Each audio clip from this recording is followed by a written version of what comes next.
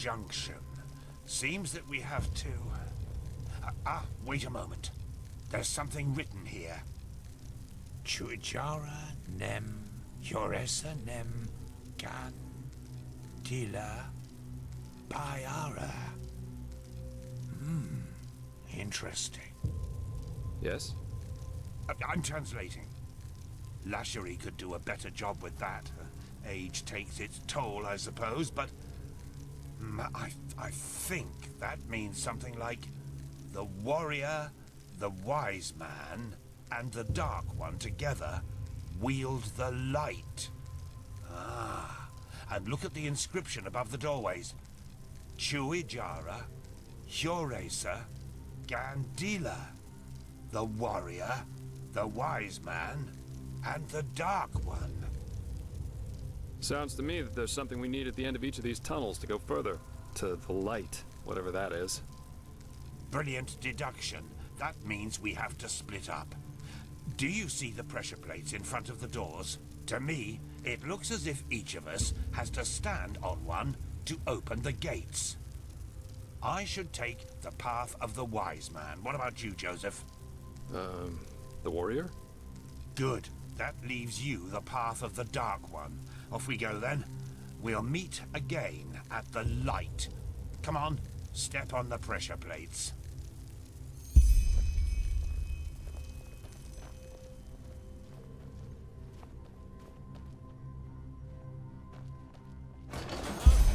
My door's open.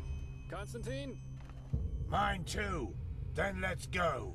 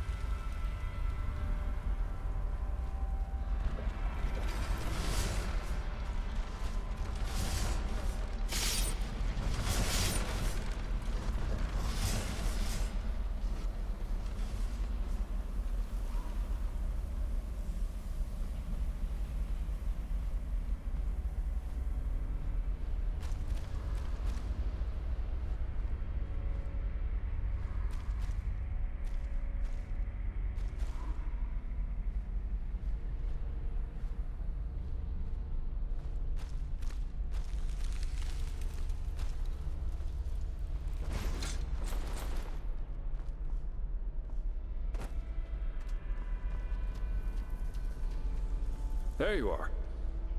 Where is Bushybeard, though? Have you seen him somewhere? A scream? But... wait. Do you hear that?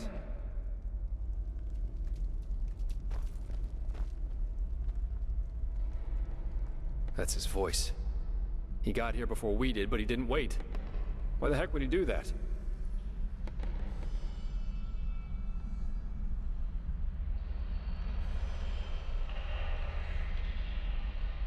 Yes, but... Come on, let's take a look.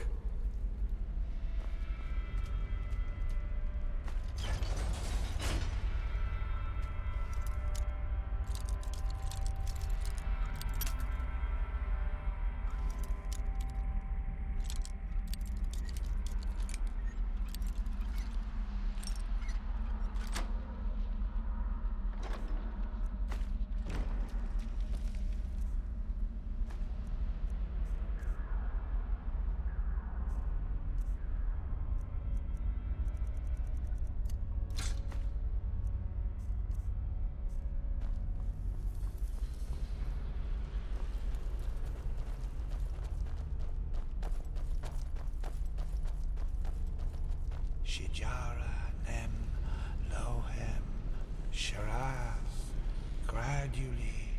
What the heck? Hello? Master Firespark. Yorila, Den Shohen.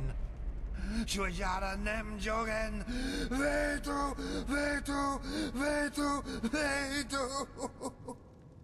Shijara, Nem, Lohem, Shiraz. She showed me. She showed me! She showed me all! The temple. She let me look through the window of time, and I saw it. All of it. The high ones, the light, the burnt flesh everywhere. Yes, because of the light. It burns us from within. I saw them, men, women and children. They were ablaze like the sun. So bright and oh, why did you show me? Why? No one should have to see something like that. No one. Yes, and they're with us here and now, everywhere and always. And no matter what we do, we can't hide. Do you understand? We can't. Meister, you're not yourself. Just calm down and we can... No! Stay away from me! You don't understand. You can't understand. She's so sad. So sad and so full of wrath because... we chose to close our eyes rather than see. Because we refuse to understand. Understand what? You're not making any sense. That it's us. We are sin. Don't you see? And there's only one way to end it. What? No, no! Put that away! This is madness! Madness? What we do is madness! This is the only way to break the cycle. One glance was enough to understand her suffering. To understand that there's no other solution than ultimate death. One day, you will understand that. You too, fleshless one. And now, we have to die. It won't change much. But maybe it will make her just a little happier. Forgive me.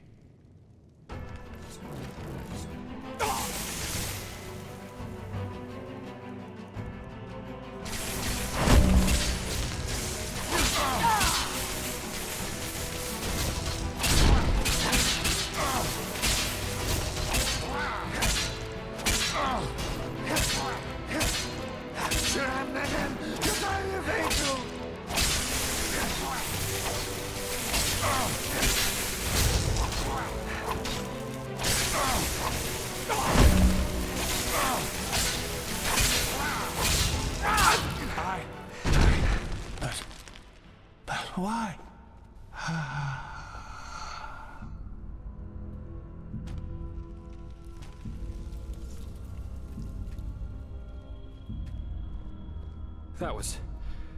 What the heck? Why by the wise hermit would he do that? His eyes...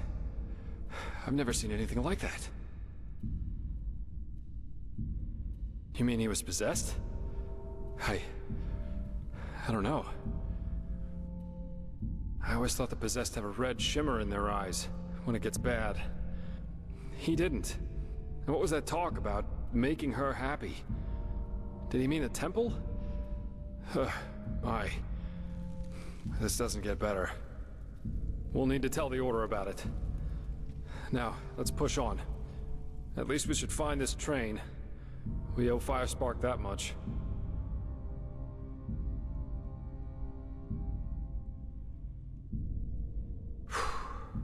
Such chaos.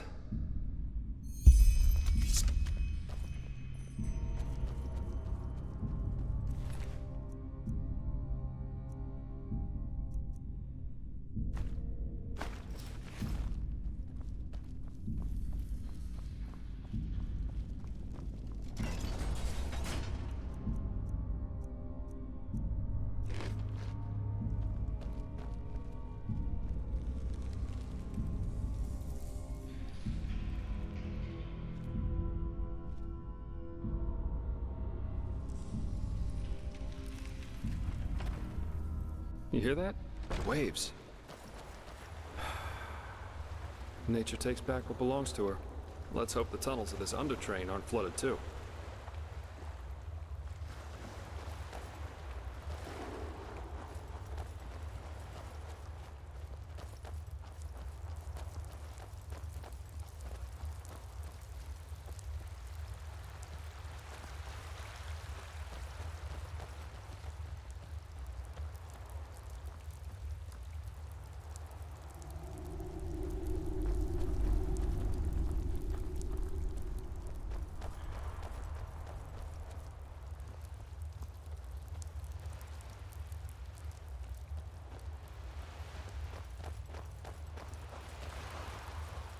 Wait, I know that smell.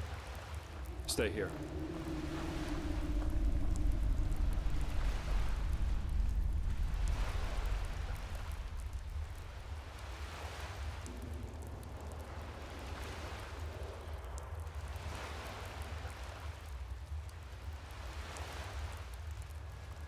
Where did we find Yarrow's wife?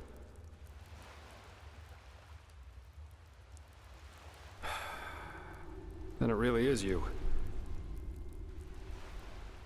Good question. Best you take a look for yourself. I'll wait here.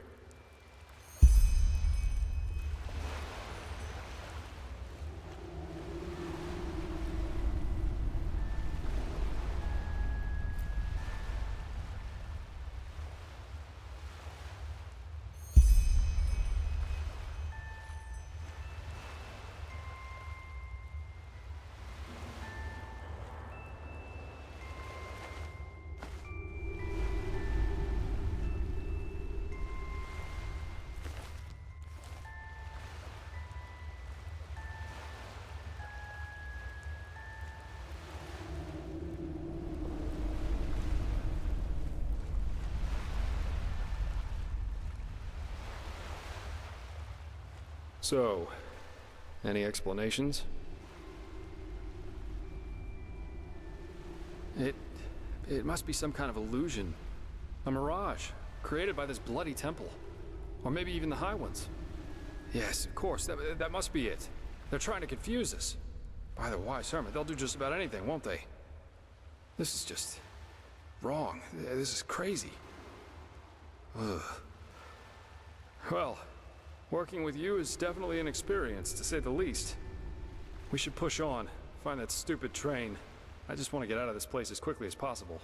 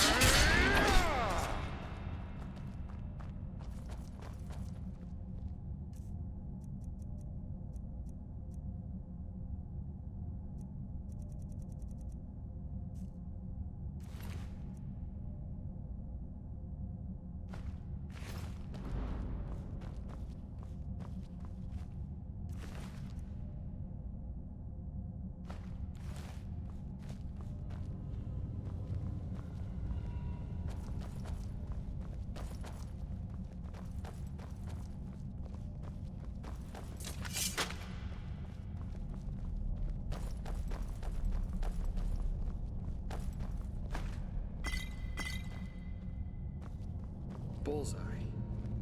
Seems like the water spared the train. It's beautiful in a way, don't you think? I bet every Arcanist would give his left hand just to get a look at it. And we're about to use it. Only thing left to do now is find out how.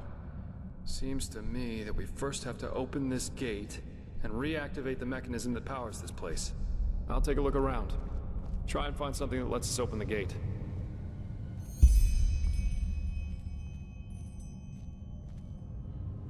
This is crazy. Just crazy.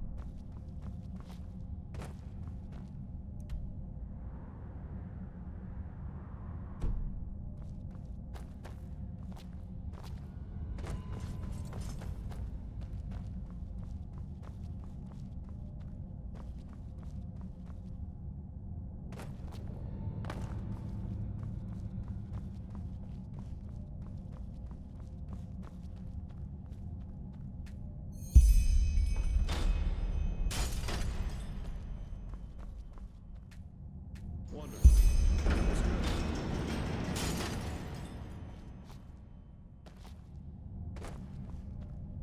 Go on inside and take a seat, okay? I'll see if I can get the train running somehow. It can't be too hard.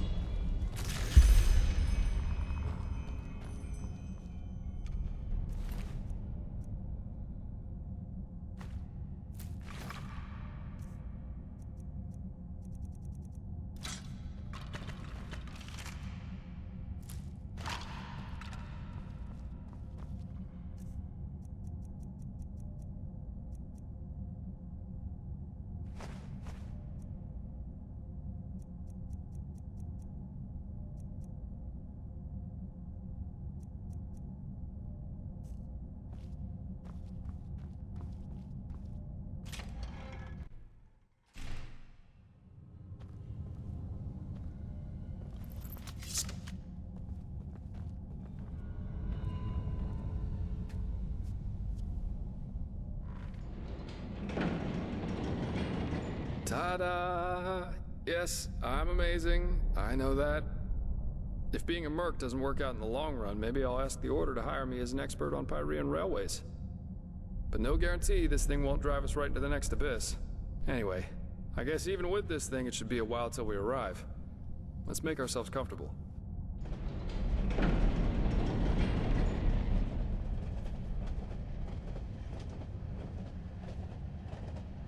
Sorry for the drama back there at the house. I guess I just didn't know what to make of the situation.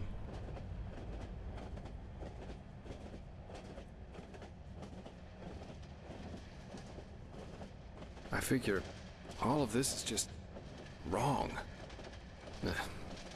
But I'm repeating myself. If the High Ones were planning to confuse us, they definitely succeeded. We really should tell the Grand Master about this, and about what happened to Constantine. Still, we can't allow this to get inside our heads too much. What matters right now is the mission. And at least it stays exciting. Two daring adventurers who have gotten themselves into something they don't even remotely understand are plundering ancient ruins in search of treasure. Don't laugh, but this reminds me a little of my past, of my childhood.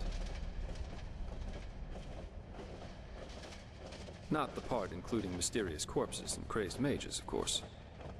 My sister and I, when we were young, we always used to go exploring the caves near our manor. Father always gave us a good scolding when he got wind of it, but of course that didn't keep us from doing it again. Right, because I never told you. Adila and I are not exactly close these days anyway, probably because we lost our bond somehow, after our father died. Yes, he did, together with my siblings. Actually, Adila and I are the only surviving Delverics. All the others were murdered.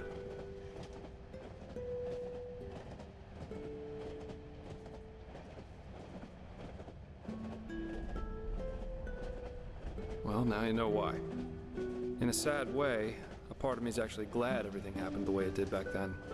It made me into a man, and it showed me what kind of characteristics have a tendency to drastically shorten one's life. Stubbornness. My father was a judge in the tribunal, you know. He was a hard man, who at least, after our mother died while giving birth to Adila, lived for only one thing. His principles. Justice knows no compromise. That was his great creed. No matter who stood before him in court, my father treated them all the same. Damien Delveric, the epitome of justice.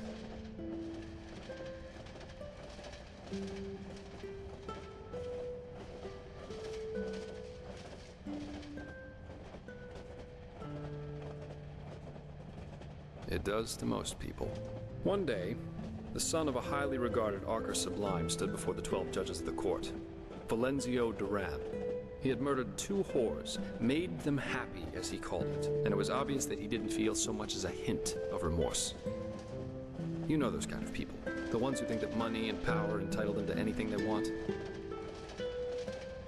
Of course you can. 11 of the 12 judges voted for a verdict of not guilty, because they knew Valenzio's father was influential within the Relata. Only my father, of course, remained unshaken. 1 week later, our manor was robbed by 4 masked men who killed everyone. Servants, guards, my two older brothers. All of them. Officially, they were bandits, who just happened to be running around with blades made of shadow steel. My sister and I only survived because we had snuck out for one of our expeditions. Ironic, isn't it?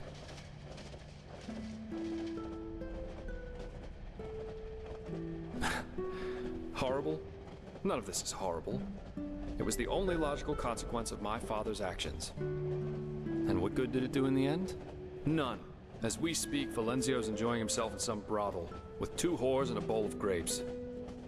But you see, there's no point in being angry about this. And do you know why?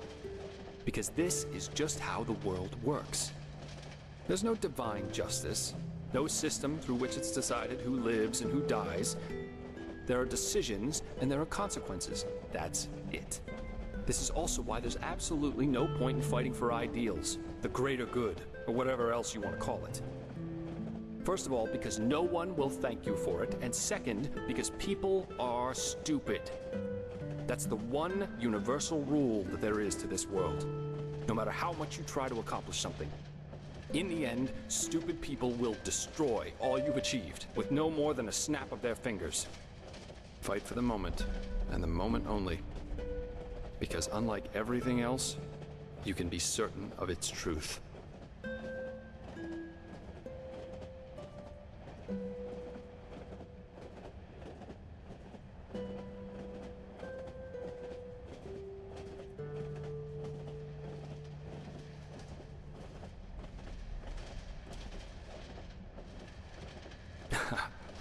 Do me a favor and read the Chronicles of Vin, then ask me again.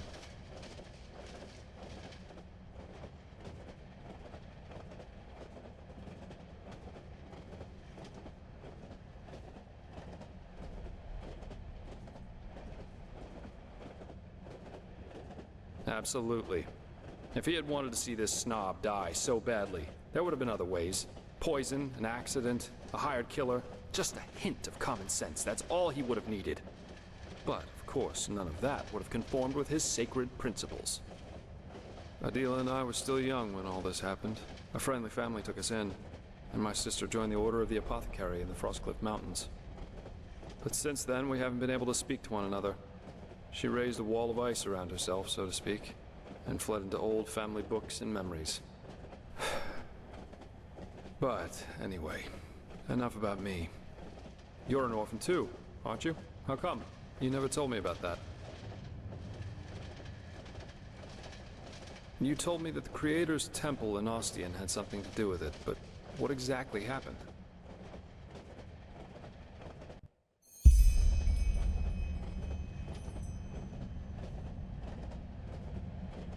Dreams.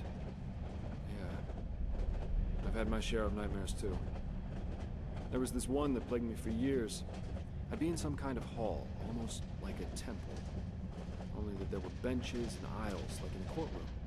My father sat on the judge's dais, but he was a corpse, and all the spectators and the jury looked like him. Anyway, there was this grotesque trial scene where he accused me of refusing to do my duty for them, and it always ended with his skin melting off like hot wax. Pretty messed up, I know. Eventually, the dream stopped, though. Someone helped me with that.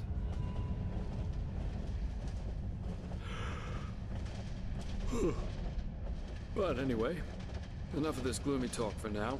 We should get some rest. We've still got a long ride ahead of us. I don't say this often, but I like working with you. You're okay. You really are. Good night.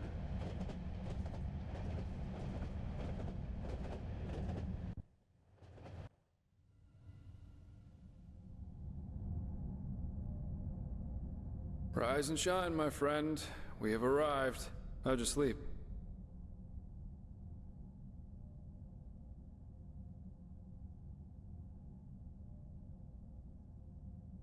I fell asleep too, but it must have been 7 or 8 hours at least. Very interesting machine, this Undertrain. Come on, let's take a look outside.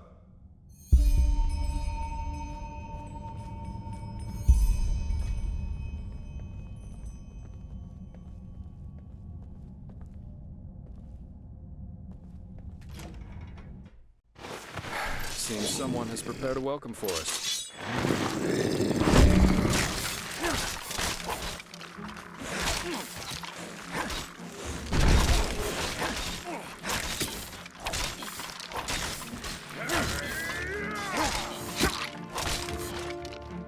Now, come on. Don't make it so easy.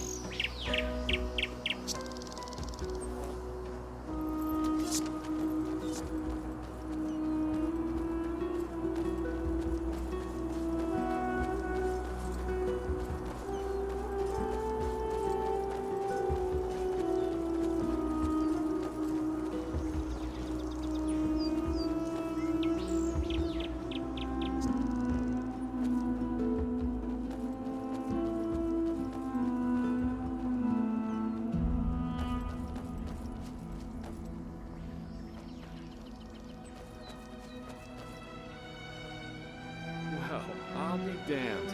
This is Half Moon Isle. I can't believe it.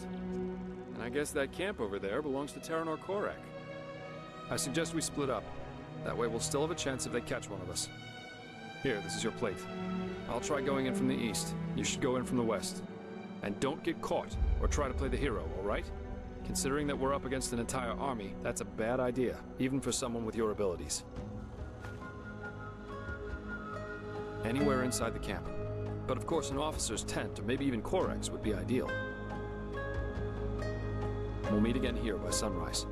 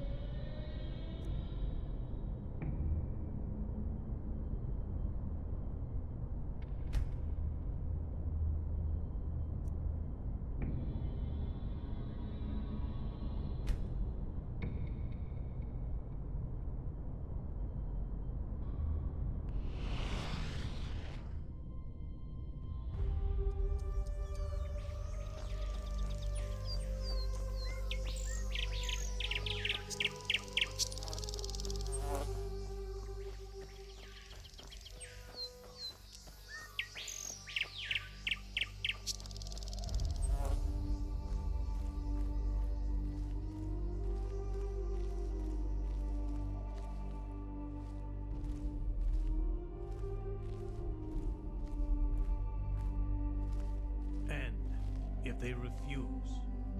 Then it means war. The gods have befouled the world with their ignorance long enough. You know, that would mean the deaths of thousands of innocents. No idolizer is ever innocent. Religions are ideologies, and an ideology is a decision. Subjects who don't rebel against their tyrants are at least as guilty as the tyrants themselves.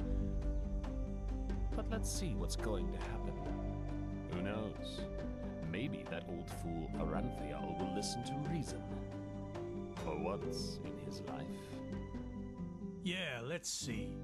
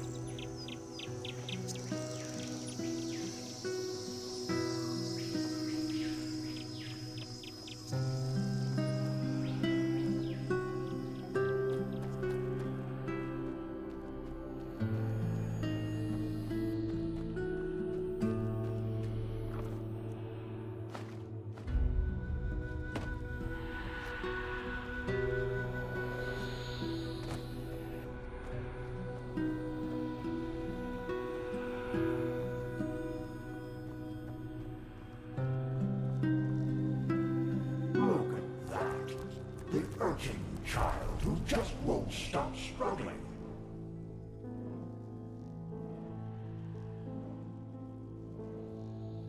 Indeed, what do we want? You amuse us, you know. How you refuse to give up. How you keep on fighting, even though deep down you know your struggle is futile. But still, you have come a long way. You have ignited the sigil stone, and you have found the beacon. And this, urchin child, this amuses us. Because nothing is more entertaining than a harvest which fights back. It makes things so much more exciting.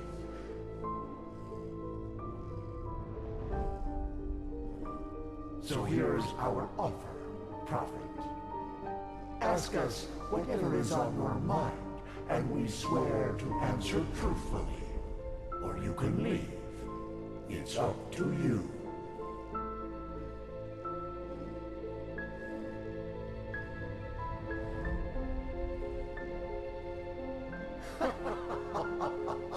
That's up to you to decide. Come on, urchin. Ask or leave. In the end, you and your people will burn anyway. But sometimes, even the hope for deliverance alone has its merits.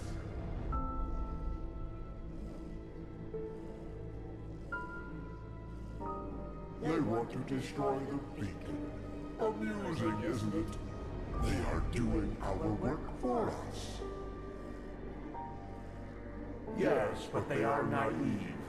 They believe that the cleansing is a good thing, and that we, the High Ones, have come to raise humanity to a higher stage.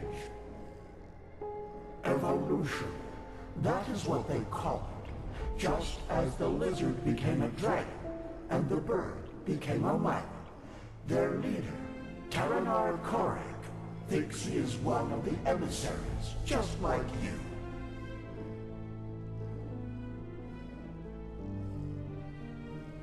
No, and neither is the old Duneville. Coarek considers himself a savior, chosen to guide humanity to a glorious future. But he does not understand that he is a victim of his own pride. We have never appeared to him like we did to you.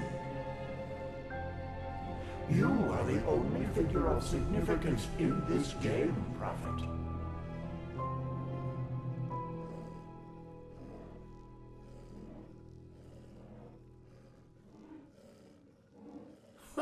We know what you want to hear now.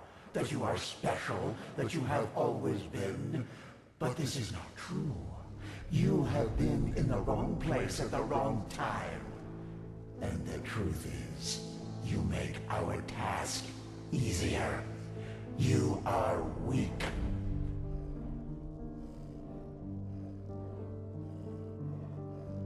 It's just what you think it is. A weapon that allows you to bring an end to all this. Fear, hate, joy. You assume we are thinking in human terms, Prophet. Yet, a true deity is more than a simple human able to throw fireballs, as your late Lightborn were. A true god is a state of being, and its existence alone forms reality according to its will. There were so many before you, and so many have found the weapon. Yet still we exist, and the cleansing is imminent. What does this tell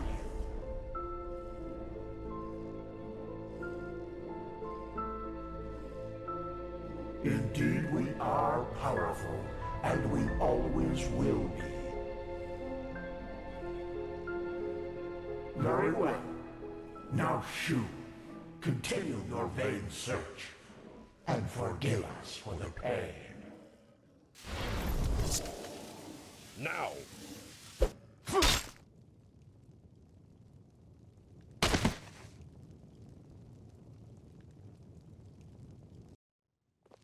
My lord, he is awake. Splendid.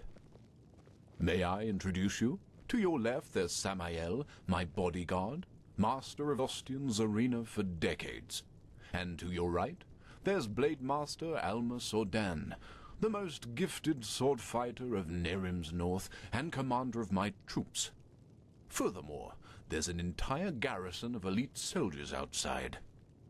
So, can I trust you to not do anything stupid? I want to talk to you, face to face, as civilized people do.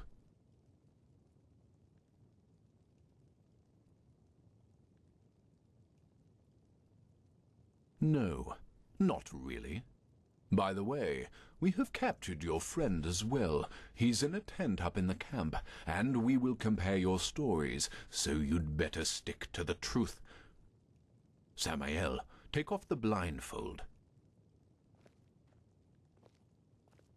Well then, I am Taranor of Coarek's blood, former ruler of Cabiet, and now representative of the free peoples of Nerim, which you undoubtedly already knew. Who are you?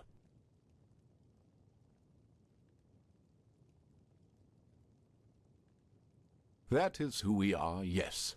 The civil war is over, and Nerim is once again united, free of tyranny and false gods. We don't follow a monarch anymore, and we do not pray to any idols, unlike people in this country. But we digress. Who are you? I see. And who sent you? And why?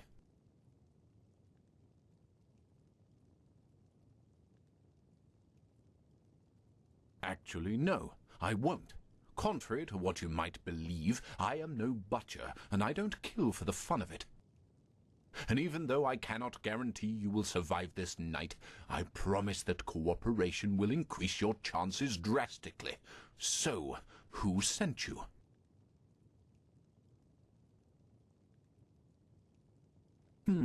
Just as I suspected. And how exactly... My lord, I think you should see this. Of course.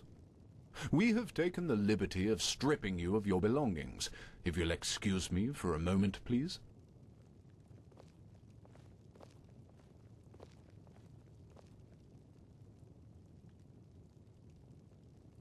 A silver plate. I see. They were sent to spy on us. Then let's kill them. No. He was honest, and I am a man of my word. And actually... Actually, you have done us a favor. We can use the plates to present Aranthiel with our offer, without putting ourselves in danger. What? How? What are these plates? Old artifacts of the Pyreans. Their magic works like a sort of ear conch. Sounds are transferred from one plate to the other. And I strongly suspect that at this very moment, Taranor, Aranthiel, and Norathel's traitorous heirs are gathered around the counterpart, waiting for someone to activate this plate, aren't they? Samael, do you know how to use these plates? Excellent. Then activate it. I will talk to old Aranthiel.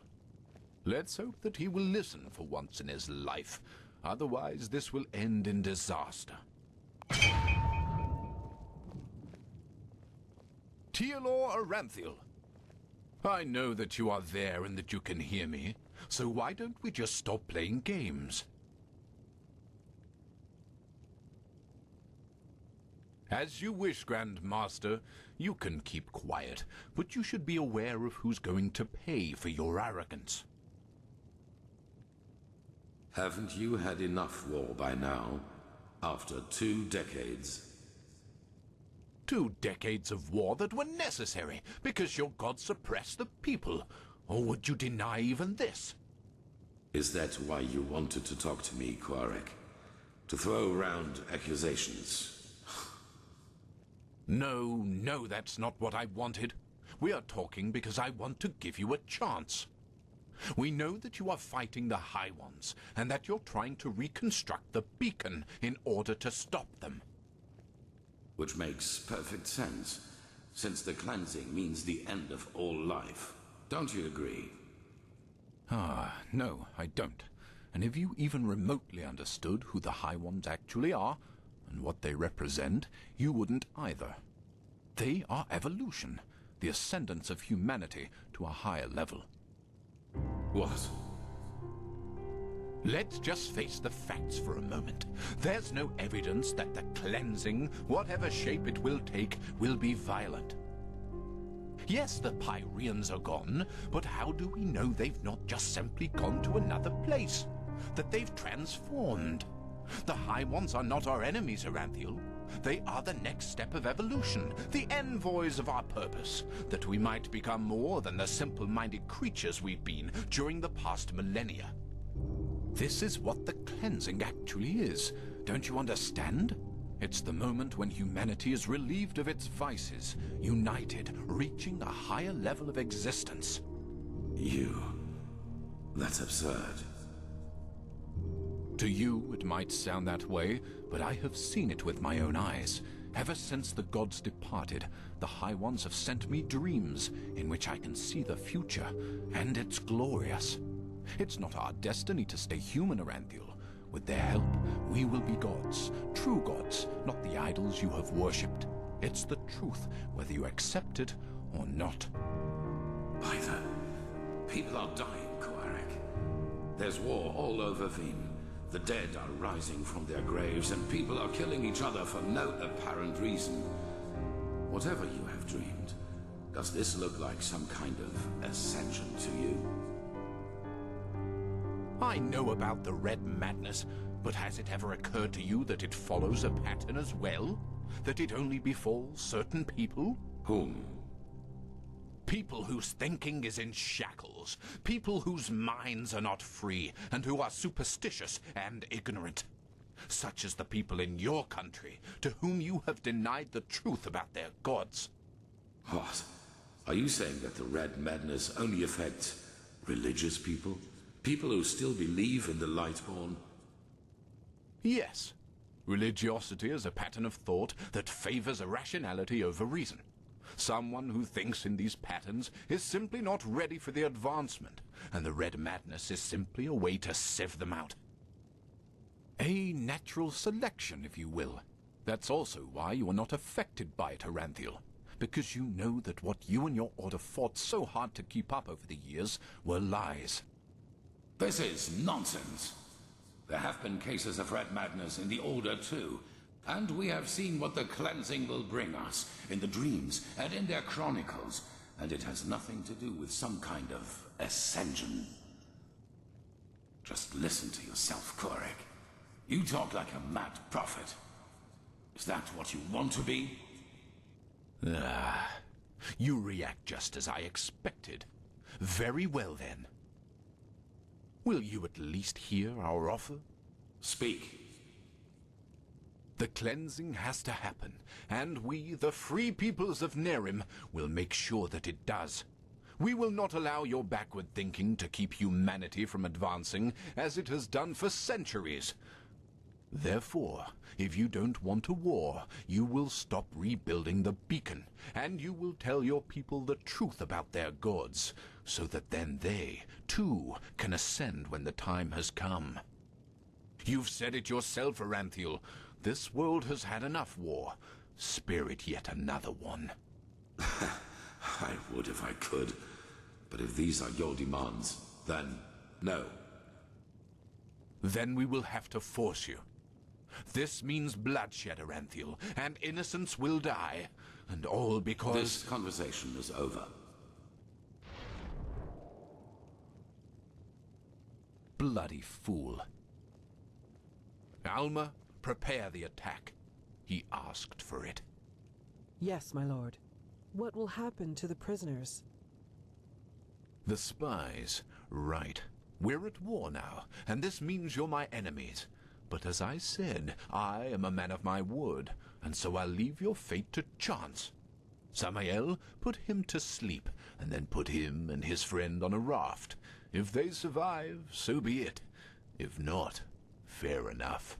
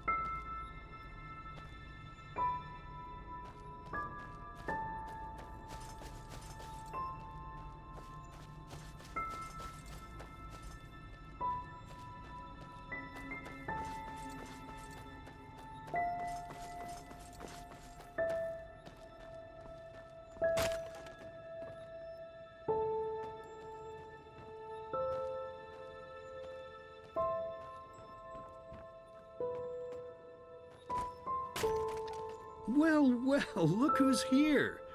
How are you doing, silly? Still on the search? Is that so? Honestly, I find that a little hard to believe. But I guess you know what you're doing, don't you? You always did. Come on, let's go inside. I prepared a little surprise. Or should I say a big one? I suppose that depends on how you look at it.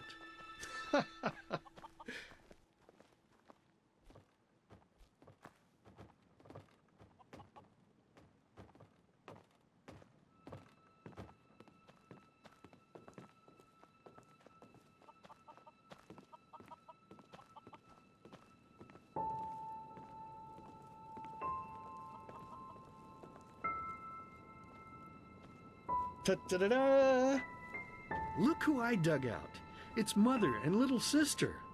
Aren't they beautiful? Aren't we beautiful? Aren't we beautiful? But I suppose what we dead people do doesn't concern you now, does it, my child? Because you are important now. Ha! Can you believe it? He's important now. He is chosen. Chosen. But you know, I think you've forgotten something amidst all this ballyhoo of prophecies, cleansings, and beacons. That you are weak. You are pathetic. You are worthless. And you are weak. That's what you were back then. That's what you are now. And that's what you'll always be. Saving lives? You? Ridiculous! But then again, maybe we do you wrong. So why don't you just tell us? Why you? Why should you, of all people, be the solution to the problem? Why should you be able to prevent something that has happened to mankind for thousands of years? You! That's right. You don't know. Because you are a stupid, dirty brat. A murdering, stupid brat and nothing else. See, you did it again. You made me unhappy. You made me curse.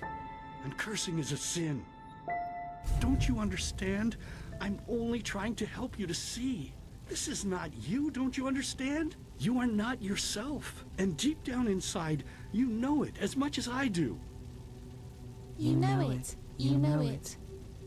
So, tell me, silly, why is it so hard for you to just let go?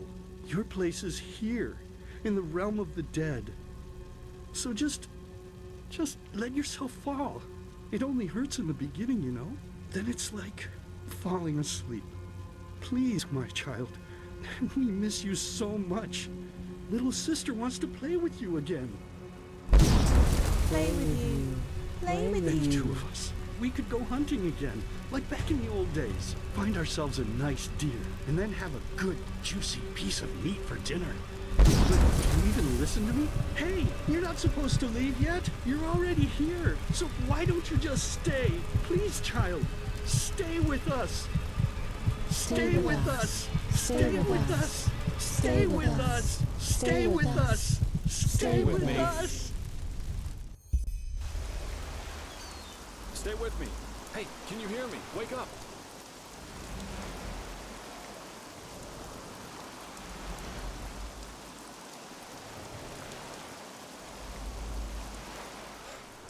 Bad dreams?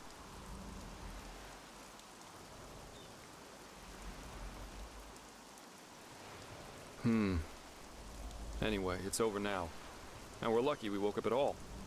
That raft Coarek put us on was about as seaworthy as a paper ship. But thank the sun, that fisherwoman over there took us in. She's headed for Duneville, and we should arrive soon. Couple of hours. That spell Corek's mute buddy put on you must have been quite a doozy. They felt the blow to the back of the head would suffice for me.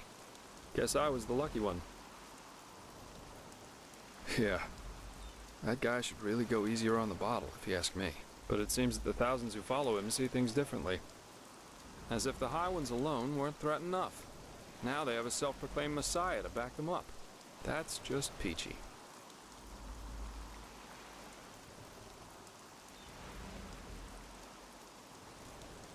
Well, as I heard it, he thinks the cleansing is evolution. We become higher beings. We ascend to a new level of existence, so to speak. And he thinks the reason for the red madness in Enderal is that people still haven't learned the truth about the death of the Lightborn. They're still superstitious, so the sickness weeds them out. Natural selection. And yeah, it sounds absurd. I guess people always see what they want to see. I'm afraid so. According to the fisherwoman, the first of Coarek's battleships have already arrived near Duneville. It'll take them a while to get the rest of their fleet over here from Narim, but still. Enderal isn't ready for this. Not at all. Most guards haven't tried their weapons on anything other than training dummies, or at the most, bandits. In other words, we're screwed. Well, I guess first of all, we should be grateful we made it out alive. I bet that if Coarek would have known your role in all this, we'd be as dead as doornails by now. Once we arrive in Duneville, we should get back to Ark as soon as possible. I'm sure Arenthiel and the others have already written us off as dead. I suggest you ask the fisherwoman how much farther it is to the village. Well, I suppose, first of all, I'll go get my pay. Regardless of what transpired, we fulfilled our mission. After that, I don't know. War is an entirely different story, and ending up beaten to a pulp with a damned warhammer certainly isn't on my priority list.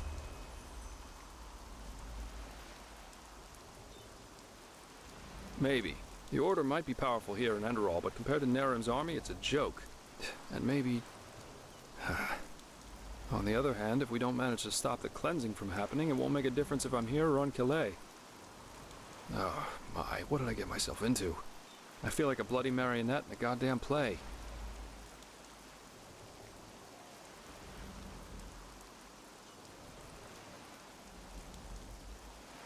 It is. Even though the Calais beach would probably be better for my health than joining your cause. Enemy invasions, mysterious corpses. You seem to attract trouble wherever you go, as we've seen more than once now. You know, there's one thing I just couldn't get out of my head since all this started. Does mankind deserve to be saved? I mean, have we as a species really made this world a better place? What have we accomplished apart from bloodbaths and wars in the name of the true gods or the right way to see things? And even now that we have a common enemy, we fail spectacularly to pull together. That's pathetic somehow, isn't it? Just pathetic. Heck, I sound like the biggest cynic alive. Let's stop here before it gets any worse.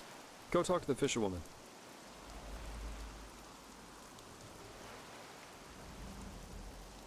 You're really curious, aren't you? But yes, there is something that troubles me apart from the obvious. It's my sister. Well, I told you that we haven't talked much since... You know, since the thing with our family happened. A couple of moons before we met, I wanted to change that, and I went to see her at the League of the Apothecary in Frostcliff Mountains. But she was gone, just like that, and no one knew where she went. It's been troubling me for quite some time now. It's probably nothing, but still, I'm worried.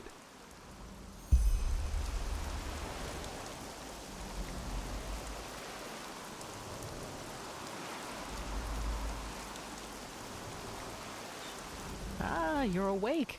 How are you? No offense, but you look battered.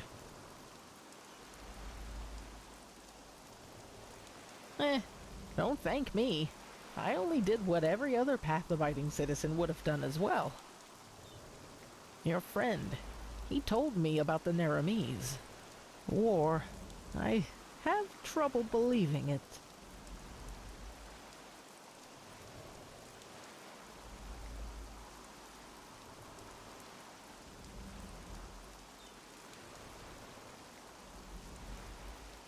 Oh, how very reassuring to hear that. But I guess we're well off in Duneville. As long as they don't break through the cavern gate, there's no way they can get inside the town. Of course, that doesn't apply to the plantations and mines. Oh, blazes. Such chaos. Those bloody Naramese. Nothing is sacred to them anymore, is it? For millennia there was peace between the lands of the civilized world. And now this. They're heretics, if you ask me. No more and no less. They should be hung from trees, all of them. Anyway, I guess it's best if you rest a little more. As I said, you look as though you need it. I'll wake you up when we arrive.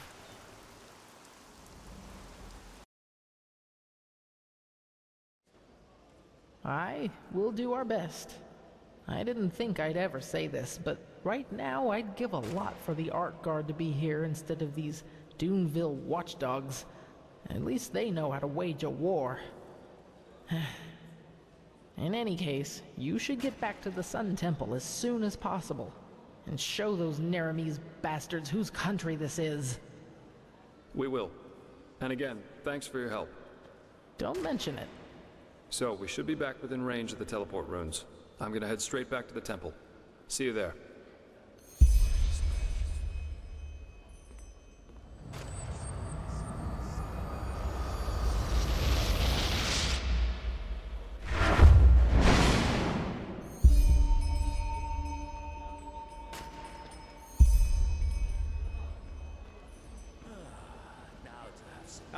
I told you.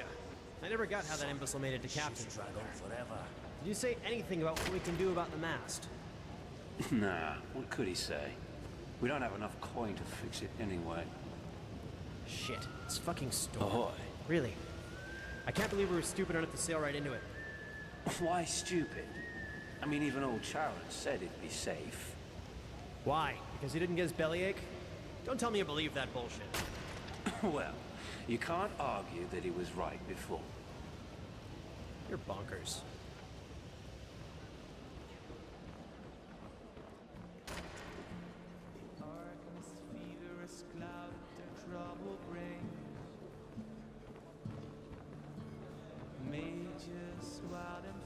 Hmm? Huh? Sure thing.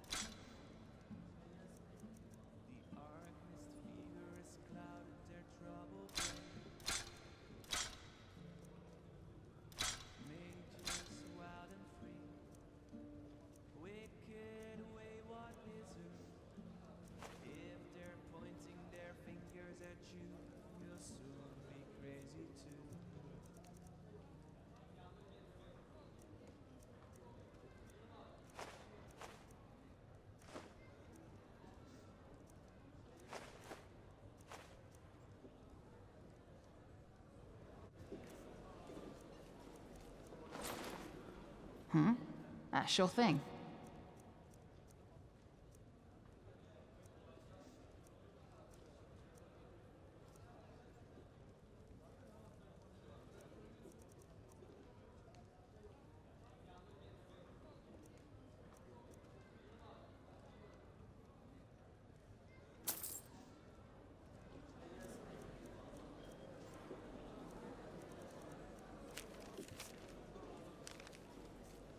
Huh?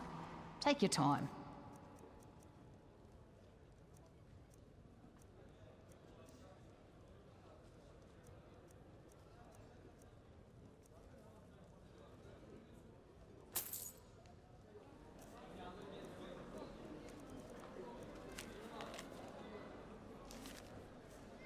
Hmm? Sure thing.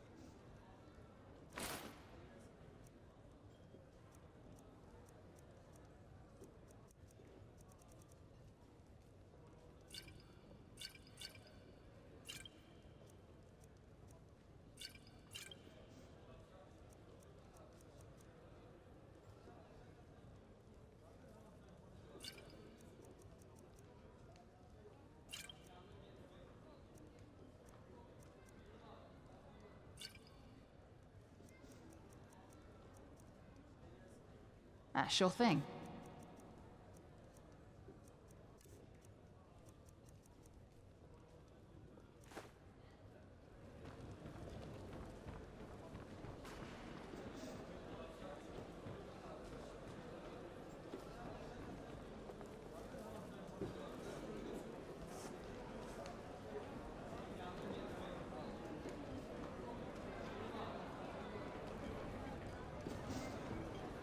Uh-huh.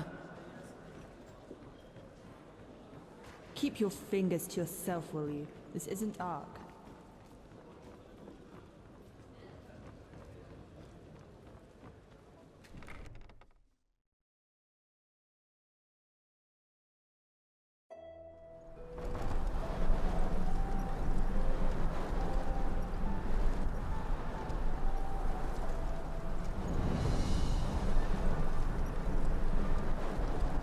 Move along. I won't repeat myself.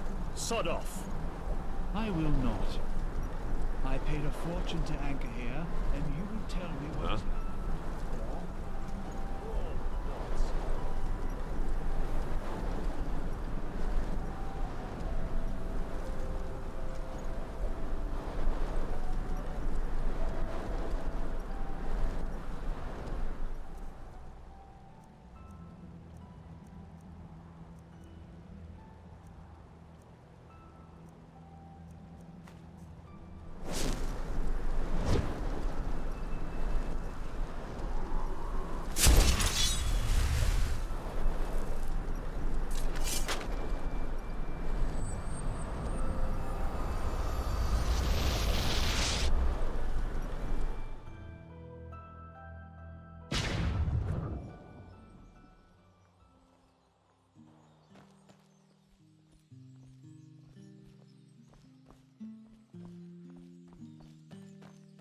They just sit on their asses and hope things settle themselves.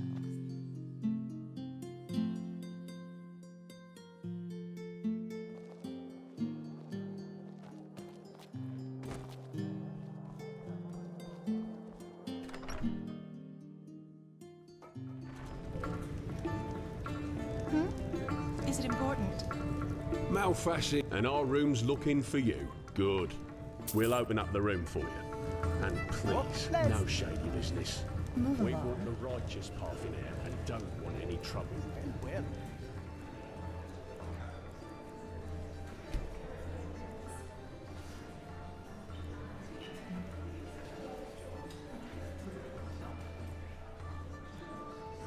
Are your path always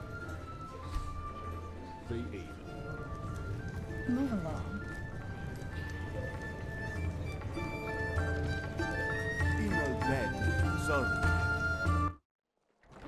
Watch yourself. The streets aren't safe this time of the day.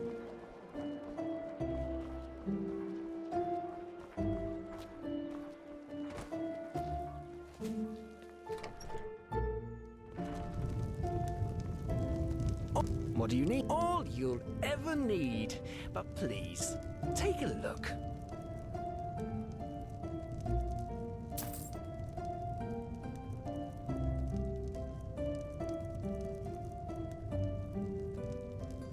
Walk blessed.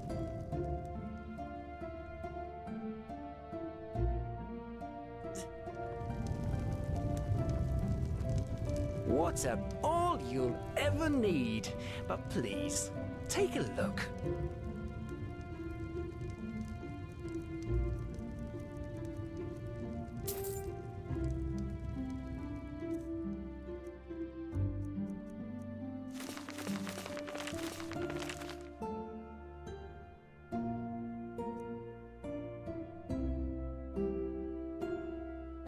Walk blessed. Oh, a lot. Tell me if something catches your eye.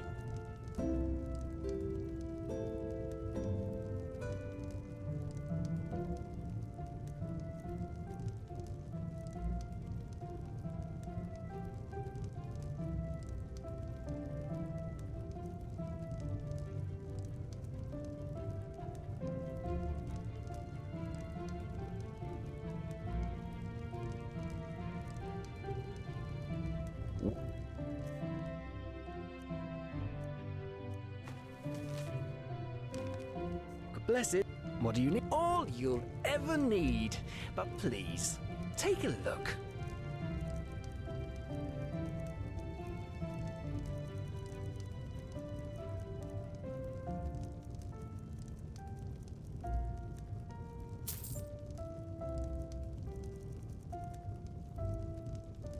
Walk blessed.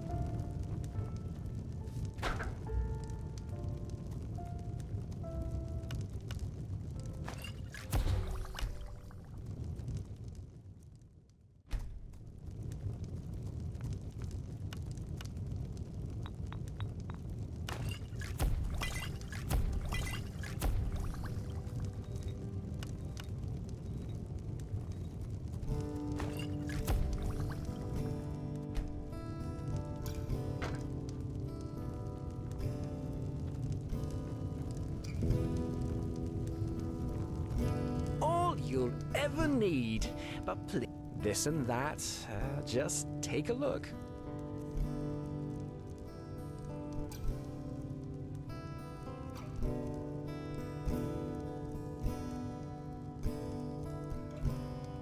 Safe travels.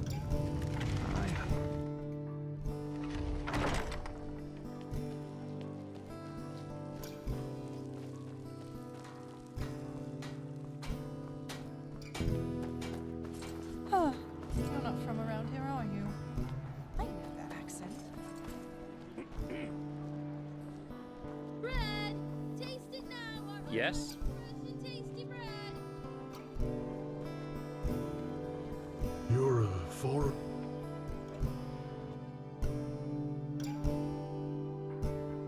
Hear my words, O path-abiding people of this.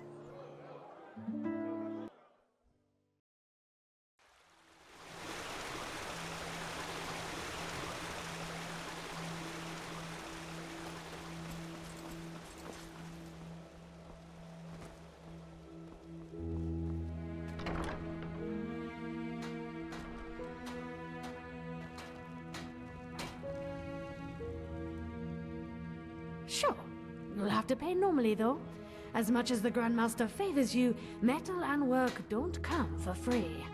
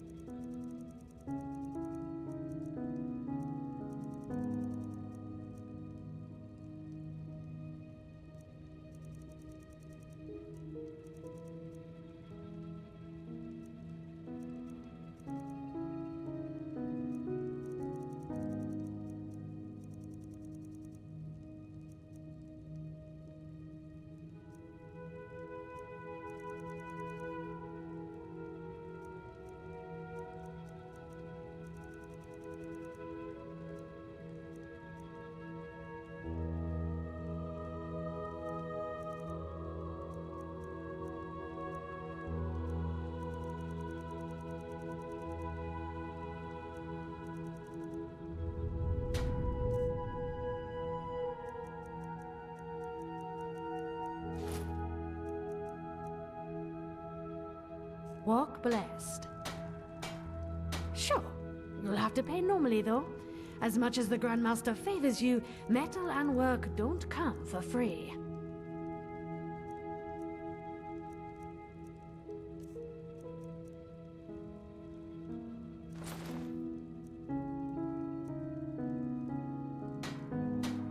Sure. You'll have to pay normally, though. As much as the Grandmaster favors you, metal and work don't come for free. Walk blessed.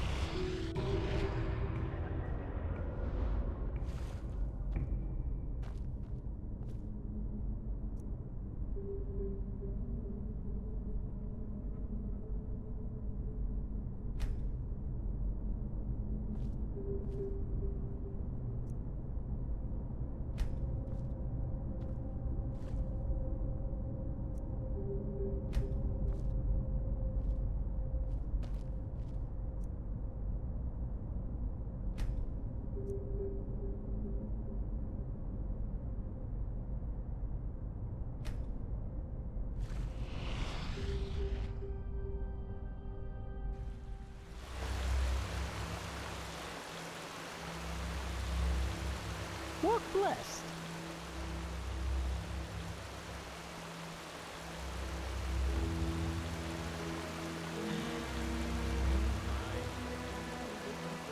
Saira, good to see you. I heard about what happened on Half Moon Island. It's a wonder you and that mercenary made it back alive. But war, it just seems so unreal. How has it come to this? Now we not only have to fight these High Ones, but also some fanatic who thinks he knows best?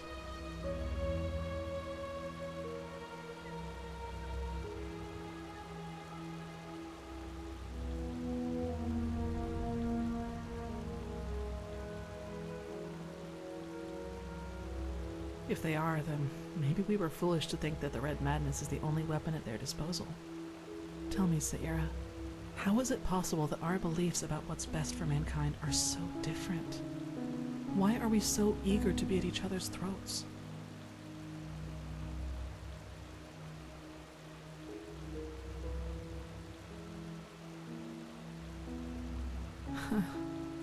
Suffering leads to more suffering. Yes, that makes sense. You know what I find so hard to understand? Why there are so few people who actually care. So few people who feel the need to change something like you and I do. There are moments I just feel so powerless. As if we all know that if we keep going like this, we're headed for a catastrophe. But instead of changing course, we just stand by and watch. Do you know the feeling? I thought so.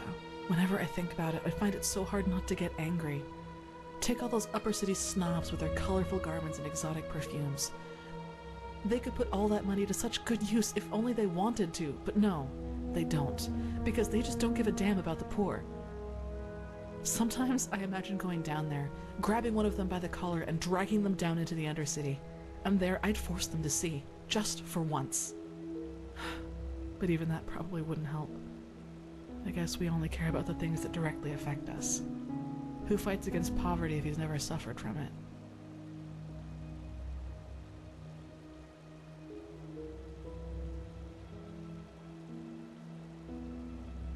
Yes. And once again, you've had to listen to another deluge of my whining. I guess I'm just not a person for pleasantries. Sorry. Saira, I have to ask you something. You said these things to me. Why? Compliments. Comments that you... I don't know how to put it. No, but I just don't think that's a good idea. I'm not made for things like that. I've never felt the need for them, and honestly, I think it's dangerous. At least for me.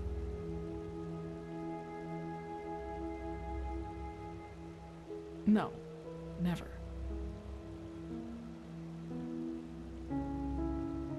Because you know a lot about me, Saira, and I appreciate our contact, which is the only reason I just told you all of this. So please, respect my wishes. Let's leave it at that for now. We've still got a lot to do. The first of Coarek's ships will reach shore soon, and we have to be prepared. My glimmer at the horizon. Thy name is my sacrament, and thy path I will honor. In life's wherever you look, where is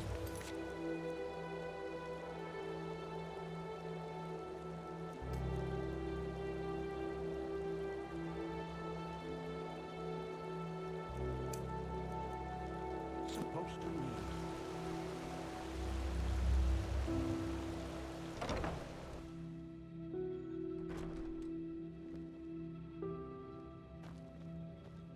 A machine that can banish the High Ones. Ridiculous. The mysteries of this world are endless, aren't they? You know his demands. There's no basis for negotiation. He has not seen what we have seen. The writings, the memories of the Prophet. If he just realized... My dams, my sirs. Shit. What took you so long? And where is Constantine? That's a long story.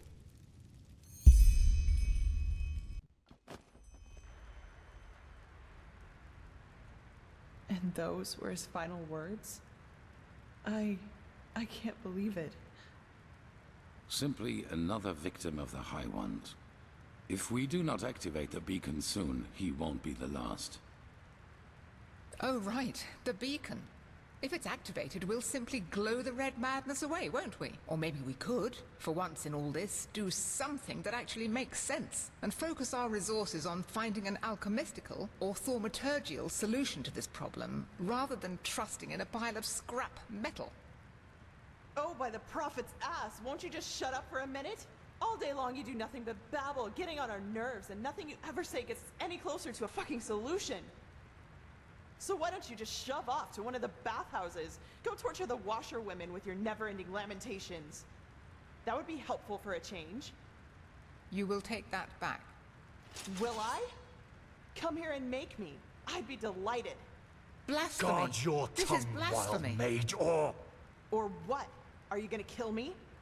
That's what you do best, you and your fucking order. Silence! You are angry, Lishari Pegast, and I understand why. But in the moment you let that anger destroy this alliance, Firespark's sacrifice will have been in vain. Is that what you want? Is that what you want? No. No, it isn't. Good. I am tired of this endless bickering. We have a responsibility, and we will fulfill it. Well said, Oranthiel. And how exactly do you think we are going to do that? Without the sources, the beacon is as worthless as a heap of rusty iron. The chroniclers are on it, and they will find the answer. Novice, tell Commander Aaron to join us. We need to plan the defense of the land. You, Prophet, will come to me as soon as you have recovered. Now, let us get to work.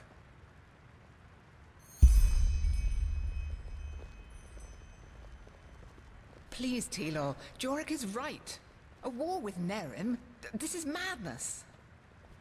I know that it is going to be tough. We have no choice. The beacon is all that we have. Yes, the beacon, the beacon, the beacon. We don't even know what this thing does, let alone if it will work. If you start a war only because of that damned machine, it means putting the lives of thousands at risk, only because of some vague idea. This is ludicrous, Tila. It's entirely irrational. The man I knew would never have acted like this. Yes, because that man is dead. I've made decisions driven by fear and selfishness before, and they were always wrong. I will not let that happen again. Seriously, Natara, stop acting as if this were about reason. You're just afraid of making sacrifices for what you believe in. You always were. Sacrifices. This is about your damn pride, Tilor. Nothing else.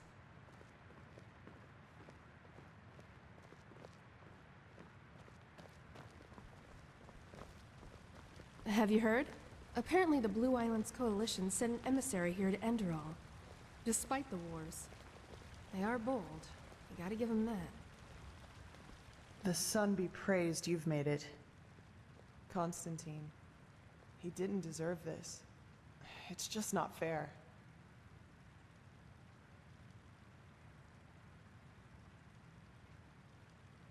Someone is gonna pay for it. I'll see to that.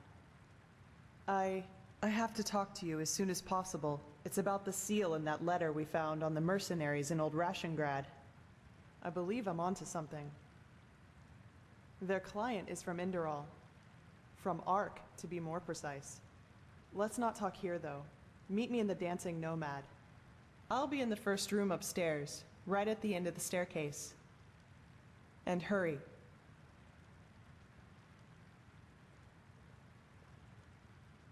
Yes, see you there.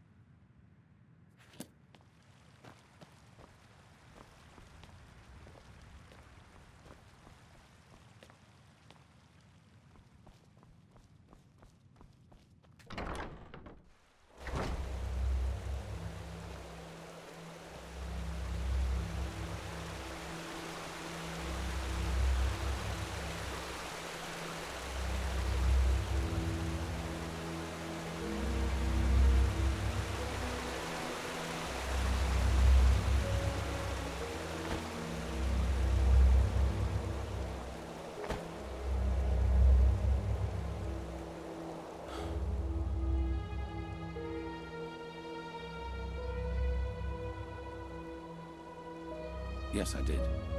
This madman, Coarek. He has completely reshuffled the cards.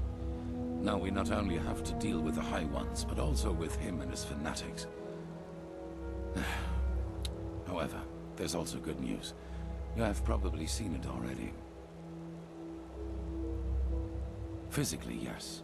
And we also know how it works now, and how it can put an end to the cycle. It is easier than we thought. The beacon was constructed for one thing, to destroy the High Ones.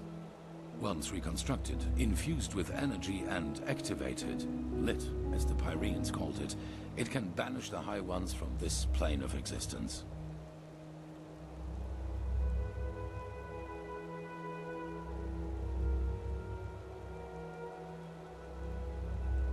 It is complicated if you try to understand how it works. You know that the High Ones are not made of flesh and blood as we are. Essentially, they can be compared to the cold or to shadows. Omnipresent elements, yet we cannot touch them. Energy, if you will. However, there is a counterpart to each energy.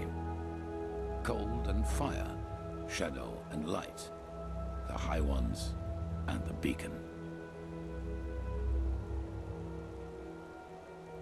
Yes. Imagine a torch driving away the darkness in the moment it is ignited. This is what the beacon can do, except that the banishing will be permanent. Yes, as I said, it needs to be infused with energy before it can be lit.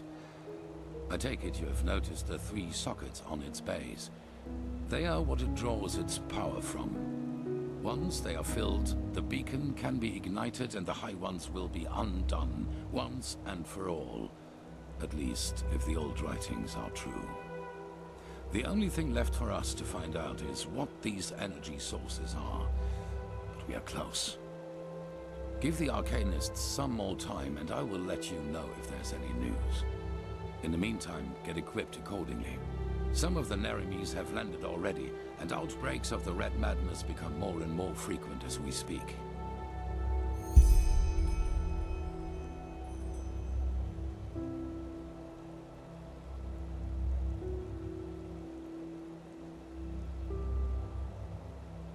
Well, it's only fair to tell you. You've always been honest to me, so I will do the same. Have you ever heard of the Night of the 1,000 Fires?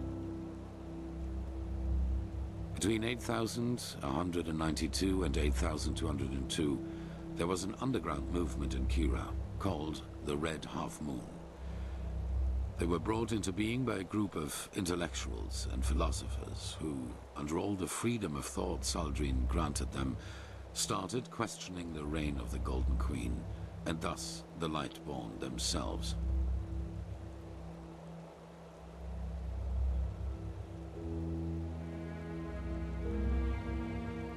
Saldrine saw himself as the god of knowledge, and accordingly he reigned his country.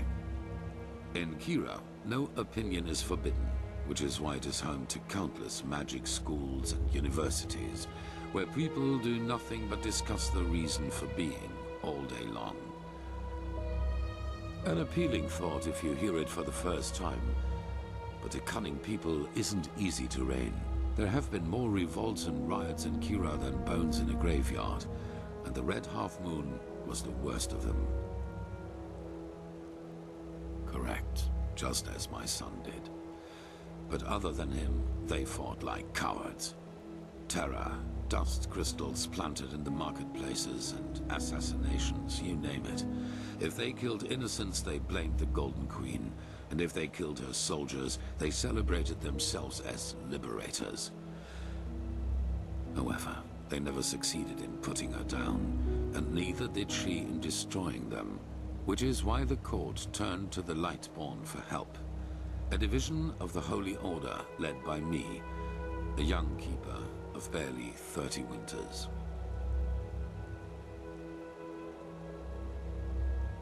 None to be taken seriously.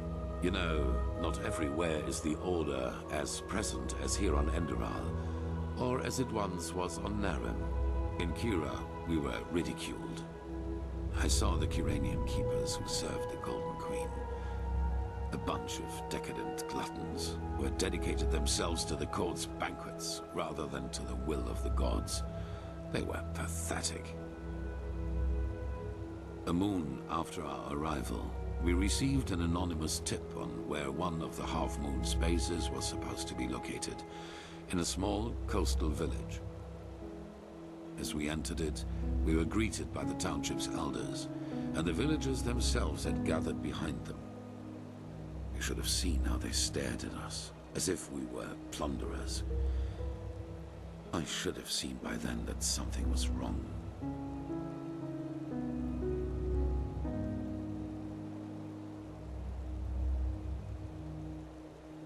Yes, but if there was one thing the Red Half Moon was good at, it was sowing lies.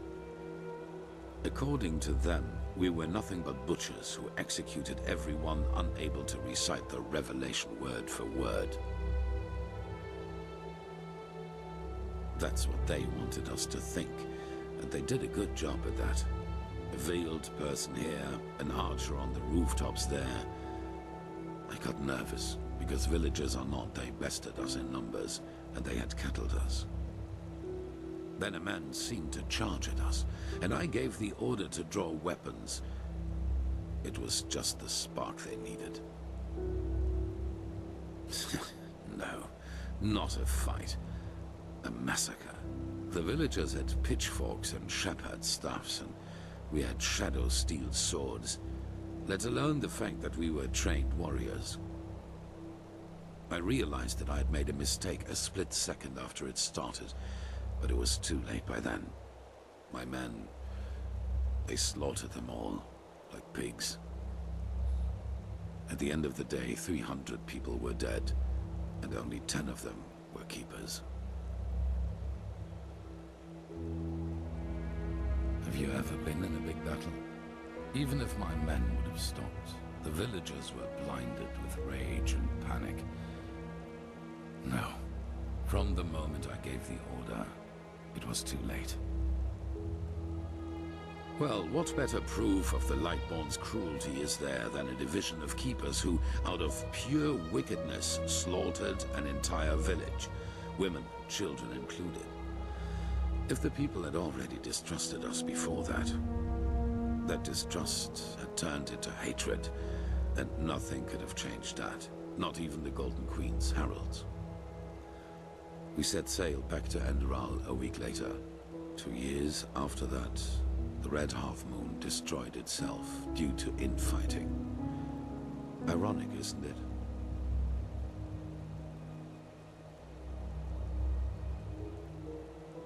Maybe. The Lightborn and the Grandmaster back at that time showed the compassion I wouldn't grant myself. But I learned one thing, and that is that I will never again let fears about my own life influence my decisions. What happened in Kira was the consequence of my own cowardice, and my unwillingness to give my life for a just cause. That will never happen again.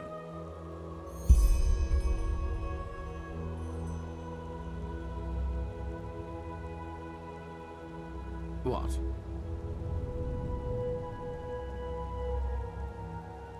Really? That's interesting. Provided this is true, that means that the emissaries aren't just people who fight the cleansing. They are people who fight for it too. And that also means that whoever granted us our powers and our purpose isn't an enemy of the High Ones, but a neutral party.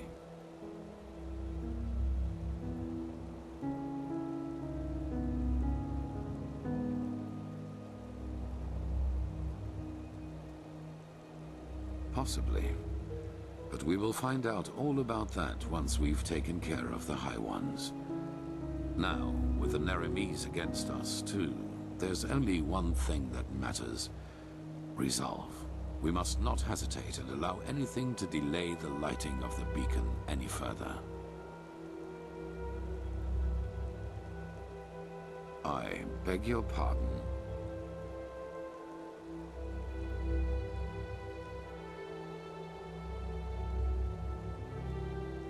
I will not. What did you just say?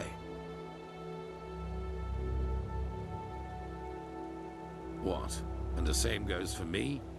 That's ridiculous. They wanted to deceive you, to sow discord. I saw the threat the cleansing posed before anyone else did.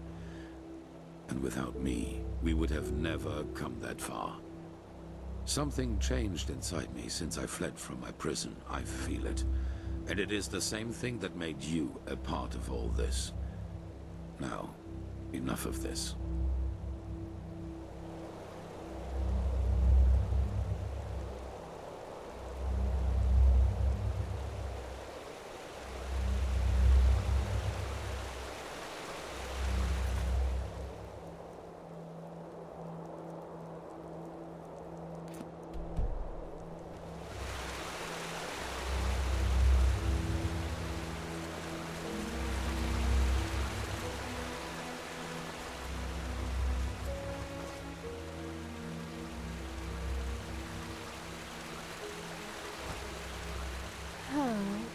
You're the one they call the Prophet, aren't you? Congratulations on passing the trial, I guess. Yes.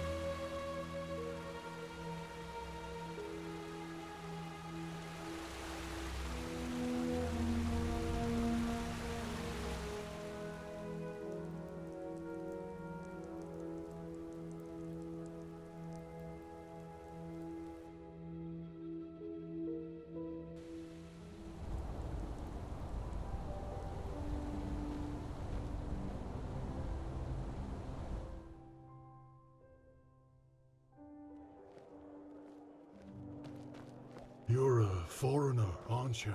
I wish I'd have crossed the red...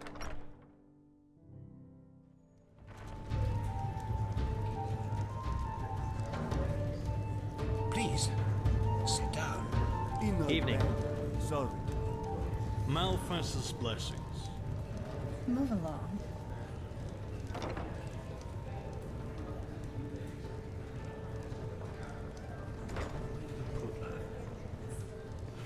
Prophet, are you in there? Kiraj, what? Why? What have you done?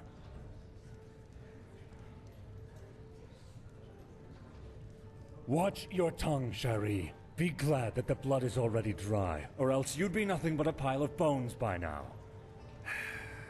Forgive me. I just can't believe it. Anyone but Lashari? Yes, I know, Nea. But she was a good woman. We both know that we're not involved in this. So please tell me why you and Lashari wanted to meet up here? Were the two of you close? It's been a while since there was a man at Lashari's side.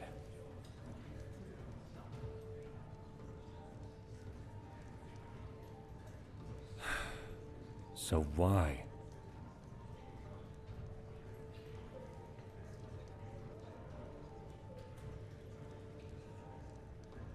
What? Then this bastard got wind of it. Oh, Kirash, Lashari, why the secrecy? Maybe the murderer has left a clue. We have to search.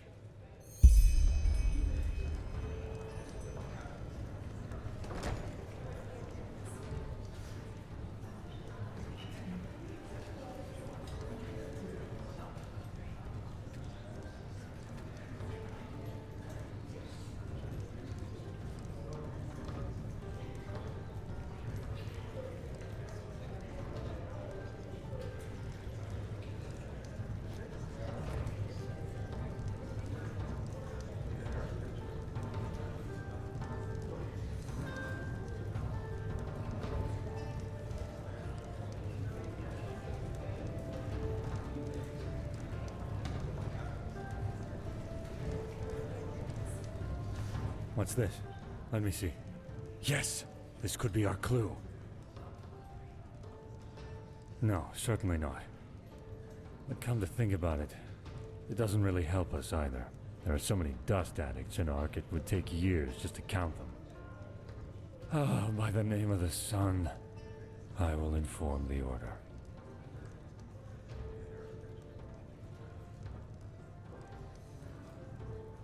Yes, you do that. But come back to the temple as soon as you're finished, all right? The Archmagister has found something out about those sources we need for the beacon, even though he paid a high price for it. Now a good pipe.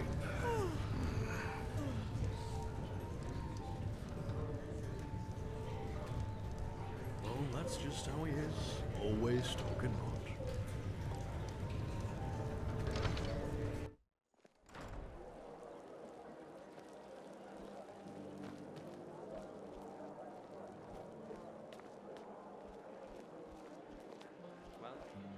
You just have to live with it. Is it now? Remind me not to burst into tears.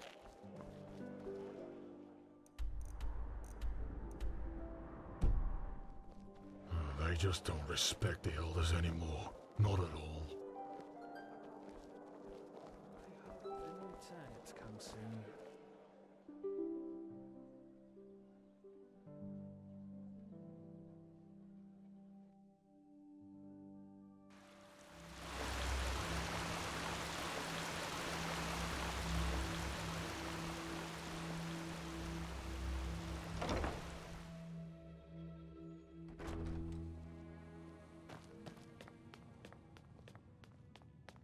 Oh, hey.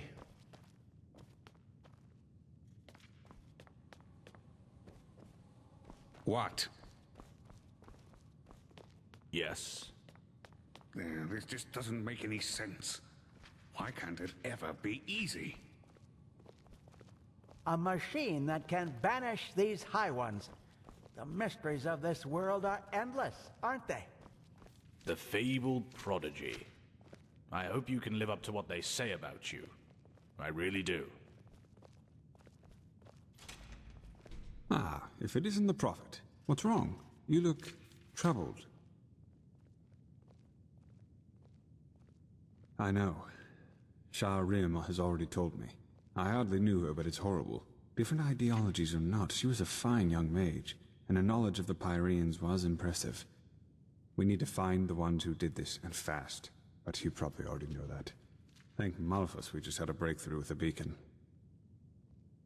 At least as far as the sockets go, yes. In the old tablets you found in Old Dothugrad, there's talk of black embers, which are supposed to be some kind of energy supply for the machine. This is what we've been asking ourselves over the past few weeks, and then it fell like pelt from our eyes. The Pyreans were talking about the Black Pearls. Old jewels, sometimes known as Blackstones. They appeared for the first time in the Golden Era, and every self-important noble literally fought to get one in his possession. Apparently they originated from Stormwind, the old city in the heart of Octwind. They changed owners for decades, sometimes by violence, sometimes by gold. The whole thing only stopped when the owners took note of an undesirable side effect, if you like. No, at least not with any known magic. And that's what's so strange about it. Nevertheless, all of their owners eventually shared the same fate. Countess Catua from Nerim, for example, whose castle burnt down to its foundations.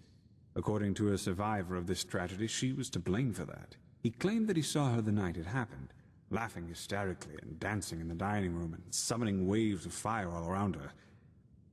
She was not previously known to have any magical talent in her. Correct. Plus, all of them eventually showed similar symptoms of delusion, like those possessed by the Red Madness do. A peculiar coincidence, if you ask me. Not quite. Those who owned a pearl tried to get rid of it, or lock it up somewhere safe, and eventually they fell into oblivion. Tell him your theory, Archmagister. Yes, of course.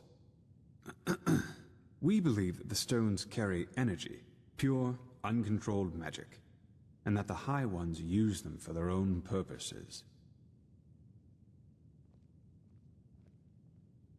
Correct. The pearl's magic make their owners powerful, but the High Ones befoul them, so to speak. Like a poisoned potion. I know it sounds odd, but the parallels are too striking to ignore. The red shimmer in the victim's eyes, the slow descent into madness.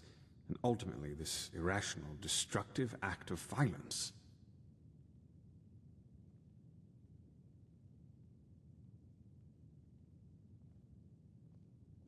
That's what we thought too, but it seems that we were wrong.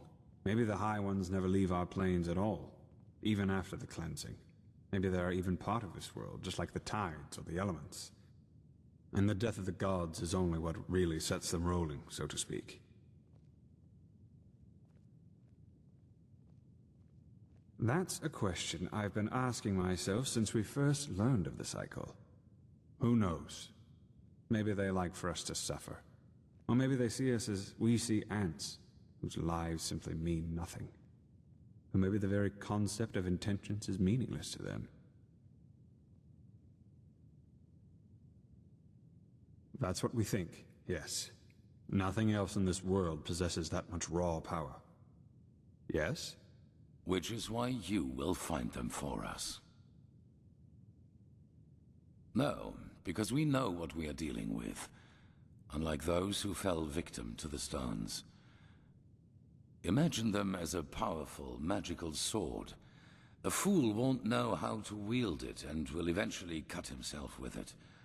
A seasoned warrior, however, can use its power for his purposes. Which doesn't mean, however, that we will be careless with them. What we need is their energy, and once we have transferred that to the beacon, their shells will be useless to the High Ones.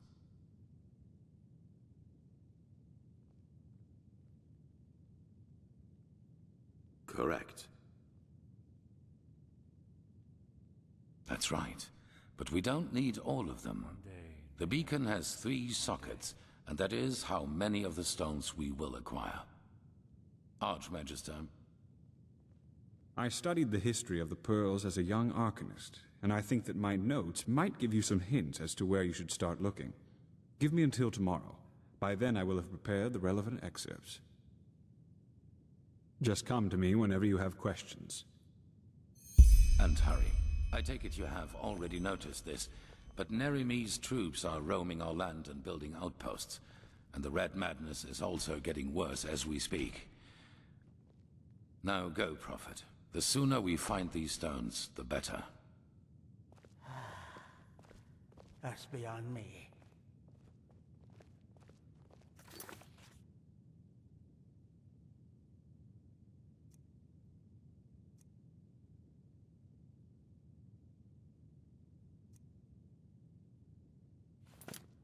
The Prodigy, huh? Apparently we owe you for the shards of this sigil stone. I didn't think I would ever say this, but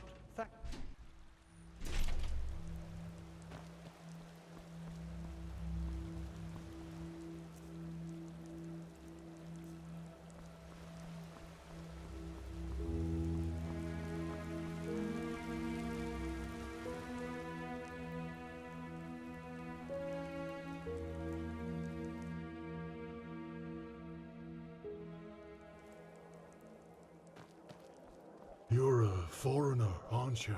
I wish I'd have crossed.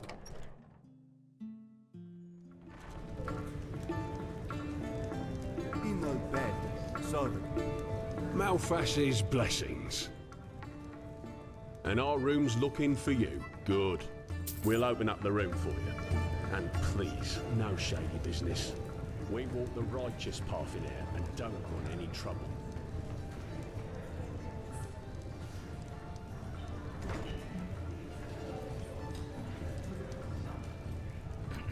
Me, Stu.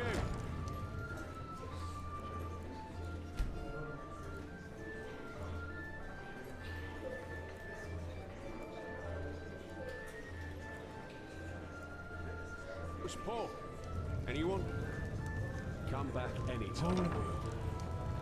Move along.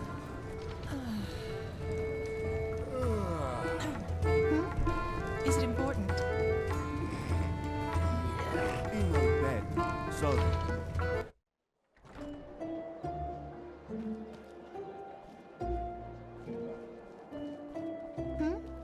Is it important?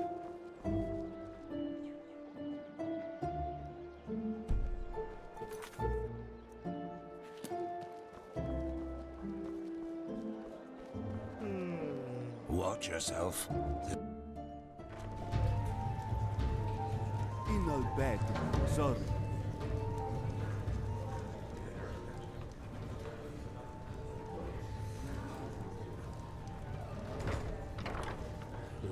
Yes, who should say that?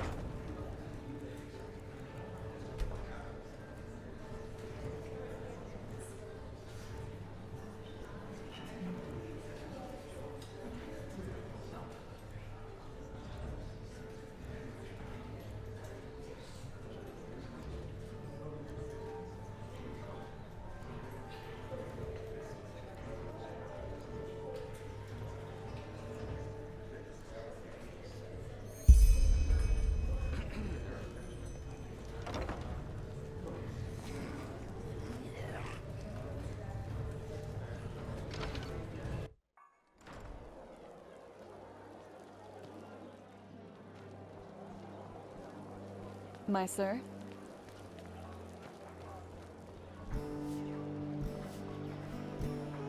Tender friends of the Greetings. Pleasance?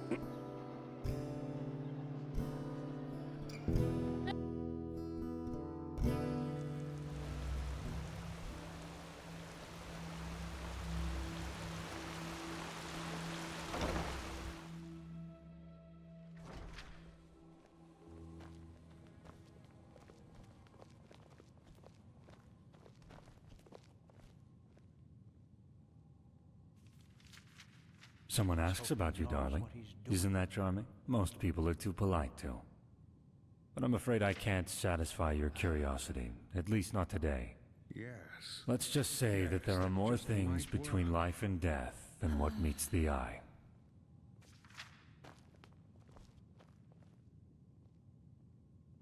Well observed. I'm a child of the sand, a vassal of the Golden Queen, or whichever other nickname these idiotic people around here have for us. Thou art my light, my glimmer at the horizon. That's a long story, and no offense, one I rather wouldn't share. I'm not a friend of wearing my heart on the sleeve. Suffice to say that I, as most of the Order, have had bad experiences with the reign of the Lightborn. Didn't we, Naya?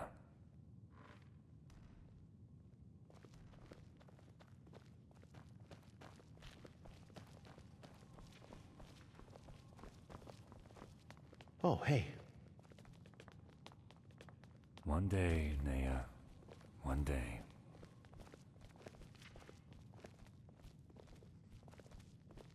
Hello. Yes?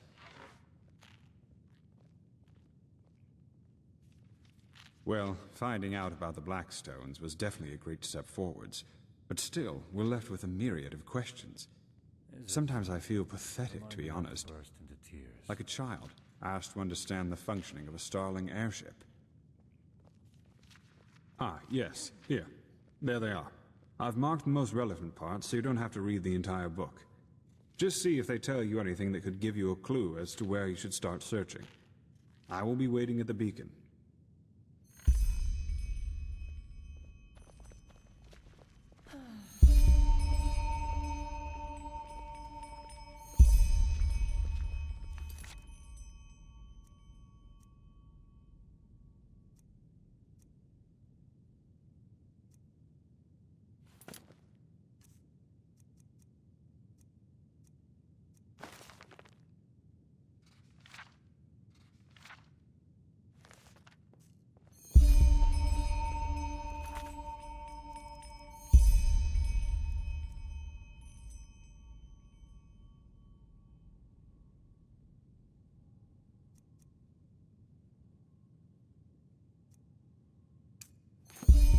You.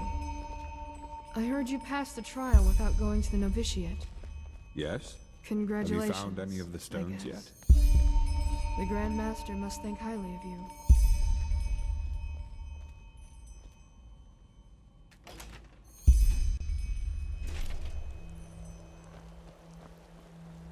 Ah, there you are. Did you find it? Yes, here. But be careful, okay? Magister Ragon will have us flayed alive if we lose it. will. Don't worry. Did you...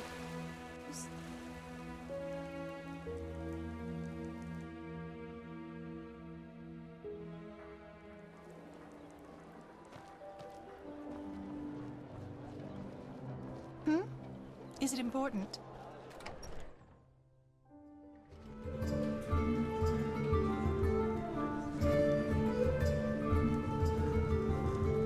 Malfash's blessings.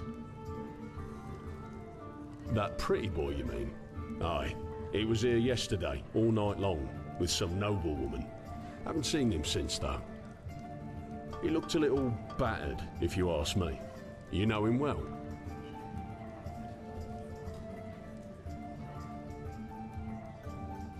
I see. You know what? If you're looking for him anyway, could you give him this once you find him? A courier brought it along a few hours ago. Aye. A young woman, apparently. Maybe one of his beloved, who knows. Seemed urgent, though. Anyway, I need to get back to work. I'll tell the guy you were looking for him if he comes back.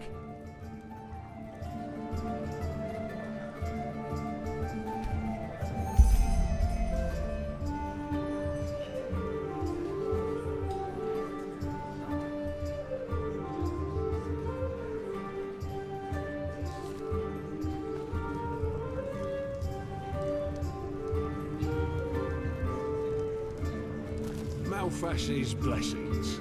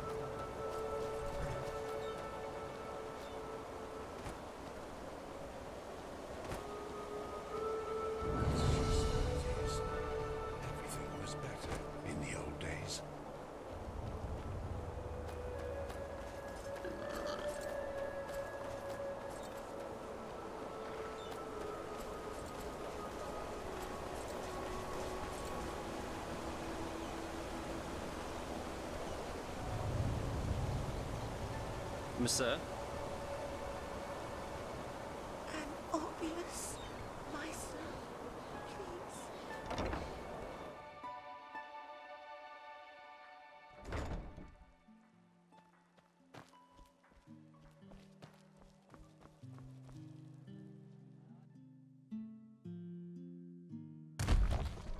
please. Hear my words, O path-abiding people of this holy Yeah? city. No, I just put them out for you to look at.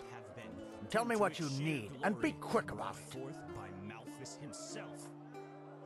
Taranor Ardenfield has returned. Yes, you have heard right.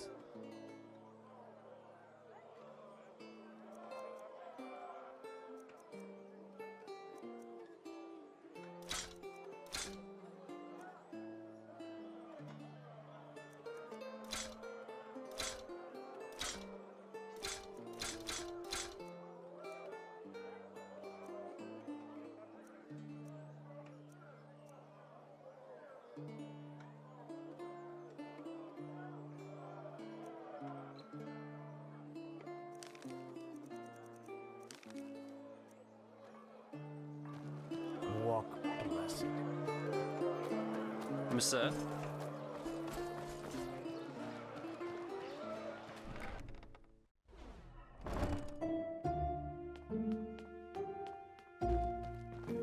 All for the well-dressed walk all your heart could ever desire. Take a look. May his light guide you. Come back if you find the time.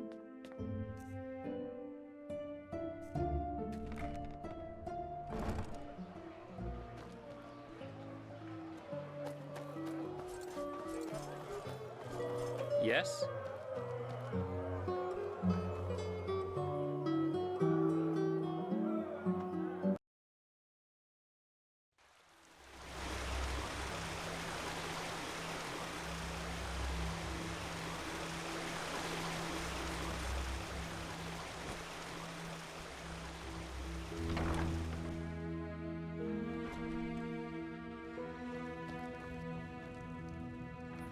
Sure. You'll have to pay normally, though. As much as the Grandmaster favors you, metal and work don't come for free.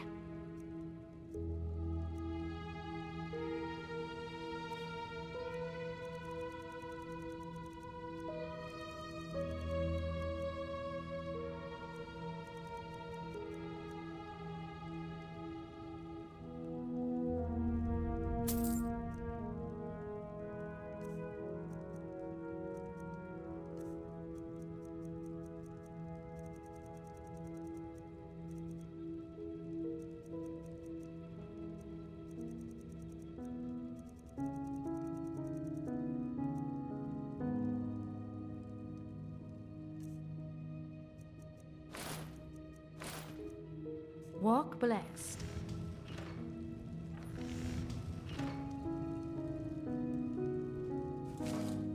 Sure.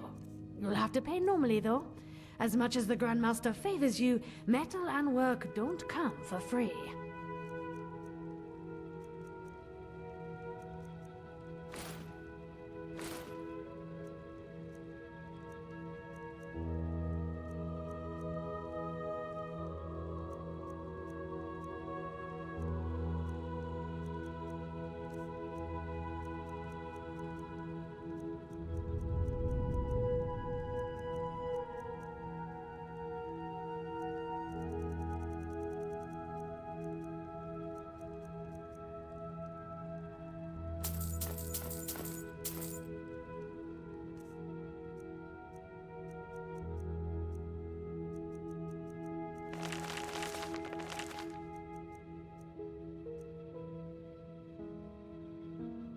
Walk blessed.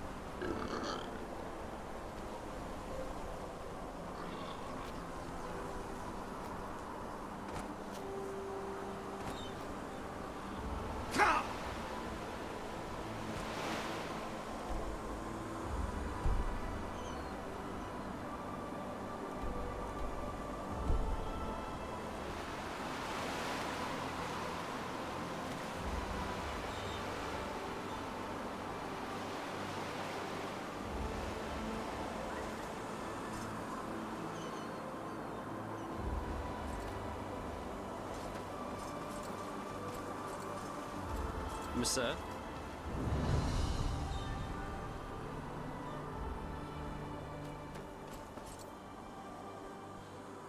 You're a foreigner, aren't you? You couldn't have picked a better time to come to Enderal. Recently the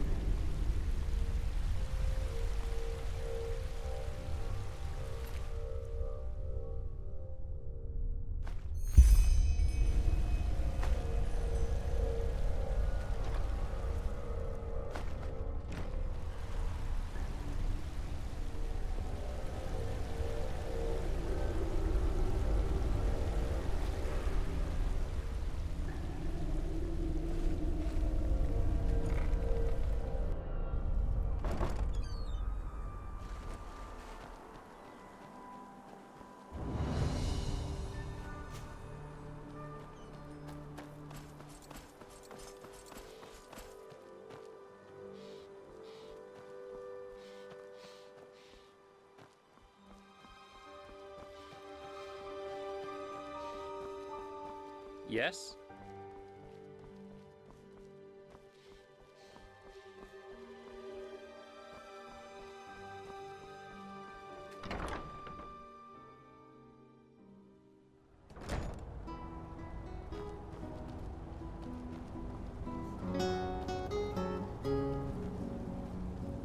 Oh, hello. Oh, a bit of this and that. Feel free to take a look.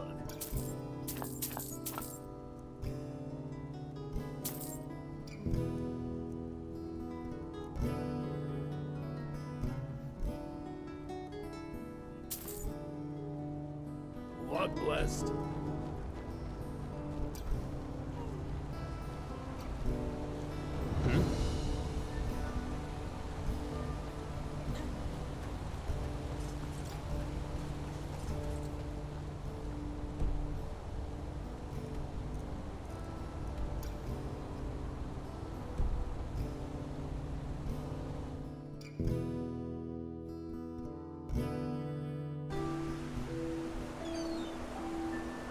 Monsieur?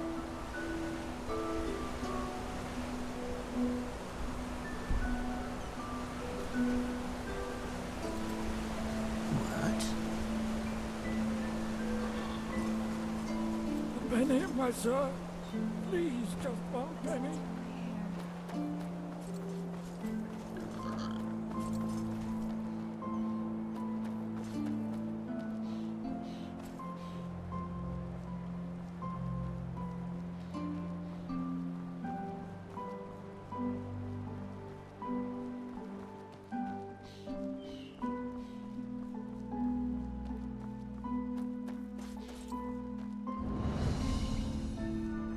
Monsieur?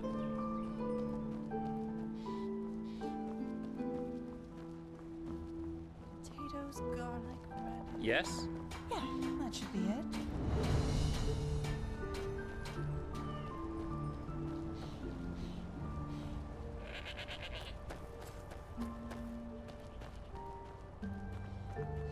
May your path always be even.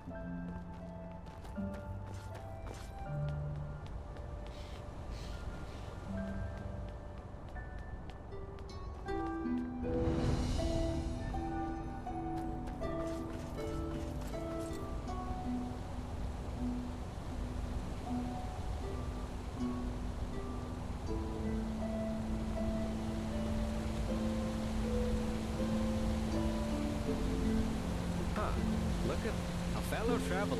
Ha! Greetings. You have? Well, sure. Let me see. Or tell me what you need.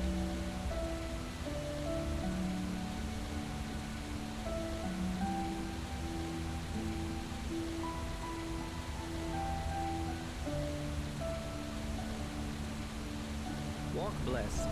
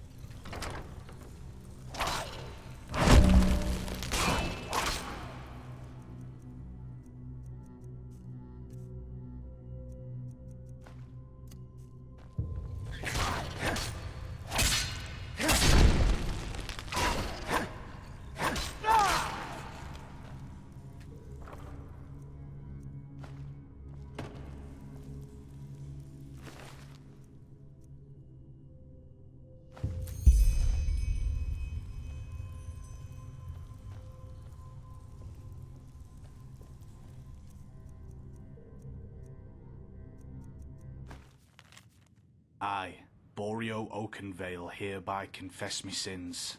For decades, I abducted children from the Undercity and locked them in this basement. I defiled them, let them starve, and then sold them to the highest bidders, who, like me, were also driven by carnal sins and perverse desires. Now, however, the time of punishment has finally come, and I thank the Bone Judge who will carry out my judgment. In shackles, I will watch as a pack of rats eats the flesh from my bones. Nobody will hear me screams, just like there was no one to hear those of the poor souls whose lives are destroyed. Signed, Boreo Oakenvale, child trafficker and murderer. I, Captain Yanu Orai, hereby confess my sins. For decades, I imprisoned men and women from all continents of Vin and sold them to the highest bidders. 462 men, 561 women, and 210 children have me to thank for a life spent in slavery. I don't remember their names. Now, however, the time of punishment has finally come, and I thank the Bone Judge who will carry out my judgment. Crucified, I shall be hoisted over a pool of acid whose caustic fumes will burn away the skin from my body. Nobody will come to my aid, and I will die in solitude, as I should. Yanu Orai, Slaver.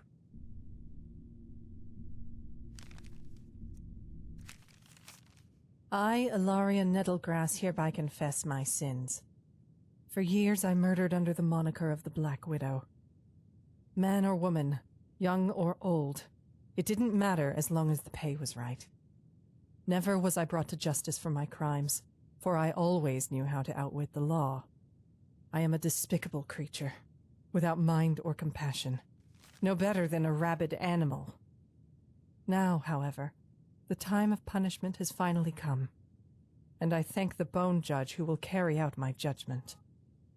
I shall remain in this cage until I die of starvation. Food and drink shall be within sight, but never within reach. Nobody will come to my aid, and I will die in solitude. as I should. Ilaria Nettlegrass, hired killer.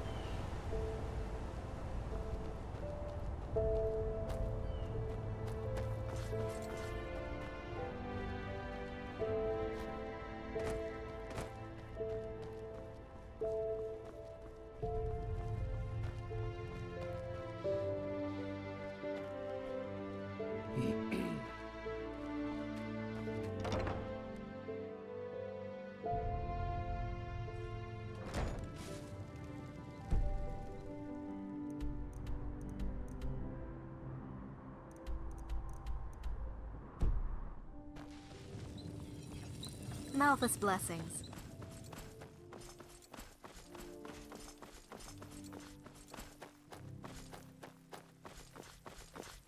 Monsieur?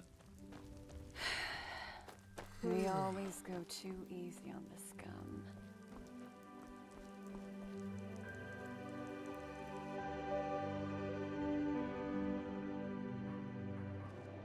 You're a foreigner, aren't you? I wish I'd have crossed the Red Sea once, or seen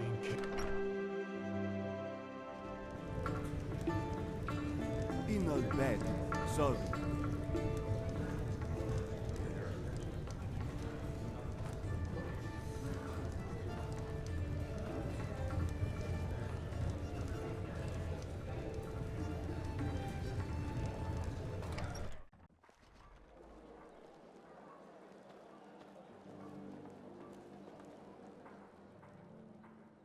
You? Why are you here?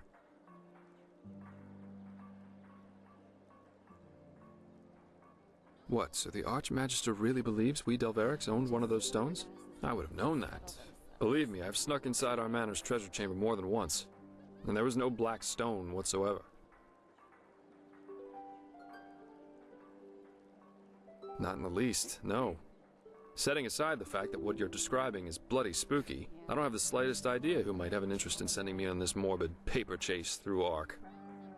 Either whoever did this has mistaken me for someone else, or we're dealing with a seriously disturbed individual.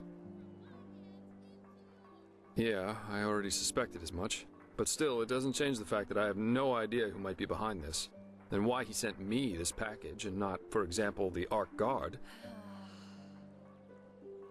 No, none. That's... Wait. Could you show me those letters again? By the wise hermit, that's... No, that's not possible. These fragments, if you combine all of them, they make a sentence. Knock, knock, who's there? Come in alone, if only you dare. But... No, that doesn't make sense. I know that phrase from my childhood. Adila and me, it was our code, when we snuck out of the house to go on one of our expeditions. Yes, but... No, that just doesn't make sense. Adila's an apothecarian, not a goddamn assassin. You said one of the corpses you found was a hired killer. How in blazes could my sister kill someone like that? And... why? Oh, come on, that's just bullshit. Even if the stone somehow gave her the power to do this, Adila wouldn't hurt a fly. Come on, I'll prove it to you. Meet me in Duneville. I'll take you to our hideout.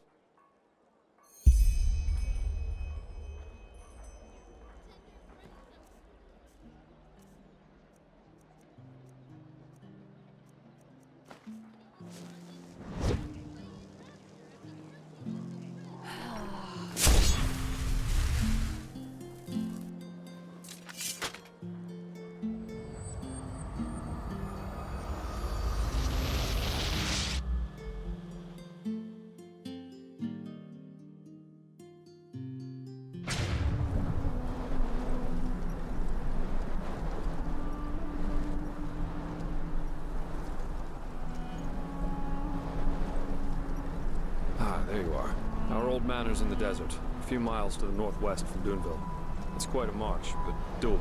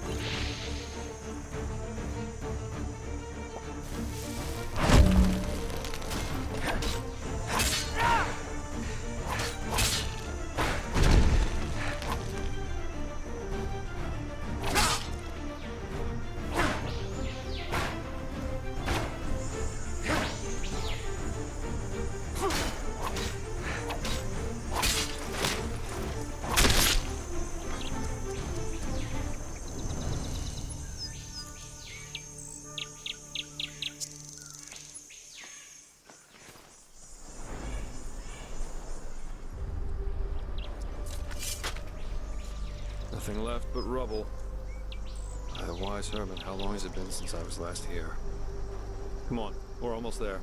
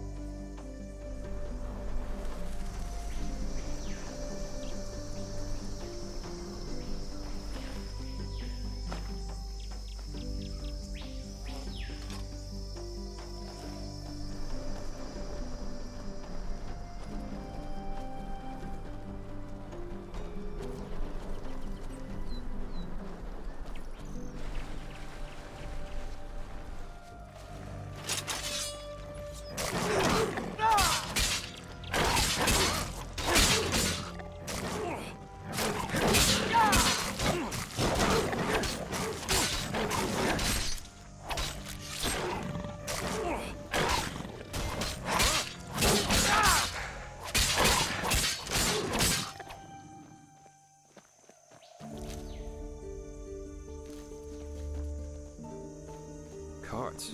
They must belong to prospectors. That means someone has found our little cave since then. Seems no secret can stay secret forever. Anyway, let's go on in. I'll prove to you this is all nonsense.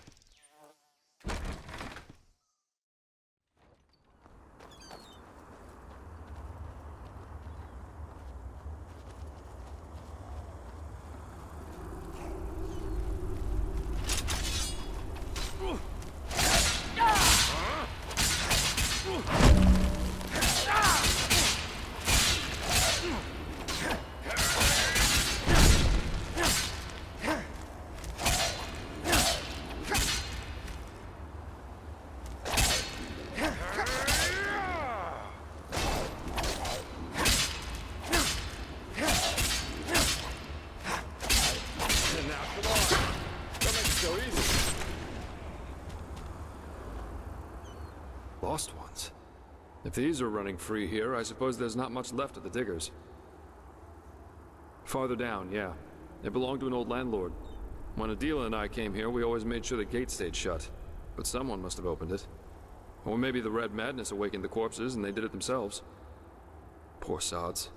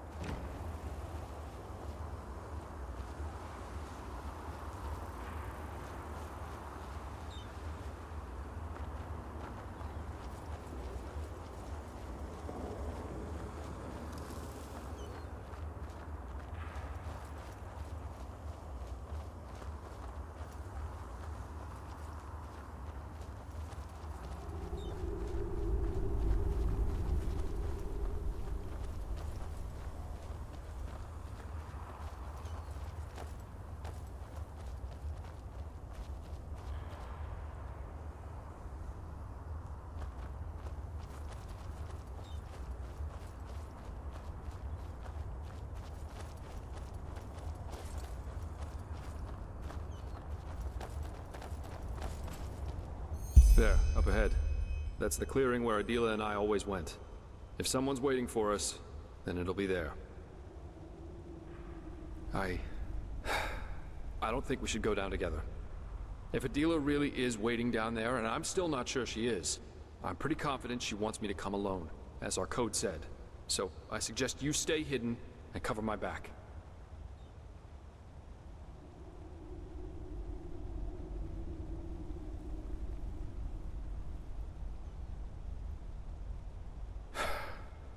Yeah.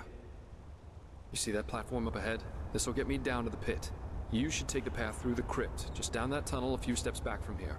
Then stay hidden. This is all just a misunderstanding, I'm sure of it.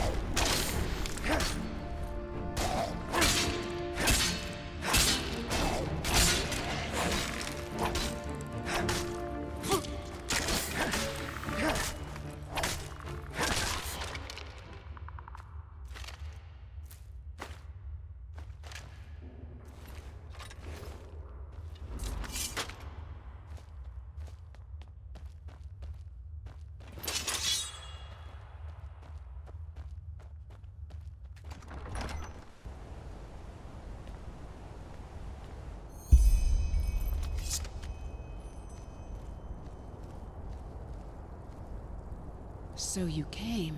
I have to admit, I didn't expect that. Adela, so it's true. What is this? Why am I here? And what did you do to that man? Still as forgetful as you were back then, aren't you, brother? To the circle, now!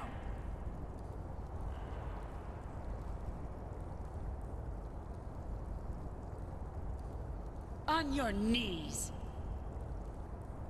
Now look at him, Jaspar. Look at him carefully. Valencio Duran. By the name of the sun. The man who killed our family. Correct. You should have seen it. How he screamed and begged for mercy. Pathetic. But I'm afraid I've got bad news for you, Valencio. Never again. I'll make sure that you never again hurt anyone. And I'll enjoy it. Just as I'll enjoy what I'll do to all those who are up next. Adila, please. This is ridiculous. You have no idea what you're saying, let alone what you're doing. Please, just... I know damn well what I'm doing. Better than I ever did. I'll continue where Father had to stop. And I'll make them all pay. All these bastards who think they are above justice. I should have known you wouldn't understand. Just look at you, staring off into space and asking all these stupid questions. But you know what? I'm not here to justify myself. I'm here because I think that despite all you did, despite all you became, you deserve to witness justice as much as I do. To see this bastard pay for what he's done. And believe me, I will not make it quick. The Black Stone. Oh, damn. Then it's really true. You know of the stone? Yes. Yes, listen to me, Adila. Whatever you've done over the past months, you didn't do it of your own free will. The stone, it's evil, and it controls you. What is this, Jaspar? One of your brilliant jokes? We Dalfarics have had this stone for generations.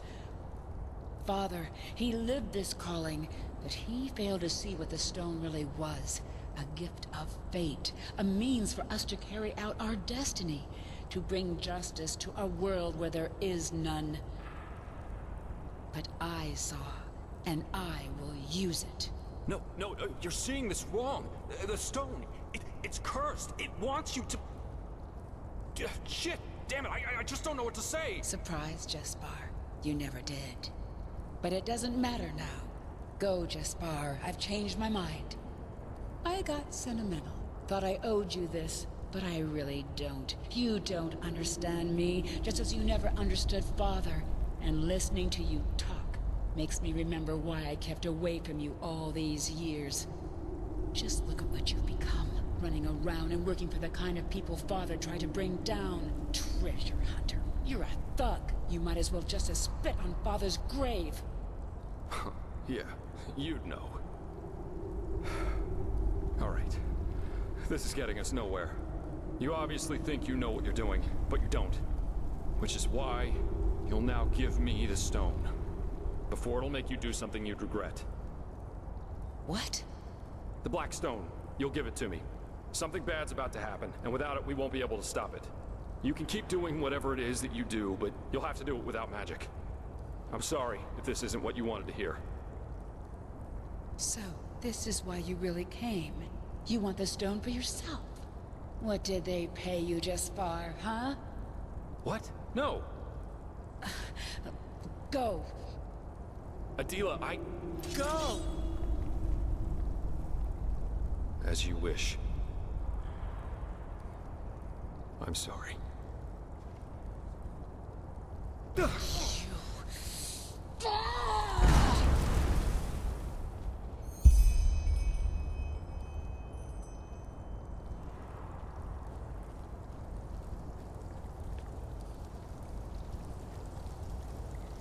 What? Who are you?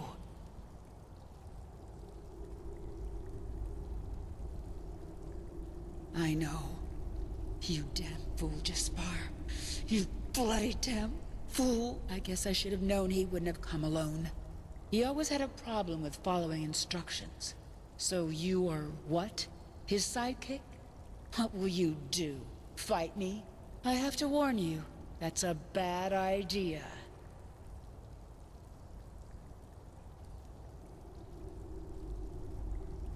The stone, of course. You know, of all the things I expected to happen, this never even crossed my mind. A speech, maybe, some philosophical bullshit about why I shouldn't kill Valenzio, or some excuse why he didn't give a shit for me all those years. But no, even better. He doesn't give a damn about me. He came, yes, but because of the stone. Because some fucking snob hired him to get it from me. By the gods, what an idiot I was to believe otherwise for even a second. I don't know you, but if my brother showed you this place, he trusted you. And that means something. So I'll let you go. But if you make even one wrong move, I will crush you. And believe me, I am not joking.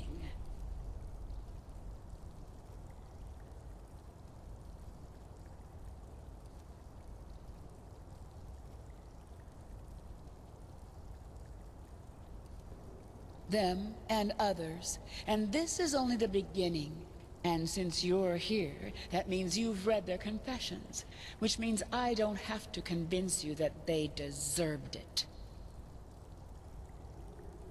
What I see is that for the first time in decades, I have perspective. A reason why I am still alive and my brothers and fathers aren't. If this is the stone manipulating me, then I'm grateful for it. With this power, I can do what Father only dreamt of. The greater good. Sure. Don't say I didn't give you a choice.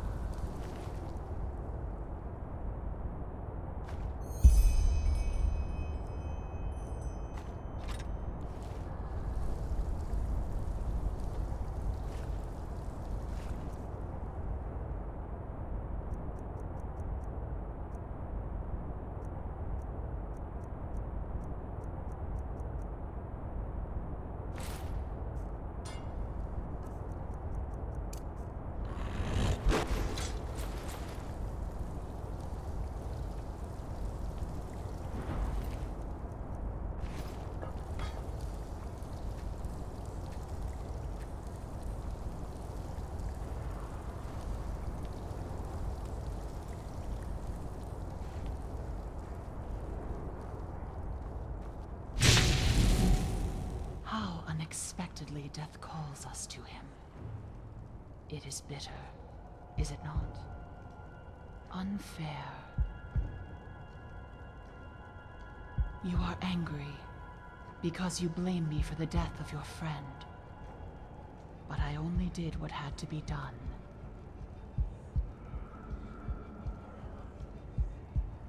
You are furious about the danger I brought upon you. But what would have happened if I hadn't been there in that ship? Let us dare a glimpse, Prophet. A glimpse into the reality which you prefer to this one.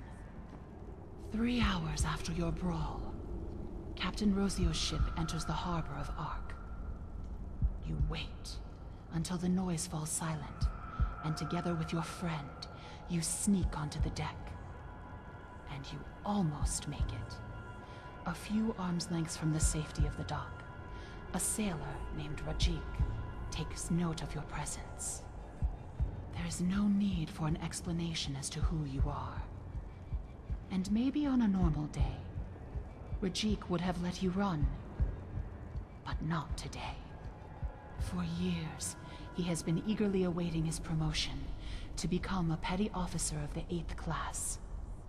And yet today, it was announced that his loathed rival had won it instead of him. And how angry he is. How furious. And who knows? Maybe it is not too late. What better way to impress the captain than to be the one who discovers 2 stowaways who have eaten the crew's bread for a month? From there, it ends quickly. One sword for your neck, the other one for your friends, and no one to grant you a second life this time. But that is not what happened. The first beat of a wing, and where are you now? You have abilities others wouldn't even dare to dream of. You can hear the echo of the future, and you will make decisions whose extent even you will barely understand. So tell me, Prophet, isn't that a fate preferable to the other?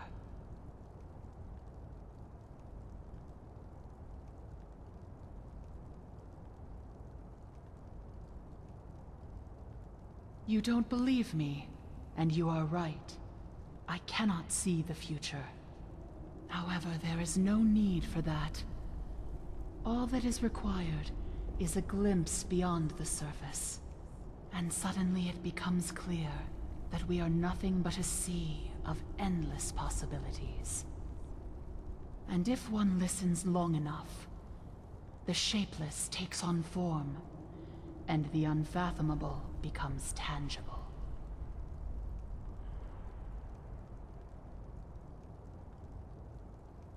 You wonder whether I belong to those whom you fight. But no, I do not. The High Ones, humanity, the emissaries, these are but elements of the game. I am more than that.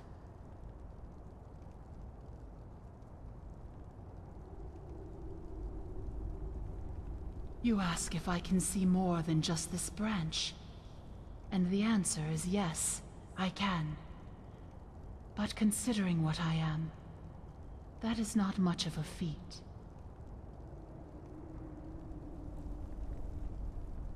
You wonder what I am, yet your question should not be what, but where. And the answer to this is everywhere. What you see right now is merely a splinter. You want to know if what threatens you threatens other realities too. And yes, it does. The cycle is a logical consequence born from the right circumstances. And these are not limited to your branch.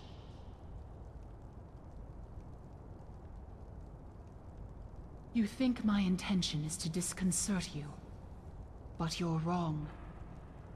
I am here because you think it was I who took someone you cared for. And although you err, I do not like being seen as a destroyer. Which is why I will wipe away my debt, which was never there to begin with. Step back.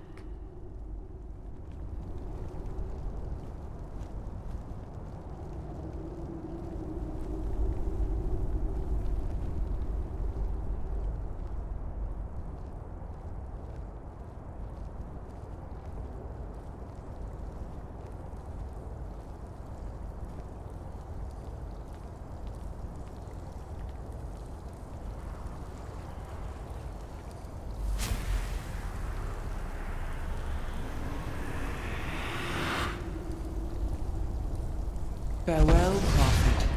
Maybe we will meet again. Maybe not.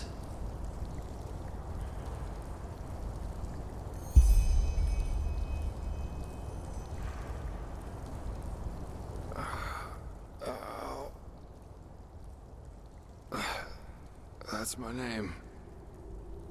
But... Adela... What happened?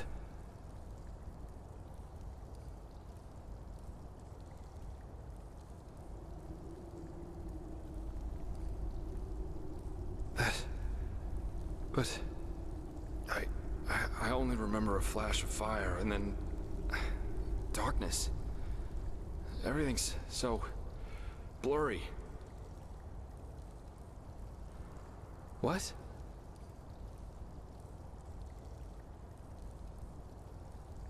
But... Okay, I'm sorry, but... this is all just a little too much. Please, just give me some time with my sister, alright?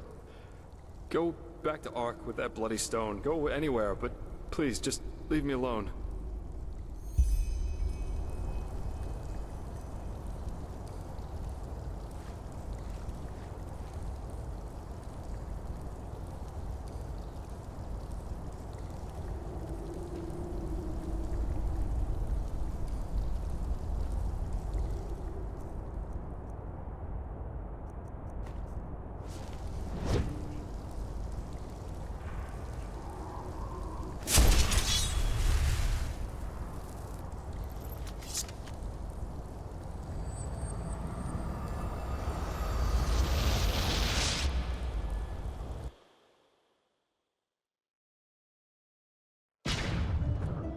Hear my words, O path-abiding people of this holy city.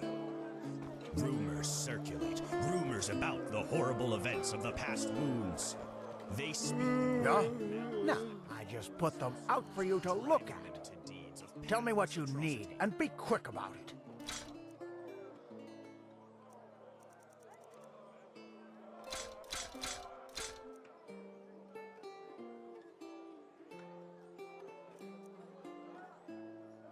Hungry for arcane secrets? I have books, scrolls, potions, anything for friends and path-abiding. Oh, hello. I haven't seen you around here before. Just take a look around and tell me if you see anything you like. Oh, a bit of this and that. Feel free to take a look.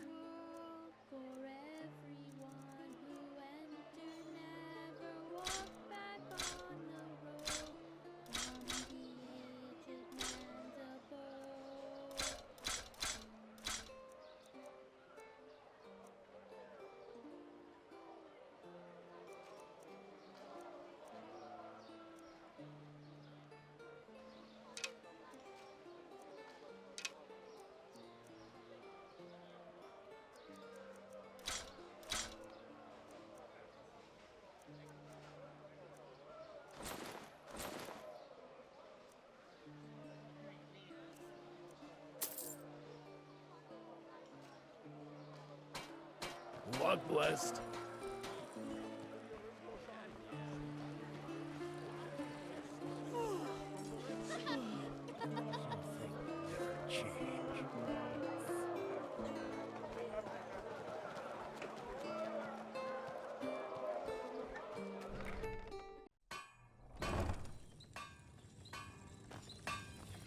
Hammers, daggers, swords. Looking for everything for the path-abiding soldier.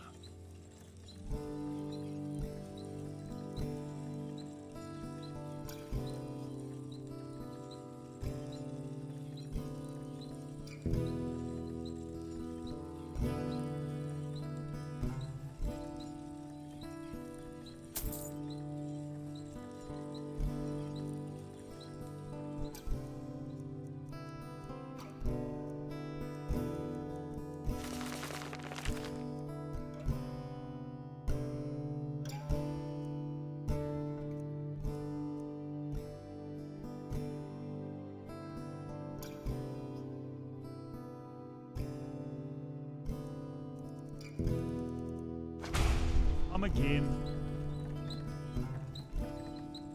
Everything for the path-abiding soldier.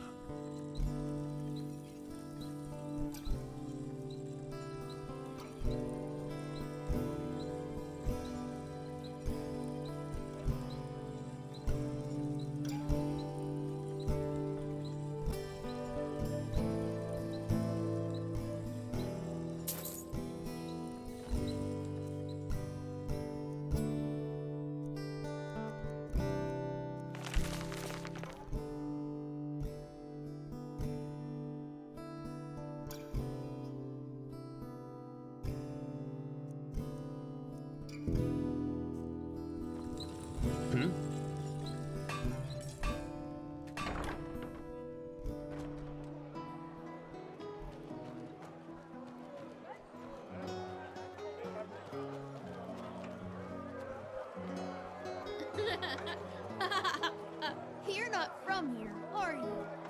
I heard you talk. In secret?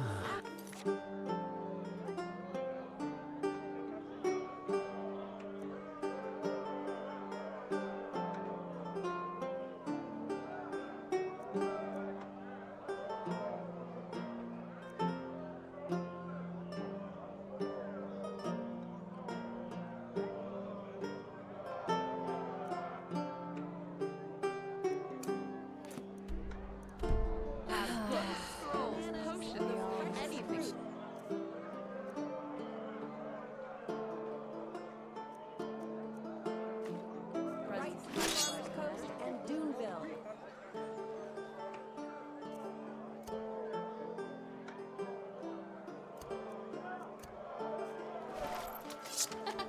Tough times indeed.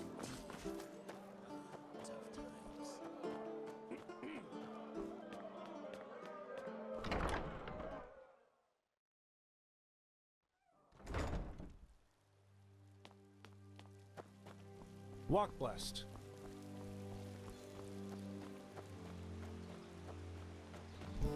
Who are you?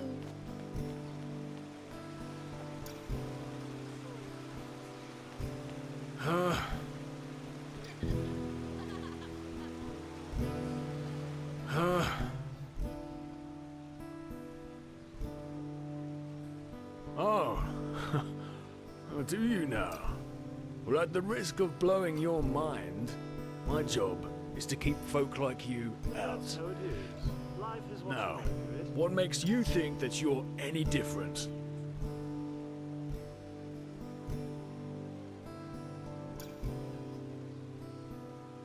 Oh, now that sounds promising. Exactly how much do you reckon my while is worth? That's what I make in an hour.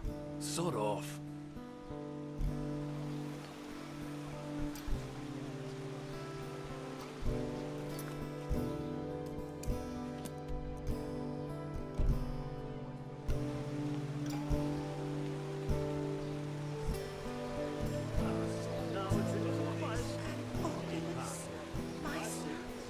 Please. Lord will redeem you for your kindness.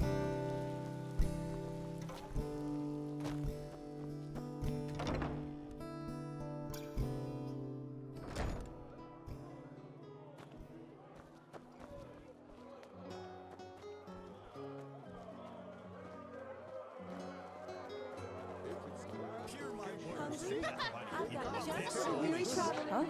Can I help you?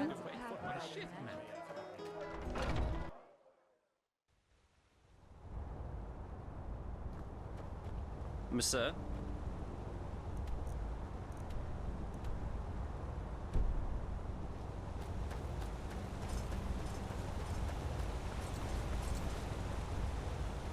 Huh. You're not from around here, are you?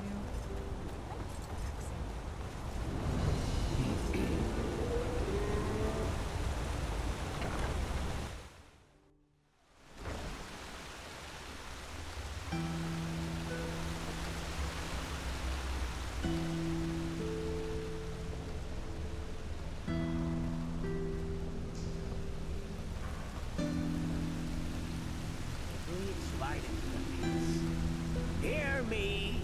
Hello. It's...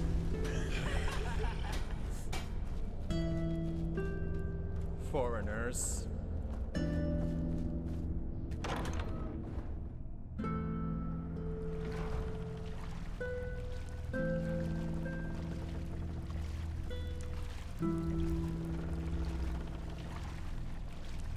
My sir.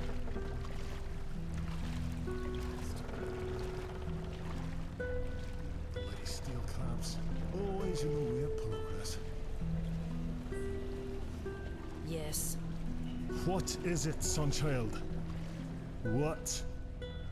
Woman thinks she's material. Fair enough. Maybe there's a trick or two I could show you, but trust me, they don't come cheap.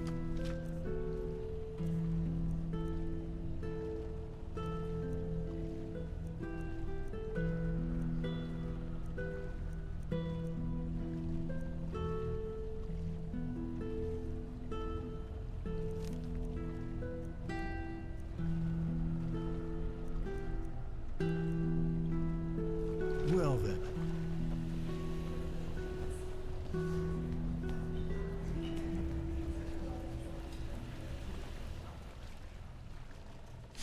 Fair enough. Maybe there's a trick or two I could show you, but trust me, they don't come cheap.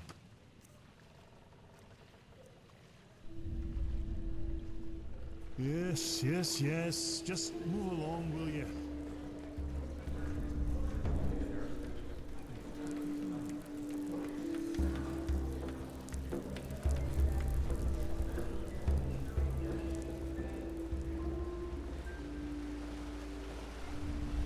All right, sonchild.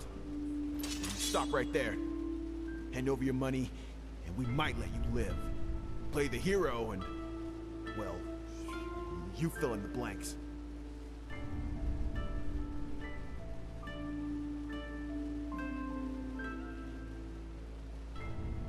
Did I ask you to talk? Give us your fucking purse, or we'll make you.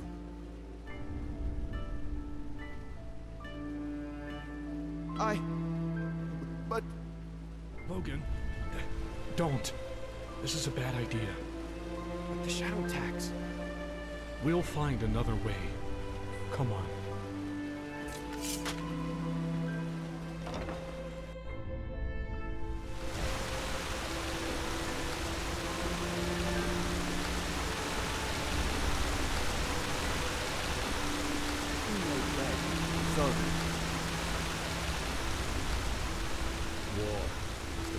My sir. Please, just leave me be. Would you look at that? A visitor from the service.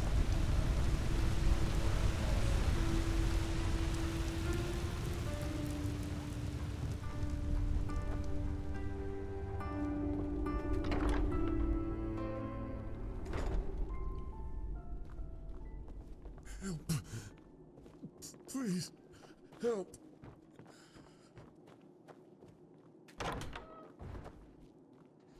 What? Who are you? Oh, really? And what could someone working for the Order bring down to a place like this and risk spoiling his fine garments?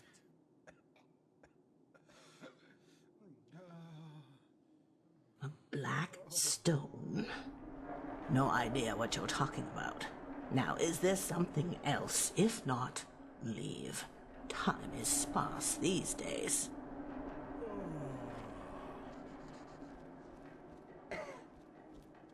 Thank the sun. There you are.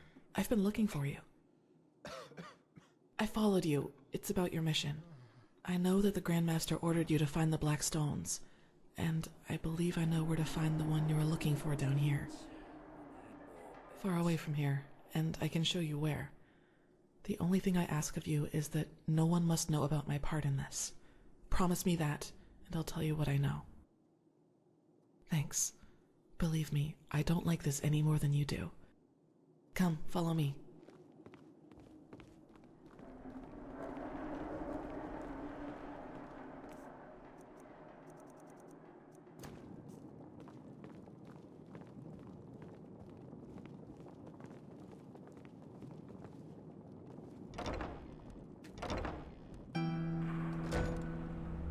I remember coming here as a child.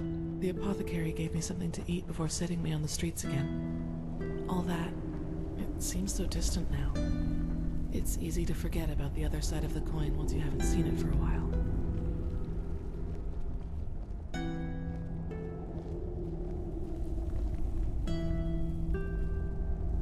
Alright, this is better. Have you ever heard the name Dal-Galar? Healer of the poor. Yes, that's what some people called him. It doesn't do him justice, though. Dal-Galar helped everyone regardless of his wealth. The only difference was that he had the rich people pay for their treatment. Do you also remember why he left Ark? Yes. For him, the end justified the means. For example, it is said that he once healed a crippled soldier by replacing his lost leg. The League considered such practices pathless, but Dal-Galar refused to give in, and that is how they came to blows. Finally, Dal-Galar left Ark and moved into a remote old castle in the Frostcliff Mountains.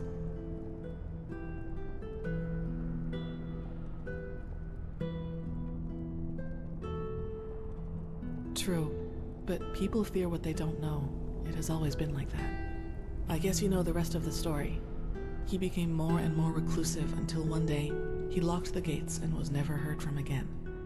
The apothecaries say that it was his eccentricity which was to blame, but I think there's more to it than that. I know it did. I recently read the notes of one of the few apprentices he permitted to come with him. And this is where it gets interesting. Dal-Galar researched something he only referred to as the Angel. No one but him was allowed to take part in its creation, and he hired dozens of mercenaries to get him the resources he needed for his experiments. Books, relics, rare herbs, things like that.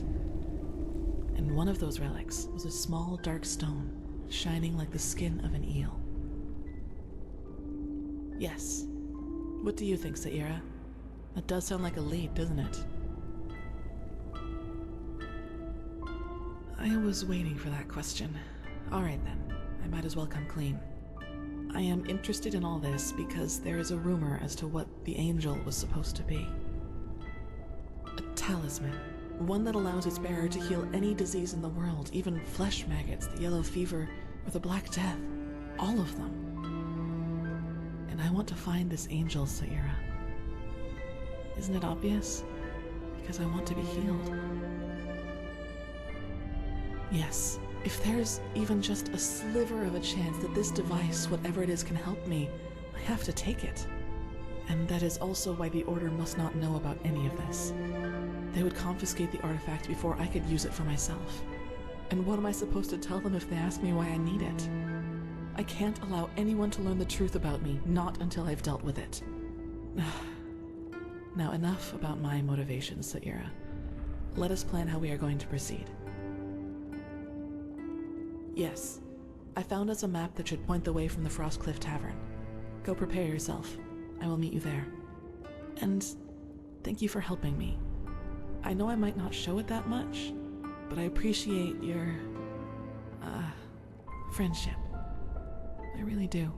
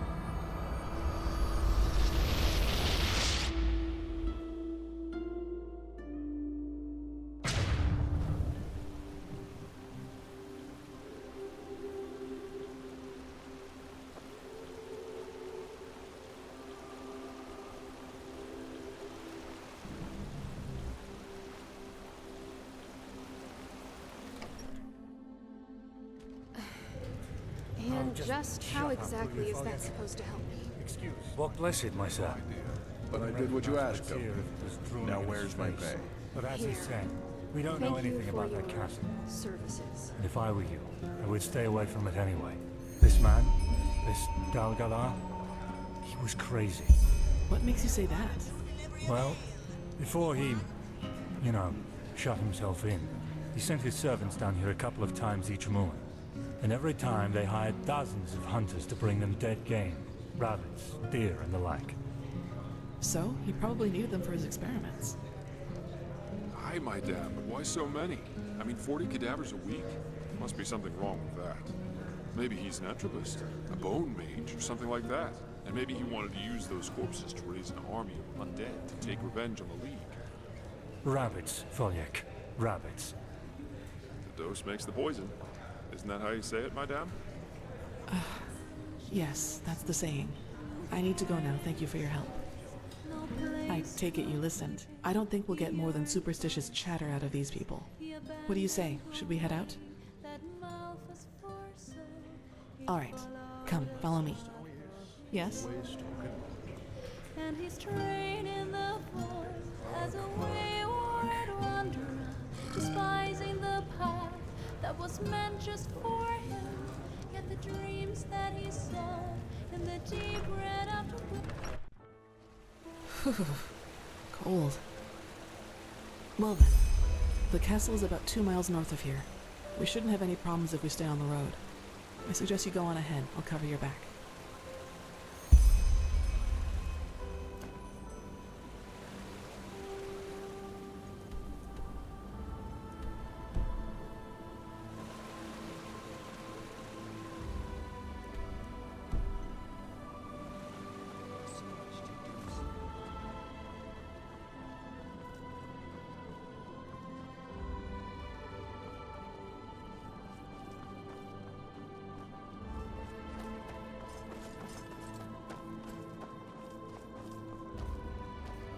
Careful.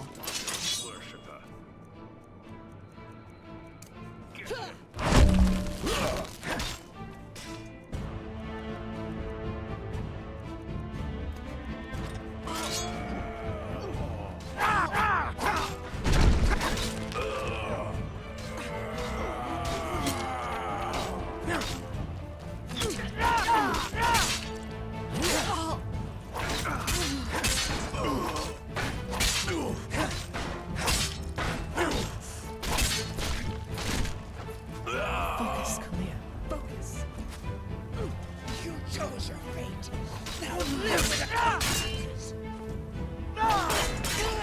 That was all of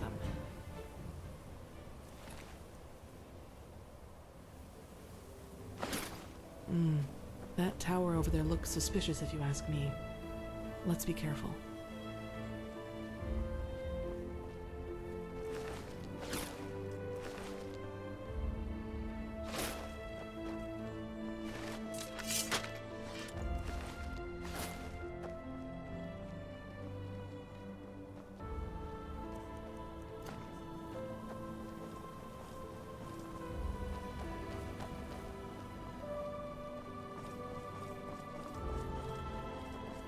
Careful.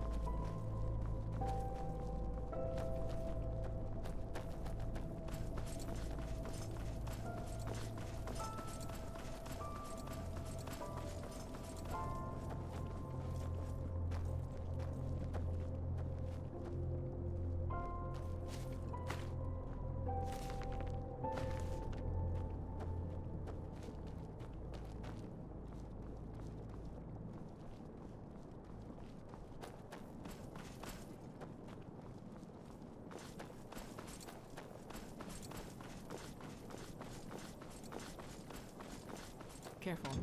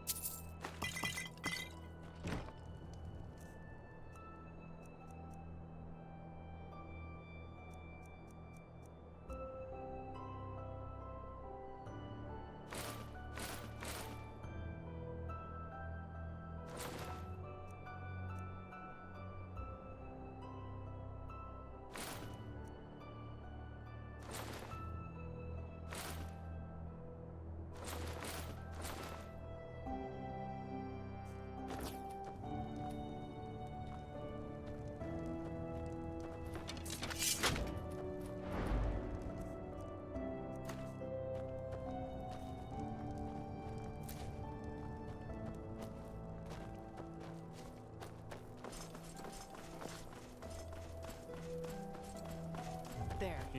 Finally, some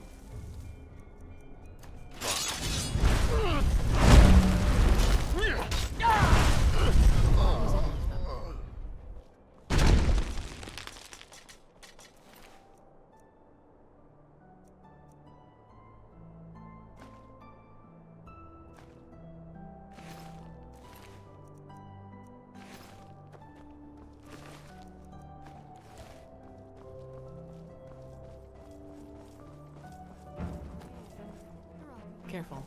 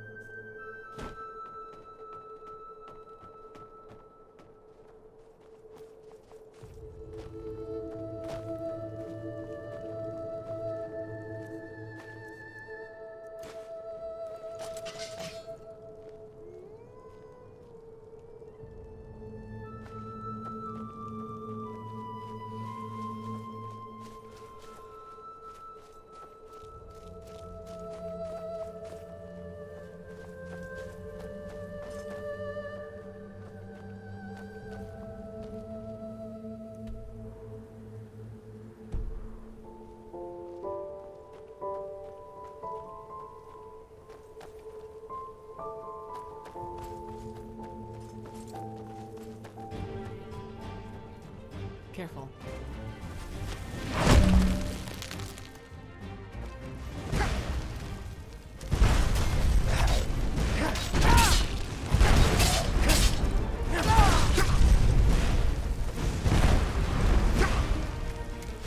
Hold on, Saira.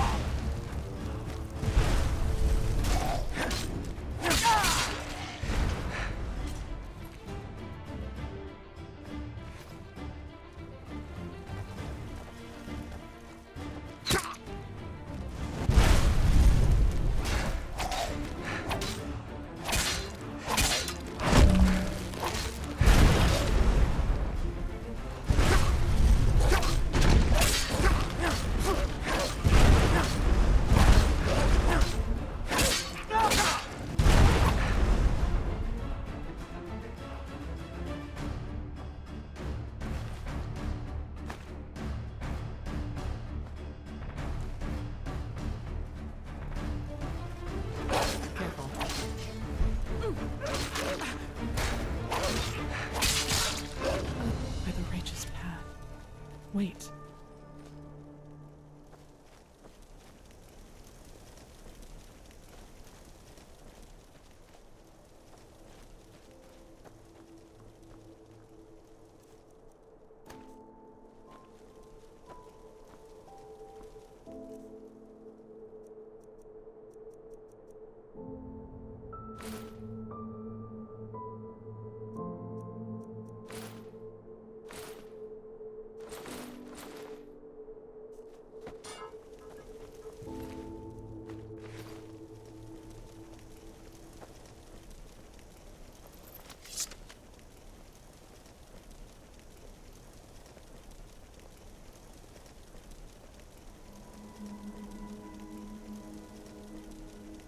Oh no.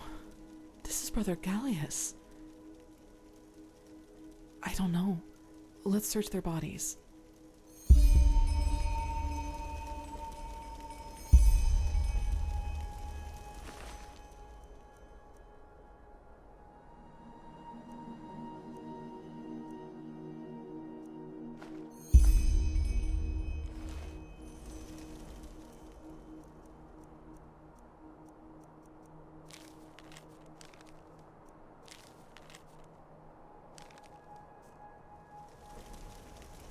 Anything? Oh, of course, I heard about that. The Order wanted the ore for the beacon. Poor people. This bastard must have taken them by surprise. Let's take a look into that mine, Saira. Our expedition into the castle will just have to wait.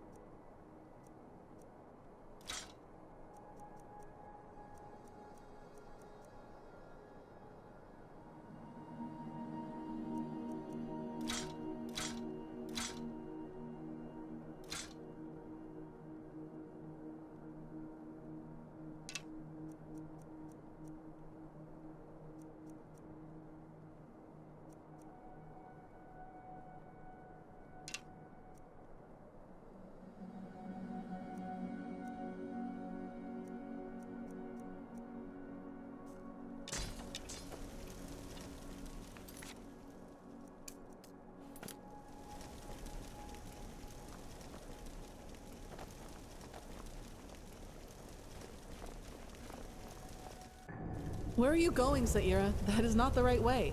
Just don't take too long, alright? I'll wait here.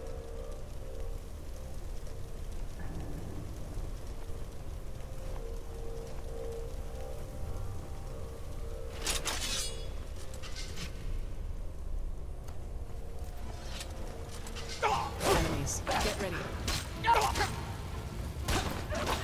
Hold on, Saira.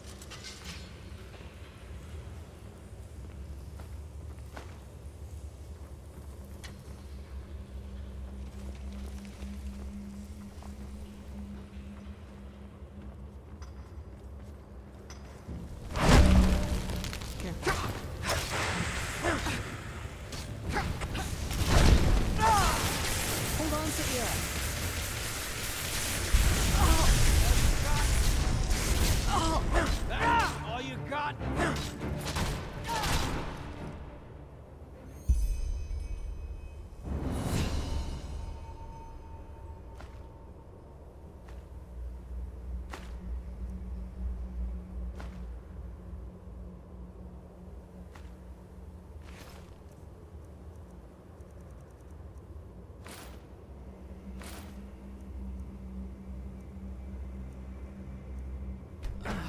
And it's over. Gallius helped me with my preparations for the trial. He didn't deserve to end like that, nor did the others. In any case, we need to tell the Grand Master about this once we have searched Delgalar's castle.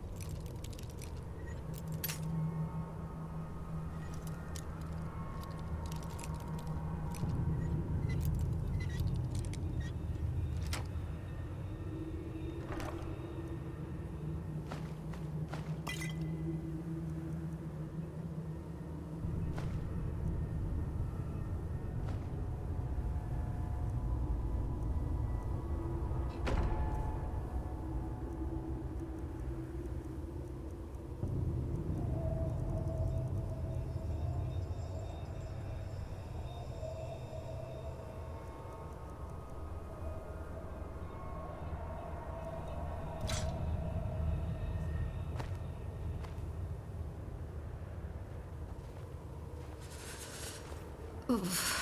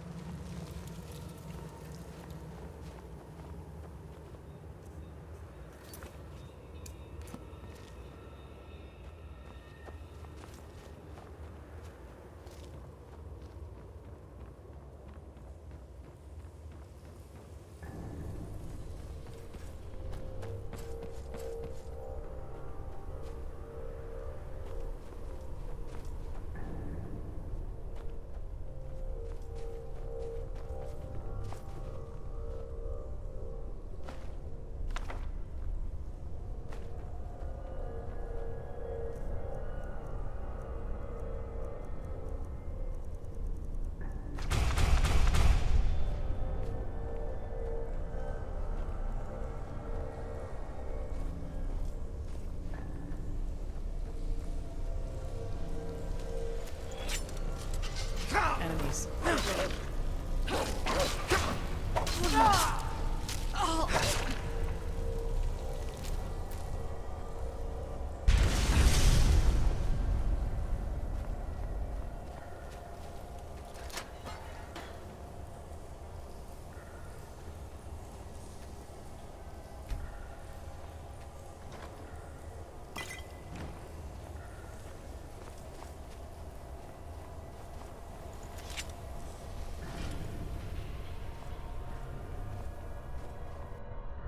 Where are you going, Saira? That is not the right way.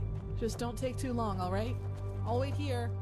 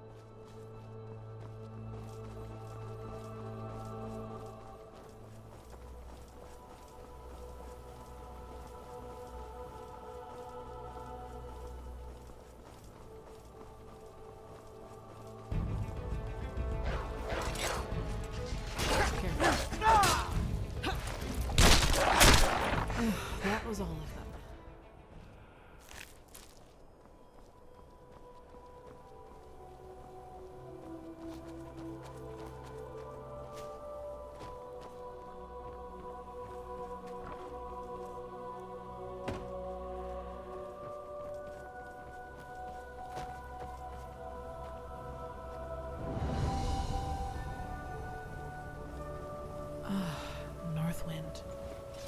Once among the most important mining sources in the country, and now, nothing but a ruin. In the end, all is fleeting, I suppose. Wait.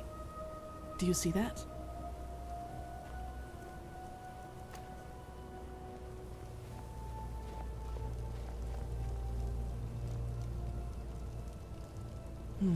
Still warm. Someone else has been here not too long ago.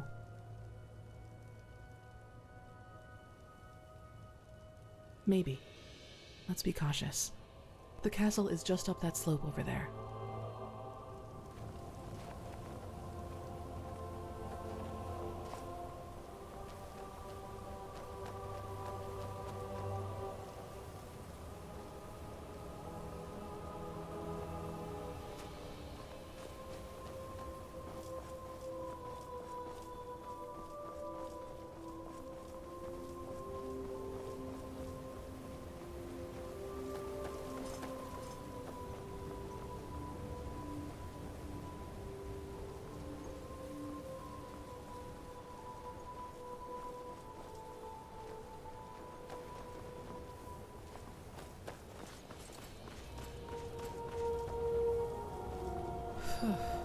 Quite the bulwark, isn't it? You could fit an entire village in there.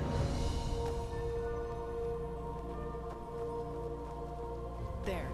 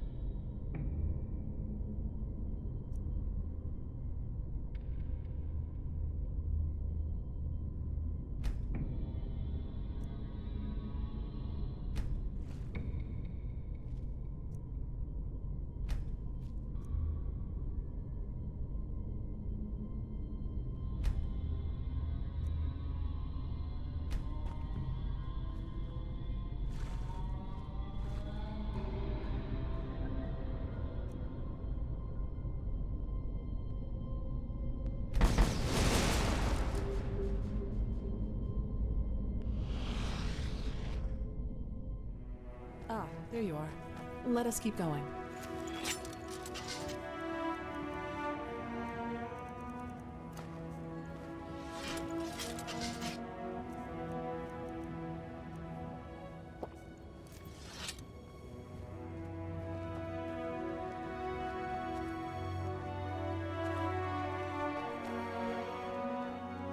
Locked, as expected. Yes, but how? Black powder might do the trick, if we had any. Let me think. Northwind was a prospector's village after all, and I think I saw some kind of trapdoor down there near the mine's entrance. With luck, that could be a storage area. I suggest you take a look at it. I'll start digging the gate free in the meantime.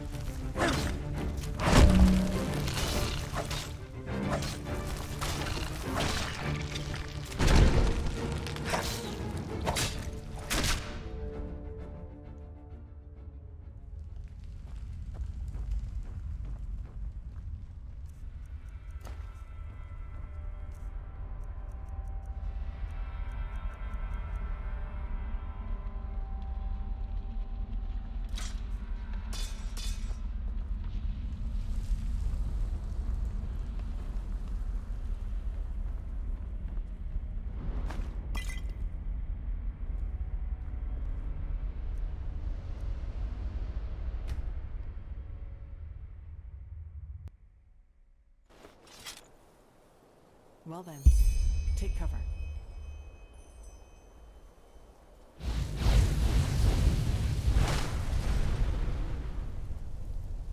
There you go.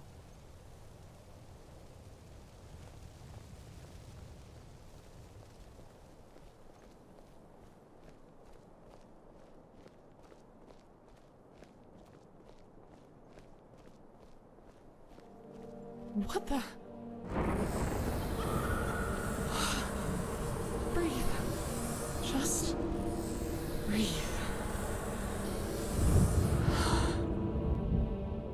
I'm sorry, this was unexpected. But I guess that answers the question of what happened to Dalgalar's servants. Poor sods.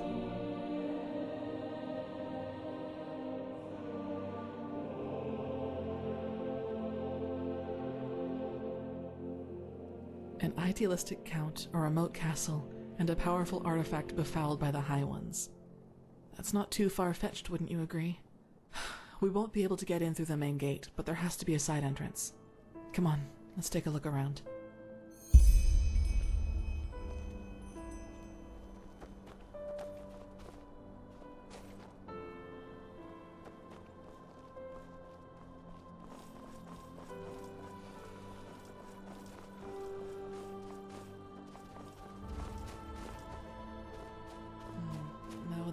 this inside.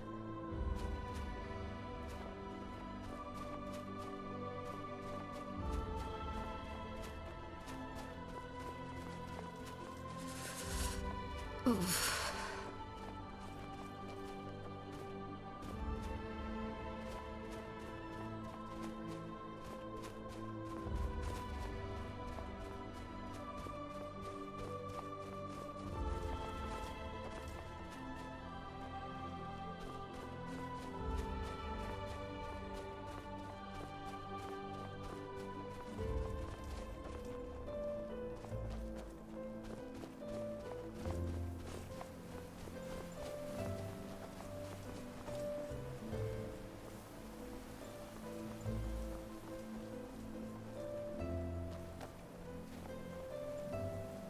Huh. That one looks good if you ask me, but it's locked, isn't it? Who would have guessed that? We should start with the corpses, I think. There has to be some. What about Brother Yarber? Declined. Just like the others. If you would maybe just explain to them what we need those bodies for, they might. I will not justify myself to those fools. If they only had a trifle of decency, they will see the debt they are in. But, as they wish, there are other ways. Tell the other servants that I do not want to be disturbed for the rest of the evening, and bring me new salve. The salve. Of course, Master. Walk blessed. to be someone with a key. Are you alright, Saira? Wait, you mean in a vision? But how? I thought everything you see comes from the Pyrean age. That would explain why he hired so many hunters from the village. But what did he need all those cadavers for? The angel? Whatever. Let's go search those bodies for a key. Wait, do you hear that? Kirash.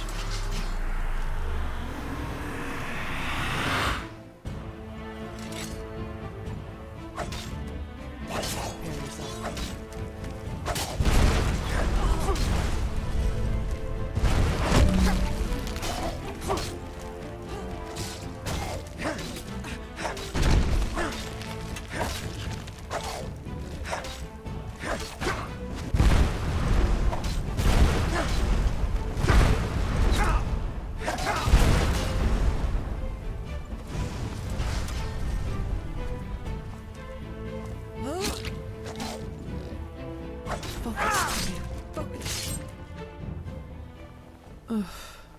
Your vision must have caused this.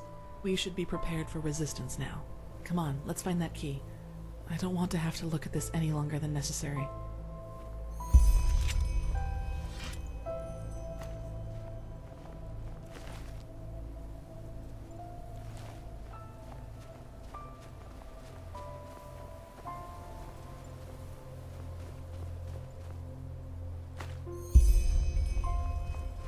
Do you have it? Then let's go in.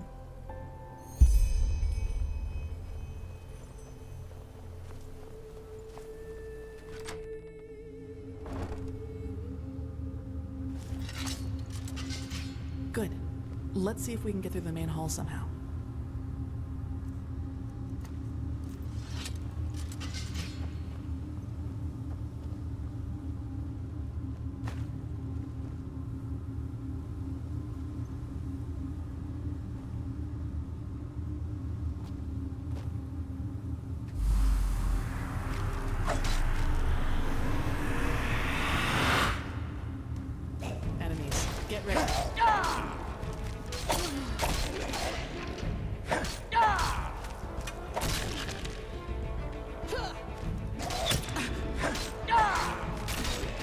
That was all of them.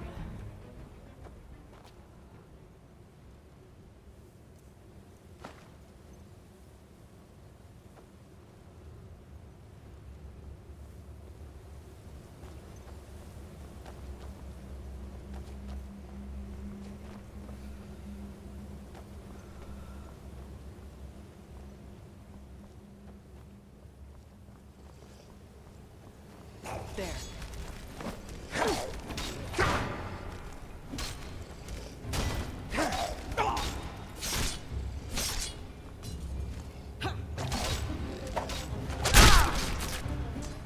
That was all of them.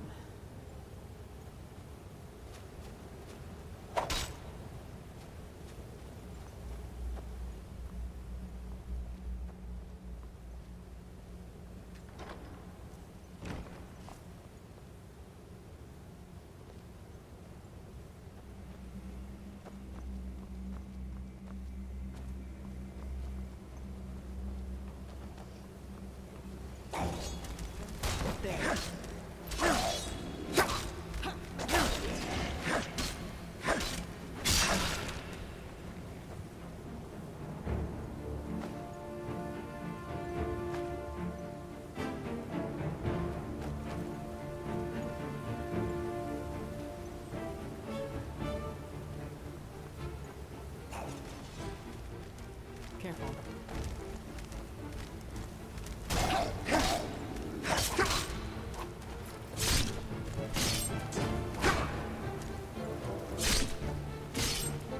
That was all of them.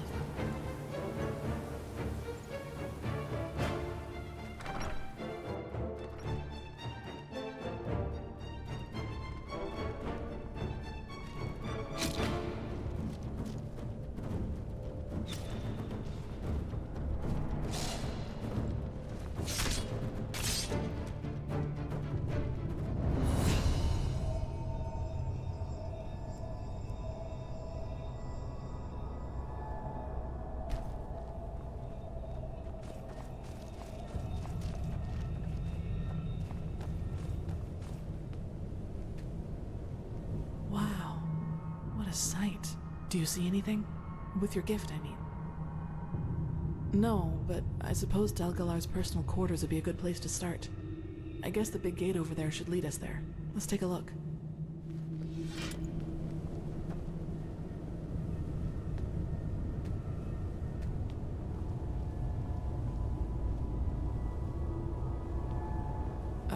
Locked, of course.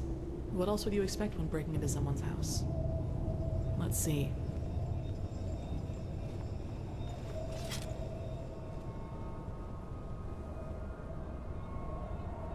I understand. This is some kind of magic seal, similar to the one the Magisters once showed us in the Scuola. You need to speak the correct words in order to pass. 2 of them, it seems. Well, that's the question. But knowing Delgalar, I'm sure he chose 2 words that meant something to him. So if we can somehow find out more about him and what he did here, we might have a chance. If not, we'll need to look for another way in. Come, let's take a look at the 2 towers. I think the staircases in this hall might lead us there.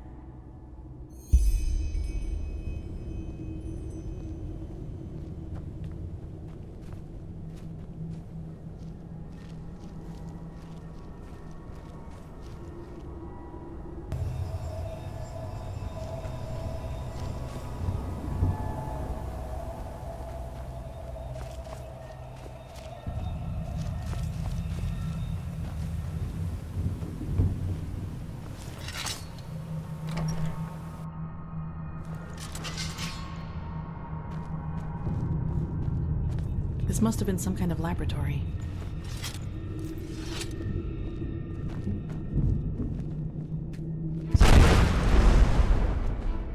Here we go again.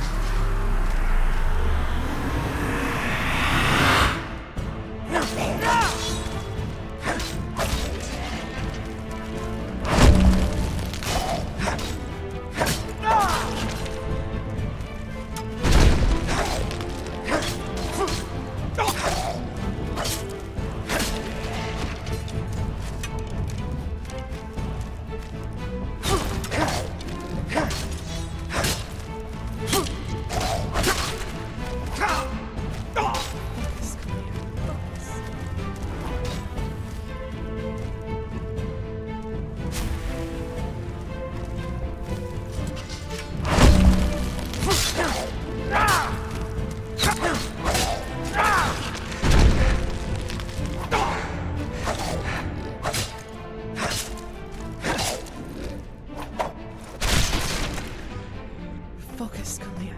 Focus. That was all of them. Let's look around.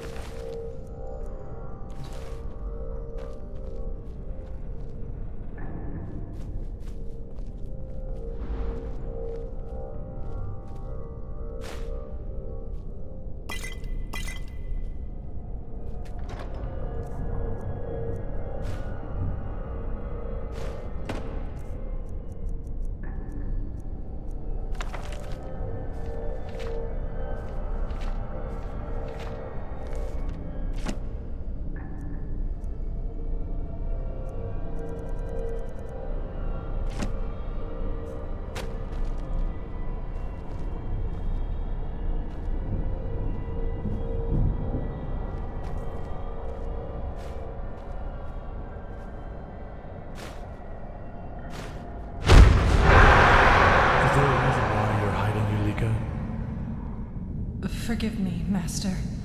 I wanted to talk to you. Of course you do. What's on your mind? Forgive my words, but I find certain recent developments disquieting. Do you? You've changed, Master. Every day the villagers bring their sick to our gates, but you forbid us to let them in. Instead, you spend every minute with this girl. And the Black Stone. Haven't you heard the tales? The stones are cursed. Master, you really should... Go and pack your things, Yulika. What? Master, I am just worried about you. I know, and I thank you for it. Now go. Your apprenticeship is over. But... Go!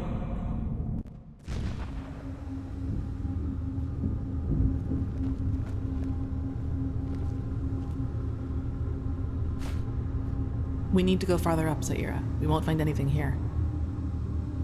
Again. And what did you see? Yes, that he did. I guess that's why people just forgot about him eventually. But at least we know now that we're not following a false trail. Come, maybe we can find more upstairs.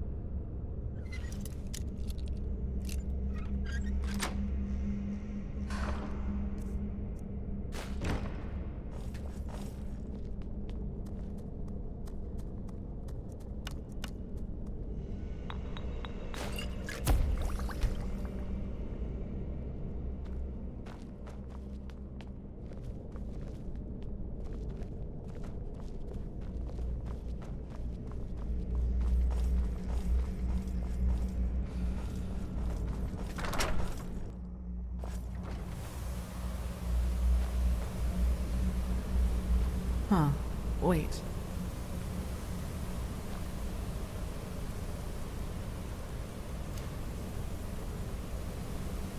Scientia Sinistra by Ibn Natarim. That was a Kyranian arcanist of the Zibnodza. Getting caught with one of these books is essentially a crime here in Enderal. Seems that Dal Galar needed more than just alchemy and light magic for his angel.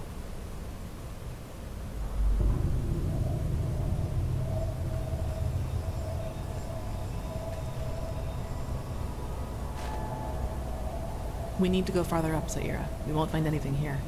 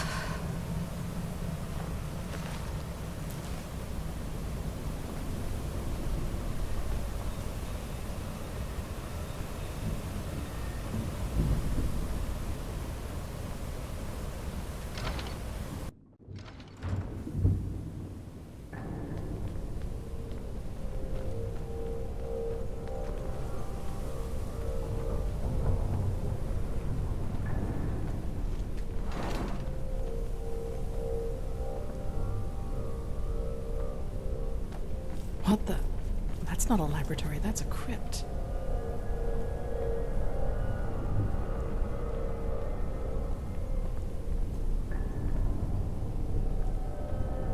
Hirash. Now we know that he didn't just stick to animals, but what is this fluid they're floating in? I see. Do you see that? A crystal, but it's so dull. As if all its energy...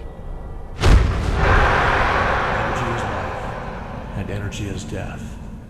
A trifle less, not too much less, just a little. Don't disappoint me. Not this time.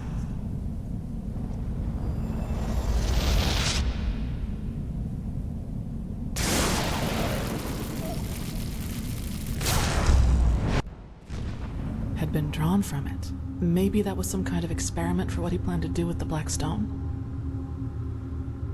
What? But to what end? If this device were some kind of prototype for the Angel, what did he hope to use it for? This only gets more confusing. Come, let us look for the second code word. Maybe it's around here somewhere.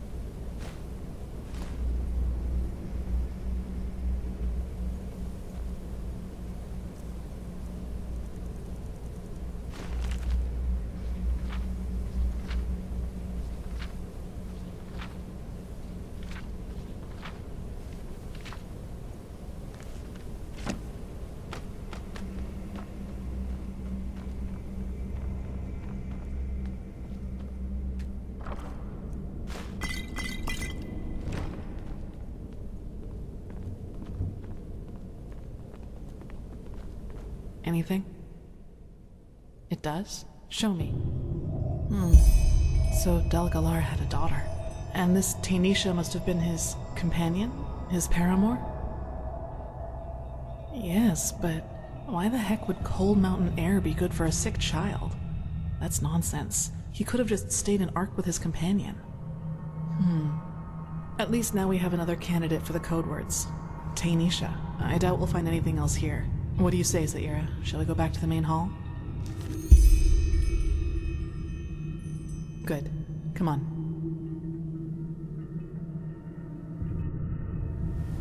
Good. Then let's try our luck with these sigils, shall we? You do it.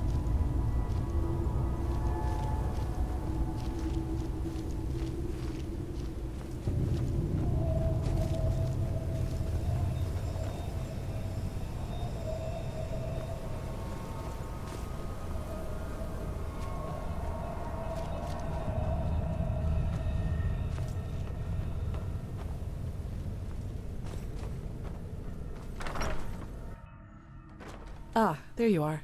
Let us keep going.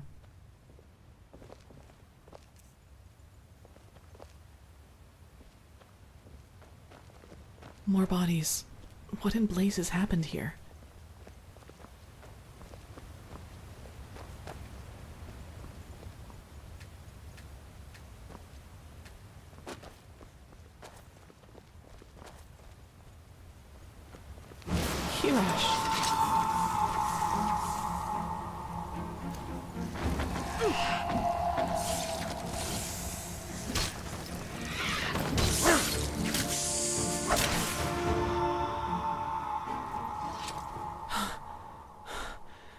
What the heck was that? Yes, probably, but what is it? That's not an elemental, at least not a common one. Let's just be careful. I don't like this.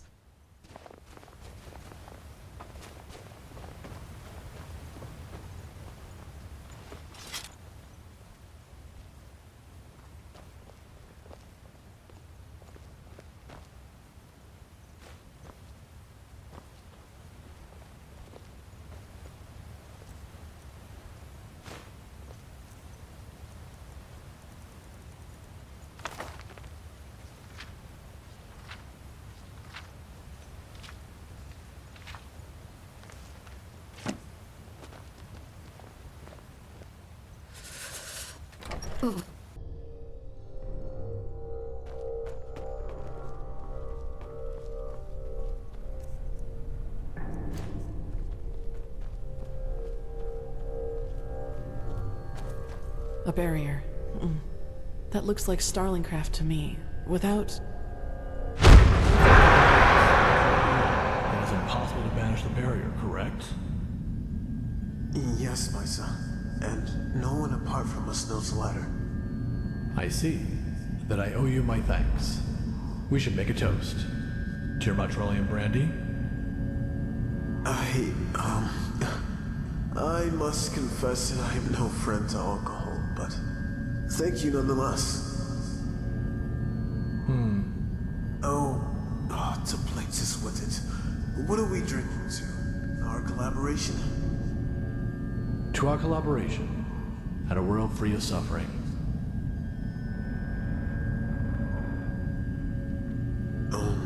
All right. To our collaboration, and a world free of suffering.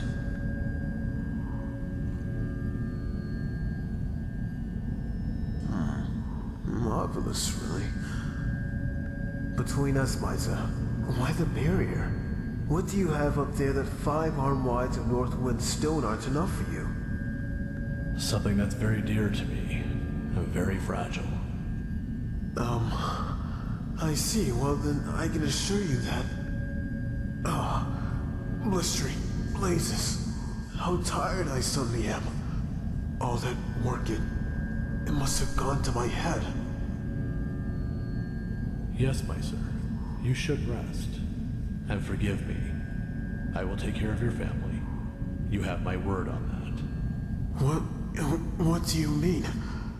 I just have to...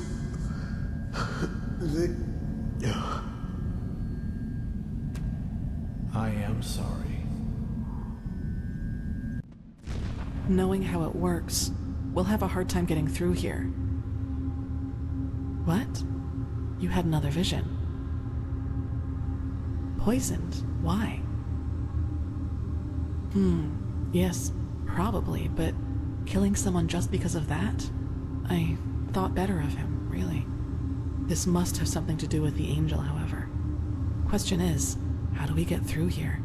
We don't have that device, whatever it is, and I don't think Delgalar left the code just laying around somewhere if he was willing to kill someone over it. Let's take a look around. There must be another way.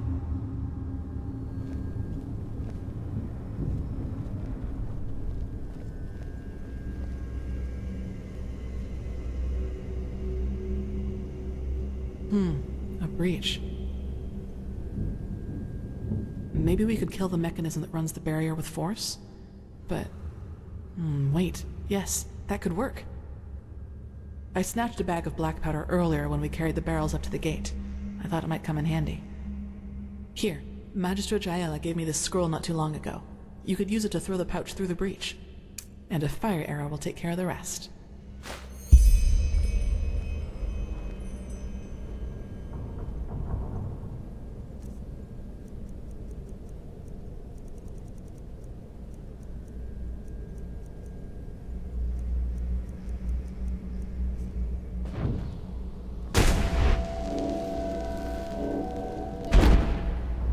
Good.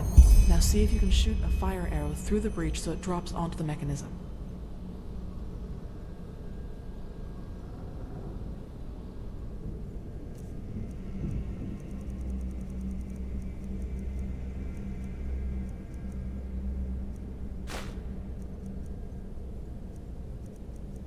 Try to shoot from an oblique angle. Otherwise, the arrow will bounce off in the wrong direction.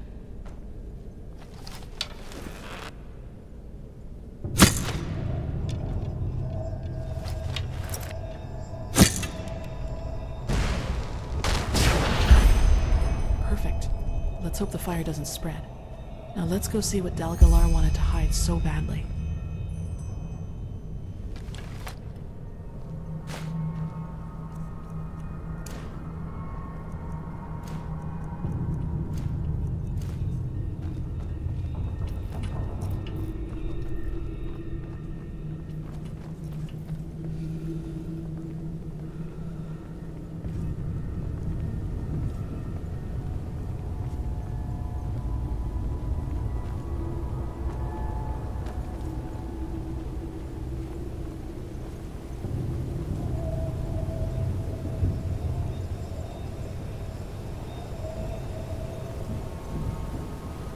Toys. And what is this blue substance everywhere? Huh. This must have been his daughter's room.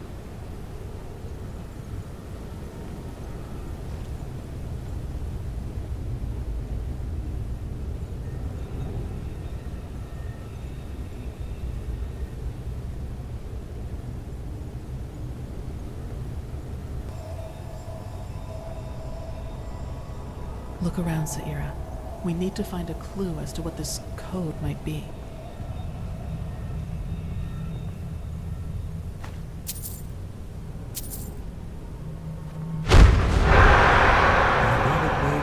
No, please don't eat me. The Vatir eyed him and sneered. Why wouldn't I? You are weak, and I am strong. His voice was coarse like a whisper tree's bark, and... You don't like this story, do you? Of course not. You didn't like it when Mother read it to you either. But do you want to know something, my little starlet? Soon, you'll be warm again. And then there will be no more need for stories. Because you will be able to go out yourself and explore this world on your own 2 feet. I promise you, Maya. I promise you.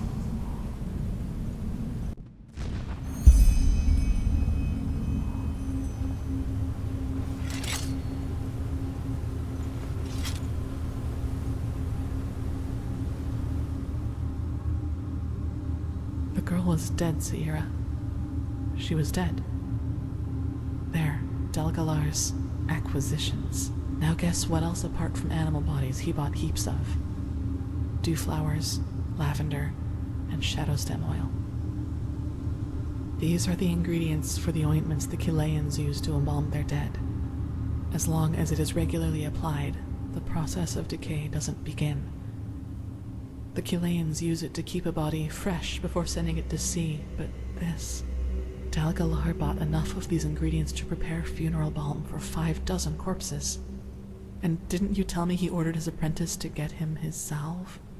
Dalgalar's daughter wasn't ill when he brought her here, Saira. She was dead. And he used this balm to preserve her like a piece of salted meat. This is horrible. Yes, he wouldn't accept her death and thus lied to his wife. And this device we saw in his laboratory must have been how he intended to resurrect her. But now it all makes sense. This must be the true reason for Dalgalar's work on this angel. He must have wanted to use it in order to revive his daughter. At least now we have a good candidate for the code word, Maya. Do you still want to stay here a little longer, or shall we go back to the main hall? Yes, come.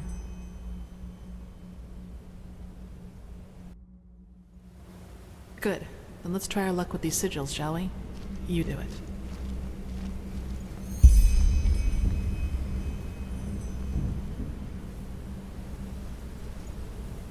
Yes, that sounds good.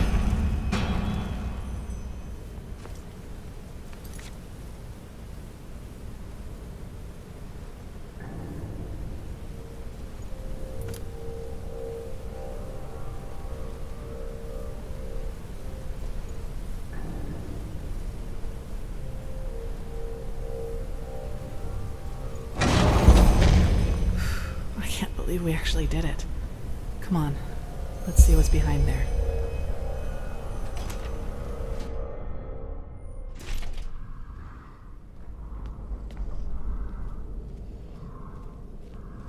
So this is his sanctum. Unbelievable. Just look at all these books. I wonder how much knowledge is hidden here.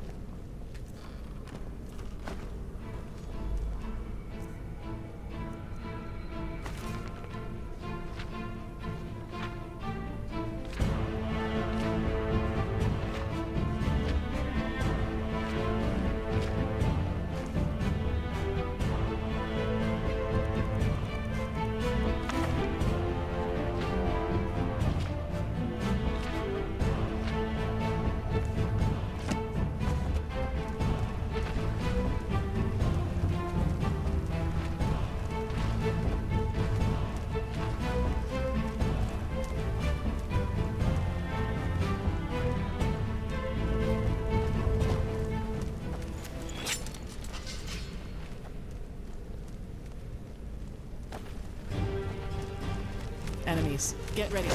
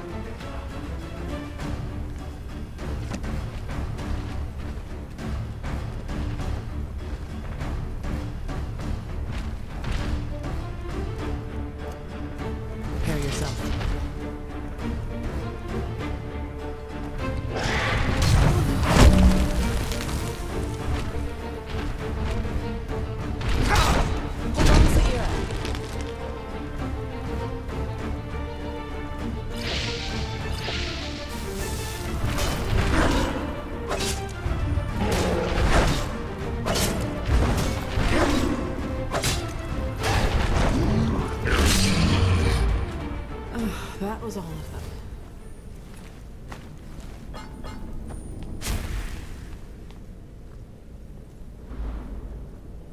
So he did let some servants in here after all, even though that didn't save them from their companion's fate.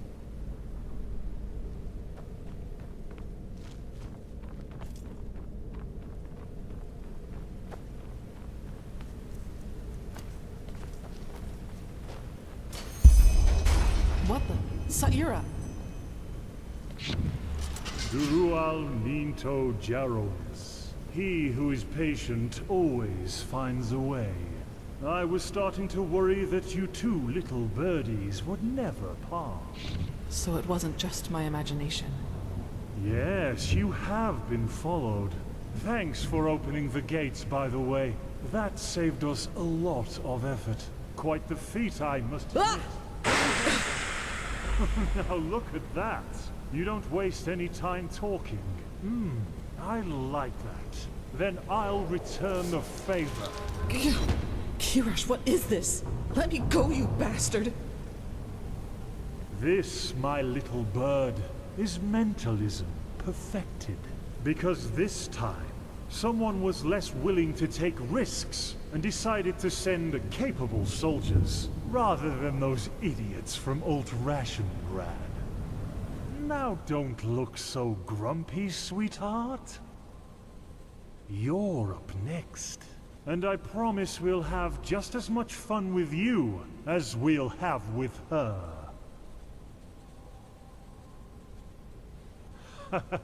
I highly doubt it. Regret was never one of my virtues, I'm afraid. Take her, my friends, but careful, understood? I want her alive. I'll see to that. The stone, Saira. Find the stone and then run. Just hold still, honey.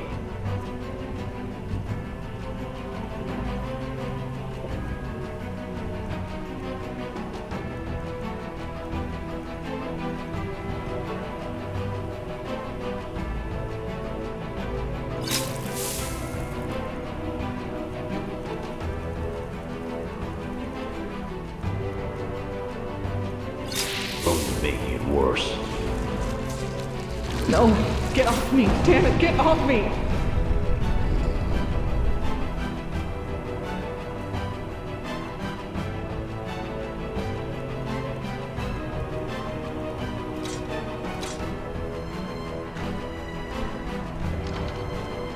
No! Kirash, please, you're making a mistake! Oh, for fuck's sake, Lambert. Can't you just make her shut up?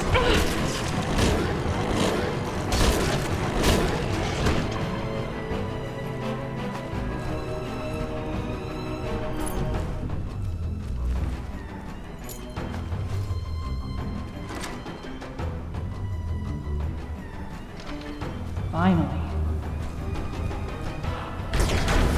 That was a mistake. I'm sure it was. And now, what the heck?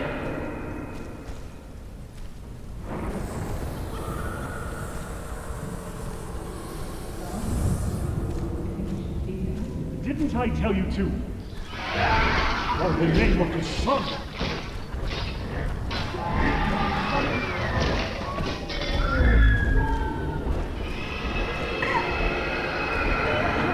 No, no! No, no, no, no! Please, don't! Oh.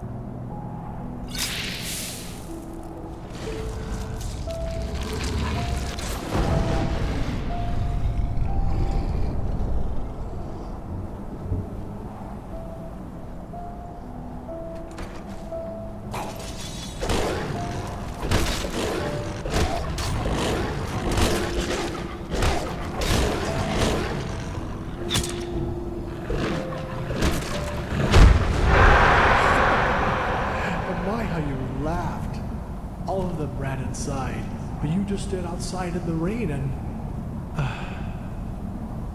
I should have been there for you more, Starlet. So much more. But I will make up for it, I swear. Tomorrow. I will heal you. Once you and the stone are connected, you will be able to walk again. And this time, I will be a good father. And that's just for a start. The stone will change you, Maya. It will become a part of you. And it will give you power even the Lightborn can only dream of. The blind will see again if you so choose, and the mute will speak. You will succeed where I have failed, freeing mankind from all its misery. Like an angel.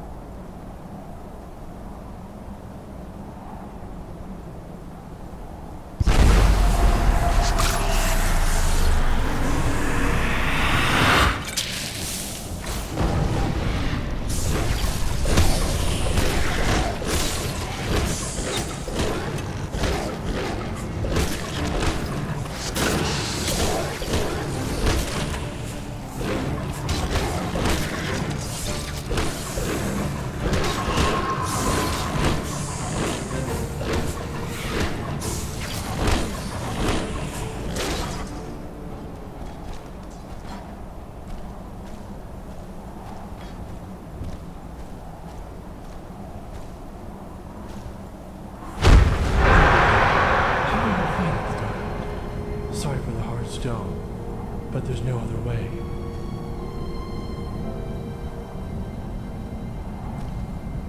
I know, and it might just tickle for a little, but not for long, I promise.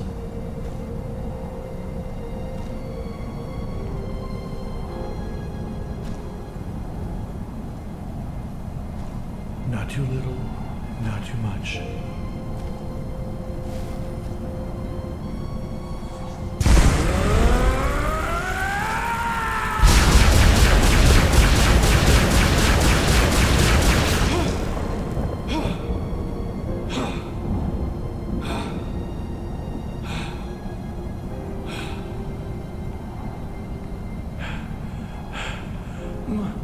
Maya, can you hear me? Daddy? Maya, you! Oh, my little starlet, you! I feel dizzy, Daddy. And where's Mommy? She is at home. You have been very ill, you know that? Very, very ill. But now...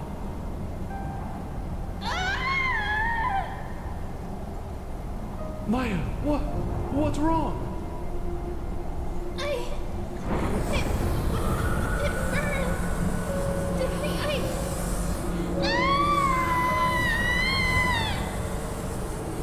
Starlet, what's wrong?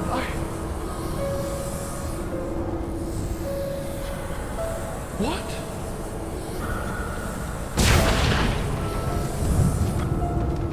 Poor little creature.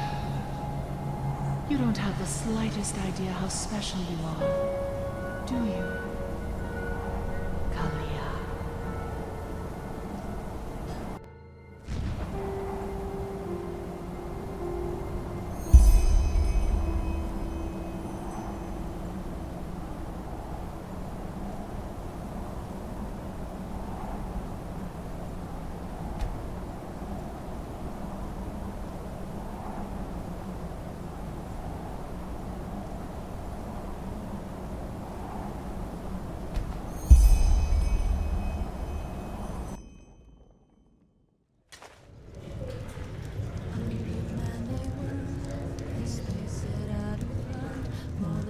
I see.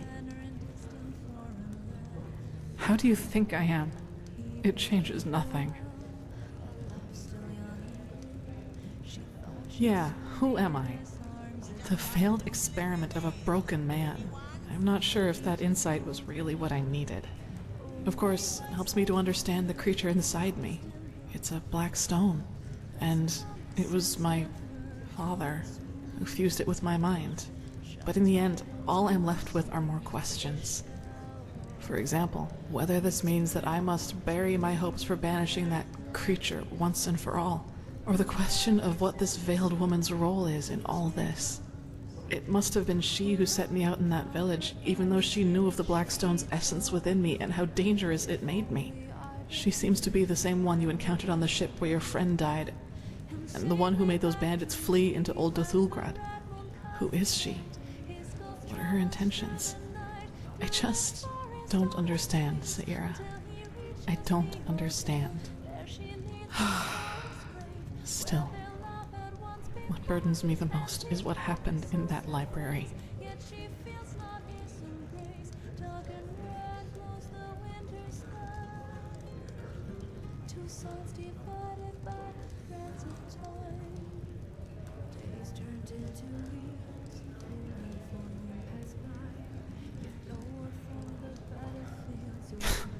Be thankful you weren't. If you knew how I felt when I killed those mercenaries, you would give me a wide berth, believe me. Such gratification, such ecstasy. I am disgusting. Saira, if you had been there, I would have slaughtered you just like the others. And that...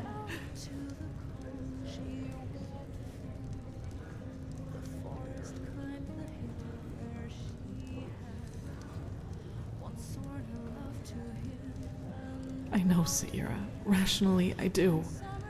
But it doesn't change the fact that I feel repulsive. I will train harder, meditate more often, until I control every single one of my thoughts.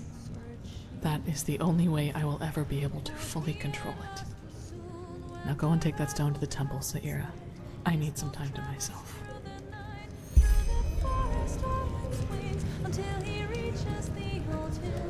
She needs before it's brave, where their love had once that's been just born. how it is. As she kisses her face, yet she feels not his embrace. Dark and red glows the winter sky. Two souls divided by the threads of time.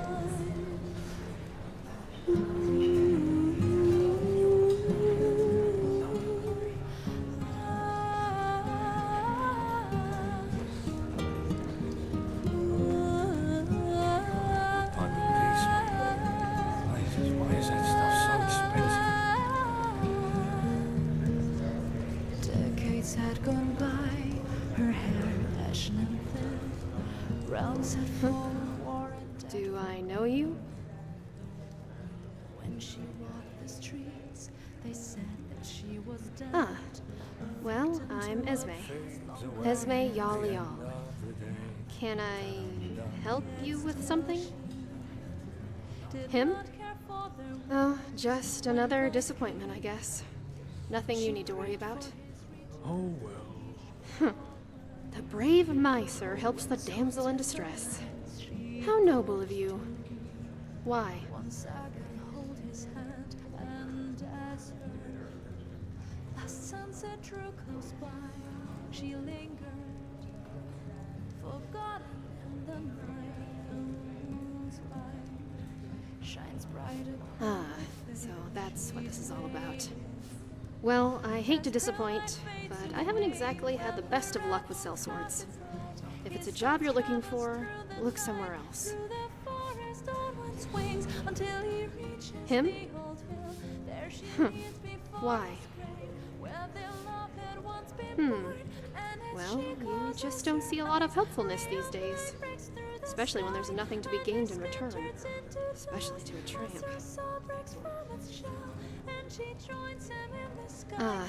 Never mind. I don't want to be the self-pitying Eterna. This country is way better than Nehrim or Ereziel. How's this? Before we go any further, you have a seat, and we play a couple of rounds of the Battle for Triamar. I'll think over your offer in the meantime, and will let you know of my decision afterwards. What do you think? Well then, innkeep! 2 mugs of ale, please! Are you dealing?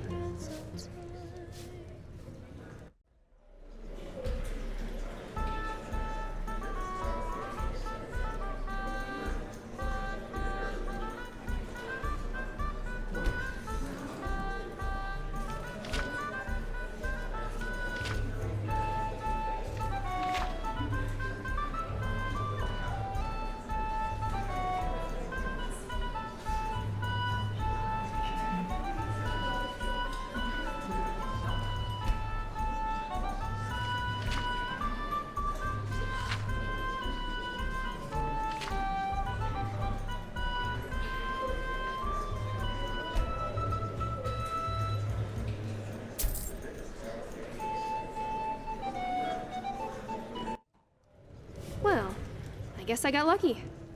Come on, another round. We're not done yet.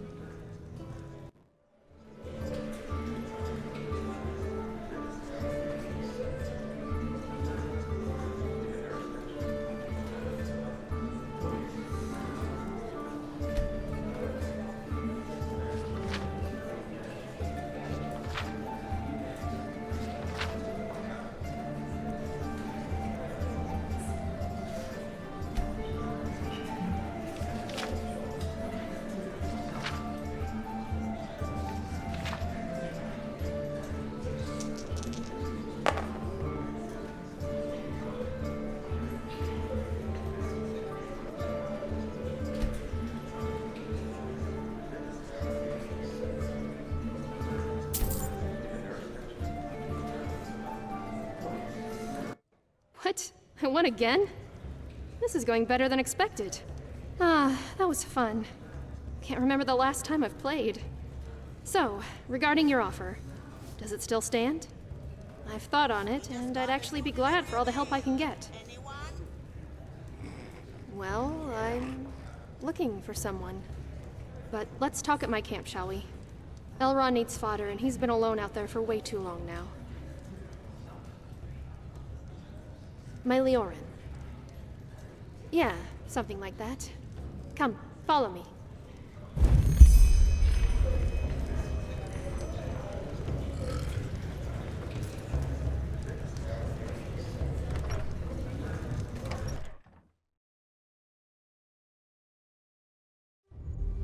Oh, bloody cold. I'm never gonna get used to this.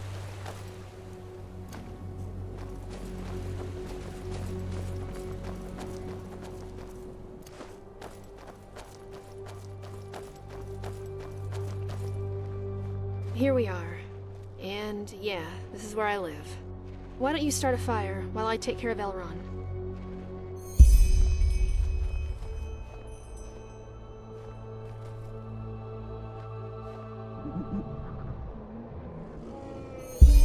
Thank you. So, I'll try to make this short. I'm here on Enderal because I'm looking for someone who left my life a while ago. How do they put it in these parts? My companion. Former companion, that is. Tara. About a moon's turn now. I came with a trade ship from Kylé. Nehrim. Oh my. I understand why you fled then. But yeah, now that you mentioned it, you do have a slight accent. A letter I received a while ago. Back then I was still with my clan, near Unil Yar. It came by Myrid courier, which was more than unusual. Just like myself, Tara was a minstrel. And, as you might know, money is always sparse among our kind. Minstrel groups, bards, acrobats, magicians, you name it. You guess right. She said that she was planning to do something. Something extremely stupid. Alright. I think I need to go back a little. You know, Tara has always been somewhat complicated. Introverted, wary of others. If you didn't know her, you'd have been inclined to think that she was arrogant. Yeah, I did.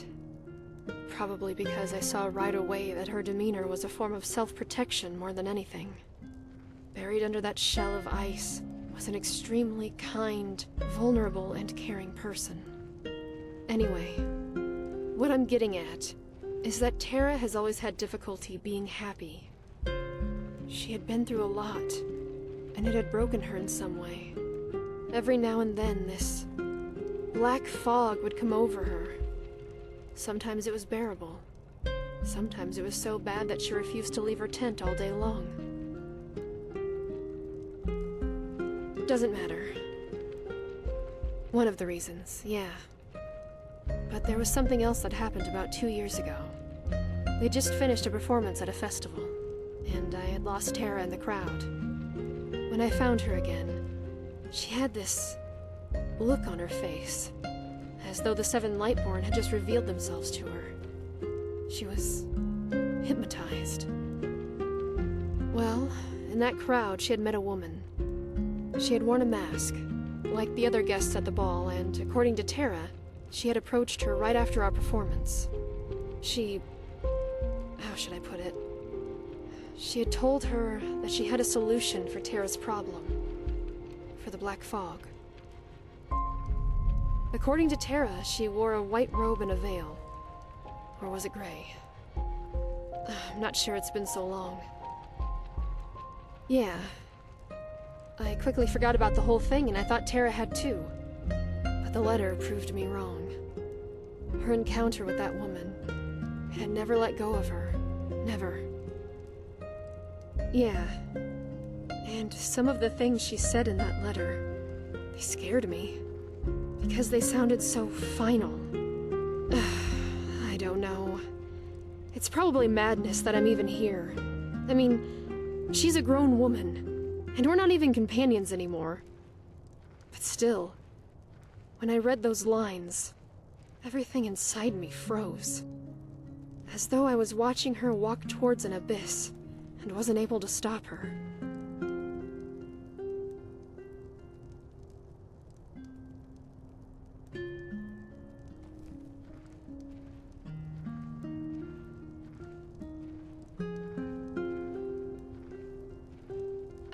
That's complicated.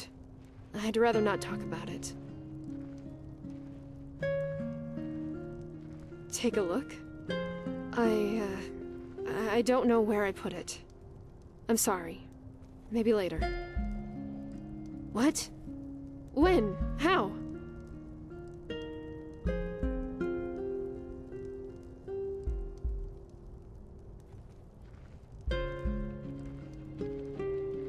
By the name of the sun.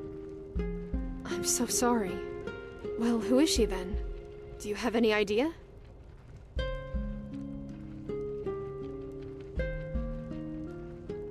Something bigger, huh? I'm guessing you're talking about this red madness, aren't you? Either way, I suppose the big questions will have to wait. First, we need to find Tara. Just one. And according to that mercenary I talked to in the tavern, it's leading nowhere. Even though I can't help but feel as though he was sloppy.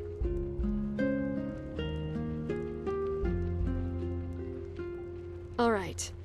My only clue so far is the name of the ship on which Tara set over from Kyle. The Morning Dew. It was a trade vessel whose crew was mad enough to sail the Red Sea despite the wars. When I came here, the Morning Dew had just set sail again. But I wasn't able to find anyone with information on Tara's whereabouts. Really? Then, did you see Tara? A young Eterna. Black hair, blue eyes?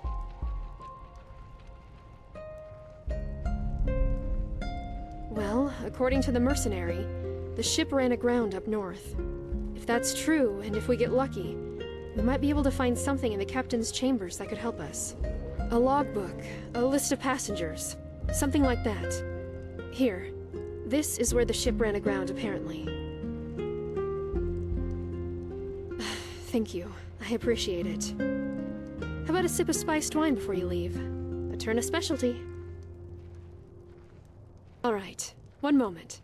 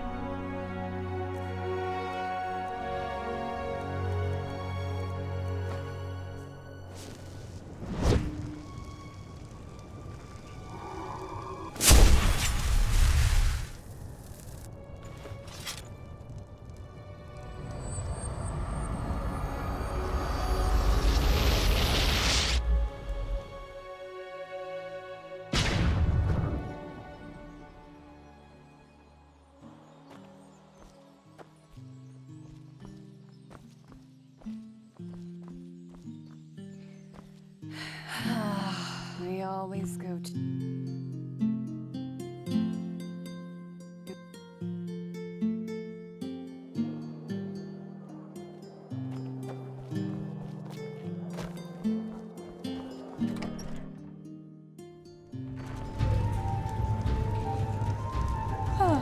You're not from around here, are you? Malfash is a little bit of this and that.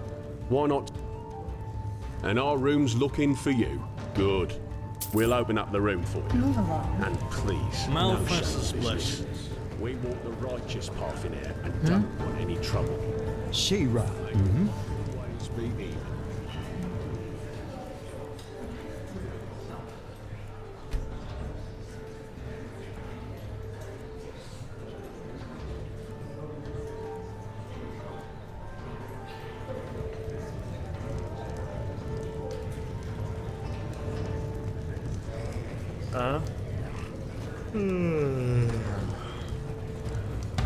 Yes, of course you'd say that.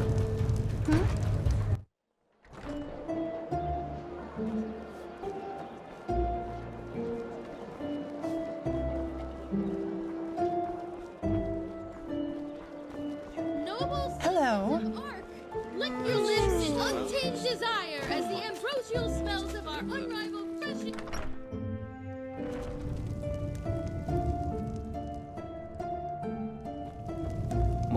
What's all you'll ever need. But please, take a look.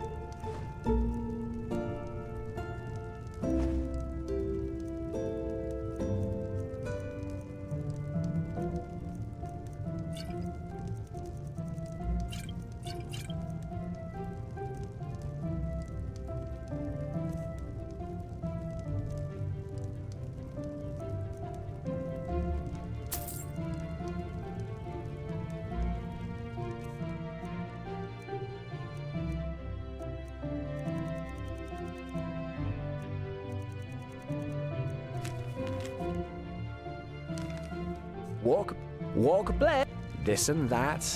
Just take a look.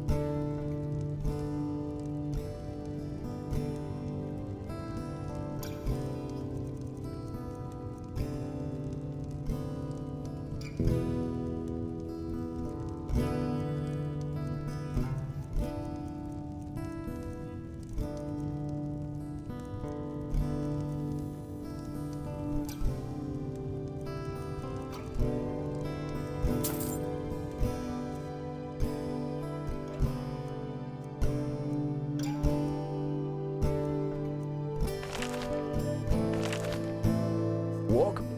Sid.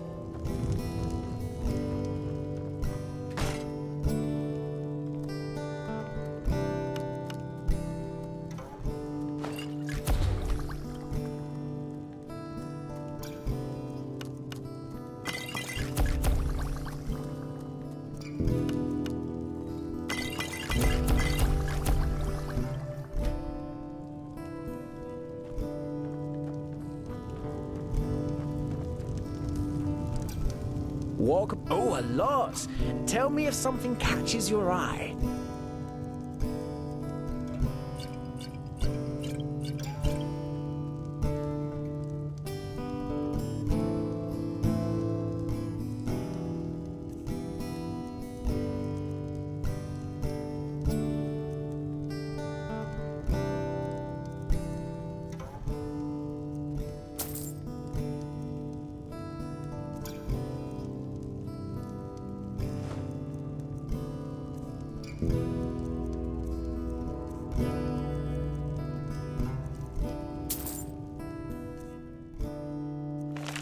Your path always be even.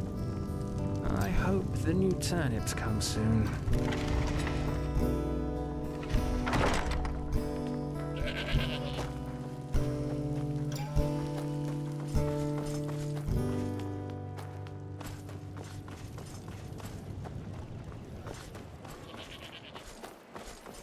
Tender friends of Hello.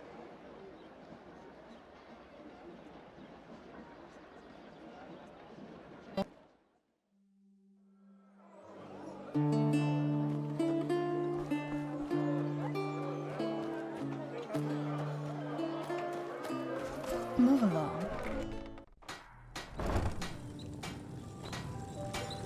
Hammers, daggers, looking for everything for the path-abiding soldier.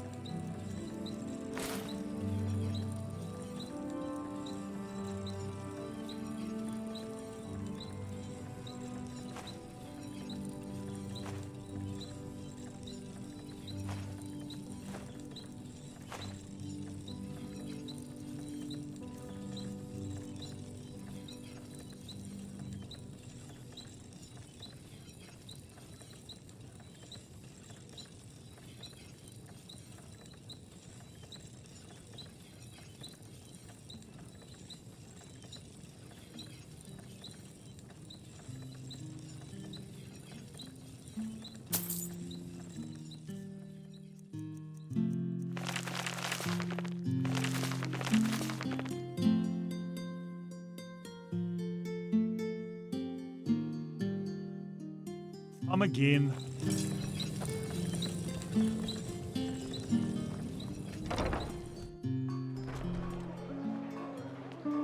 Morales blessings, my friend. Hear my words, O path-abiding people of this holy city. Uh-huh. Now, I just put them out for you to look at. Tell me what you need, and be quick about it.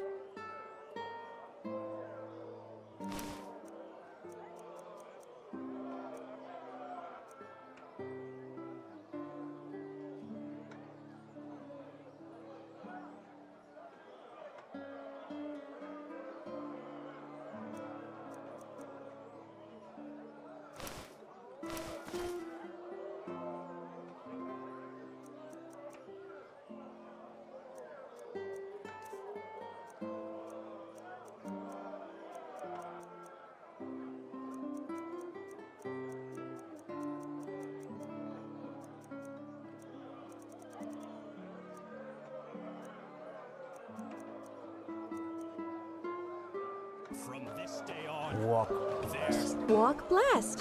What can I do for you? Oh, hello. I haven't seen you around here before. Just take a look around and tell me if you see anything you like. Oh, a bit of this and that. Feel free to take a look. Anything for friends of path-abiding magic.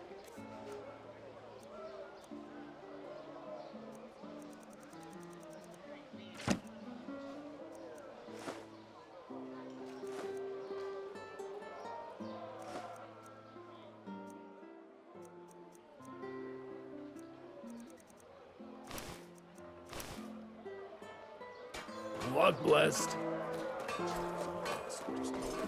Walk blessed. What can I do for you? 1,000-year-old peace between. Huh? Can I help you? No.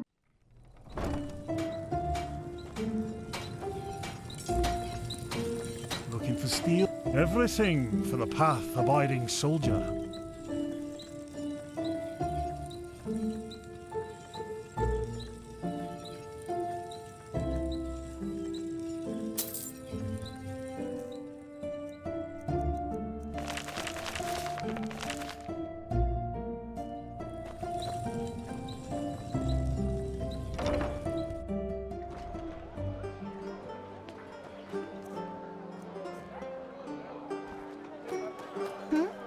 Is it important?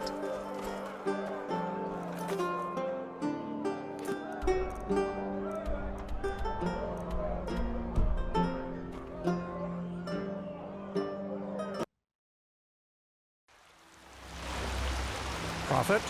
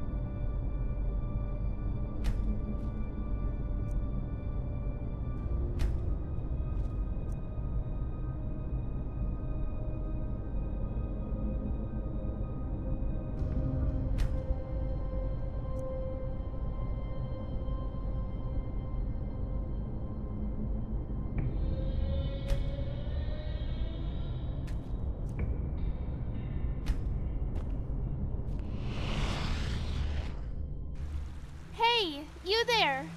Yes, you! I think I have a letter for you. You're welcome. And may your path always be even. Where is this supposed to lead?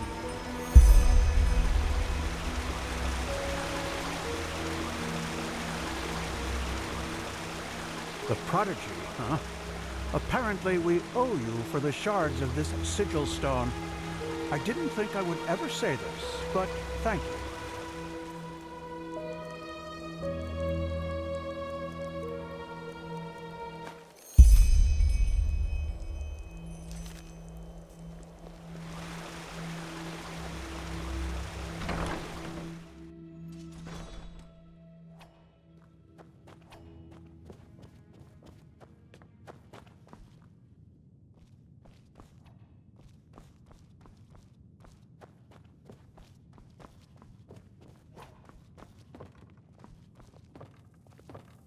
You really did it, didn't you? Travel the memories of a Pyrean. By Malpass, I didn't think that was even possible. The word of the dead certainly is fascinating.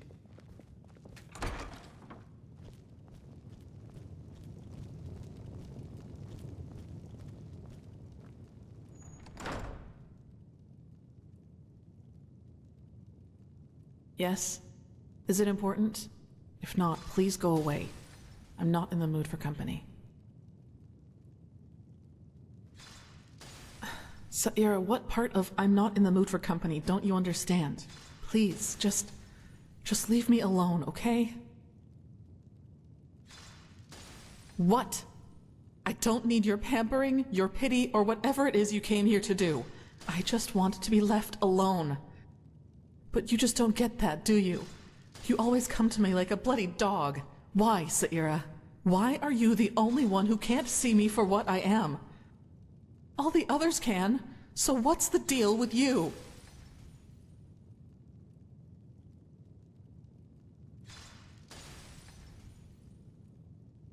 You have no idea what you're saying. I'm a monster, damn it, a bloody abomination. And here you are, acting as if you are the only one who knows better. That's such a joke. The biggest joke since Starfall, and also the worst one. Back in old Dothelgrad, when I killed that bandit, do you have the slightest idea what my first impulse was when I was done with him? Blood on your face.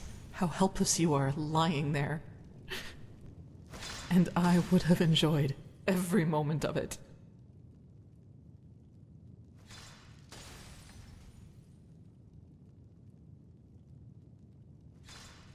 Is it?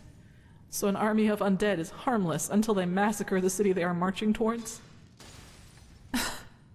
You just have no idea. No idea how hard it is to always fight back. To not give in. All that, Why, Saira? Why do I have to be this way? I never asked to be brought back from the dead. I never wanted to become my father's failed experiment. And I never asked to have this perversion put in my head, which seems to be all that bloody defines me. Maybe I should just stop fighting it. Maybe that thing I became in the castle is my true face. And all of this is just a part of a mask that I try to trick myself into believing is real.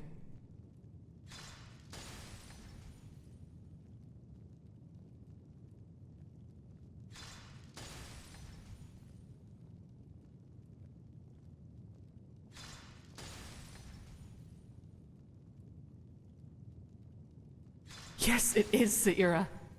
I'm a danger to everyone around me, and I was a fool to believe you could change who you are. You can't. Maybe I should just leave. Go somewhere where I'm by myself. Maybe that way I could prevent this thing from ever hurting anyone else ever again.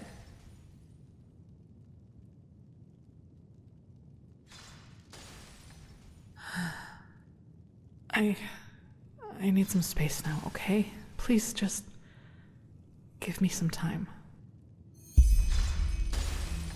This just doesn't make any sense.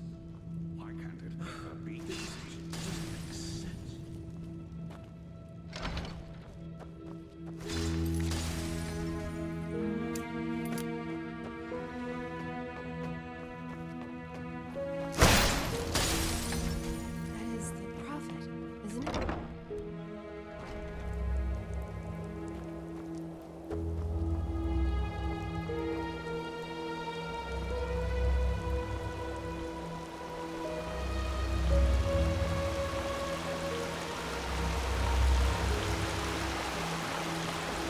A machine that can banish these high ones.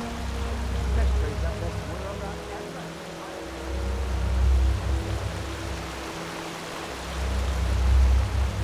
Keep walking. Prophet? Yes? Have you... Ah, Prophet. Good that you're here. Answers, I suppose. It's about the Neremese mage, Lashari. A tragic event. Truly tragic. No, but the Empress Shah-Rim had an idea.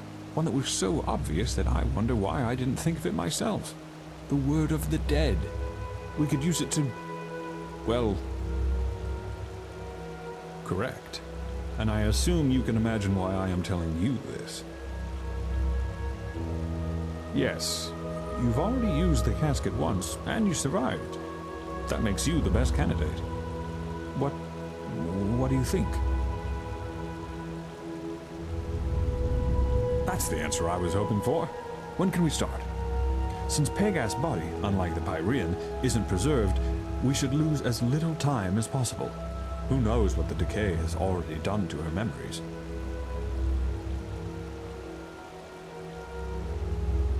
Very good. Then let us get right to it. I will call Shah-Rim.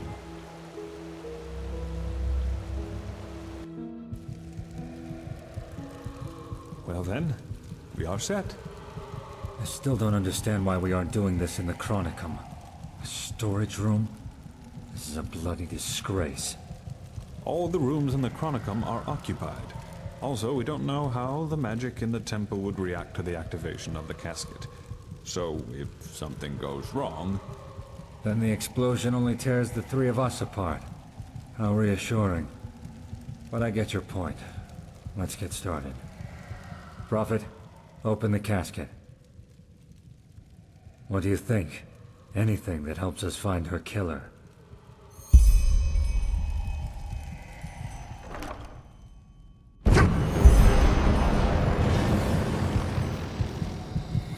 Prophet, did it work? He isn't reacting. We should...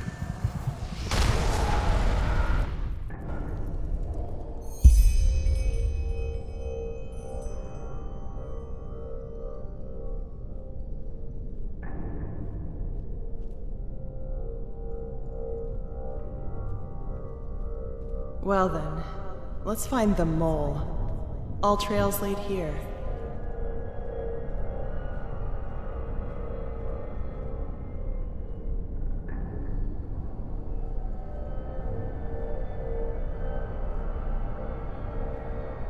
Still fresh. So our mole was here not too long ago.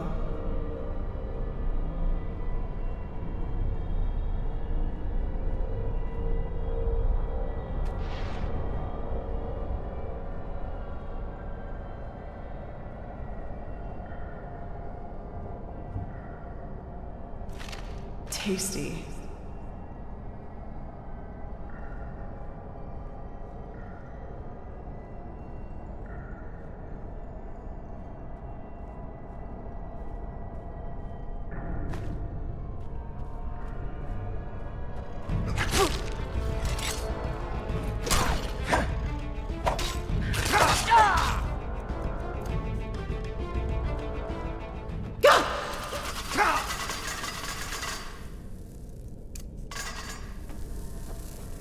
Too close.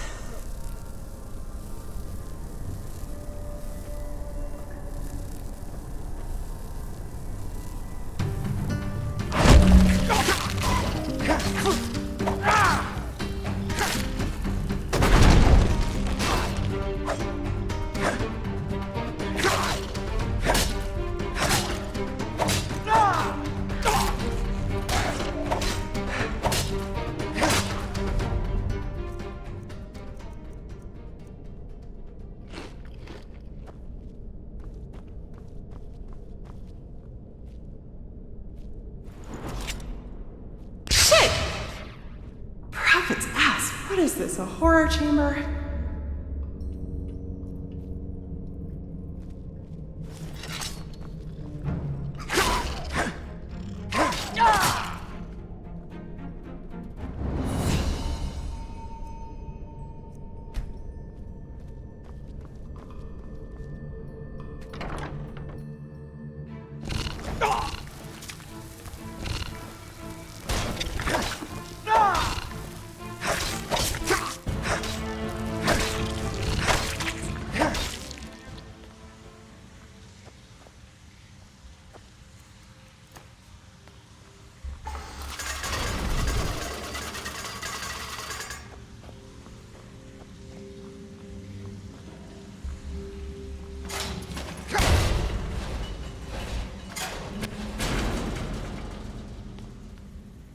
Well, well, this looks much more like a hideout, doesn't it?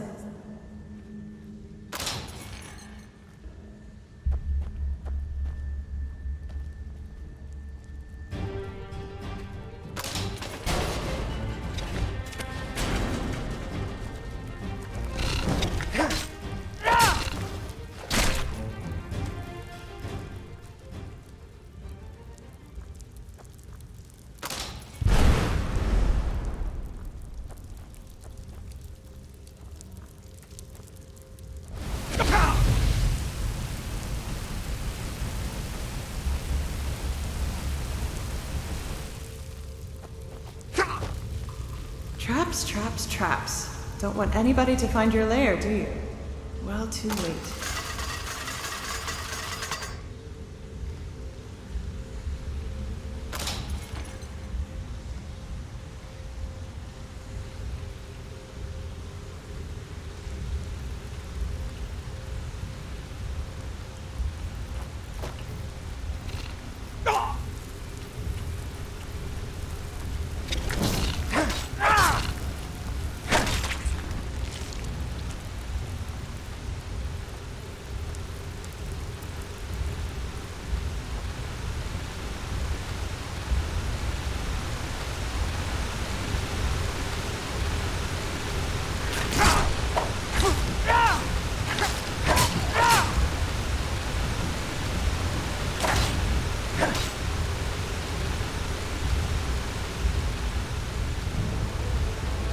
Now would you look at that?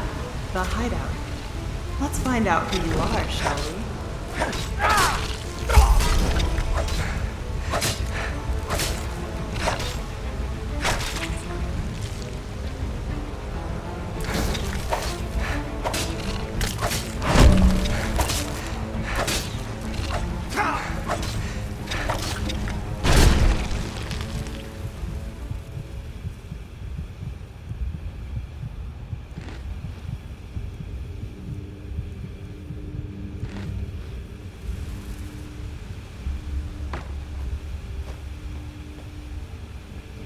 These are the robes the mercenaries in Old Rashengrad wore. That doesn't really help me.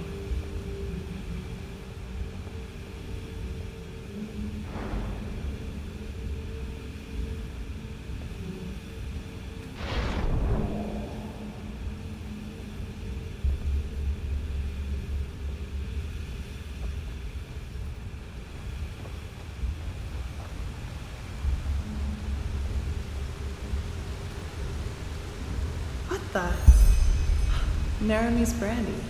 Didn't know you could even get that over here.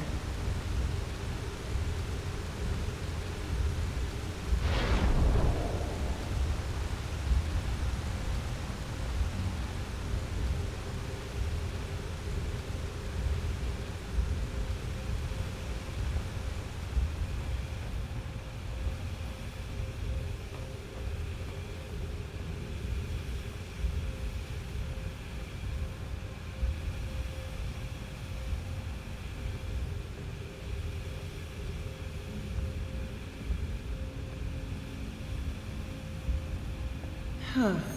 An entropist staff. So our mole is a sinistrope.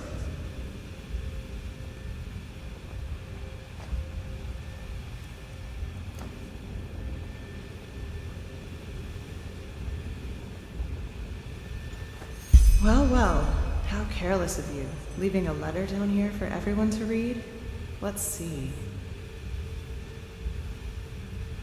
You? No, that isn't possible.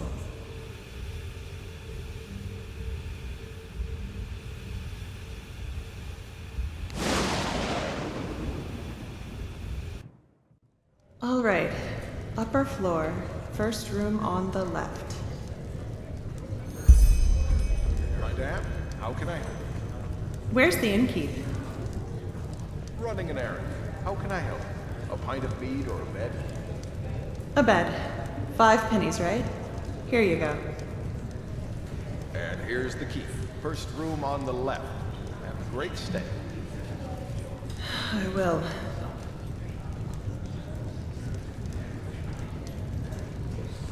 Lishari!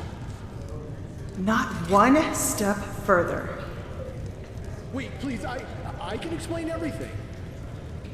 Fuck your explanation. You betrayed us. A chance, Lishari. That's all I'm asking for.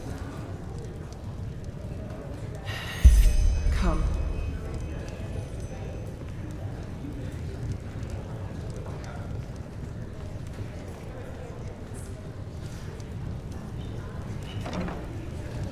Explain. You have 10 minutes.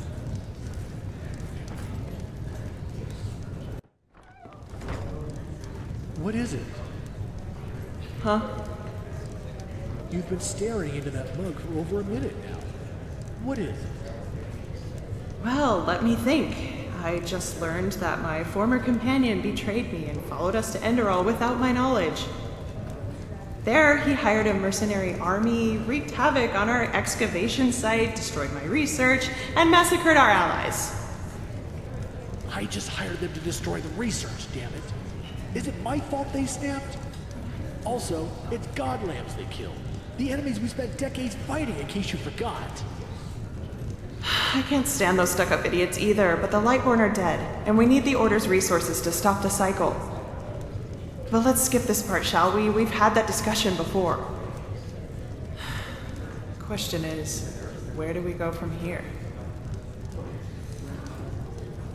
I told you, let me go. You have my word that I won't mess with your plans any longer. If Juslan, Constantine, and you want to betray everything we stood for, it's your call. No more mercenaries, no more sabotage. There's a ship leaving for Narum in 2 weeks. Probably the last one for a long, long time. I'll be on board. How do I know you're telling the truth? You lied for a job, Colleen. Not just there. Well, this time I'm not. Damn it, Lisha. Can't you just trust me? Just this once? Like I trusted you with Alana. All right. Have it your way. Arrest me. Throw me into a cell. And watch while the Order has me hanged. I've said everything I had to say. Get out. Get out and never come back. And if I ever see your fucking face again, it won't be the Order who knocks your lights out. Thanks, Lisha. I promise I... Get out! Farewell.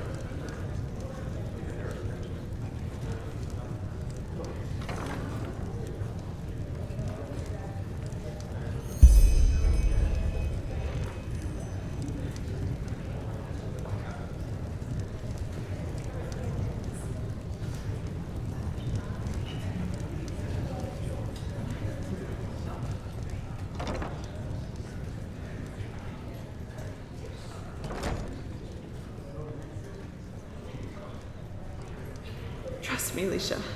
Thanks, Colleen. Thanks for nothing. What the...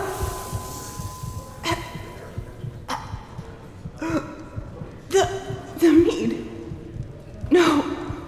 You...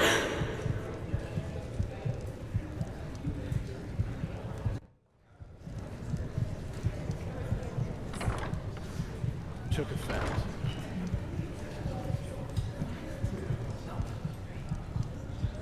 You do it. I don't want to watch this.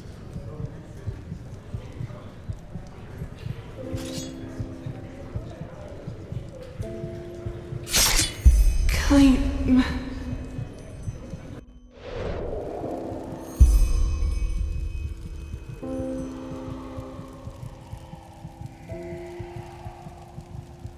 Wake him. Wait. Prophet, can you hear me? By the name of the sun. So it worked. You were inside Lashari's memory.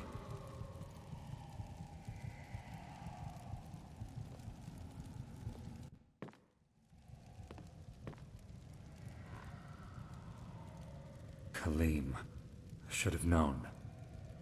Who is this man? A former member of our order. A master spy. He was the one who fought the hardest against Constantine's decision to join forces with Aranthiel. I always thought he stayed behind in Nerim, but it seems I was wrong. He and someone else, at least according to your report. Bloody scum. Poisoned mead? How low can you get? Forgive me, all this... It's a lot to take in.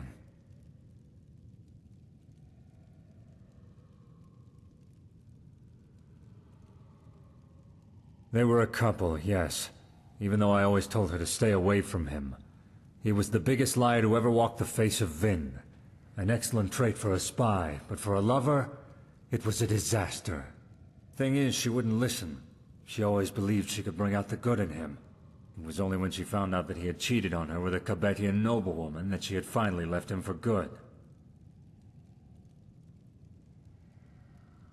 Ilana Kabrak, a young, powerful countess who supported our order. I'm guessing Khalim hoped he'd become Count Kabrak if he slept with her long enough. She wasn't as gullible as Lashari, though, and dumped him when another, more influential Northern Lord asked for her hand. A smart woman, I have to hand it to her. She knew what she was in for, right from the start.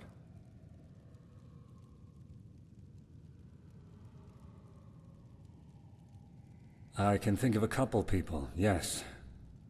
Khalim wasn't the only one from our order who saw our cooperation with Aranthiel as a treason to our cause. On the other hand, it might still be someone from within the ranks of the Holy Order. No offense, Morael, but it's no secret that both we and Aranthiel still have plenty of enemies within the temple. Let's just hope that this glimmer-cap dust bottle you found on the attack site can help us. It seems like our only chance. Or maybe he's already on that ship back to Nerim. We don't know. In other words, we're as smart as we were before. Not entirely. I will tell Commander Aaron about all this. Maybe she'll find more clues in that theater in the Undercity. We'll see. Now, please, excuse me. I need some space. Thank you for your help, Prophet. I only wish we had learned more. Tragic. Truly tragic. I will see to her body and ensure that she gets a proper burial. Thanks again, Prophet. You did all you could.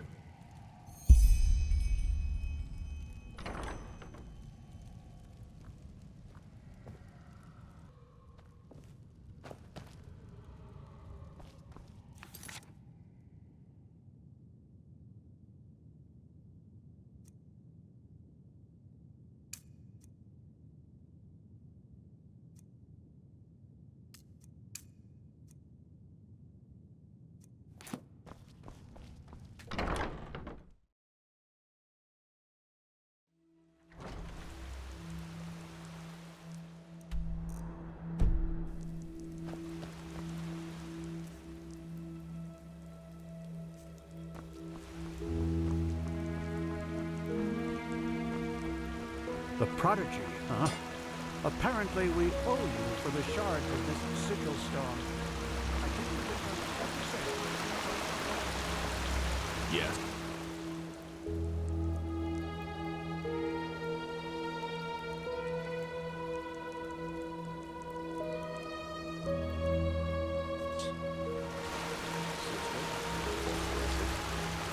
Ah, you. How are things? You look a little...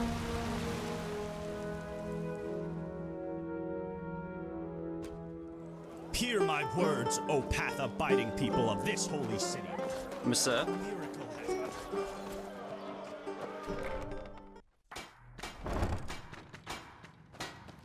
Yes. Of course.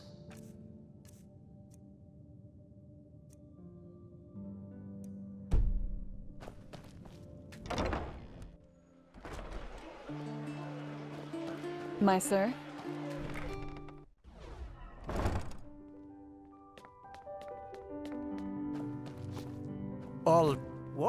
All your heart could ever desire. Take a look.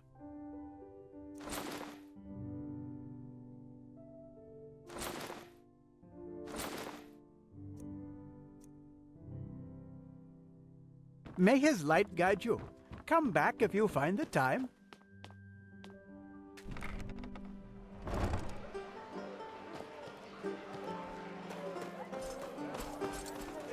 Hmm?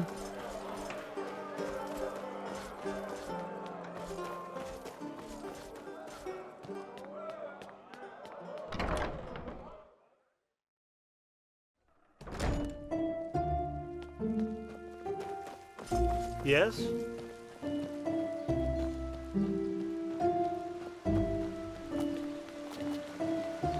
Hello.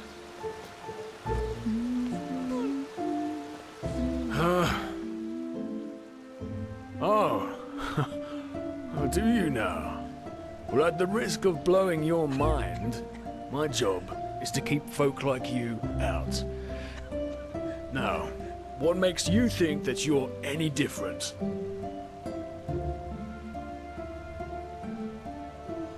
Oh, now that sounds promising.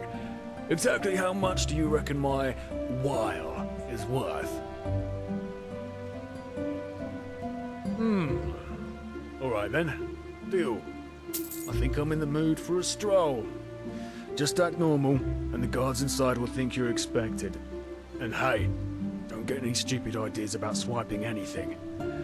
Alright? Oh, my son.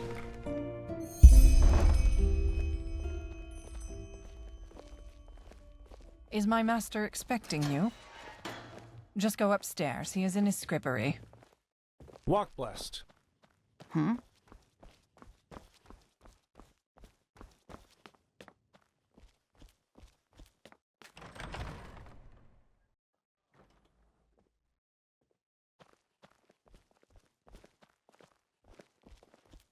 Huh?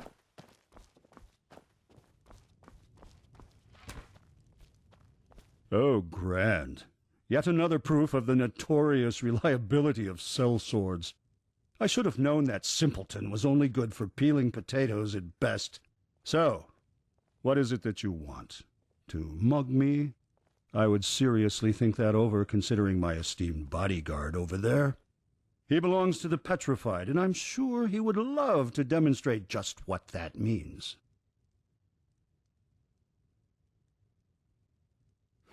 Oh, do you now?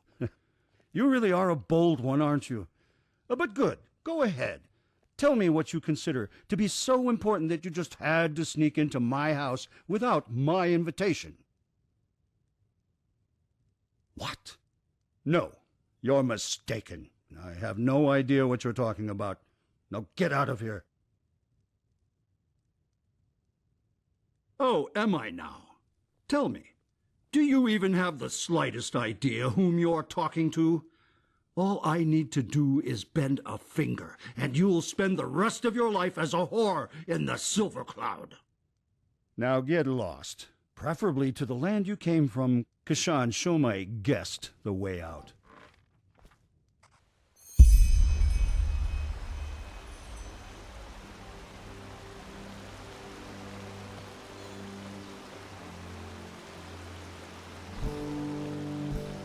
Potion to cure red madness.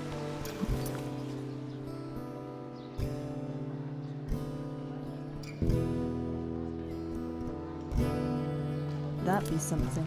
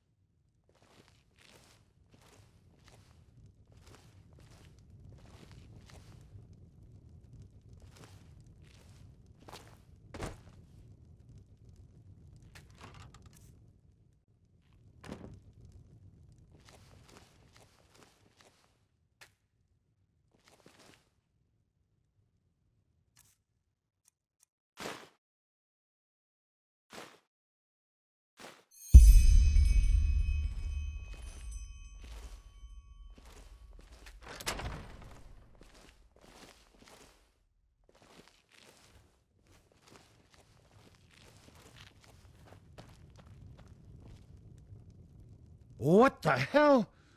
I've no idea how you got in here, but I swear that you're about to see me get real angry. What? All right, then. Here's what's going to happen next. You either give me that piece of paper right now, or I will order Kashan to do it for you. And I promise you, that will be a painful process. Your employer? Pah! You're bluffing. I could kill you right here, and no one would ever notice that you've gone missing. You. All right, then. If your life depends on it. So, what do you want? If this was about doing damage to me, you wouldn't have come back with a certificate. So here's the deal. I'll tell you what you want to know, and you'll give me back the paper, and keep this matter about the child to yourself. And one thing in advance. Try to double-cross me, and you will regret it. I promise. As I expected. All right, then. So, yes, it is true that I once owned the stone, but it is also true that I no longer do. That thing whose birth that piece of paper in your hand proves owns it now, if it is still alive, that is. Don't call it that. That creature doesn't deserve to bear the family name. But yes, he has it, if anyone does. I fear I have to go back in time a little. 7 years ago, with my old wench, she got pregnant. At first I thought it was a gift of fate, but when the child came, it was an atrocity, a joke of nature, everything but a worthy successor for our house. Malformed? Oh, that would be the understatement of the century. It had these tumors all over its face, and its left leg was a clump. The apothecarius said it was a wonder that it even survived the birth. I gave him away. And please, save yourself the indignation. You wouldn't understand my decision if I tried to explain it to you. Well, what do you think? She sure wasn't happy about it.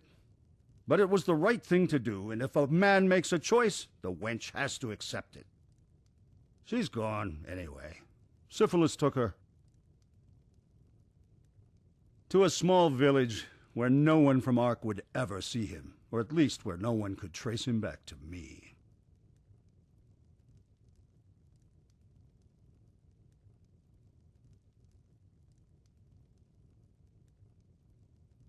My wench. She stole it from the treasury and put it into one of his pockets.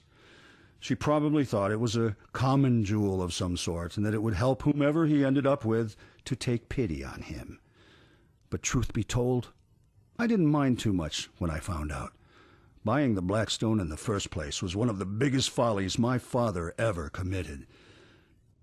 I don't put much stock in superstition and folk tales, but everyone knows something is wrong with those things. Anyway, since you will probably ask, as far as I know, the village where they took it is called Silver Grove. If the stone still exists, you should find it there. Now, give me the parchment and get lost. I kept my end of the bargain.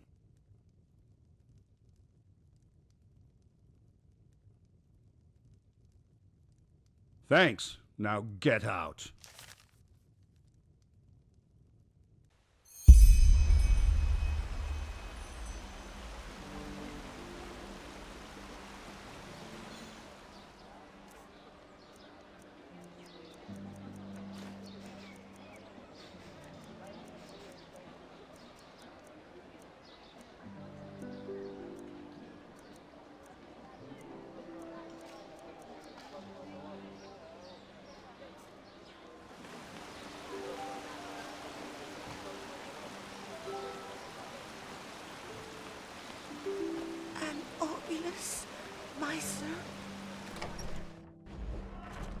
Oh my, now who is this? To see you here fills me with bliss, 'cause I can tell just from your eyes you search for magical disguise.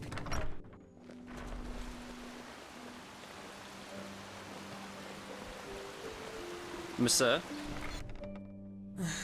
I understand your turmoil, madame. But still, right now, the Order cannot. Waste a keeper to search for a pathless heretic? That's it, isn't it? This is not what I said. But what you thought. You know what? You should be ashamed, all of you. When I was young, being a keeper meant something. But I suppose those times are over. Anything else I can help you with, madame?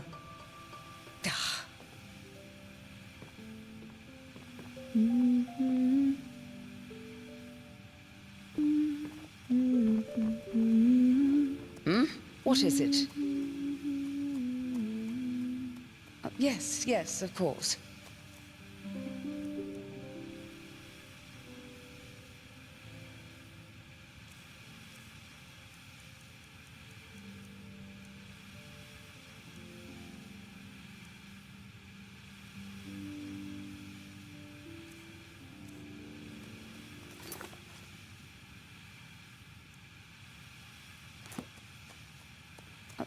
Yes, of course.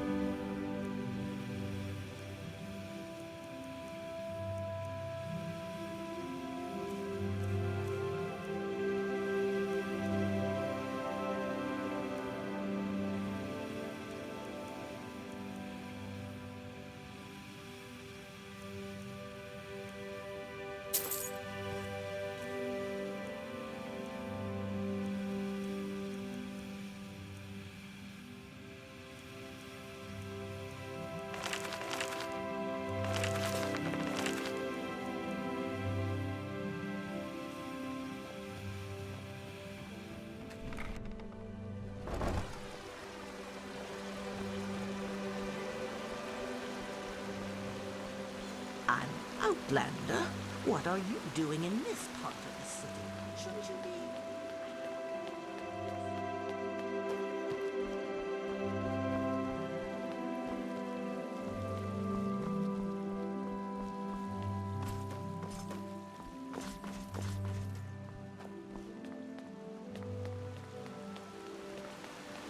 Some people just don't know their place in the world.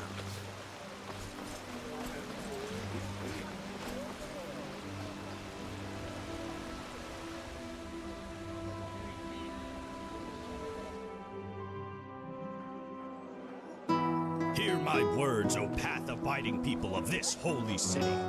Yes? Who are you? You're not from here, are you? Oh, hello. I haven't seen you around here before. Just take a look around and tell me if you see anything you like.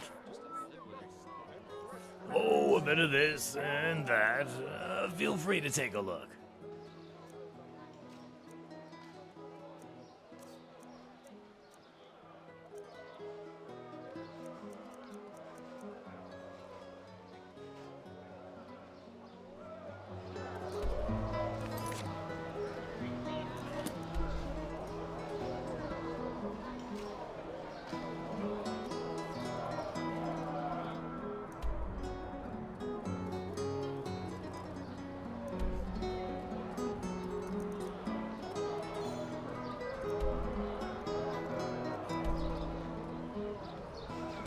What blood?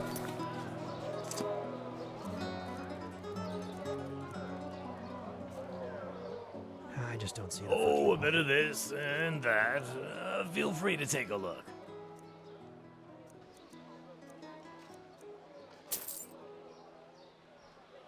Walk blessed.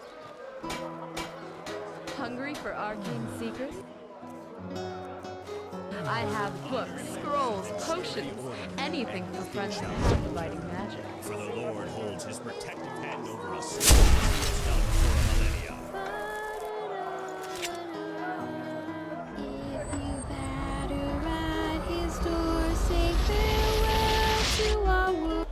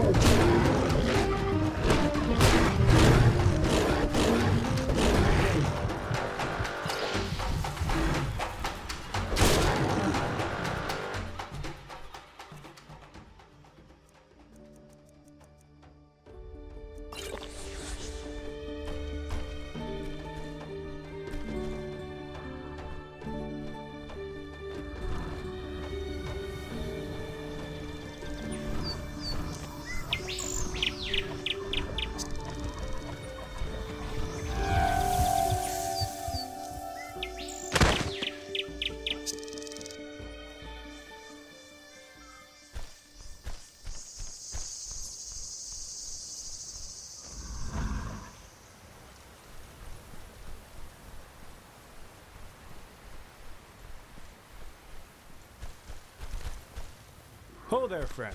What are you doing out here at this time of day? In a few hours, the Bone Rippers will come out of their caves. And unless you're eager to meet one in person, you should see to it that you're far from here when that happens.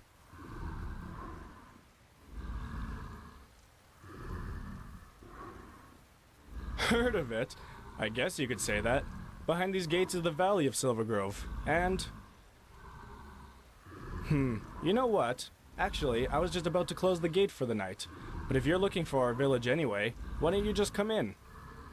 I won't open them again until tomorrow noon, but that should be enough time for you to finish whatever business you have here.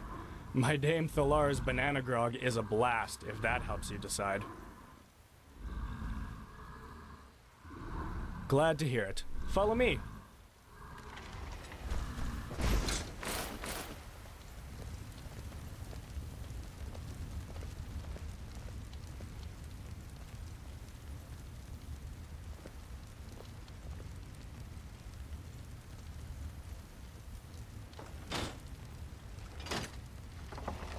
Alright then, here we are.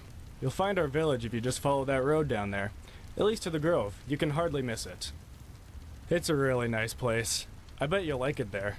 Since that boy found the silver vein in the grove, we live like the Lightborn do in Inadan, really. So I guess this is farewell, isn't it? Unless you have questions.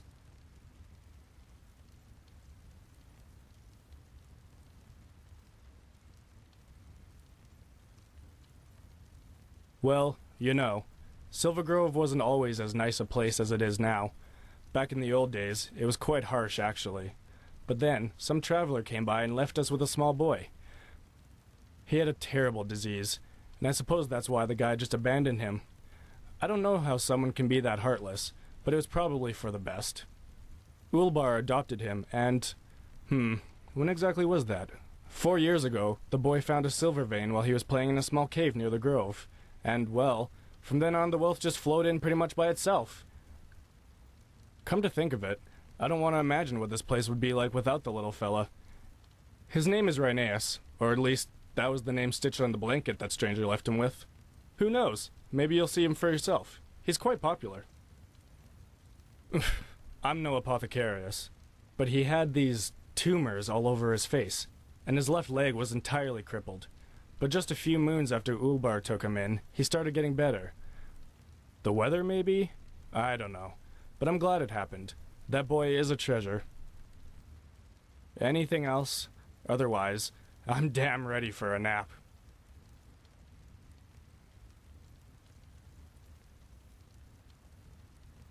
A headache? Nah, sorry. Could be the heat. Or maybe you were just thirsty. I wouldn't worry too much about it if I were you.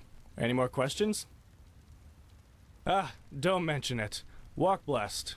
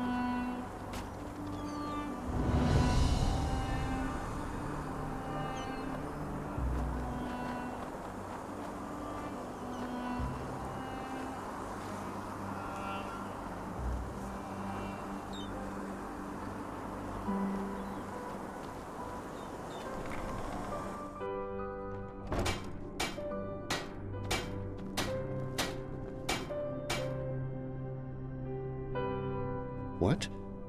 Who are you? Can I help you?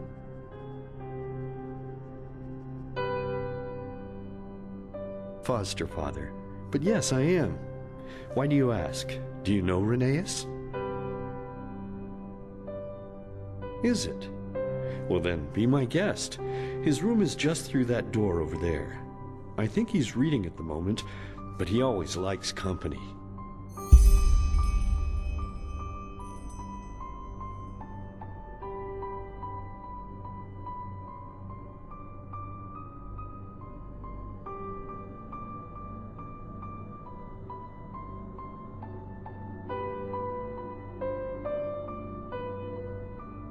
Well, you sure know a lot about my boy, considering that you've never seen him before. But yes, it's true. He's as healthy as a horse, and has been for quite some time now. For some reason, those tumors he had started healing shortly after he arrived here. And no, I don't know why. And frankly, I'm not sure I want to. Some questions are better left unasked, as the saying goes. But you know what? Even if that miracle hadn't happened, it wouldn't have made a difference. Not here in Silver Grove. We would never have abandoned him like the ones who brought him here did. Reneus has a good heart, and that's all that matters.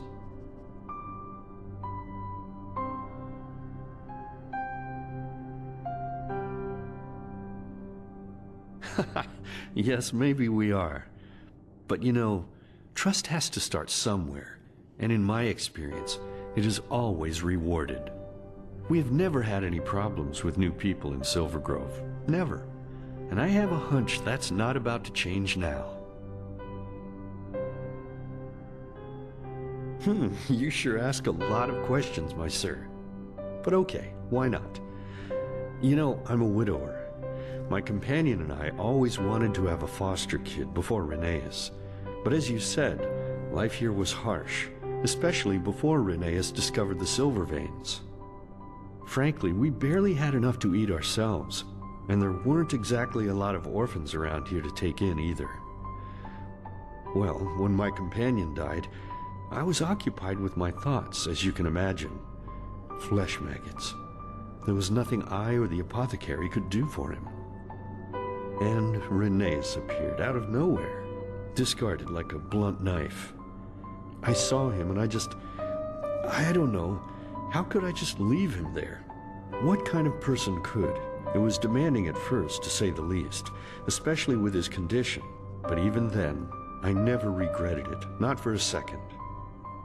Maybe it's a way of honoring the memory of my companion. I don't know.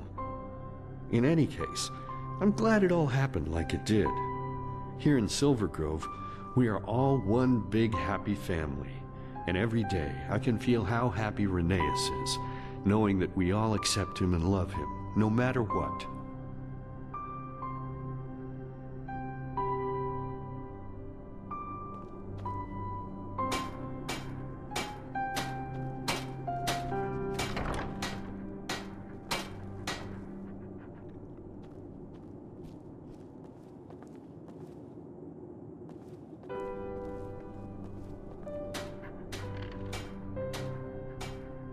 Whoa there, you gave me a start.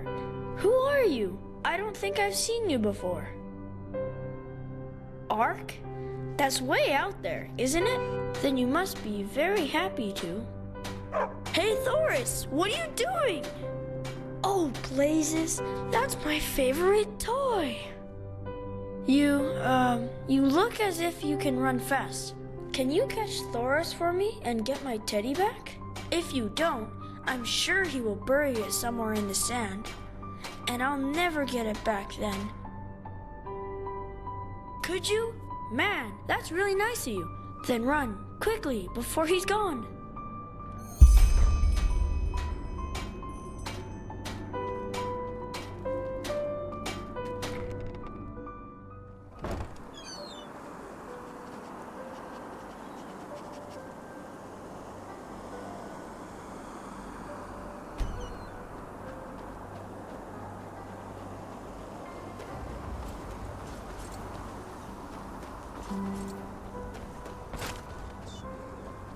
Walk blessed. Hello.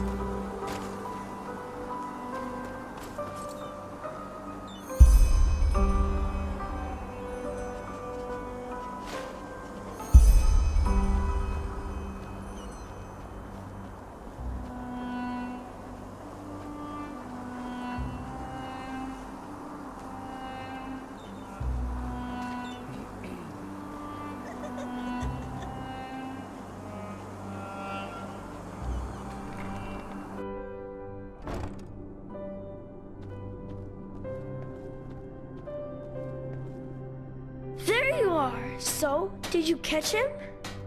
You found it? Show me. Yes, that's him. Wow, that was just awesome. Thank you.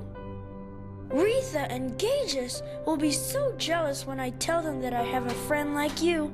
You are my friend, aren't you?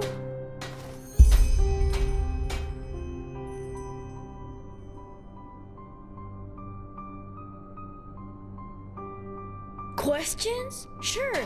You helped me, and now I'll help you. That's what friends do, isn't it?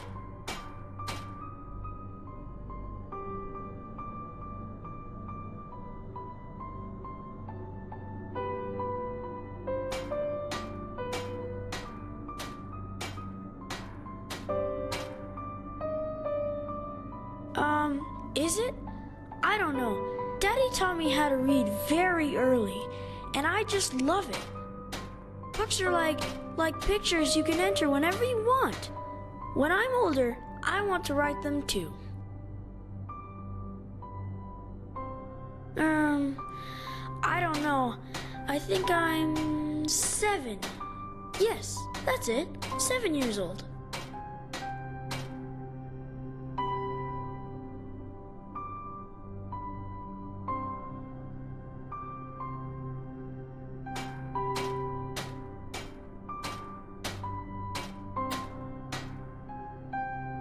Where I'm from? What do you mean?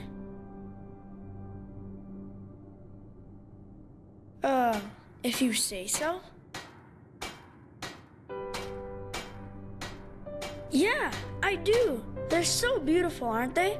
You know, here in Silvergrove, we have them in so many more colors than the outside does. Daddy told me that once. I catch them, put them into a jar for a day or two so that I can draw them, and then I free them again.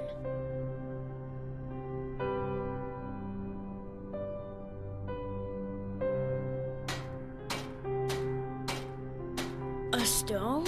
But what would you want with a stone?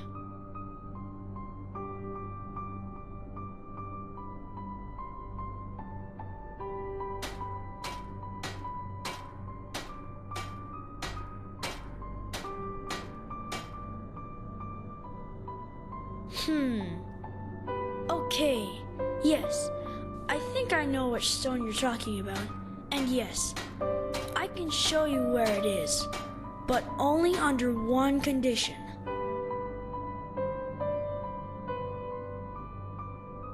That we make a bargain. That's what you grown-ups call it, isn't it? A bargain? It's simple. You grant me 3 wishes and I show you where the stone is. Well, I can ask for 3 things that you have to do for me. And don't worry, it will be fun. You'll see. What do you say? Do we have a deal?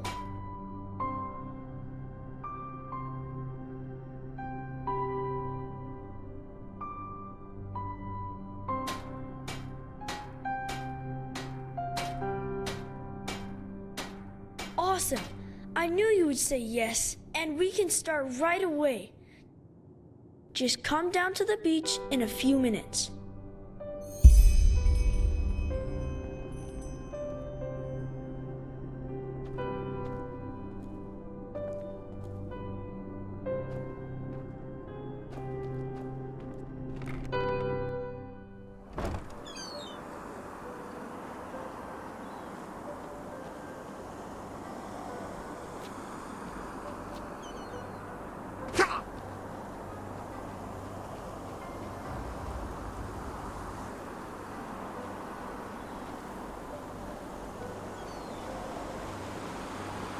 Good.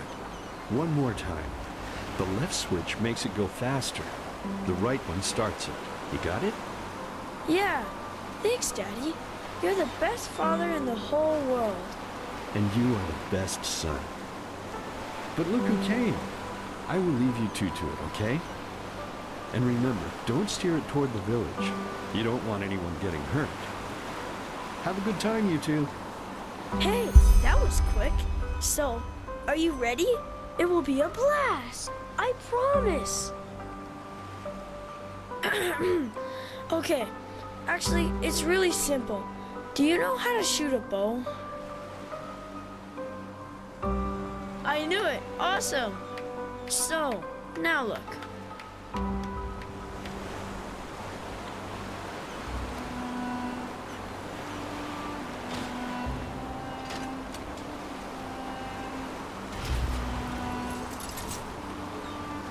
Ta-da! Isn't it awesome? That's a starling sphere.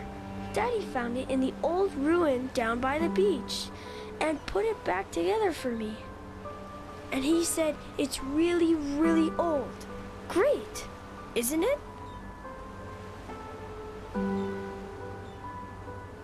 Yes, it is, but Daddy is like a wizard when it comes to fixing things. Every time I break something, he just glues it back together like nothing happened. Well, what do you think? We'll try it out. I always wanted to do that, but Daddy said that I'm too young to use a bow. But you aren't.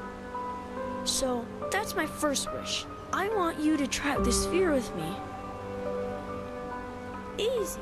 You take the bow over there, and I let the sphere fly free. Then you need to aim for it and hit it before I make it land again. Ah, and don't start firing before it is open. Otherwise your arrows will bounce right off. So, are you ready to go? At first, I'll make it fly slowly, but in the second and third rounds, I'll make it go faster.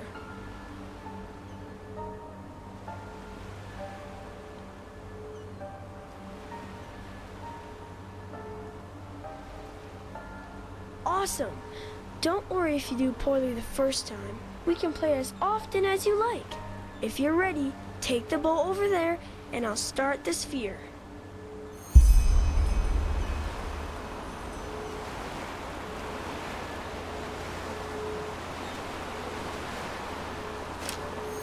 Alrighty, let's go.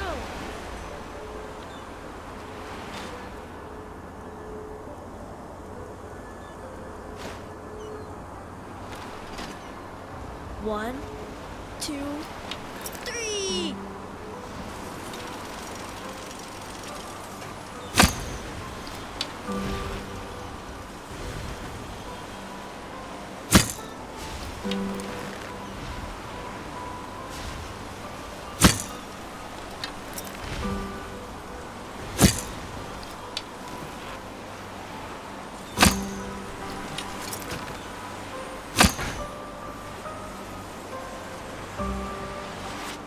Awesome! This is so much fun. I'll make it go faster now. Get ready. 1, 2, and 3.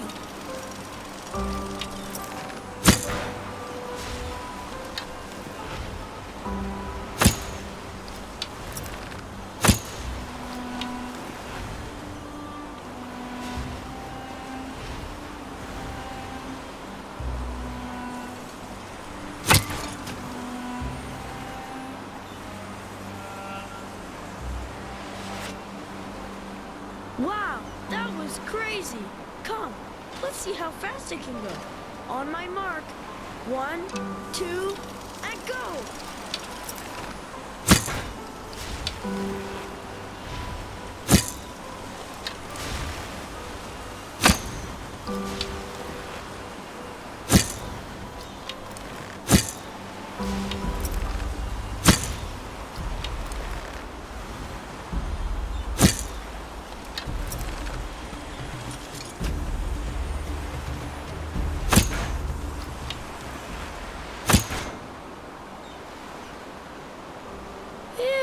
Sorry, I shouldn't have made it go so fast.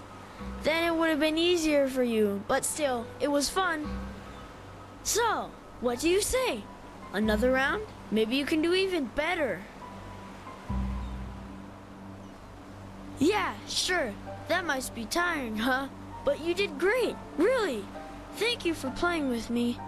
I'll go back to the village and tell Daddy that we're done. Just come back to the house when you're ready to hear my second wish.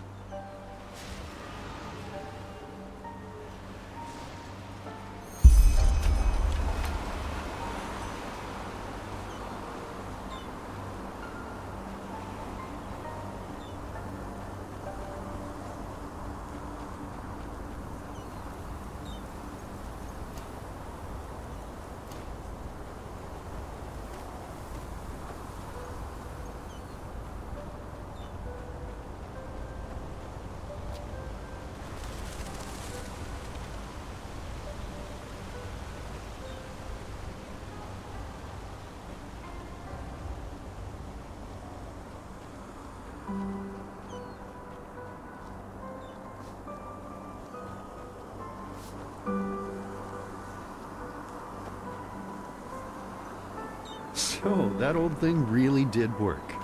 I almost thought it wouldn't. Just go ahead and talk to Reneus in his room. He's waiting for you.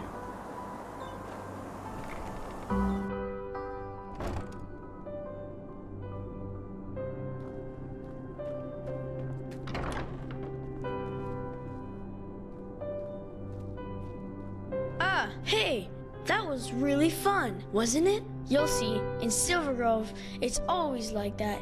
No one is ever angry around here, and they're all nice to each other. You know, you could stay here if you'd like. I'm sure Daddy and the others would help you build a house, and then we could play together every day. Awesome. I'm sure you'd be so much happier here than anywhere else. Anyway, I now know what my second wish is gonna be. Ready to hear it?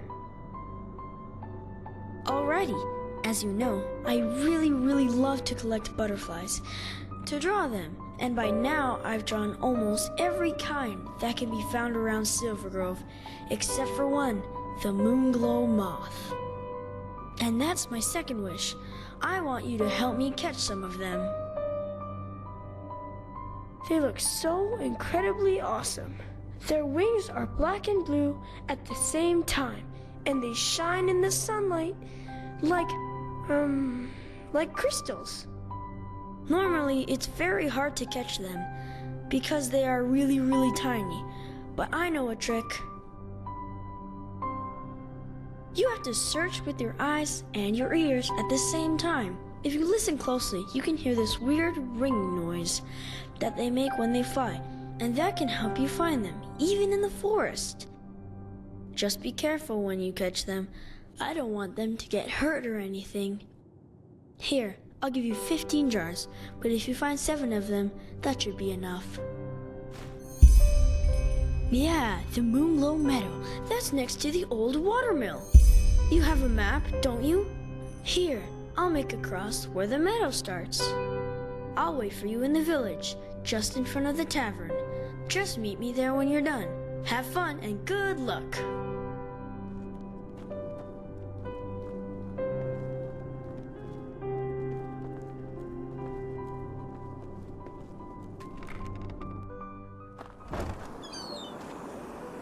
Hello.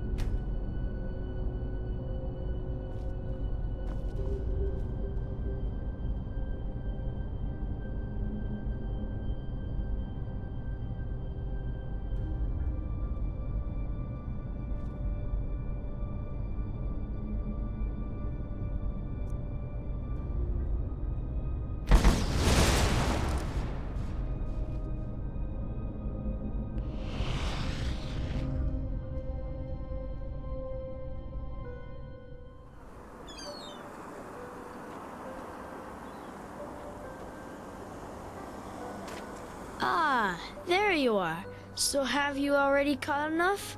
Or do you want to keep looking some more?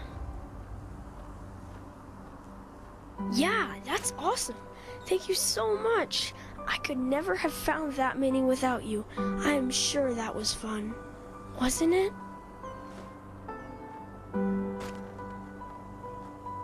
Awesome! I knew you'd like it, and I've got something else prepared for you. Just let me take the jars back home first. See you soon.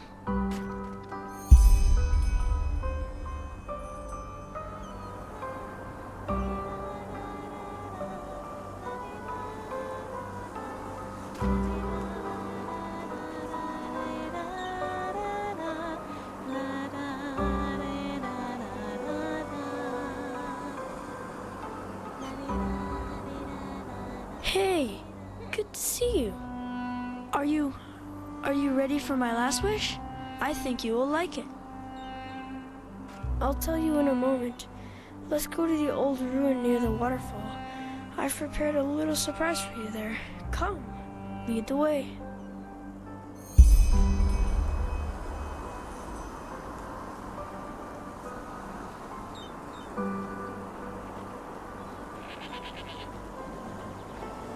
Walk blessed, my sir.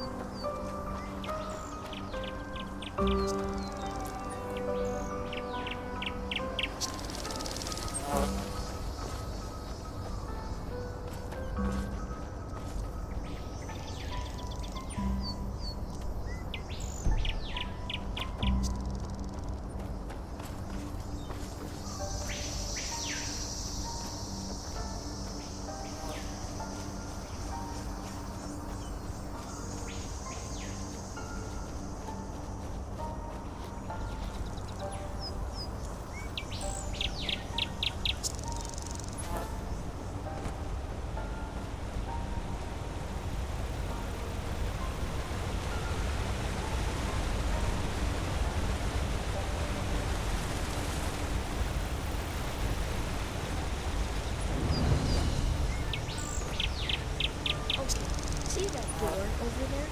That's the entrance. Here, this key should open the door.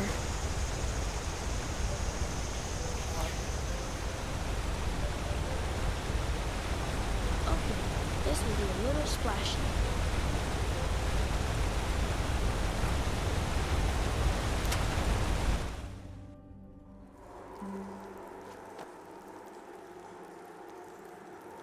Here we are. It's awesome in here, isn't it? Take a look around if you want.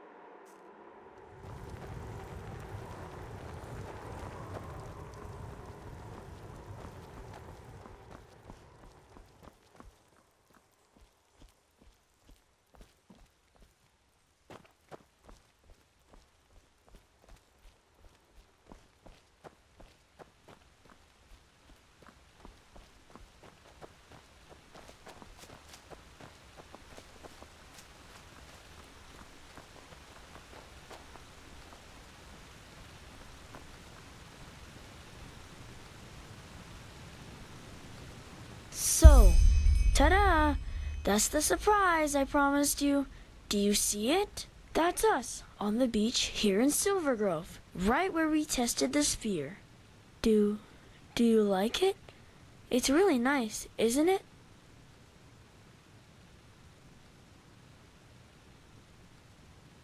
Do you You think so? I thought you'd like it, but I wasn't sure. Thank you. It really means a lot to me. Can I tell you my last wish now? After that, I will give you the stone, just like we agreed. I promise. I want you to stay here. I want you to stay and be part of the family. I'm sure Daddy would let you move in if I asked him. Then we could play together every day.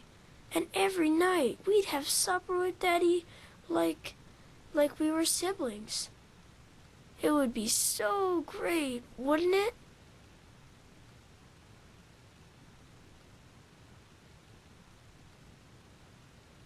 But why not? Why? I just don't understand. It's so much better here in Silver Grove than anywhere else. No one is ever hungry or sick, and there are never any clouds or rain. What is there in that stupid city that you need to get back to? The world out there, it's so cruel, so cold. Or is it me? It's me, isn't it? I've been a bad little brother to you, and all my games were stupid and boring. But I will change all that, I promise. I just don't want you to leave. Without you, I'll be alone again. And I don't want to be alone anymore. Yes, I will be. There's something I need to tell you, but I'm afraid that you will hate me when I do. Just like all the others.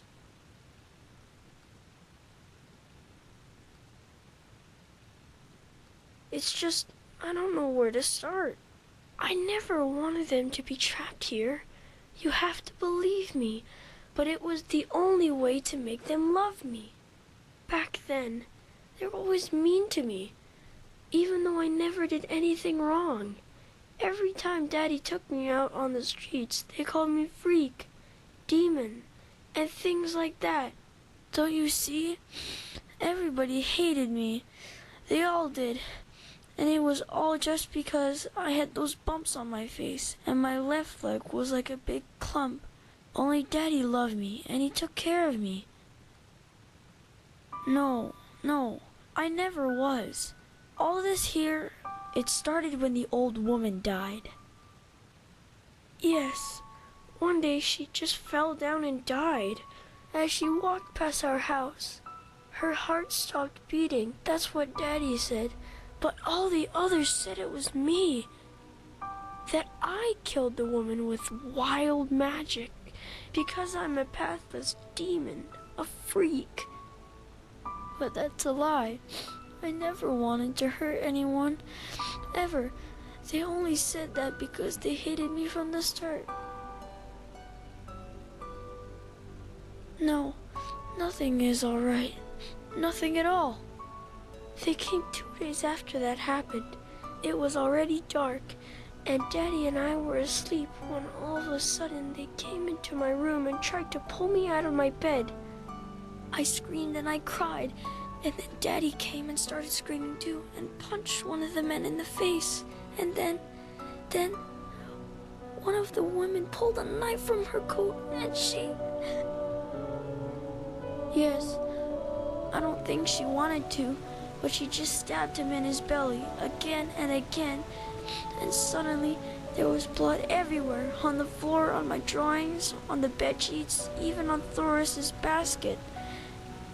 Then they looked at each other in a weird way and just ran. Do you understand? They just ran and left me and Daddy there. I was so afraid, brother. I was so afraid. And then the stone started speaking to me. Yes, do you see the necklace? The stone is in there. Daddy said I already had it when they found me. I'm sorry I didn't tell you earlier, but I was afraid that when you found out where it was, you would just take it and leave. It said that it could make everything better, that I could make it so Daddy didn't die, and that all my wishes would come true. I would finally be able to walk like the others, and everyone would love me as if I were normal. What do you think? I said, yes. Then everything went black and I felt a tickle in my tummy, like when Daddy used to lift me in the air to play Myrad. When I woke up again, everything was different. It was day, and my room was so beautiful and light, and there was toys everywhere, and Daddy wasn't bleeding anymore, but was sitting on my bed. And he told me that I just had a bad dream, and that I should go look in the mirror. And when I did, I saw that I looked different, like the other children, just normal. Yes and no. It's the normal world, but different. It is as I want it to be. Yes, I think that the stone can make every person here in Silver Grove see the world that I want, and do what I want them to, even before I know it myself. At first, I was so happy, you know? Everything was so beautiful. There were date pies every night, and everyone loved me. Even the other children played with me because I didn't have the bumps anymore. I was so happy. Because I found out that they were only nice to me because I want them to be. And they all just do what I want them to do, all the time. When I play tag with Gages, for example, it's not really him that I'm running from, it's me. He's just like a doll, a puppet, and everyone who comes into Silver Grove becomes like that, even if I don't want them to. But you are different. I felt it the moment Gumek let you through the gate. You see my Silver Grove, but you do what you want, not what I want.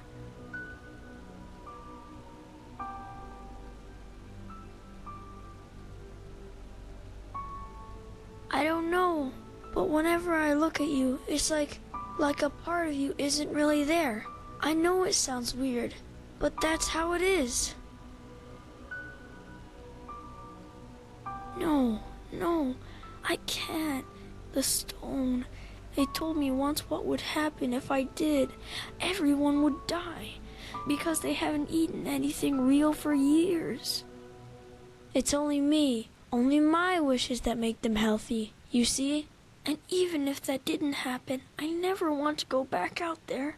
Daddy would die, and I would have the bumps again, and everyone would hate me. That is why you have to stay. Don't you see? Together, we can be happy here, and I wouldn't be alone anymore. Please, I beg you. This is my third wish, and you promised me that you'd fulfill all of them. You promised me.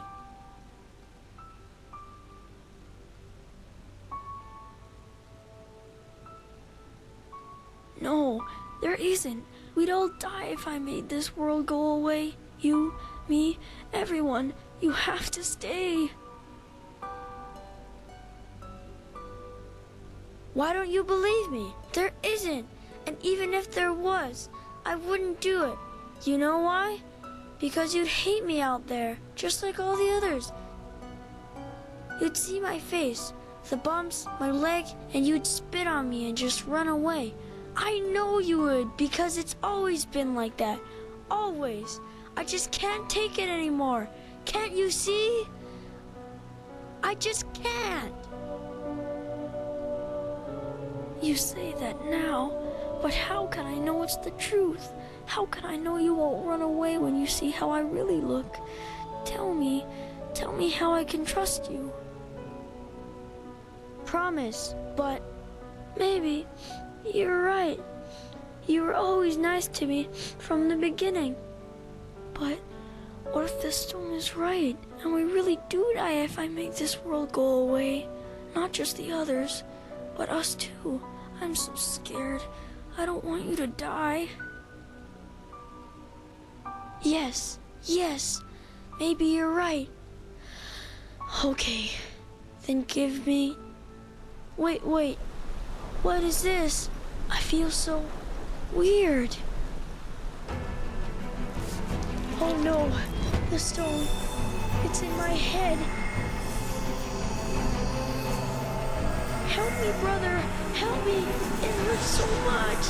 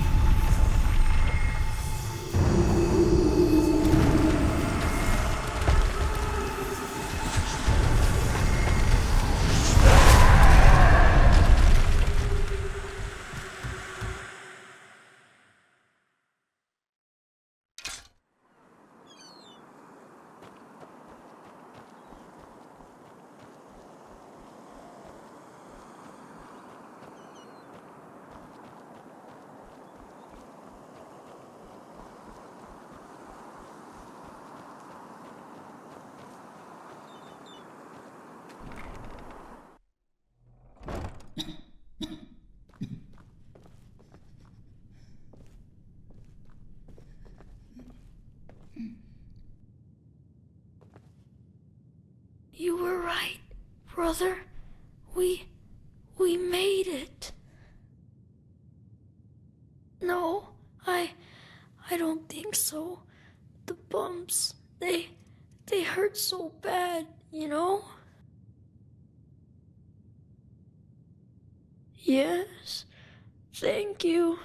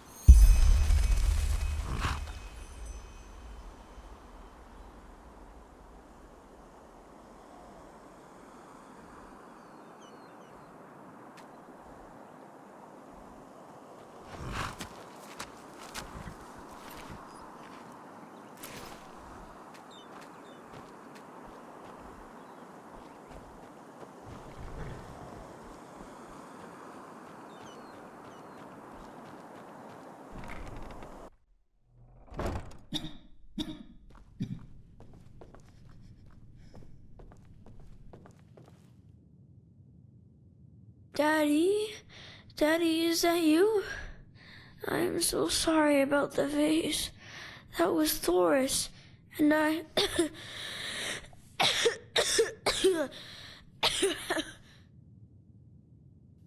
Yes, I saw one of them this morning. You were right. You know, sometimes all you need to do for a wish to come true is to hold on to it long enough. Can you start us a fire now, Daddy? I'm cold. So cold.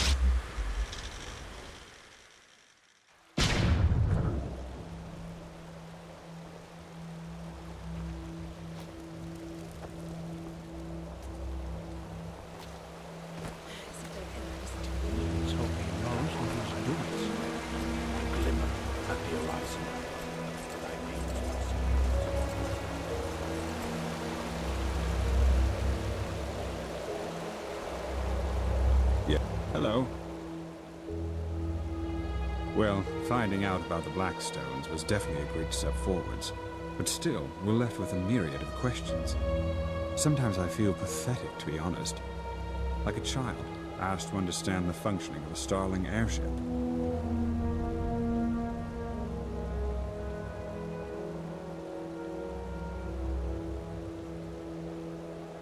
Oh my, that is horrible. I knew Dalgais wasn't exactly a paragon of virtue, but to abandon one's son simply because... I will never understand those sorts of people. But still, this tragedy tells us we were right about our theory regarding the stones. To destroy the village and make this boy suffer, that is perfidious. Truly perfidious. Anyhow, let's see if we were right.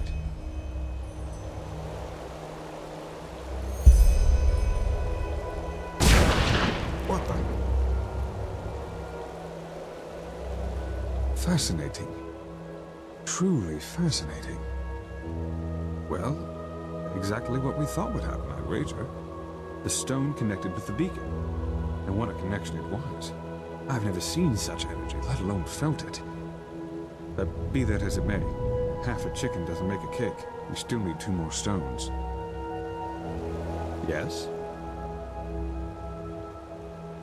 Oh, by the righteous path. His own sister? Oh, I'd heard about those matters. It's cruel, truly cruel. Why in blazes are the High Ones doing this? I think and I think, but I just can't find an answer.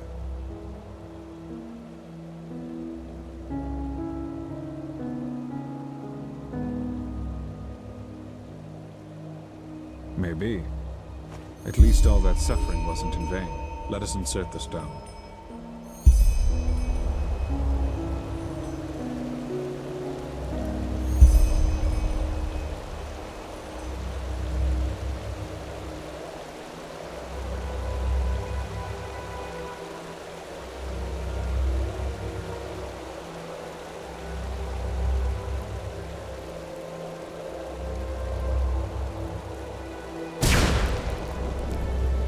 This is a better place for all that energy to be than in the hands of some poor souls the High Ones are looking to poison.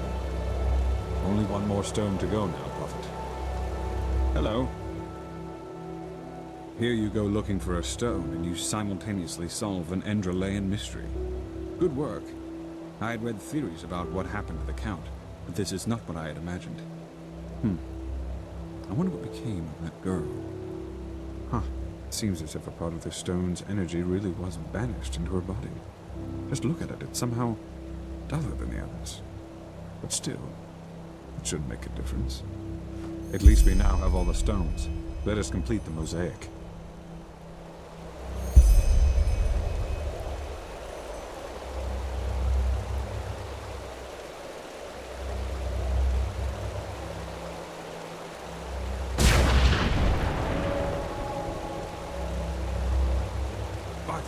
Path. What power? If we could really direct this, use it against the High Ones, it might work. It just might work. Now are we... Wait a moment. You feel that? Something's different. The sea of eventualities. I can't feel it anymore.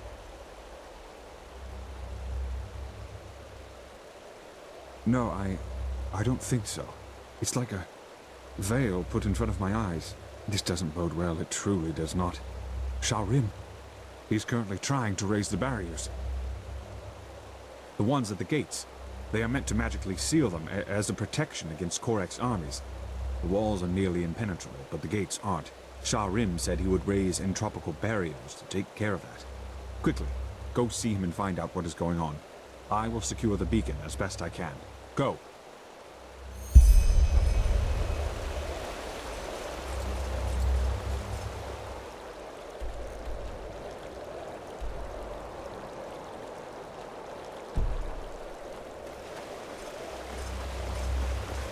I tell you it won't work. I can't see anything. But why? That just doesn't make any sense. Move along. We have to inform the Grandmaster immediately.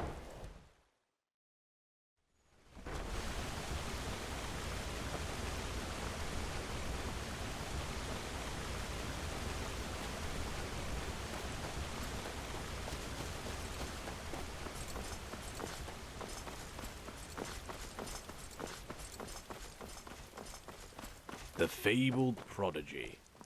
I hope you can live up to what they say about you. The prodigy, huh? Apparently we owe you for the shards of this sigil stone.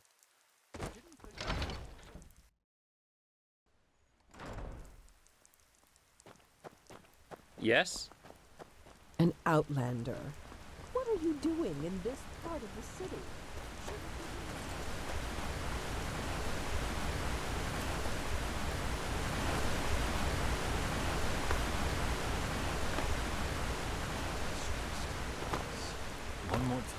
slow thinkers among us, I recognize a magic blockade when I see one. And as long as it is active, we can't put up the barrier. I understand that you're upset, but an order is an order. I'm sorry. What is going on? Thank the sun, Harenthiel.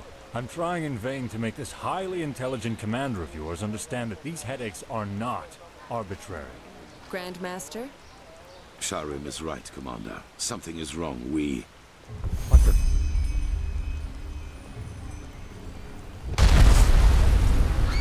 The Nurames are inside the city! They're inside the city, damn it! What's the meaning of this? The Nurames, they're inside the King's Bay. Their ships, they just appeared. I don't understand. They just appeared?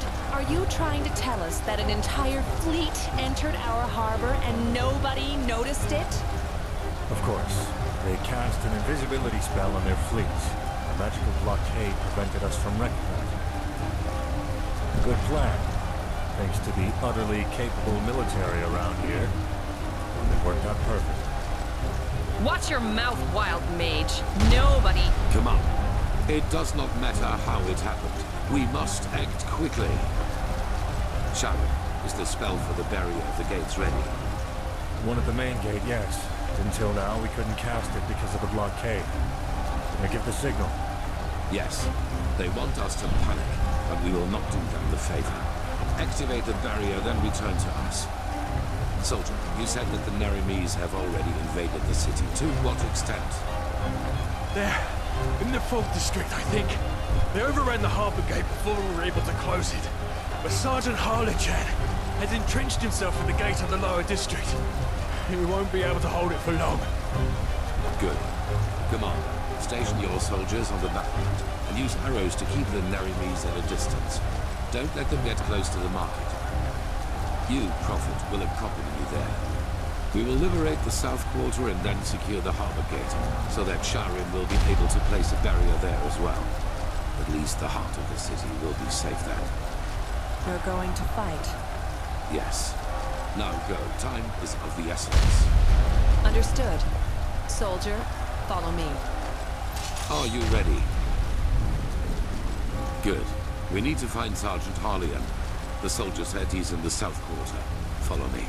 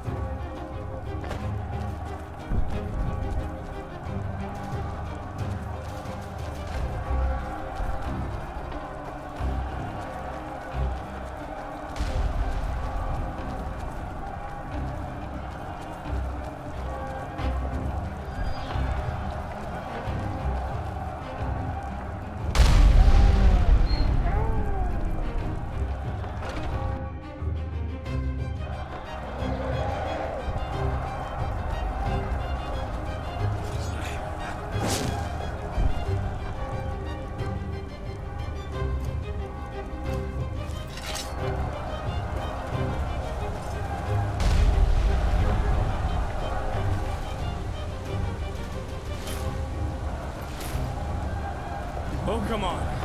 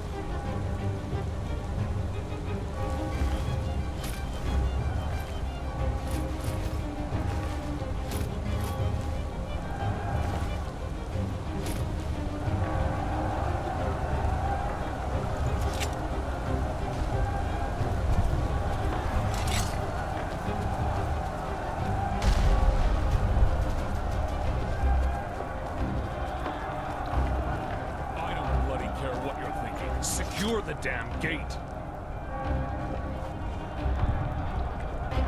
Sergeant Pyrean. Who? Grandmaster Aranthiel. It is an honor. The honor is mine. What is the gate's status? Dozens of Naramis are behind this gate, and they're setting up rams. Then we will stop them. We have to secure the harbor gate at all costs. Once we have done that, our mages will seal the gate. This is all of you, I take it? For now, yes. But reinforcements are on the way. I forgive my failure, Master. We should have seen it coming, but everything just happened so quickly. I know. Now come on, we march out. Every second we wait will help the enemy. Yes, sir. Guardsmen, the Grandmaster is relying on us, and so is Malthus. Live up to your names! Yes, sir! Go!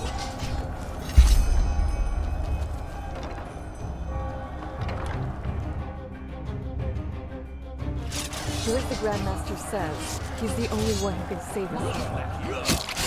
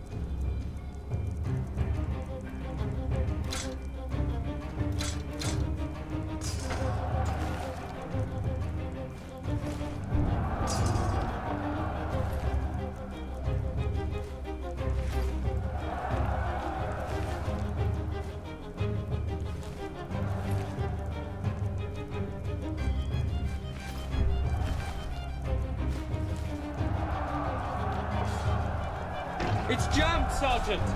What? What are you talking about? Is it possible that the Naramis have sabotaged the mechanism? Sabotage? Yes, of course, that must be it. What can... The locking mechanisms of the gate are on both sides of the wall, correct? Yes. Yes, Master, that's right. Good. Good. Prophet, you and I will fix the cranks.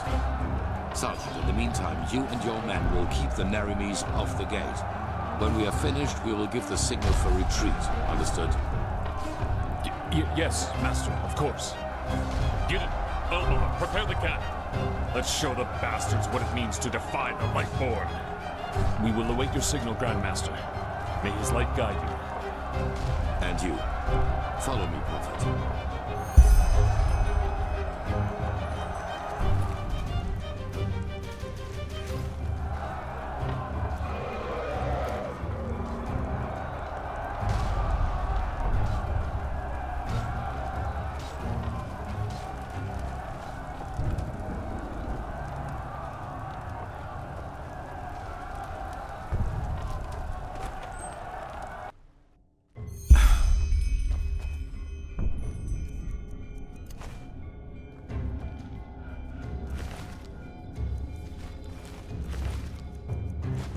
Well then, there are two cranks with which the portcullis is controlled. One can be reached by following the left hallway, the other one is to the right. We do not know if the Narimes have already sabotaged both mechanisms, but I suppose so. You take the left crank, I will take the one on the right. Once that is done, you will return to the city gate. Understood? I'm sure they're trying their best to do just that, but it will take time. The defense mechanisms of Ark are more than solid. Let's not push our luck, however. Go. Hurry up, damn it! I am hurrying.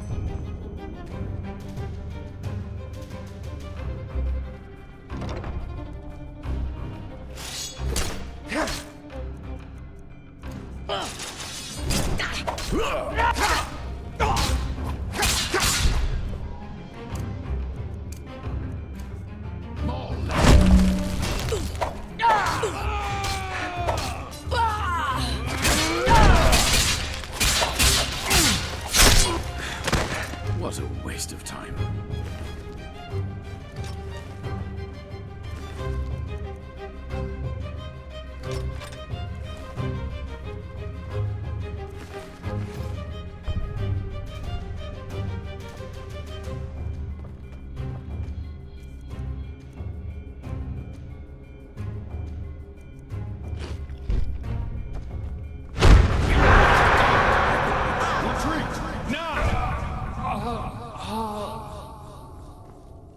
For freedom!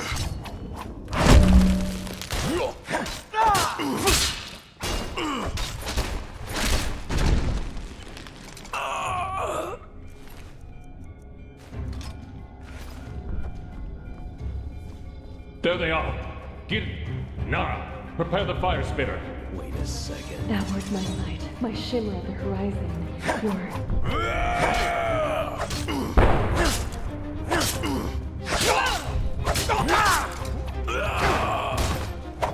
You will transcend this world. You will stop the clock.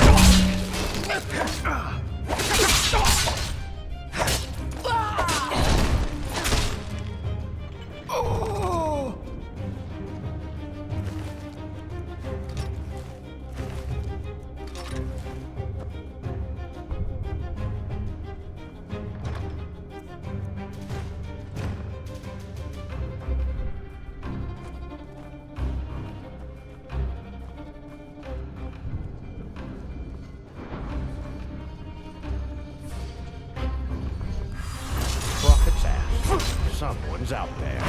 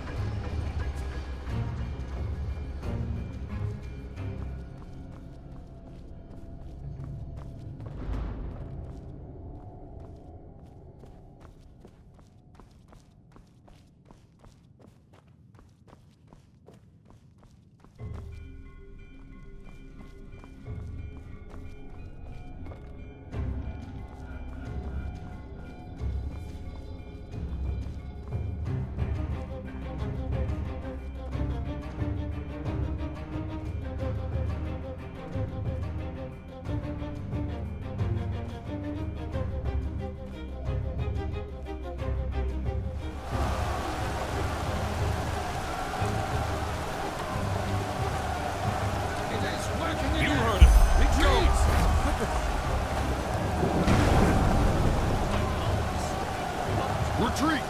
Now! Do something, Grandmaster! Do something, damn it!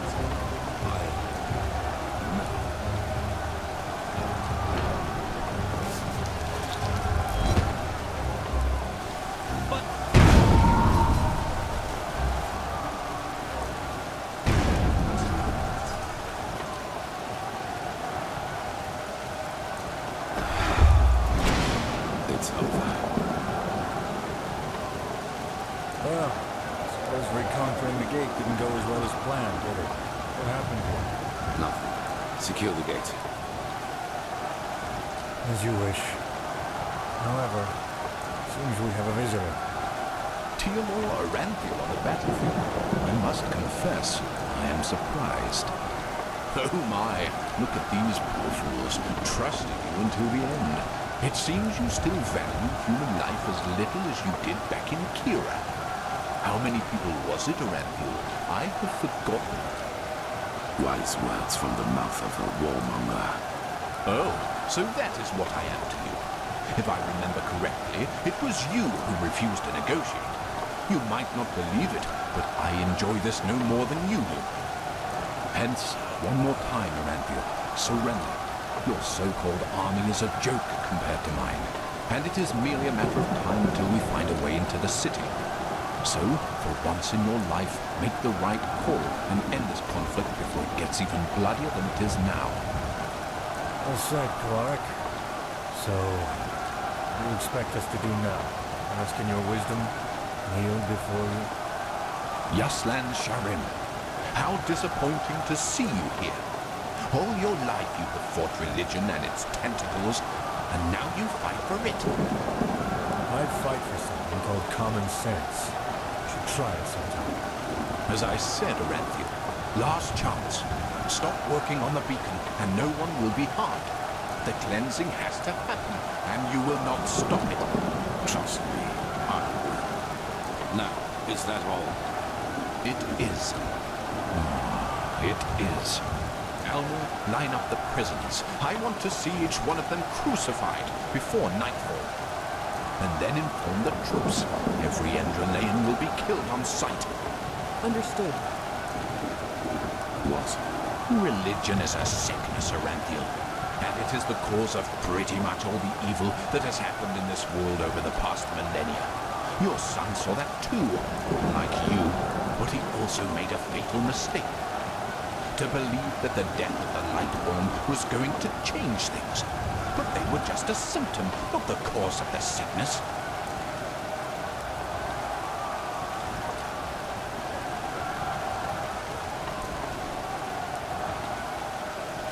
The cause is religiosity itself, this particular way of thinking.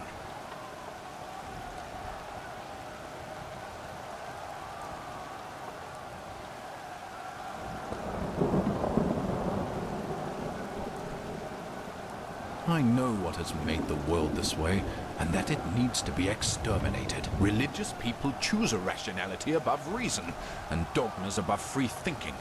They turn themselves into puppets, and by doing this, they are responsible too. And your behavior, Aranthiel, is the last proof I needed.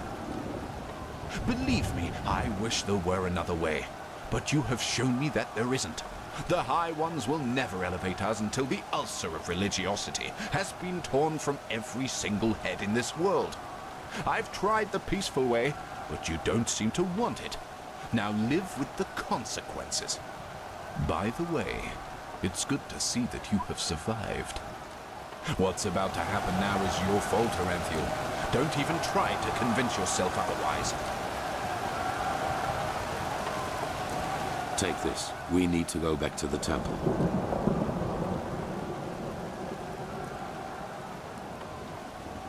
We will proceed as planned. Light the beacon as soon as possible. That is all that matters. So, how long do you need to seal the gate? Give us an hour. Good. Be quick about it. Galti, what is the situation in the other districts? Are all of the intruders dead? Yes, Grandmaster. Some of the infiltrators have fled into the sewers, but we're in pursuit. Good. Tell the commander that I want all corpses to be disposed of before night falls, and let the repairs start as soon as possible. We are protected from intruders, but we have to beware of a panicking crowd inside. Then tell her to place archers and fire breathers on every battlement.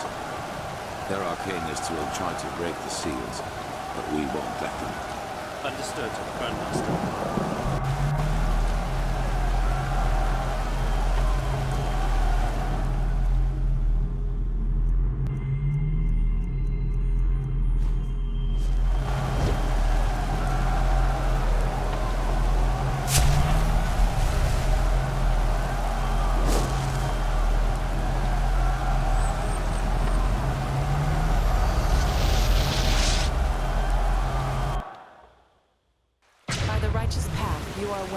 happened to Jorek? And why in blazes do you stand around like bloody waxwork figures? Jorek has betrayed us, Tino. What? He has revealed the locations of our scouting posts to Corek's army. That's why we didn't see their ships coming. A keeper has caught him talking to Corekk through one of the silver plates. And don't worry, he's only unconscious. Commander, get him out of here. Of course, Grandmaster. Where should I take him? Anywhere, for heck's sake! We will deal with him later. This is not a case for the tribunal. Very well, Grandmaster. What is the status of the beacon? Where is Marija? At the beacon. And there is a problem with your machine. But that's something they should tell you themselves. Now, excuse me, the entire city is in panic. The people expect an explanation. Then give them one. Follow me, Prophet, to the beacon.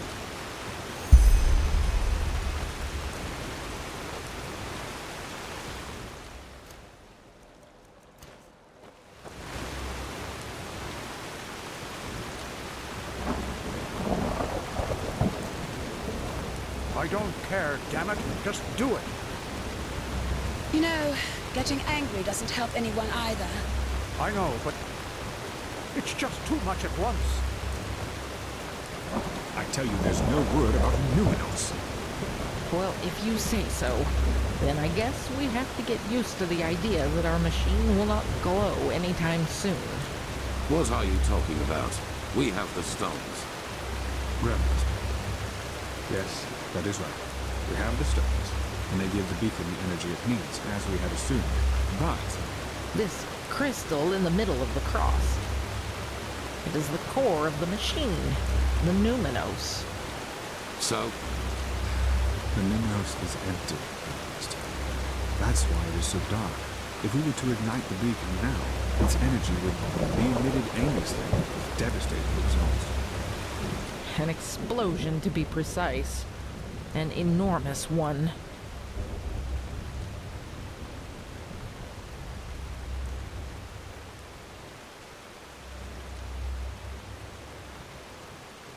Yes, at least that's what the writing suggests. Imagine the beacon as a huge arcane barrel full of black powder. To ignite it means to release all the energy stored within. And for all we know, it will be streaming towards the container with a crystal in its center, the Numenos. However, if this Numenos is empty, then it will backfire, so to speak. An explosion. Unfortunately, we don't have a lot of experience in building Pyrean machines, so yes, indeed, we had not noticed it before.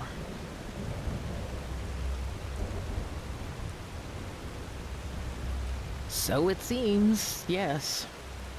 This is... So we have to find this Numenos as soon as possible. Yes. And before you ask, we don't know yet what the Numenos actually is, and neither do we know where to search for it. But we will find a way.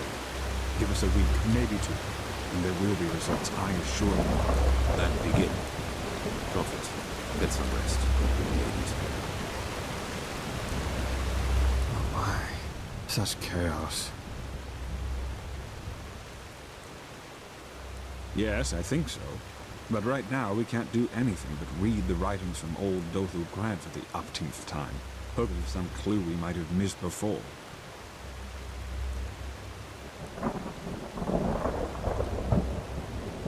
Yes, he did. Even though he was one of the closest confidants of the Grand Master.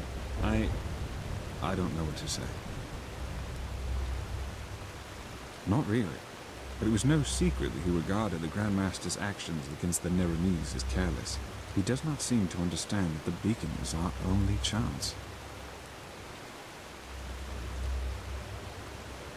Yes, I guess. You should take a rest. I was told what you did to secure the gate. We'll call you as soon as we need your help.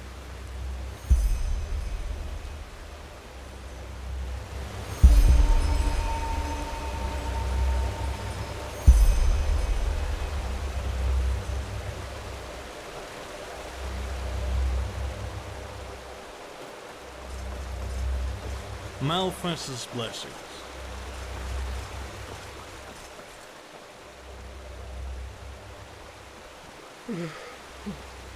Blaze, it's dark already? Time really does fly by. Huh?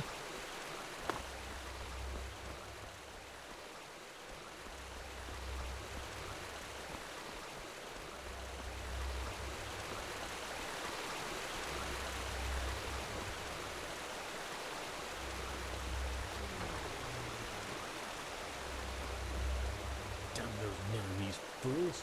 Yes. Under the city. Huh. You're the one they call the prophet, aren't you? Congratulations on passing the trial. I guess. Ever caught sight.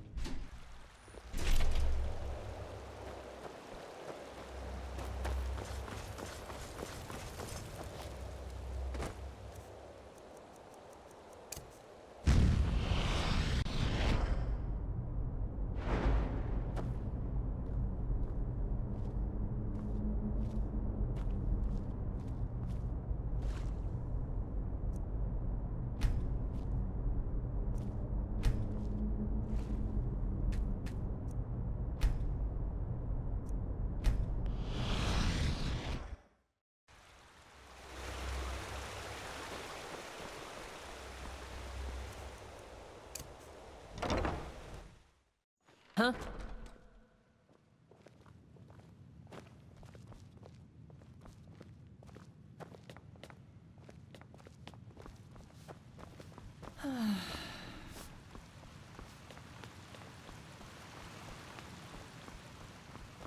Yes. Oh, greetings. I have to remember. Oh my. Hmm?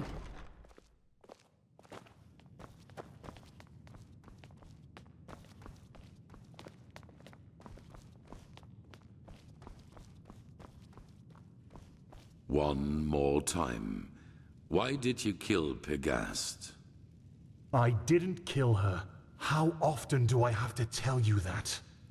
The Prophet found a bottle of cap dust near her body. How do you explain that? Well, maybe there are thousands of dust addicts in the city, and not just me. Damn it. Yes, I gave Coarek the locations of our outposts, but I had nothing to do with the death of that woman. Then at least tell us who else Coarek bought. Who hired the mercenaries in Old Rashengrad? I don't know. And even if I did, I wouldn't tell you. And do you know why? Because this war is madness, Taranor. It is madness. It is unnecessary. And you are too fucking blind to see it. I am blind? Which of us is the traitor?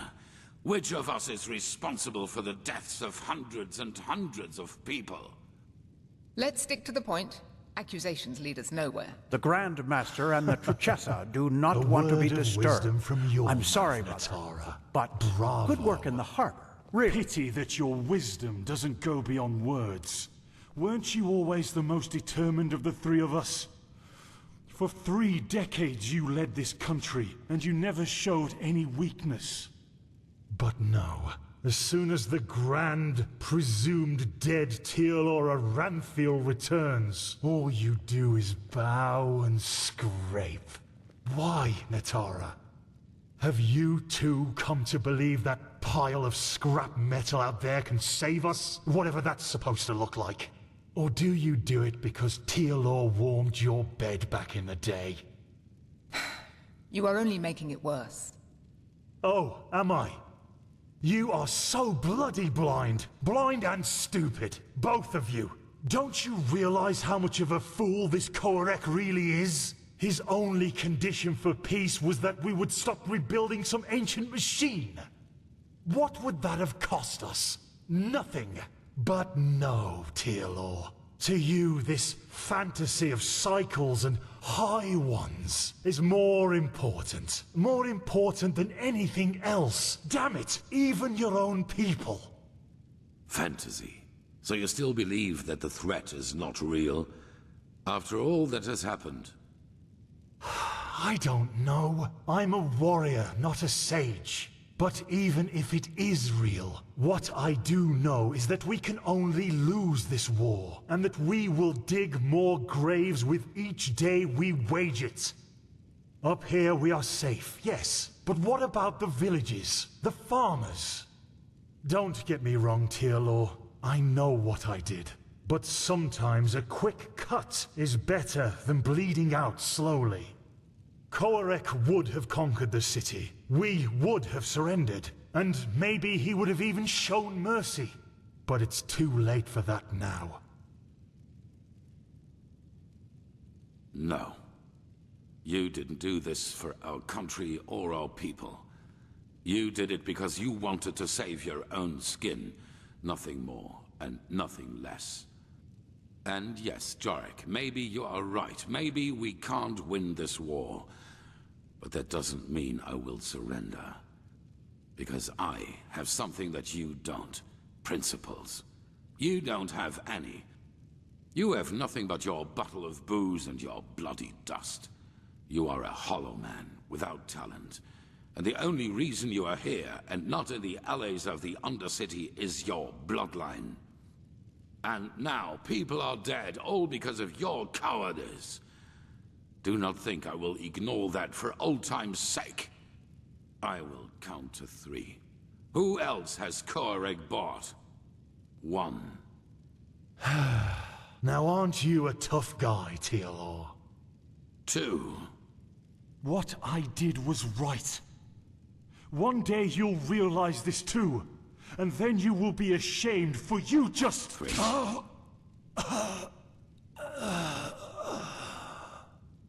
Taranor. We are done here.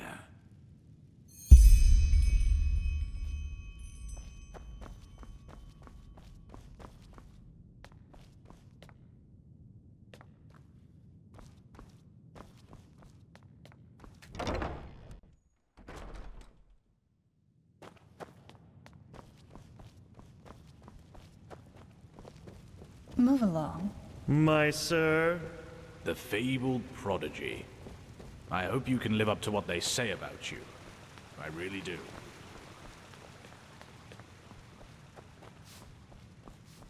Huh?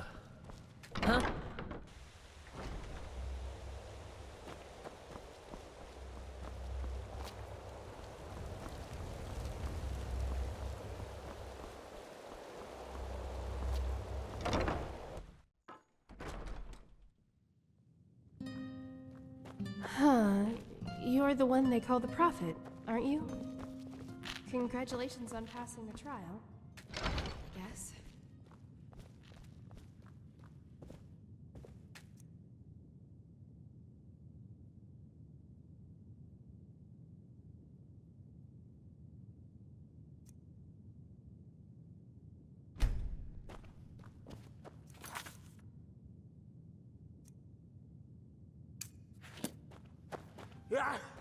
Yes. Yes, that just might work.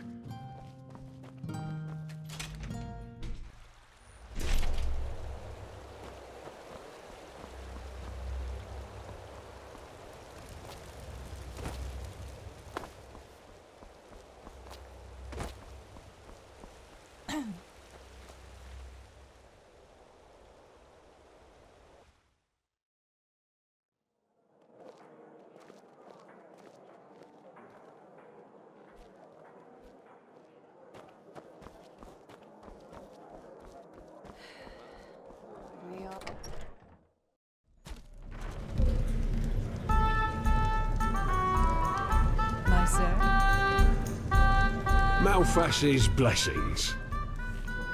Ah, that pretty boy, you mean? Aye, I did. A couple of hours ago. Drank like there's no tomorrow, I tell you. No, why would I? People don't usually check out here before they go. But if I was you, I'd go take a look at the other taverns round here. He sure didn't look like he was done drinking. May your path always be easy.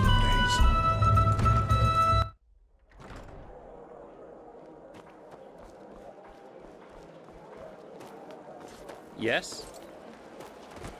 Good evening. Mister.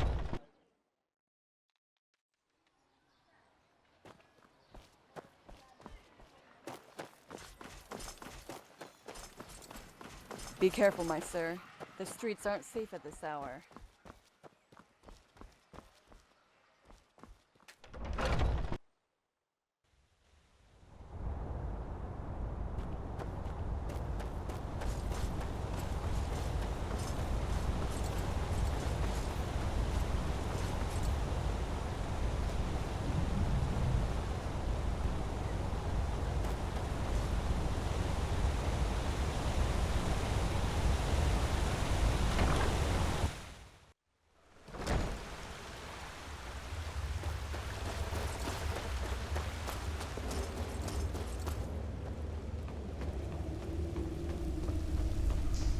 A penny, my sir.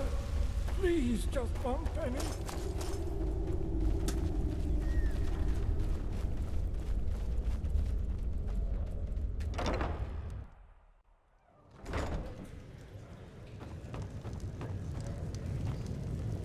Hmm?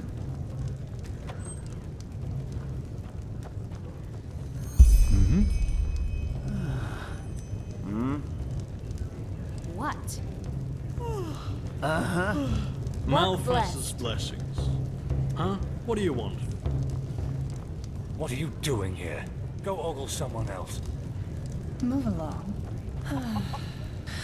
Men, that's just how they are. Welcome to the Jewel of the Undercity. How may I be of service?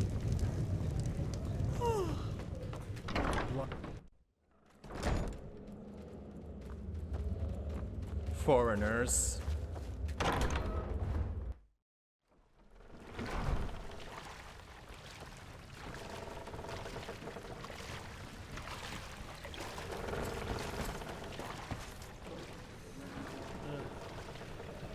That's a nice dress you're wearing there, sonchild.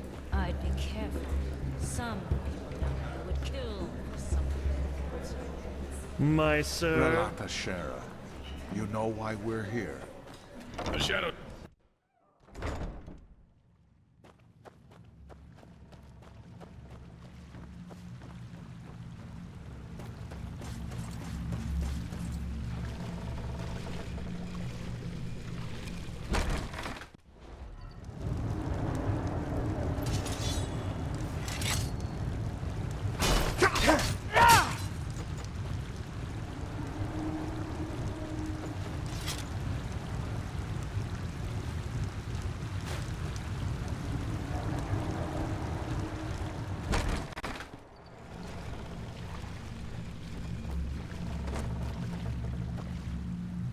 Ah, there you are.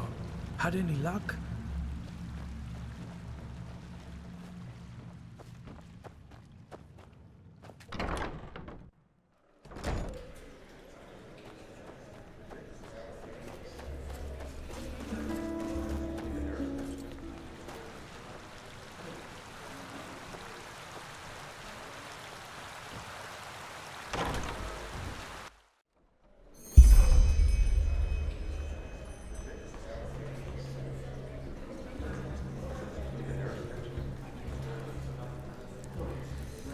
Bloody wench thinks she's Vata incarnate.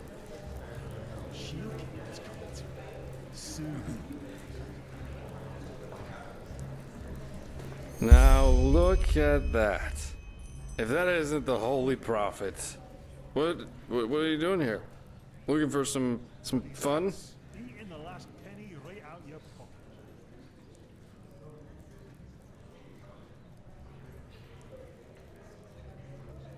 Hey, but we were just getting started.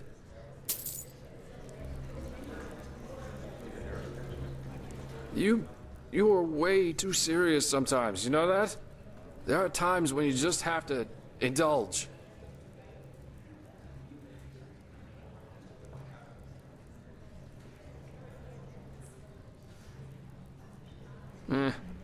I am enjoying myself. You should try that for a change, you know.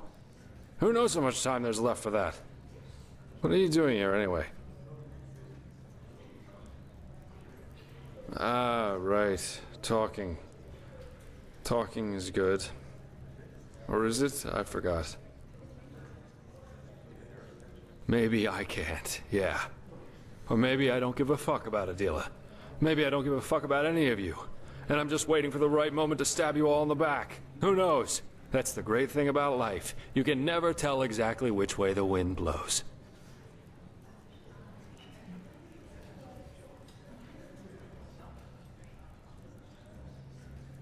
Is it now? What if what you're seeing here is my true self? And if it was, would you still bother pretending to care? Nah, you wouldn't. I think if you really knew me, you'd have been long gone.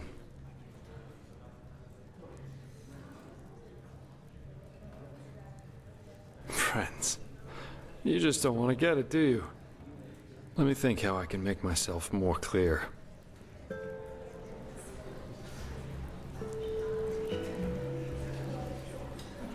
Three words.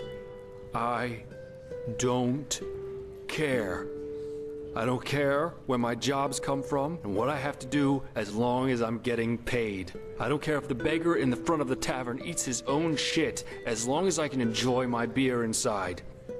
And I don't care if people who think they're important to me kick the fucking bucket, because I just don't care. Adila's dead? Fuck it. At least that means there's no one around anymore who knows what I really am. Alicia. She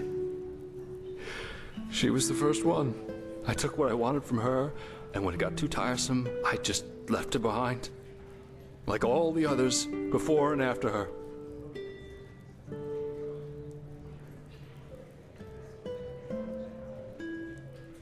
The high ones. Yeah, those goddamn high ones. When those thugs killed our family, she was so hurt, so lost, you know? But do you think I did anything to help her? All I cared about was myself. What Adila did, what she became, that didn't just happen overnight. I always felt that something was wrong with her, how she kept on withdrawing from the outside world, reading all these stupid books my father always read. But I never went to see her. I never wrote her. And you know why? Not because there wasn't time for it. Not because I couldn't cope with it myself. I didn't because I couldn't be bothered. Couldn't bother with her moodiness. Didn't bother with all the drama. I just couldn't care less. Just as I didn't give a fuck about Alicia.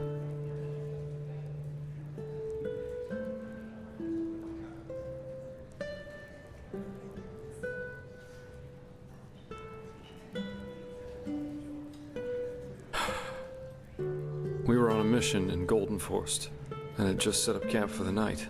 That was a couple of nights after we realized that we had different expectations, so to speak. I went to get firewood, and when I came back, there were half a dozen bandits in the camp. Alicia was out cold. She was still alive. I saw it.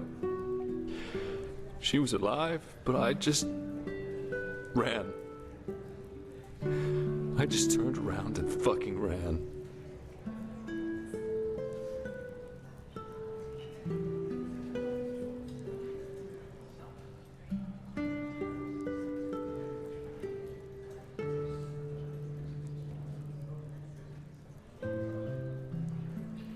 A lot of things are human.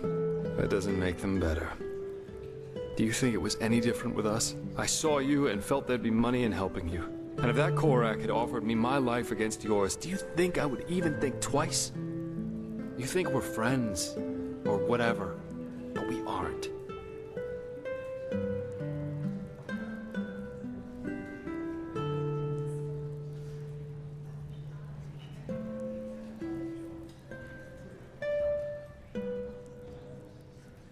If that's what you want to believe, go ahead. You think I'm something that I'm not. Something I never was. I'm a sellsword, not one of the good guys. And you think that you know me, but you don't. Adila and Alicia, that's just the tip of the iceberg. Now, please, just go, okay? I need to get away from here. From this city, from these people, from everything.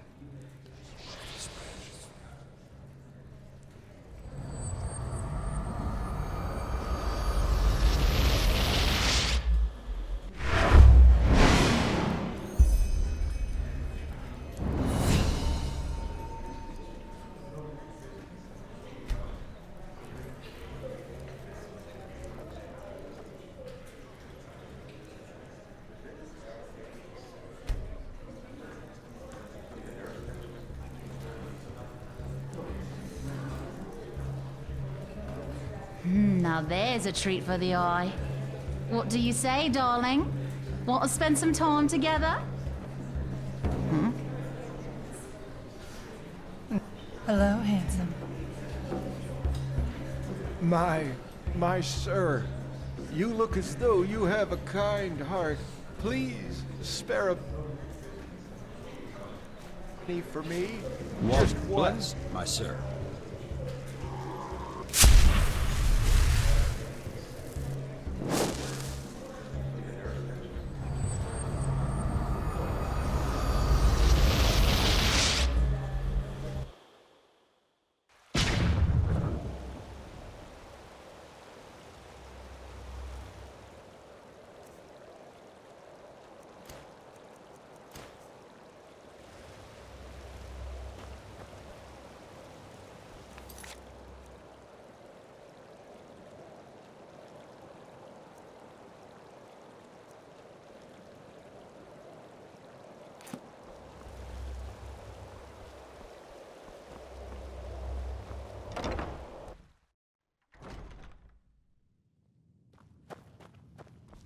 The light fades away at the end of the day.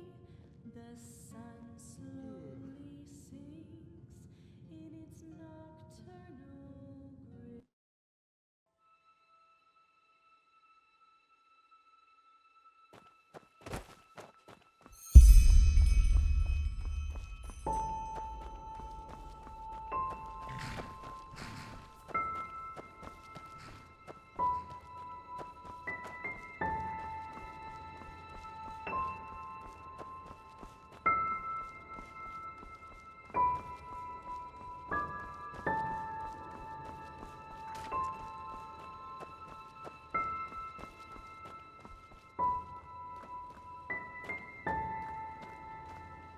Now look who's here.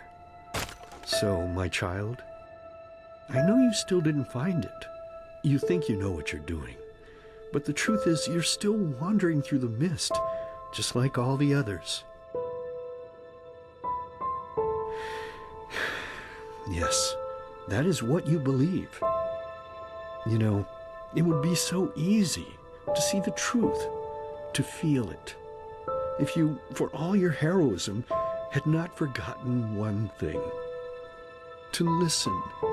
Come, let me show you what I mean.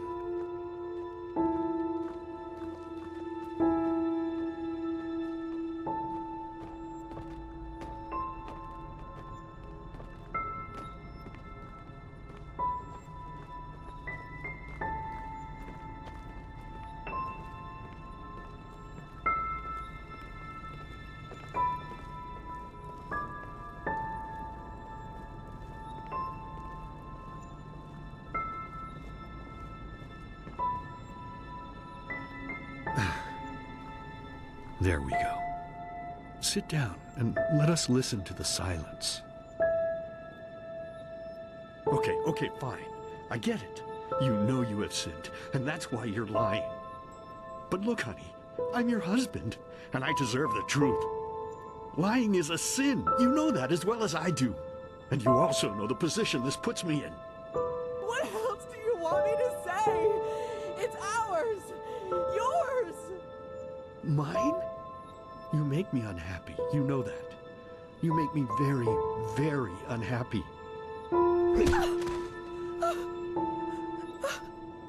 Next time it's going to hurt.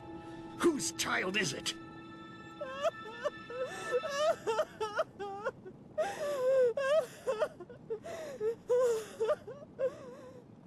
Oh, Lord, is this what I get for my piety? All these years I sacrificed myself for this family. I toiled, I buried my dreams, and all of it because I wanted them to be happy. And now my own witch betrays me and carries another one's fruit in her belly. But no, as if that weren't enough, she denies me the truth. Me, her own husband. Just what am I supposed to do now, Lord? I beg you, tell me. What shall I do? Yes, of course, Lord. You are right. How could I be so blind? The Creator has spoken to me, honey. A child born of sin is tainted. And this is why we will drown it.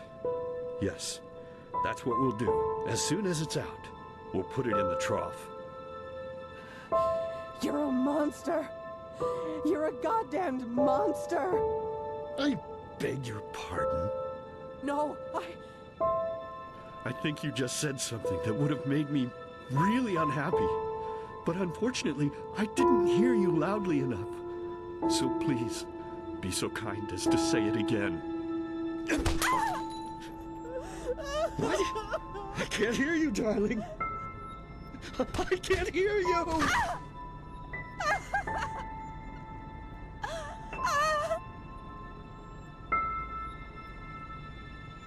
So tell me, my child, how does it feel to be powerless? How does it feel having to watch and not being able to do anything? No, but now you can, can't you? But there's no more time, silly. I have to go now, forever. It's been so long since I last ate, and I'm craving a slice of meat. Bloody, crisp meat. Goodbye.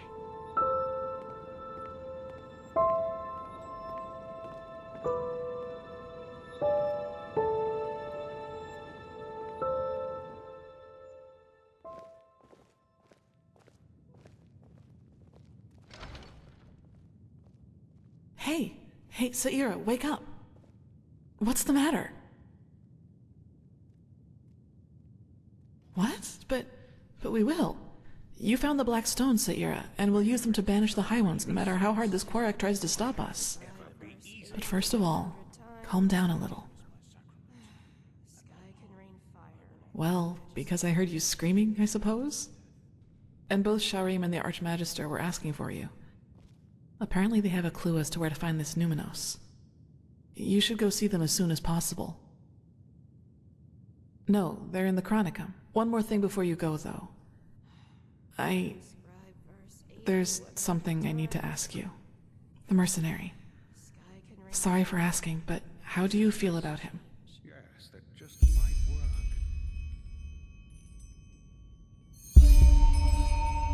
I was just curious. Thanks for being honest with me.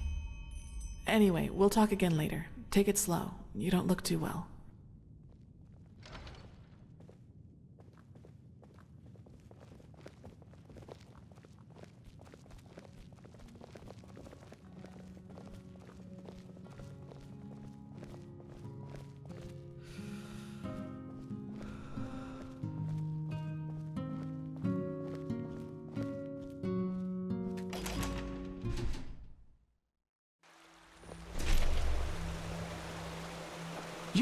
I don't want to be nosy, but is it true you were inside the memories of a dead Pyrean?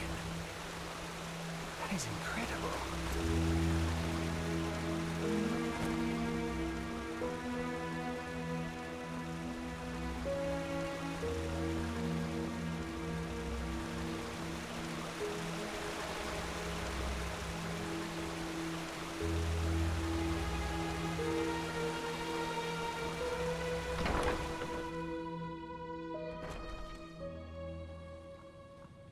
Sounds to me as if we'd risk a lot for just a ghost of a chance. I'm not sure if this is wise. No chance is better than two. That's how the saying goes. You should talk to the Grandmaster. He called for you. Did he now? How nice. Then I suppose I'll answer the holy call of duty. Lord bless it, Archmagister. Ah, Prophet.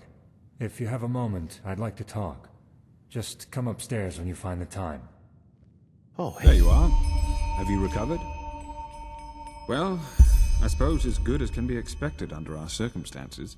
The Truchessus sent half our Arcanists to reinforce the gate sigil, which makes working on the beacon harder, of course. Furthermore, the nightmares have become worse, and more reports of the Red Madness are coming in. It's tragic. Truly tragic.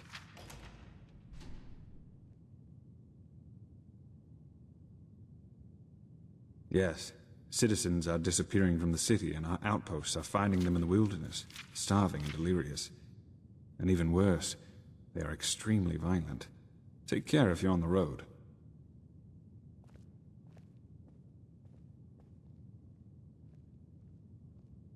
Oh yes, without any doubt. The war has made things far worse. It's almost as if the High Ones draw strength from the chaos. Or maybe it's a sign that the cleansing is approaching. I don't know. Well, let's say we have a lead to a place where we could find a lead. But let me start at the beginning. While you were sleeping, someone tried to break into the storehouse of the garrison. A starling named Kurmai. Well, brace yourself. He said he was looking for shadow steel, because he's been working on a starship for 2 decades now. He wants to use it to find the forgotten homeland of his people. Yes, doesn't it ring a bell? The Star People believe that their ancestors were born in a forgotten place among the stars. A place without war or hunger, where everyone lives in perfect harmony. All the technology, all the machines that we owe to them were invented to help them get back to this place. A very nostalgic idea, it really is, but unfortunately, a lot of Star People have died in that quest. The starships have crashed, or they simply disappeared. Up until now, no one has ever found the Star City. Kurmai, however, claims that he can do it. Well, bear with me. At first, of course, we all considered him insane.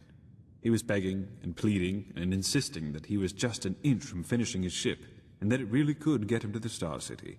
Well, unlike the others, the Grandmaster listened to him, and he ordered the scouts in Duneville to look for the cave where he claimed his workshop was. And you won't believe it, but they found out 2 things. First of all, the ship really does exist. And secondly, he says he used ancient Starling plans to construct the ship, which were handed down for generations in Anku, the Starling city on Nerim. We had a look at them. They look very similar to the plans we used to construct the beacon. Well, either that, or the ones who created the beacon also helped the Ancient Fathers build the Star City. There's no way to know for sure, but either way, what it does mean is that the Ancient Fathers must have known about the cycle, and therefore about the High Ones and the cleansing. Well, let's put it this way. If anybody knows, it's them, and it's definitely the best lead we have found so far. So, in other words, what that means is that we need to help this Kurmai finish his ship, and that we will accompany him on his journey to the Star City. Just imagine if it works. A city in the stars that has lasted for millennia. It's unbelievable, truly unbelievable.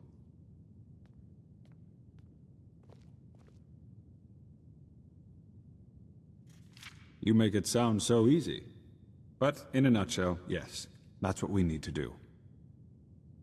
First, you should visit Kurmai's workshop in the Powder Desert. The Grand Master and some Arcanists have already left. And needless to say, be vigilant when outside the city. The Neremese might not be careless enough to have their camp right in front of the gates, but they have established outposts all over Enderal, as you have undoubtedly already noticed. You are familiar with teleport magic, aren't you? Here, take this scroll. It will transport you directly to the Powder Desert. I need to get back to my studies now. The more we learn about the beacon, the more fascinating it becomes.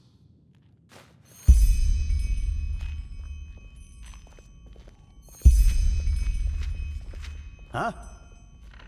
Let's hope he knows what he's doing.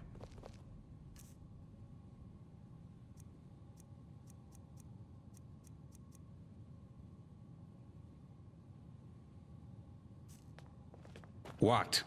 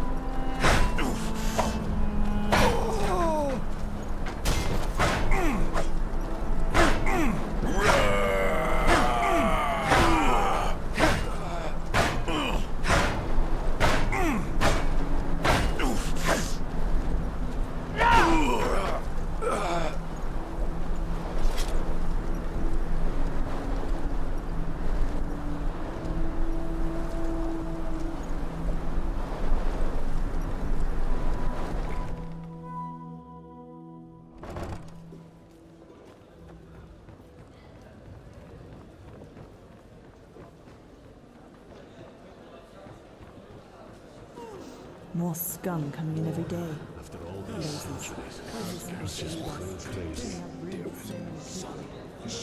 In those bed, sorry. From time to time, that's just how it is.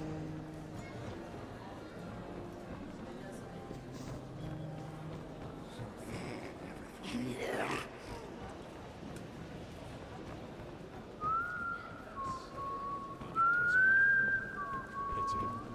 was a good man.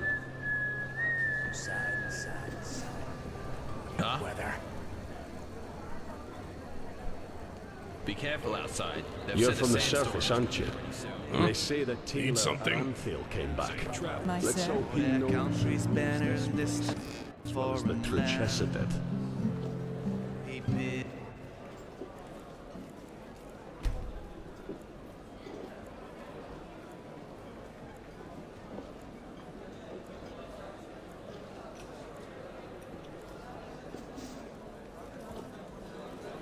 Farewell, a love still young and green. Yes. Bloody desert.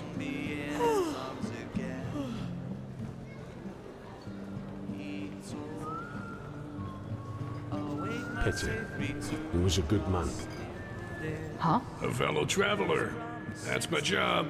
Take a look. Shines right onto the seas we shall love. Return in victory, they marched on. The banners in the sky and teardrops. We're running from the rise, yet she falls.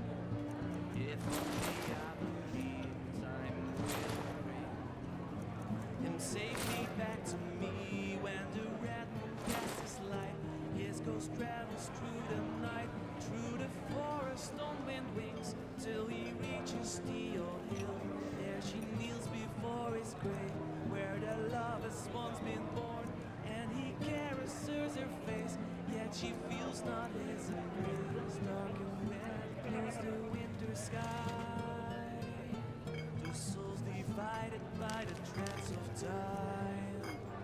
Days turn into weeks, moon for moon passed by, yet no word from the battlefield to ride. Months turn into years, peace now ruled the lands, empty graves were dug under the sky. Safe.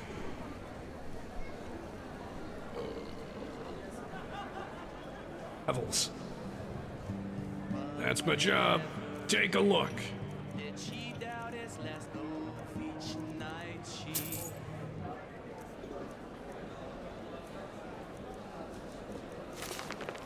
stepped out in Move along. Need something? That's my job. Take a look.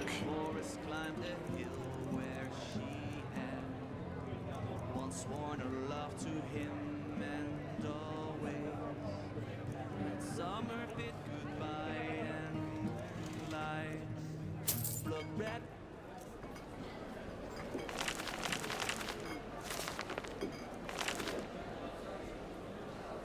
From the sky his ghost rays, from dust forgotten bones, searching for bloody stuff is everywhere. He had lost the soul when the red cast his light, his ghost travels through. More scum coming every day. Blazes. Where's this supposed to lead us?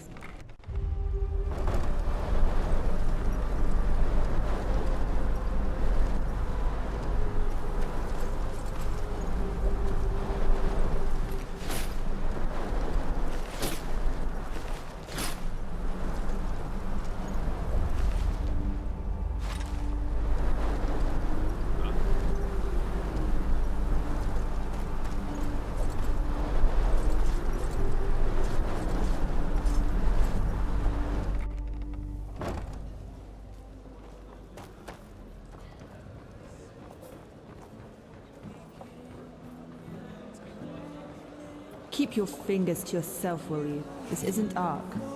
In a bed, sorry. Yeah? Uh-huh. Now, I just put them out for you to look at. Tell me what you need, and be quick about it.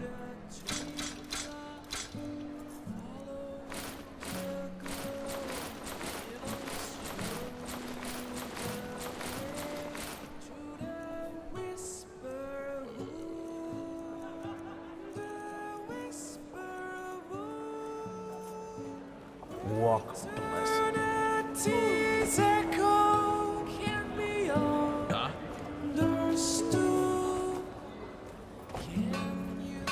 Huh? That's my job. Take a look.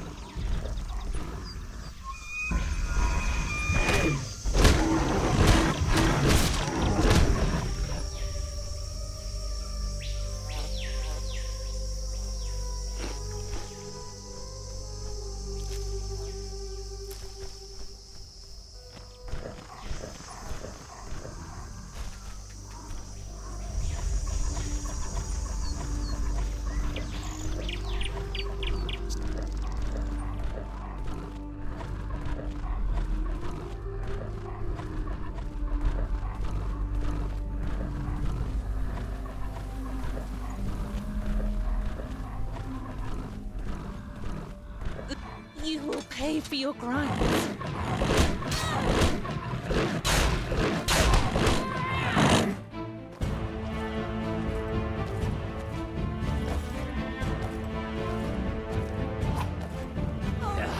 Flash! You need flash!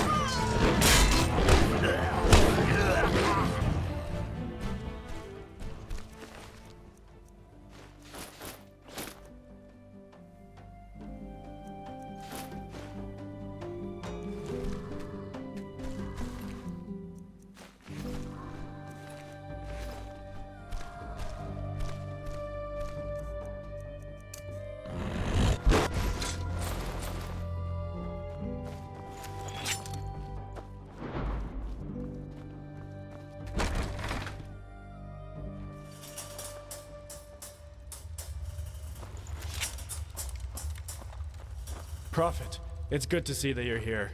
Just follow the hallway down into the cave. That Starling man is on the ship. Or whatever you want to call it.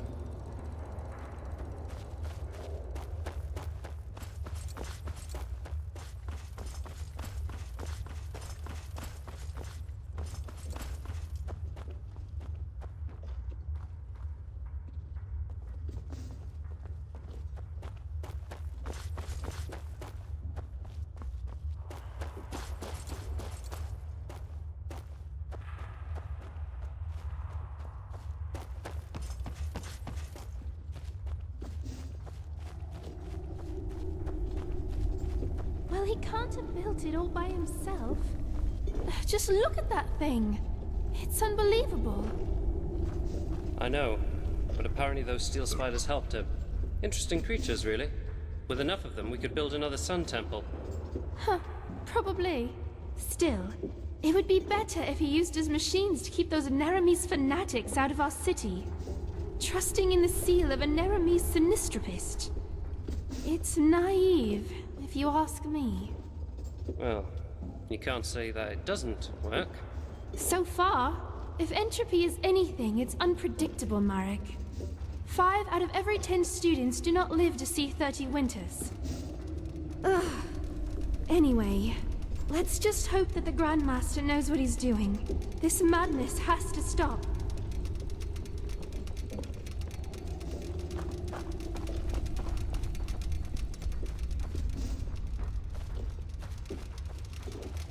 I just don't see the fucking point.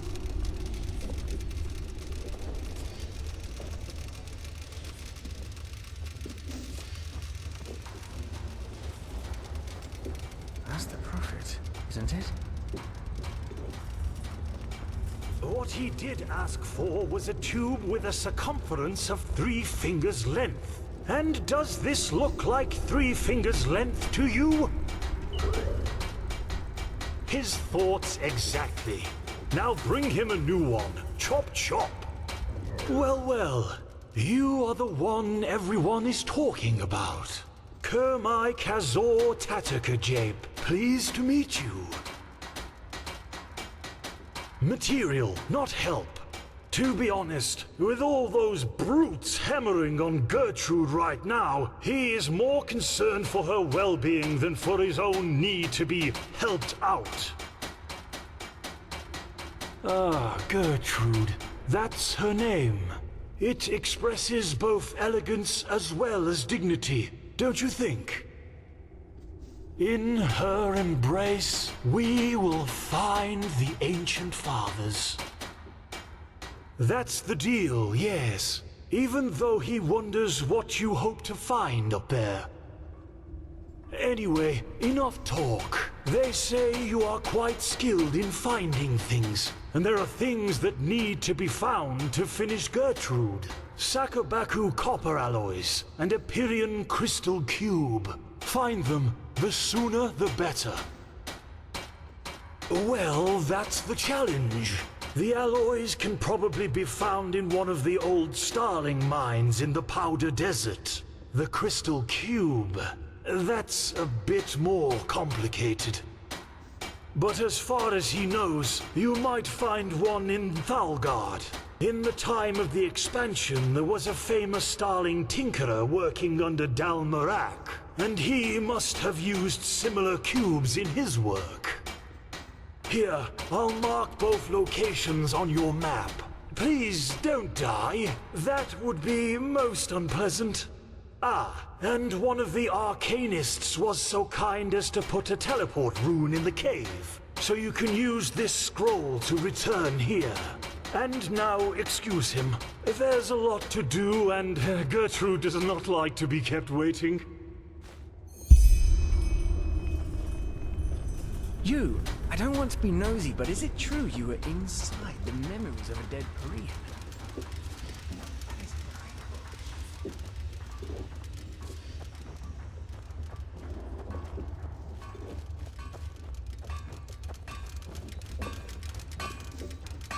An outlander?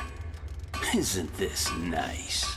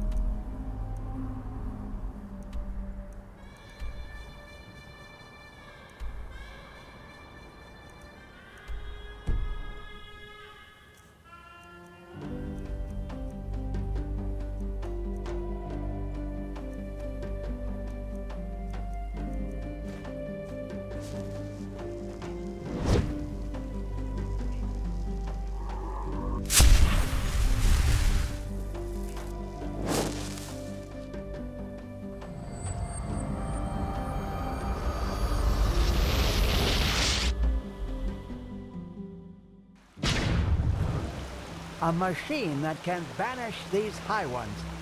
The mysteries of this world are endless, aren't they?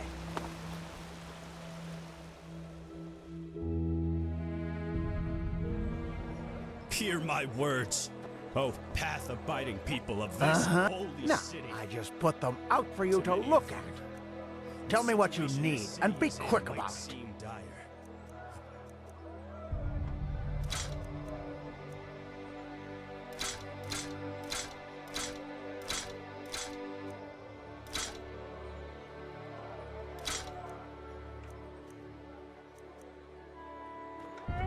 Walk blessed. Hey! You're an adventurer, aren't you? Oh, hello. I haven't seen you around here before. Just take a look around and tell me if you see anything you like. Oh, a bit of this and that. Feel free to take a look.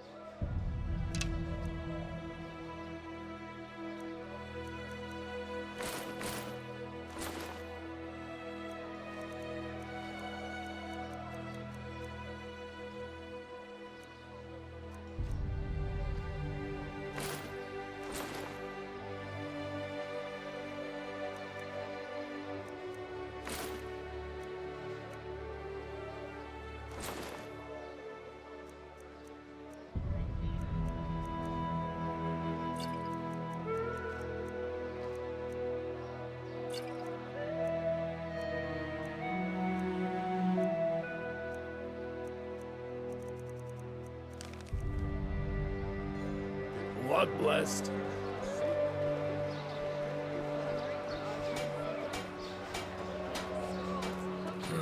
Anything for friends with path-abiding magic.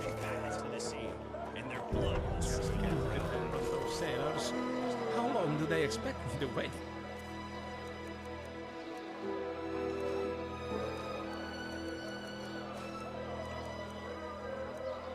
A shipment. Apples, dates, banana. Looking for everything for the path-abiding soldier.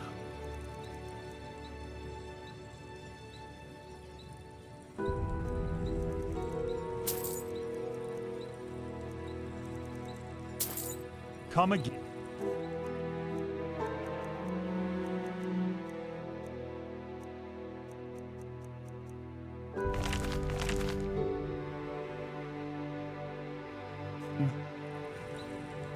Everything for the path-abiding soldier.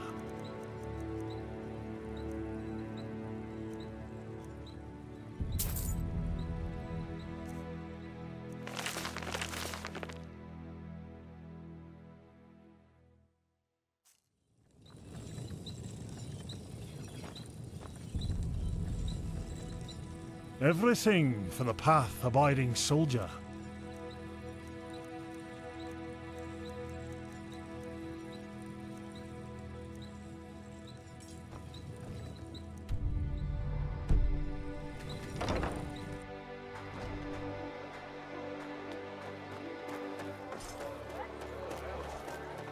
Monsieur?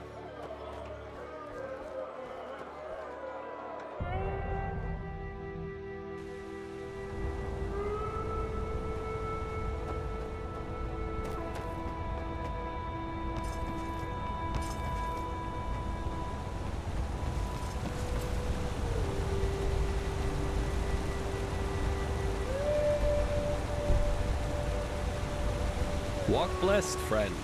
Sure, where to?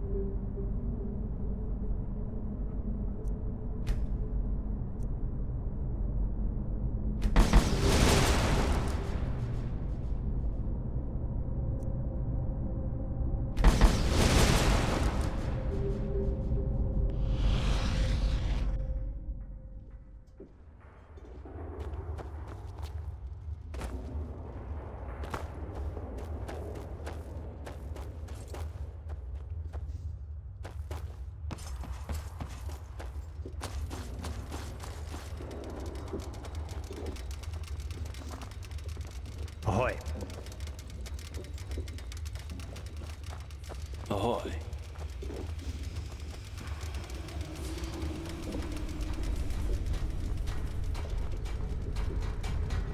Walk blessed. Well, any luck? He does have help, but indeed, according to your standards, he did it on his own. You know, many things become possible when one uses brains instead of muscles. Ah, he thought so. Very good work. Your reputation is well deserved. Well, you know, according to the prophecies, the Star City has existed for tens of thousands of years now. In Asatoron's days, in the days of the Pyreans, and even in the days of those who were before them. In other words, if the Ancient Fathers have survived all that time, they will survive these High Ones, as you call them, as well.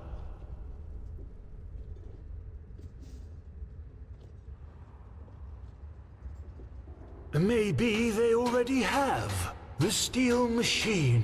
This beacon you have built on the Eye of the Gods. Isn't it possible that the Pyreans acquired the schematics from the Ancient Fathers? And even if that's not the case, and the Ancient Fathers simply choose not to intervene, can you really blame them? Look at what mankind has done to the world ever since they've been here. If the Ancient Fathers consciously avoid interfering, they have their reasons. Don't judge them before you have met them.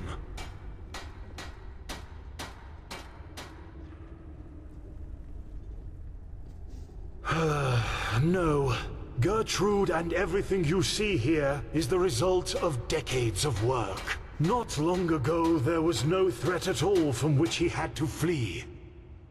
What he wants is to fulfill his life's dream, his people's prophecies.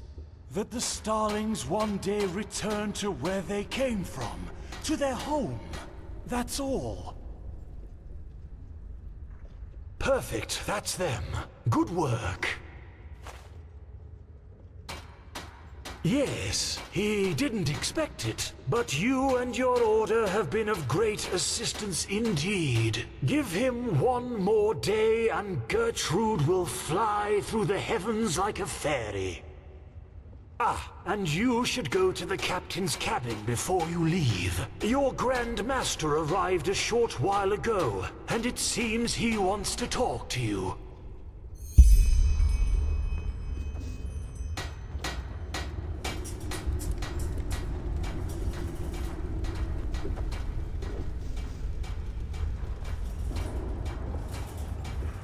You were there on Half Moon Island. Prophet, have you found the missing pieces?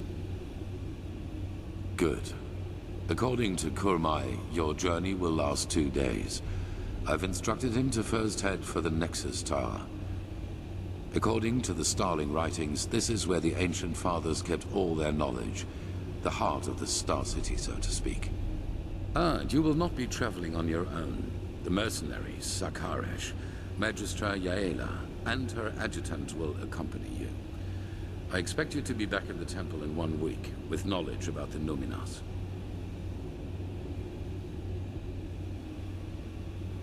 They will be there when the ship leaves. Before you go, however, I suggest you return to Ark to properly equip yourself. Who knows what you will be facing up there?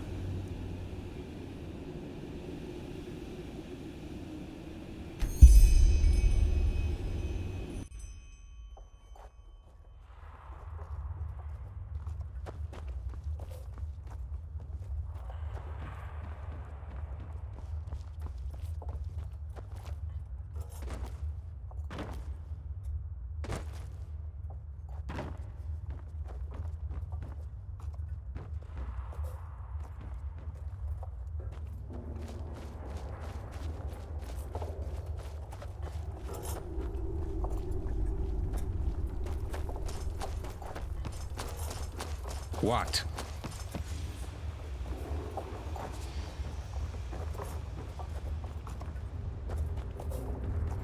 Good. And on their way back, the others will be able to steer the ship without you, correct? Yes, they won't be steering anything, to be precise, because Gertrude flies on her own as soon as the coordinates have been set. He thanks you, Taranor Coarek. Any other Grand Master would have laughed at him, but you have listened instead. Now he will be the first of his people to meet the Ancient Fathers. It is hard to believe that. Walk blessed, and all the best for your fight. Thank you. The others are expecting you.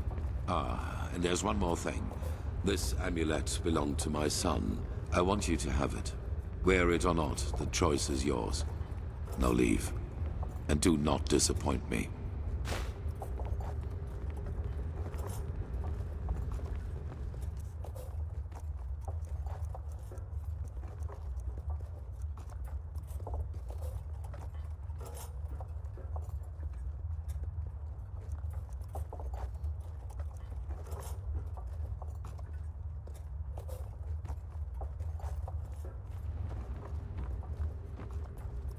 Welcome aboard. How are things going? Are you ready? Well then.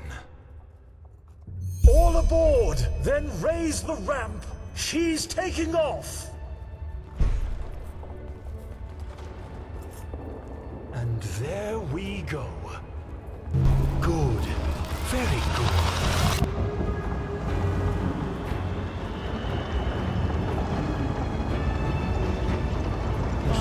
Momentous. Incredible. Fly!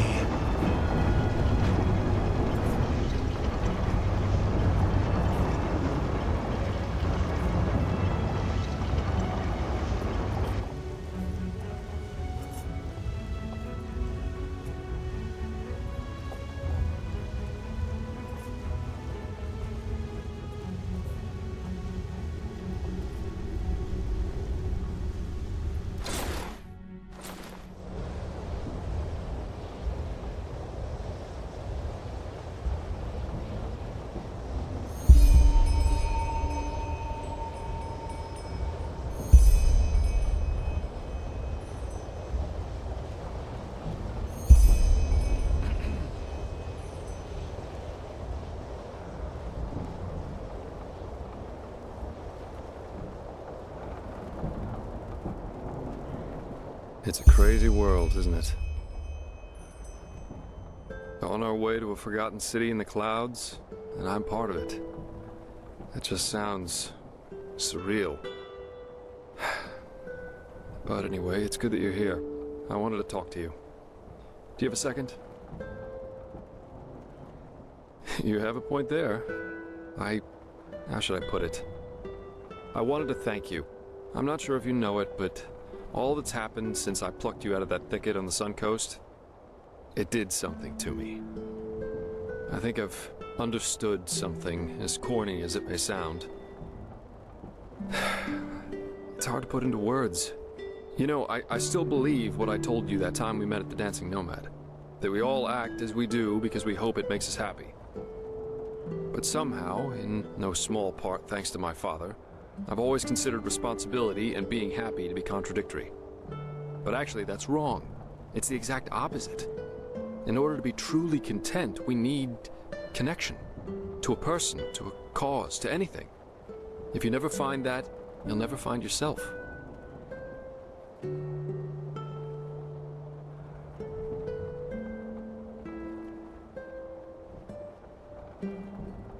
Maybe, maybe not. In the end, I can only speak for myself. The fact is, though, that that it feels like I owe this world to be right here, right now. As part of something momentous. And I like how that feels. That surprises me. No matter how all this ends, I will have no regrets. The same goes for our friendship. That's what I wanted to tell you. Despite all the trouble we got ourselves into, I'm glad that our paths crossed. For whatever reason they did. Thanks. But anyway, enough of this sentimental babble for now. You should probably rest a little. Who knows what awaits us up there?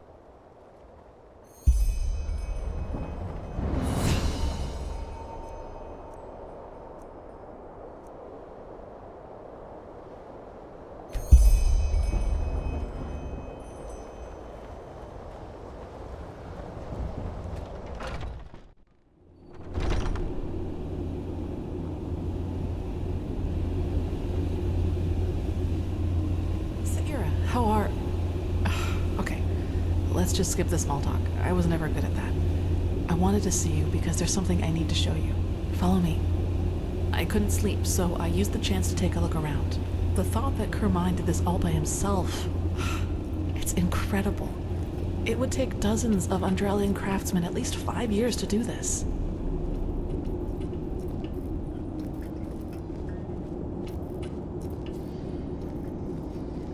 So, are you ready? Good.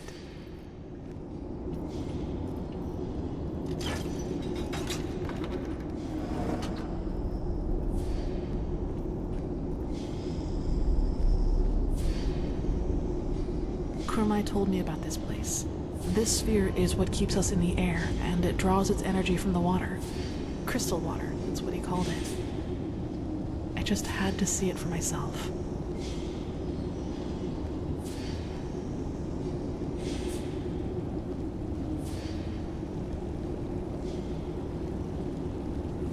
It's beautiful, don't you think? In any case, He just can't believe it. No, he just can't believe it. Oh, damn. No, quickly, run.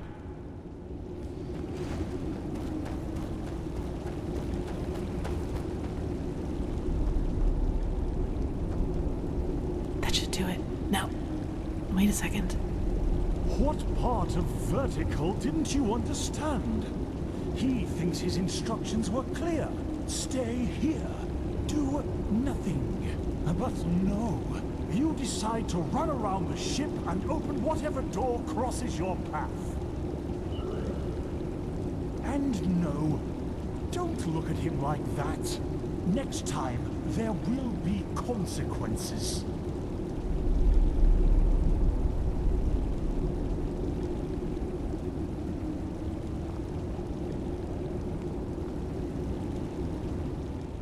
Well, okay. Yes.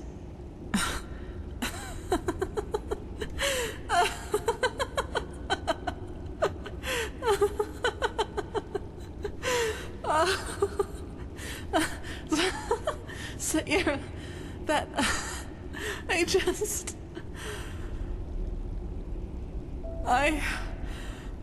by the name of the sun, I just can't believe it. Here we are, on a mission to save mankind, and instead of sharpening our weapons and talking gloomily, we play hide and seek like two little kids who just stole an apple from their neighbor. That's just bizarre, isn't it?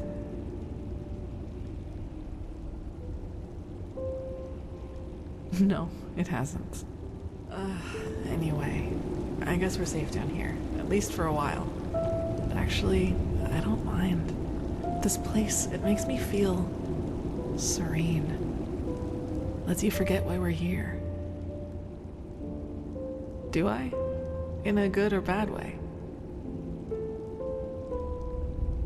That's good to hear.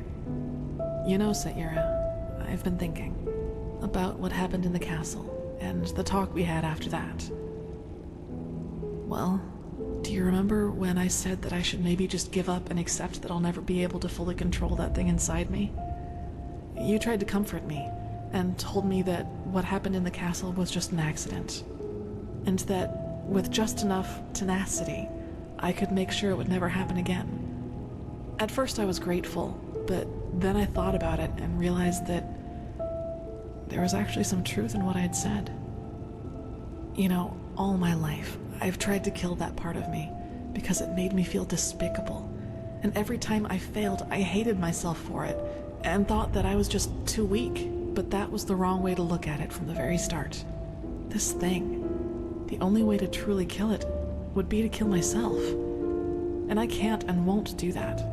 Not now, when there's so much at stake, nor in the future if there is one. No, I won't let it harm anyone ever again. But I'll accept that it's a part of me. You know, Saira, what good did all the self-loathing ever do? I've been dealt a tough hand, and with that thing and these urges inside of me, I'll never be like the others. I think that's the best, maybe the only way to deal with something like this. Accept it, as despicable as it may be, because it is part of who you are. Do you understand what I mean? I'm not deluding myself. Living with this thing will be something I have to wrestle with for the rest of my life. There will always be moments of weakness when it will try to get the best of me. But I will always resist. And I will do so without condemning myself every time it happens. And in the meantime, I will live. I will do all the things that I never allowed myself to do. Build friendships, go see the world, and go dancing. Even if the latter would be a rather amusing sight.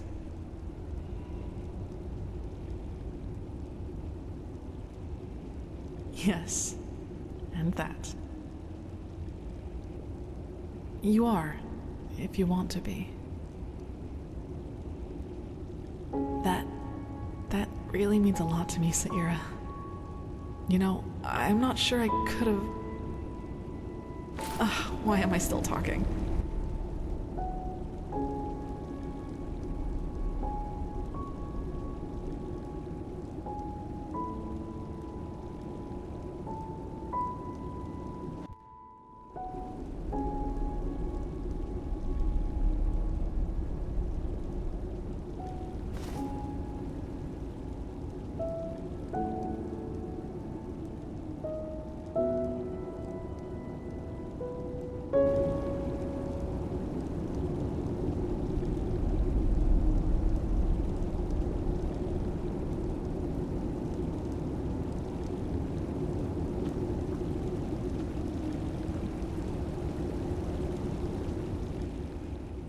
Hey, sorry I didn't wake you earlier. You seemed... exhausted. I guess so.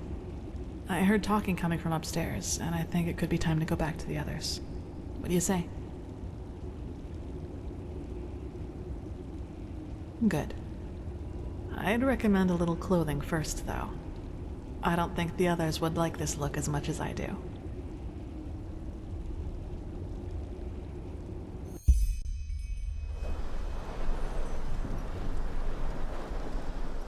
But something isn't right here, my servant. Why hasn't anyone noticed us yet? They probably just haven't seen us yet. The clouds, that's it. Or the city's deserted. Looks like it to me. Nonsense! Now quiet. He needs to concentrate.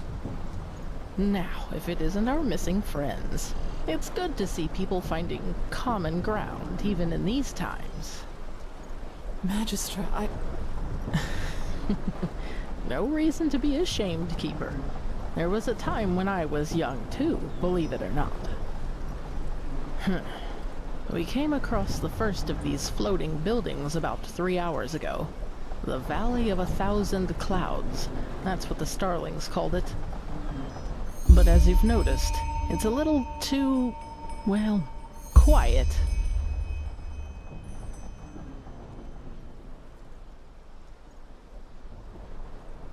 He was at first, yes. But he's grown more distant the closer we've gotten. Let's just hope for the best. Correct, yes. The Nexus Tower. By Momentous, it's a pity we don't have the time to explore this place more thoroughly. Just imagine how much history is hidden in each one of these stones. It's incredible. Maybe we can come back here one day, once we've stopped the cleansing. No, not at all. But who knows? Maybe it's as the Starling says, and we'll be surprised. Well, first of all, let us take a look at it up close. Then we'll see. And still, no one. That must mean something, right? He will find them. He will find them, and they... Hey, wait! By the righteous path. That's not good at all. Come on, we have to follow him.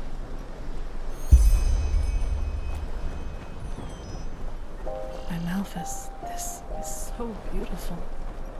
Beautiful, but deserted. So maybe the ancient fathers of the Starlings don't exist after all? Let's not jump to conclusions, shall we? Somebody must have built this place, and somehow the maps which led us here have ended up in the hands of the Starlings. Ancient fathers or not, whoever was capable of creating something like this must also have known things. Let's just wait and see.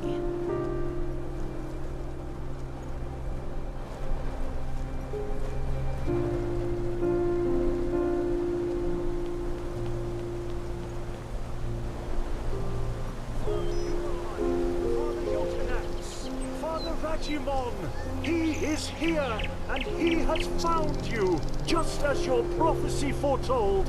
Now open the gates! Oh my. I sense drama. By the stars! Why do you punish him with silence? He found you. He fulfilled your prophecy. So let him inside. No. No, no, no, no, no, no! This isn't happening! This isn't happening! Kurmai. Yes. Yes, he is here. He is sorry, Magistra. It was a mistake to come here. This place is dead, and the ancient fathers died with it. Very poetic, pal, but now you're overdoing it. Who says they're dead? Maybe your ancient fathers just... left. For someplace else. Yes. I'm sure they did. Look, I am sorry this place isn't what you had hoped it would be. I really am. But Dalveric is right. You shouldn't jump to conclusions, and despair won't help you either. We should inspect this place before deciding anything. Don't you agree? The only question is how to get inside. We could try breaking this gate open. Splendid idea, boy. Do you have a battering ram with you? Myrid-sized, preferably? This place must have a side entrance. Kurmai? Yes, probably.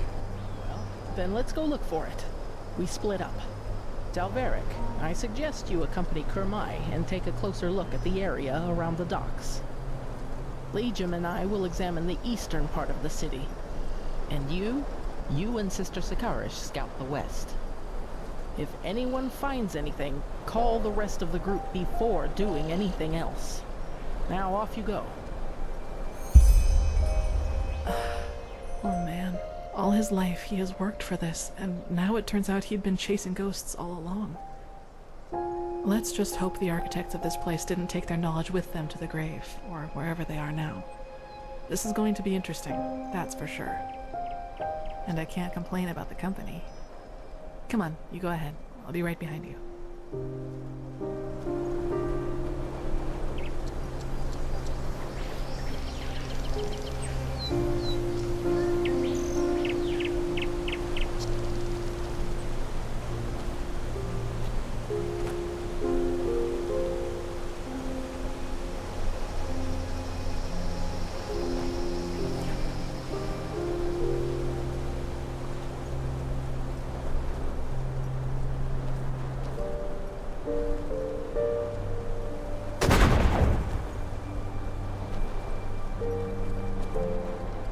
Saira, over here. That looks like a side entrance to me. Maybe it leads to the main tower, too. Come, let us go get the others. Good. That looks exactly like what we needed. Anything we should know about the interior, Kurmai? Traps? No. Well then. Kurmai, You, the Prophet, Sister Sakarish, and I will go inside. Liam and Delveric, you stay and guard the ship. If we haven't returned, or if you haven't heard from us within 12 hours, you're to take the ship back to Ark. Understood? Understood. Then let's be off.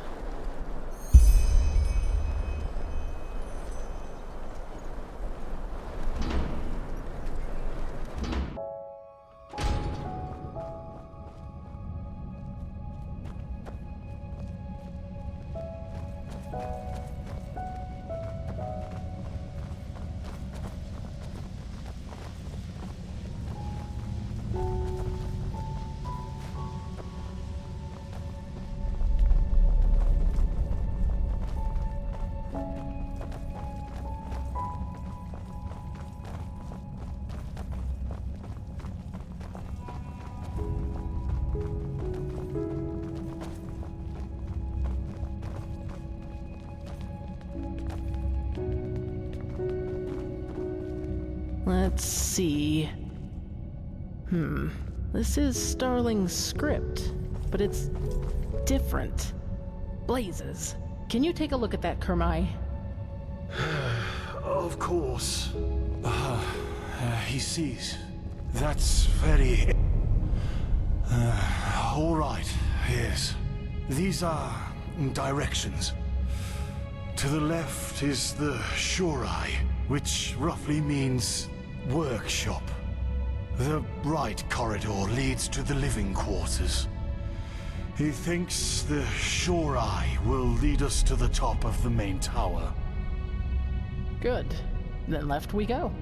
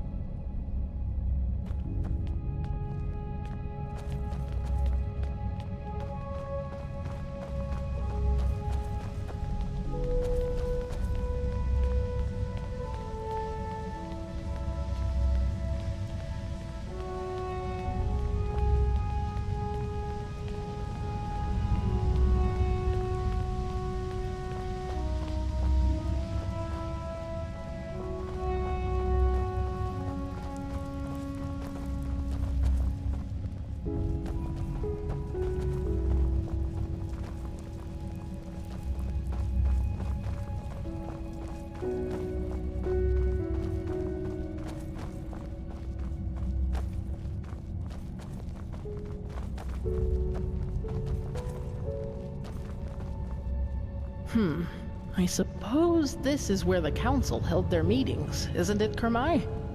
Wait, where is he? Huh? What in blazes? He was here a second ago. Wonderful. We need to find him. Let's split up. We'll meet up again here.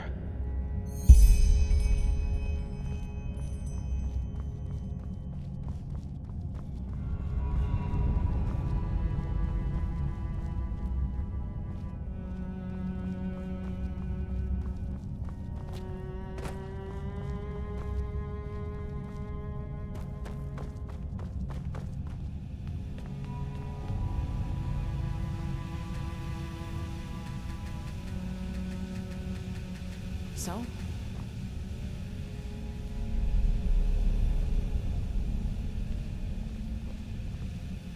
Any luck? You're right, but why did he run off in the first place? That's just careless. I couldn't agree more, but at least now we have a trail. Let's see if the lever still works.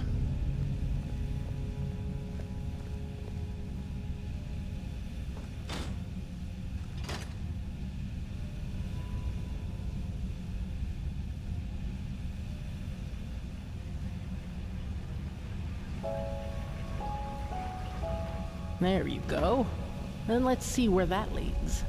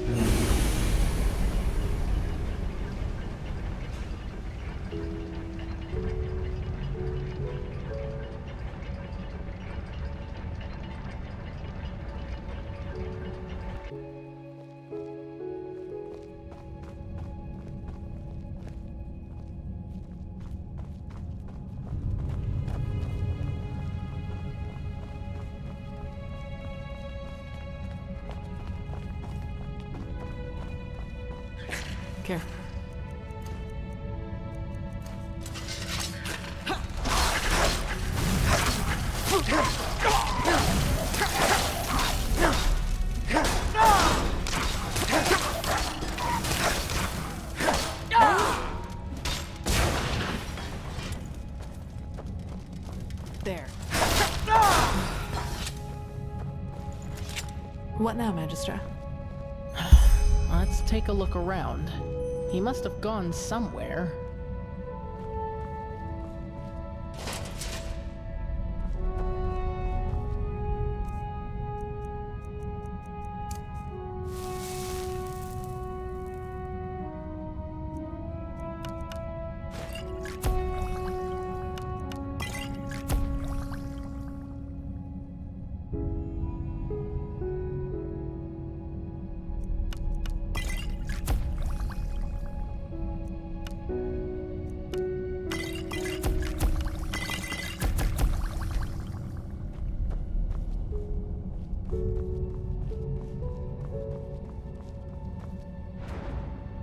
That's what I call well hidden.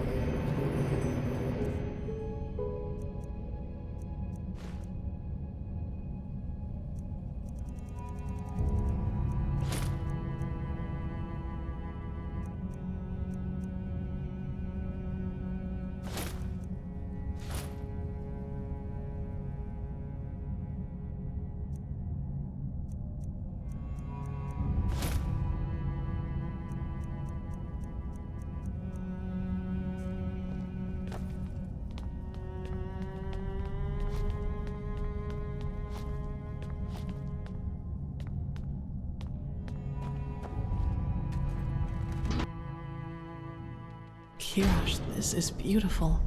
What is this place, Magistra? Can you read the glyphs? I'll try. Yes, that? Tower of Memories.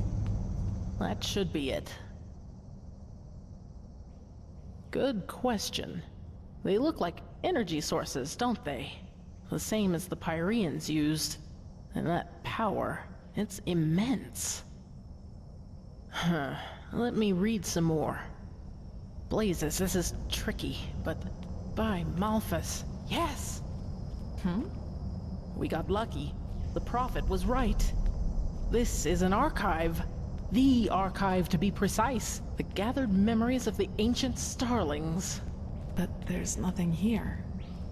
We will see about that. Come.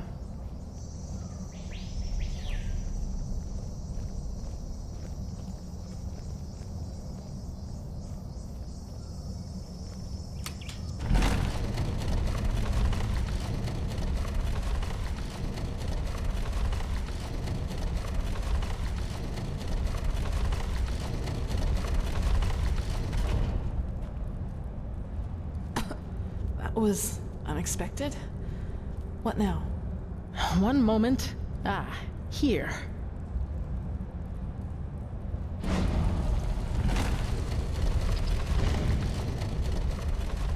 Wait, what's happening here, Magistra? The Starling prophecies were right. The ancient fathers have lived in this place for eras, maybe eons. And throughout the years, they have documented the rise and fall of every civilization. And we're just about to see their memories of the Pyreans. Correct. And they witnessed all of it. Their creation, their bloom, and their downfall. The same goes for many, many cultures that were before them. Well, that's the big question, isn't it? But I fear we have no time to wonder about that, at least not for the moment. Correct. And yet they never helped any of the civilizations that were extinguished by it. But who knows? This is Maybe murder. Their hands were tied if they know somehow. how to defend themselves against the High Ones, why didn't they share that knowledge? Who knows? Maybe their hands were tied somehow.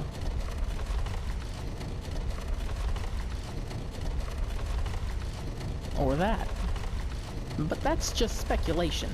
What we do know is that neither the Red Madness, the High Ones, nor the Cleansing could harm them, and that their knowledge might be the key to completing the beacon. Would you look at that? Welcome to the memories of the ancient fathers. Let's see what we can learn from it. If the Grand Master was right about this, the Pyrean history should perfectly reflect the different phases of the cycle, including the cleansing.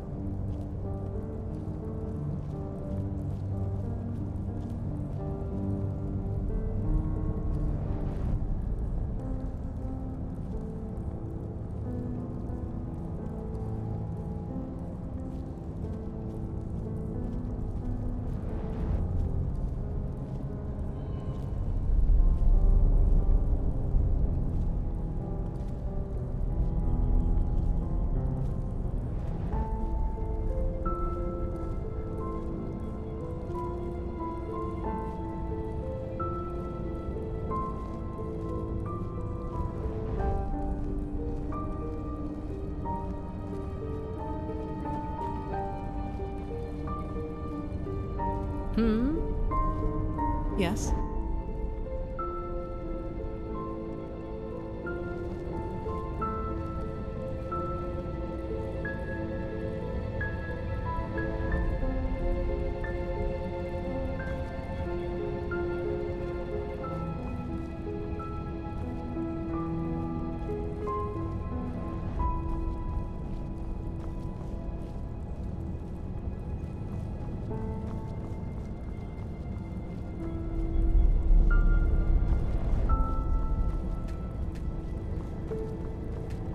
That's step number 4, the downfall of the rulers.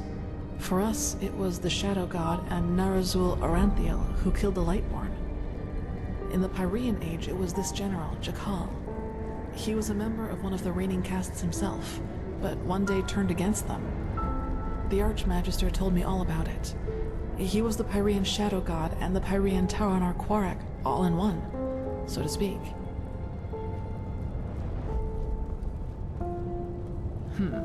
That's the first step of the cycle.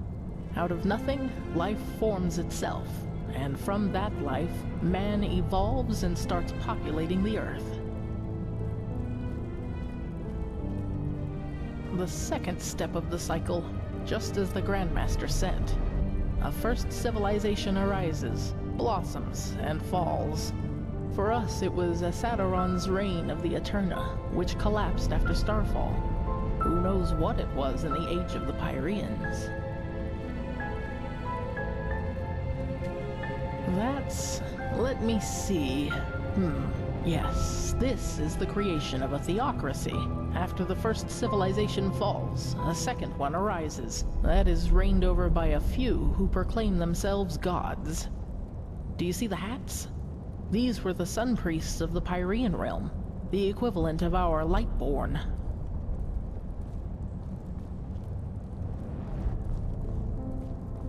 The chaos, the war, the red madness. This is the fifth step, where we are right now. Do you see this shape in the background? This must be the High Ones, who are behind all of it. The cycle nears its end. The sixth step. The cycle concludes, the cleansing happens, and mankind vanishes, just like that.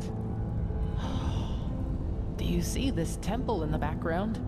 This must be the temple in the city of 1,000 floods, the heart of the Pyrean realm. And after the sixth step, it all starts over. So this is the final proof. Everything that has happened to the Pyreans, and probably to those before them too, is now happening to us. That's the question, but... by the gods. What? Mankind. It ascends to the sky, to the High Ones. Oh, by the righteous path, now it finally makes sense. All of it. Mankind doesn't vanish at the end of a cycle. It becomes a High One. That is how they reproduce, how they feed, or whatever you wish to call it. Don't you see? These shapes that ascend skywards. They're thoughts, our consciousness, our souls, and all of them together form a new High One. So you are saying that what a High One really is the consciousness of an entire civilization? Yes, it's our memories, our thoughts, our dark knowledge, our collective consciousness. This is monstrous. Yes, by the righteous path, that's it. Coarek is right. In a way, humanity does reach a new level of existence, because it becomes one of those beasts. Oh, yes, we do. The word of the dead. You said the aged man left it for you, didn't you? Then this is the way. The Numenos. I know what it is. Or rather, what we need to fill it with. The essence of a High One. It's hard to explain. The problem with the High Ones is that they don't have a physical shape, and this makes it hard to fight them. They are everywhere and nowhere, just like the air. This is why we need the beacon to fight it. it has the power to banish them. It's an assumption, but a well-grounded one. What the beacon does is channel massive amounts of energy and unleash it on its core. Isn't it logical, then, that we need something of what we want to banish? Like an energy signature inside it. It might sound far-fetched to you, but it feels right. Well, this is where it gets complicated, but I think I also have an answer to that. The word of the dead. We need to use it on a High One, to enter its mind. If there is any place we can find a High One's essence, it is there. But even if that would work, where are we supposed to find a High One? You said it yourself, Magistrate. They don't have a physical form, and even if they had, they surely wouldn't reveal themselves to us. That is correct. But I know where to find one. Where the last cleansing took place. That is where we need to go. And once we are there, you need to listen to the echo. Of course. But since the High Ones are immaterial and will correct, the echo grants you the ability to feel and relive the memories of this world. Yes, this means that we have to find the holy city of the Pyreans, where the last cleansing took place, the city of floods.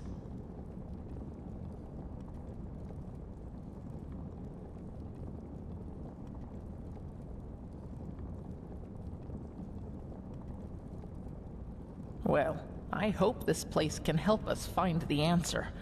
If the ancient starlings witnessed the entire cycle of the Pyreans, then they surely knew a lot about the geography of the world as it was back then as well. We need to keep searching. Come, let us go back to the tower.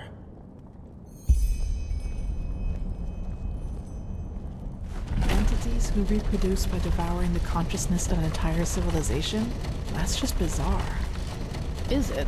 Don't we ourselves breed pigs so that we may eat them once they are fat enough? In a way, the High Ones are just like us, except that it's our thoughts that they are after rather than our bodies.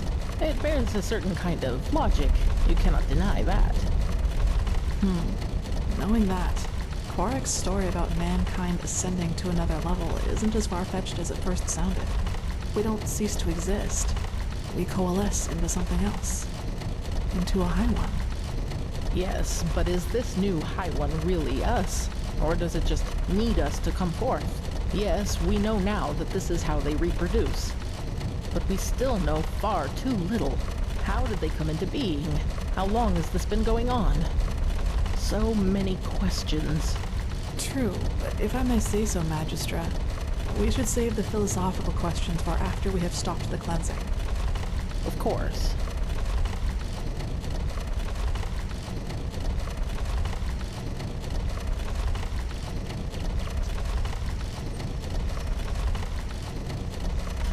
Well then, let's see what... Kurmai? They are here! They have been here all along! Kurmai! Where by the righteous path were you? He was a fool to bring you here! You soil-born are too dangerous! You've always been! But he was too blinded! Blinded by his dream to finally finish her and sail home! I don't like this, Magistra. What are you talking about, Kurmai?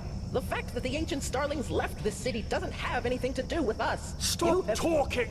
Darn it, you are so ignorant! They are here, but they won't reveal themselves to us because they don't accept your presence! Because you are unworthy of them!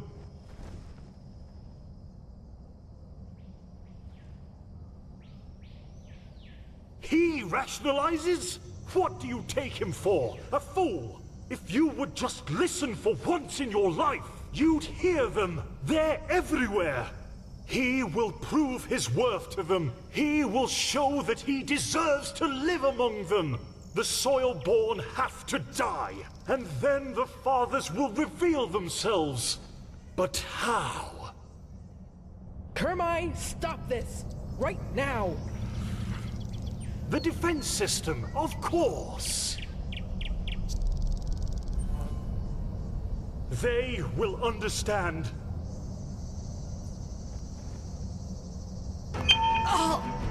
To arms. What is this madness?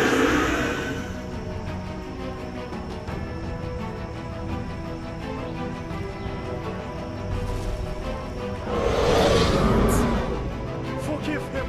It has to be done! Bring them back and leave!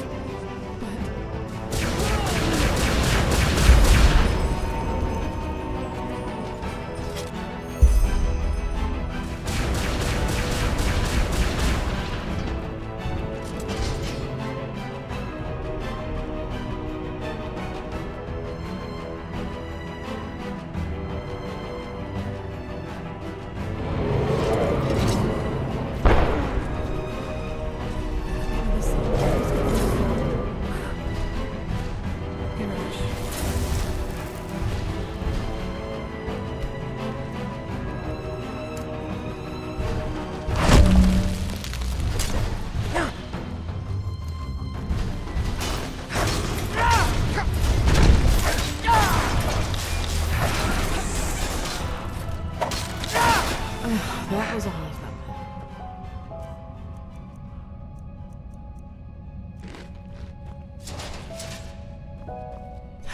That was all of them, I think. Saira, what happened up there? The Magistra, she didn't deserve that. Yes, of course. But what now, Saira? We now know what the Numinos is, but we still need a map to help us find the City of 1,000 Floods. And surviving these creatures will be a challenge, too. Yes, you're right, we do. That means back to the dock. Come on, let's get back to that elevator.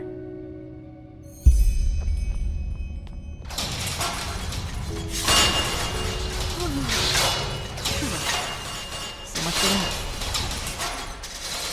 Correct. Let's look around.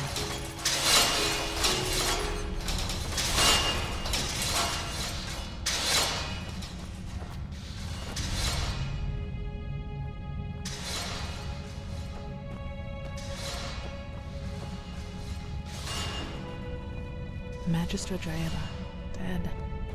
She was already a keeper long before the Grandmaster was even born. It's just not fair.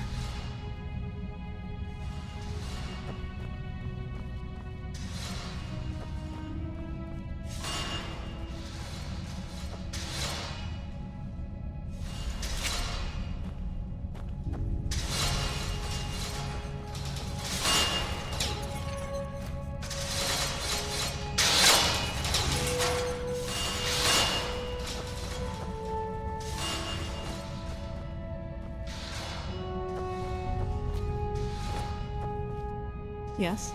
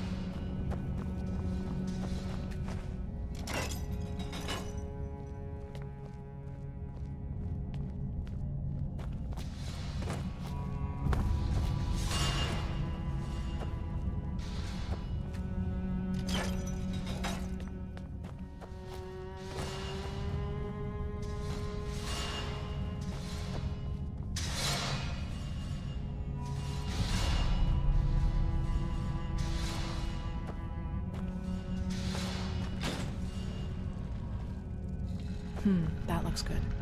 Let us hope it also leads us down the tower.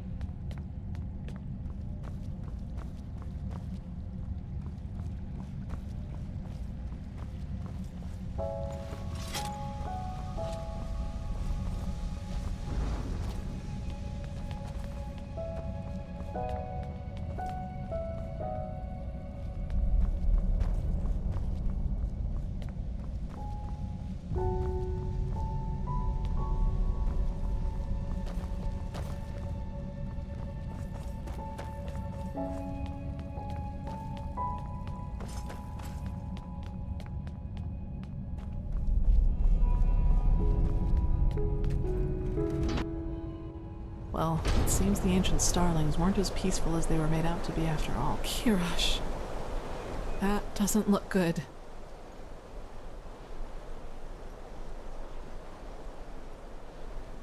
I just can't believe it. This flying steel creature must have noticed them.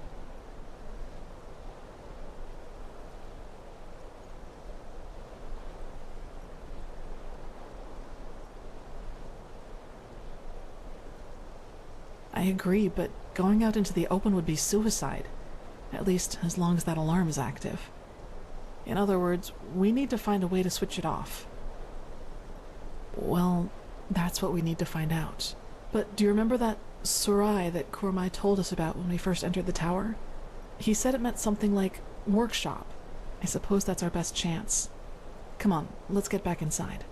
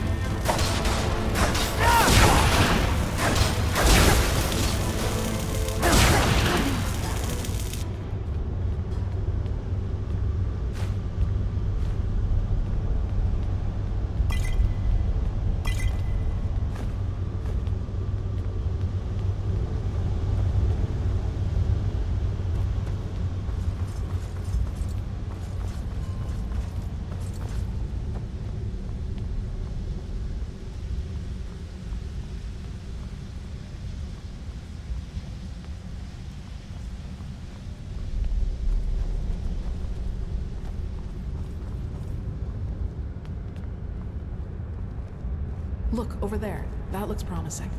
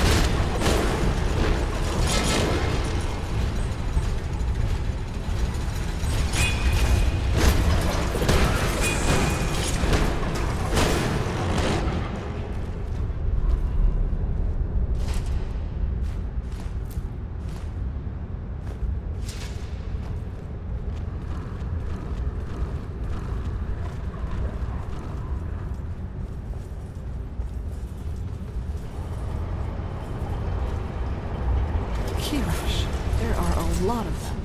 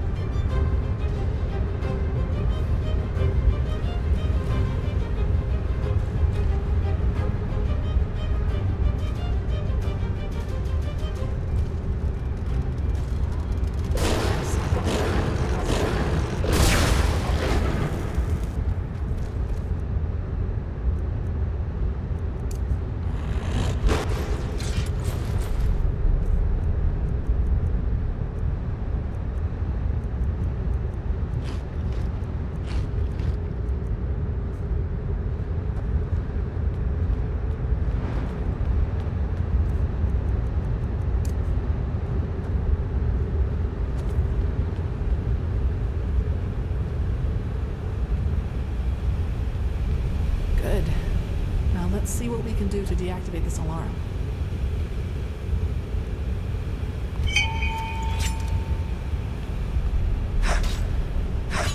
So, did it work? Damn it. But... Run!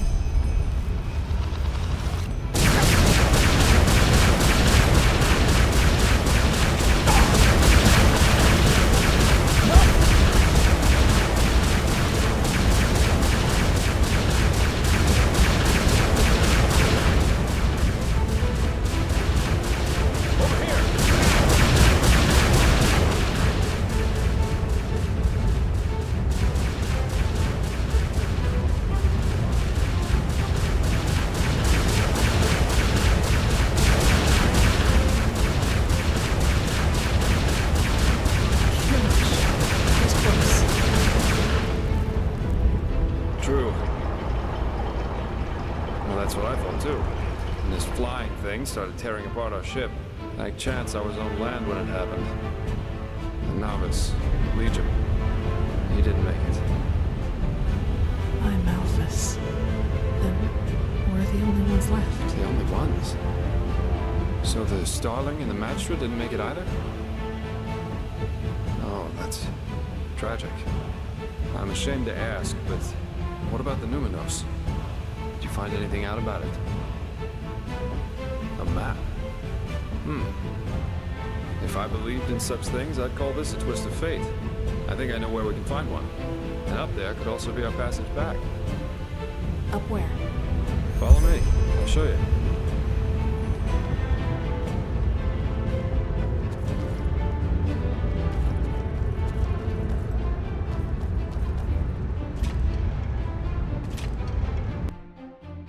How did you make it here, my Sir Dalvarek?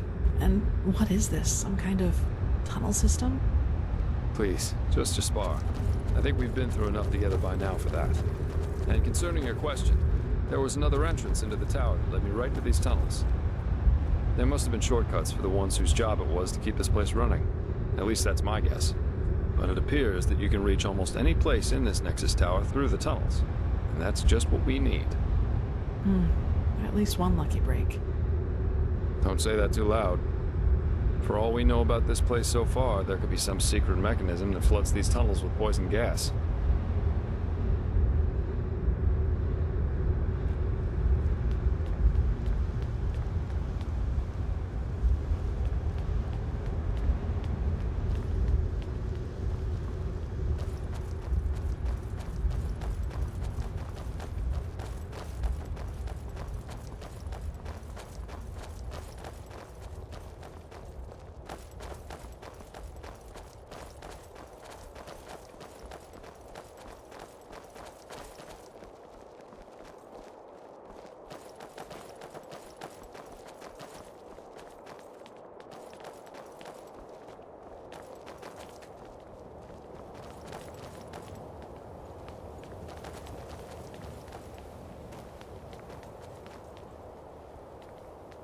Wait, I don't like this.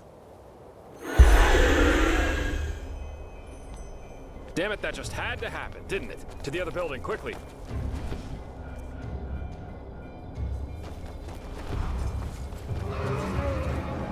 Careful.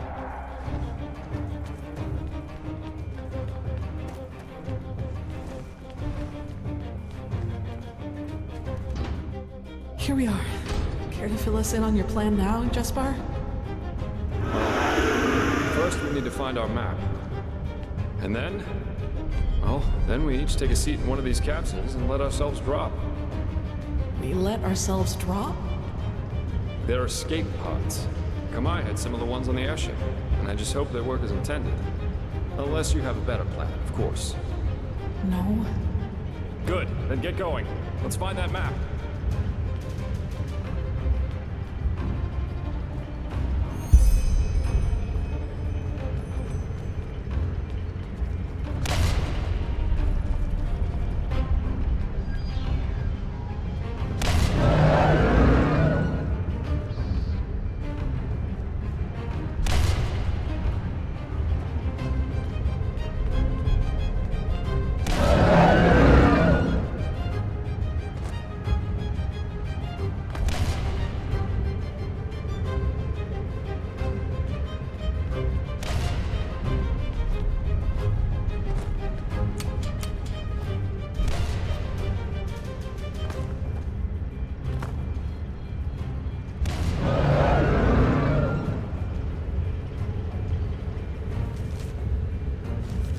that it?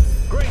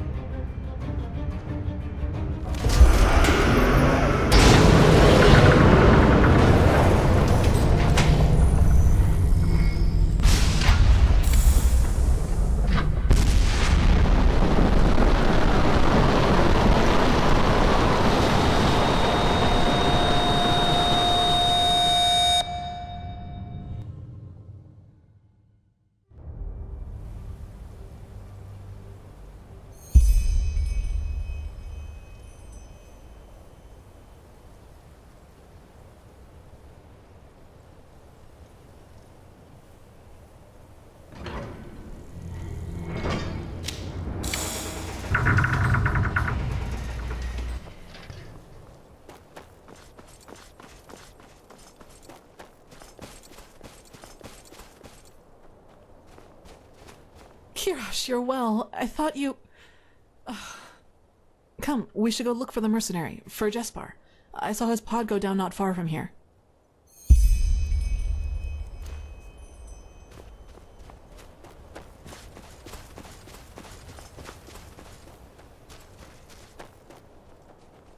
Look, over there. Oh no.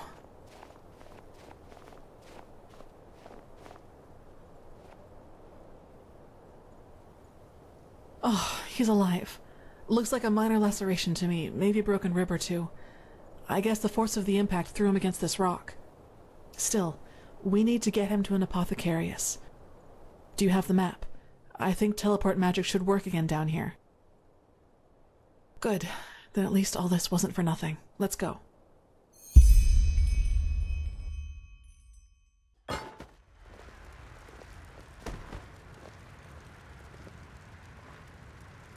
So the High Ones devour our consciousnesses.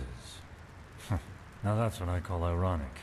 Maybe Coarek and his free people do become part of these higher beings they so adore after all. We should tell them. Maybe they'll be so delighted that they will abandon the siege and sail right back to Nera. Spare us your jests. Archmagister, how long will you need to decipher the map?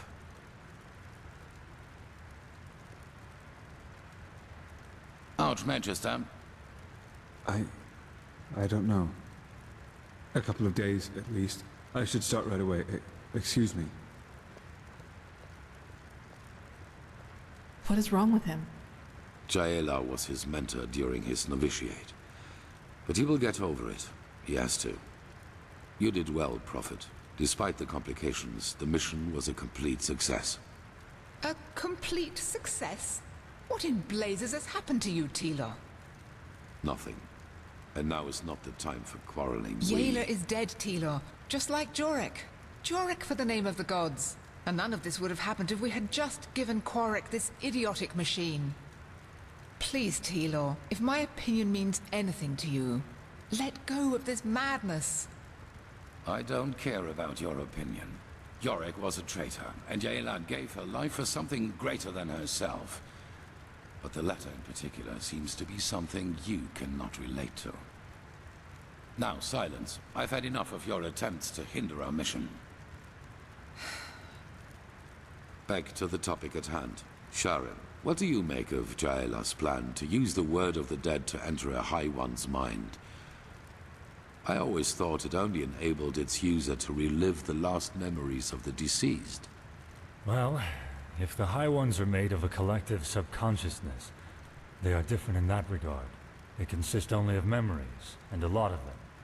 That is, of course, if the Magistra's theory about them is true. Forgive my interruption, but having seen the Starling's murals, I would say it is.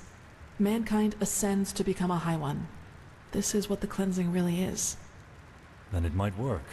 Used on a High One, the word of the dead could allow us to enter its spirit. We will take the risk. The walls still hold against Coarek's armies, but we need to hurry. As soon as the Arcanists have figured out the map, we will set out to find this city over 1,000 floods. If you have any unfinished business to attend to, you should do it now. Many things will be decided by what's to come. I feel it. Ah, and the apothecarius said that the mercenary will live. He's in the Curarium, in case you want to pay a visit.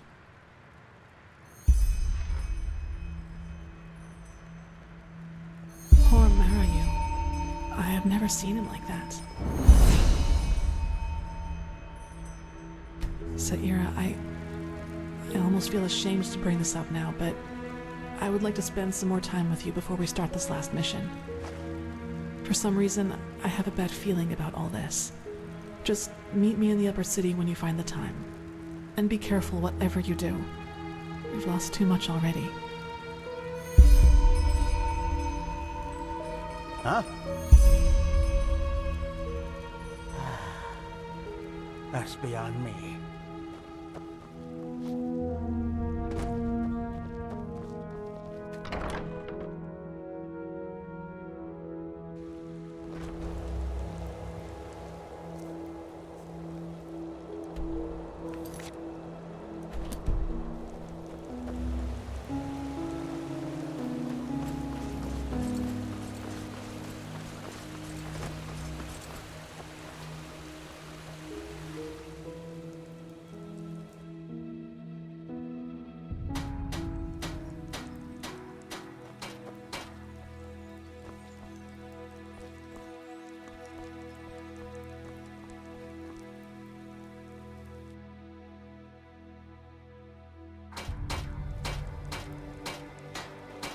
You're a foreigner, aren't you? I wish I'd have crossed. In no bed, so. Malfash's blessings, and our room's looking for you. Good. We'll open up the room for you. Hello. And please, no This show is your business. madness, all of We walk the righteous path in here, and don't get in trouble.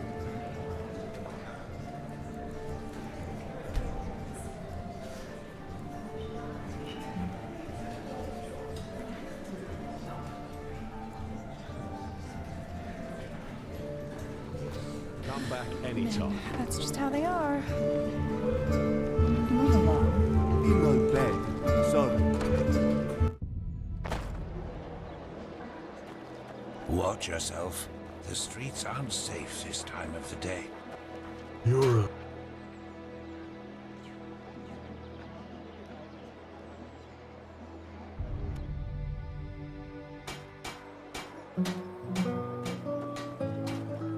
Yeah? What do you want? Now, I just put them out for you to look at. Tell me what you need, and be quick about it.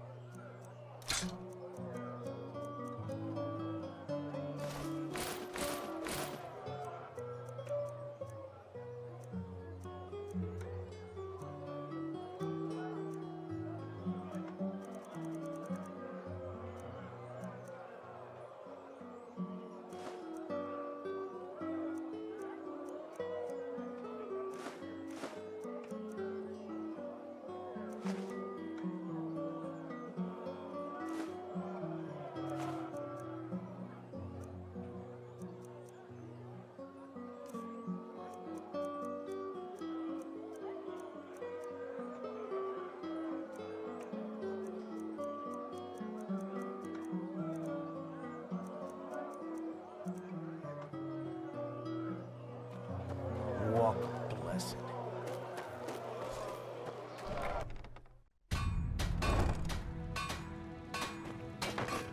Hammers, daggers, looking for everything for the path-abiding soldier.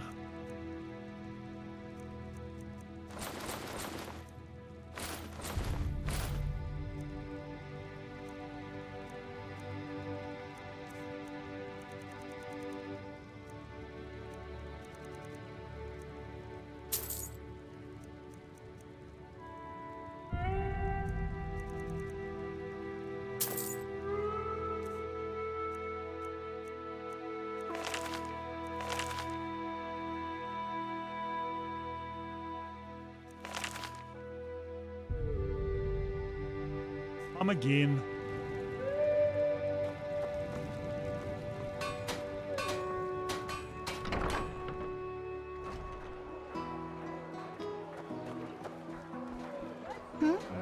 Is it important?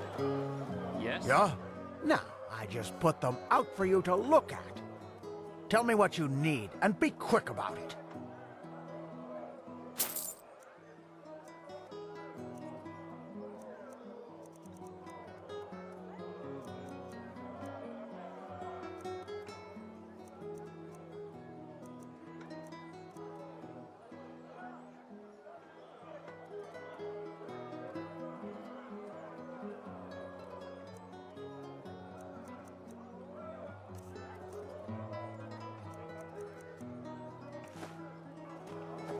Walk blessed.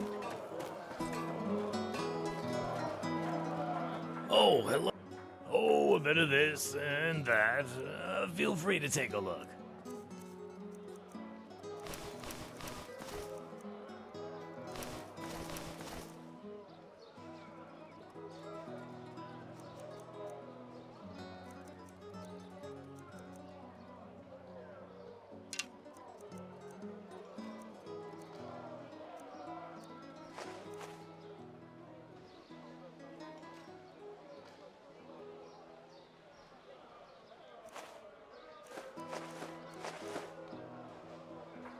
Walk blessed.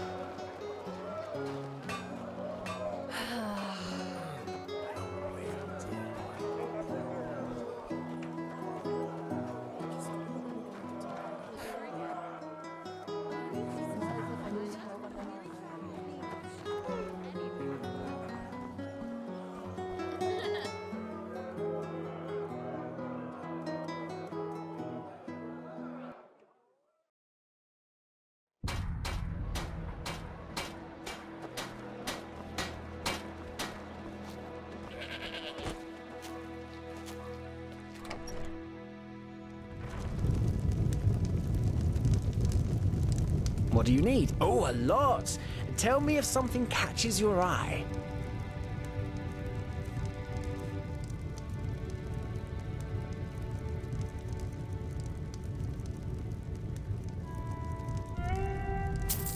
Say. Travels. All you'll ever need. But please, take a look. Safe.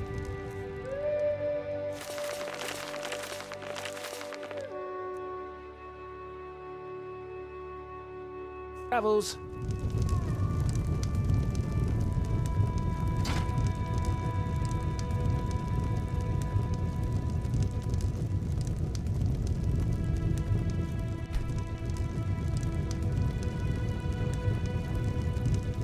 Walk blessed. All you'll ever need. But please, take a look.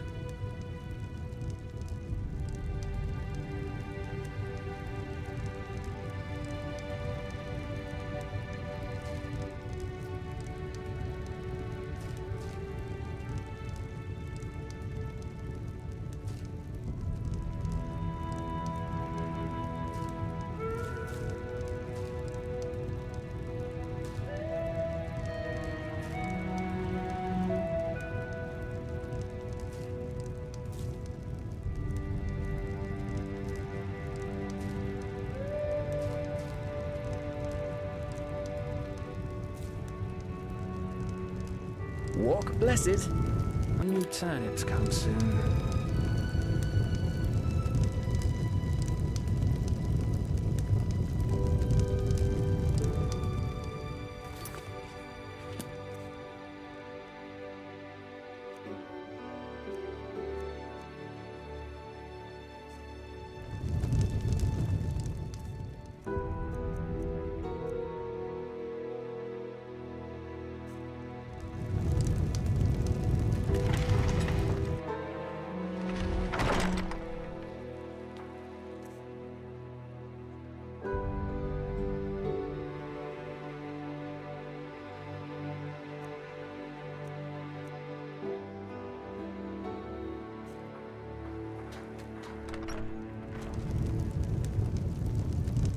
What a this and that.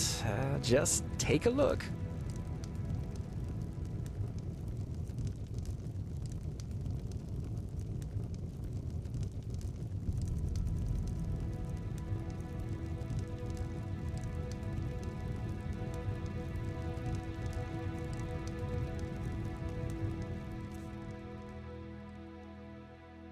Your path always be even. All you'll ever need. But please, take a look.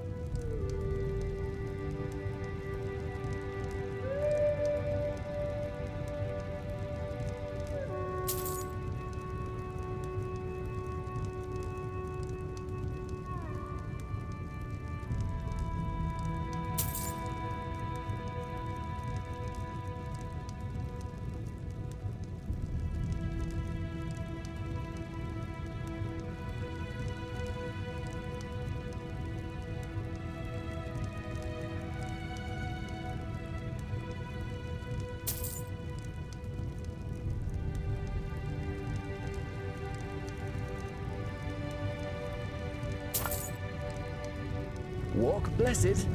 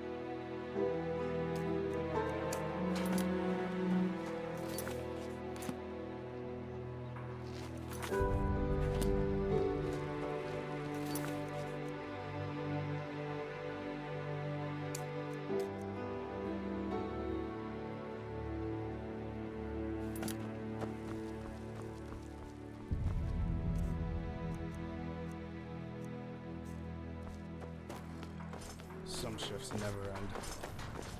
Oh, lovely adherers of the crunchy pleasures! Crow in delight as your teeth sink into...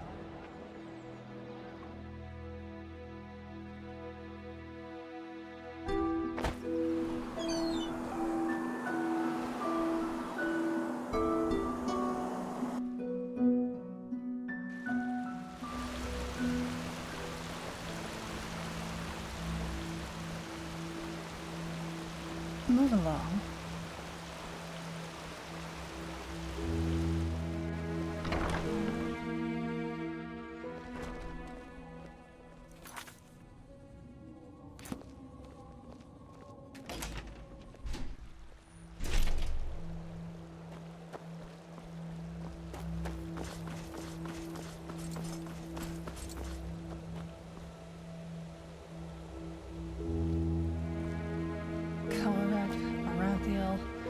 Same shit.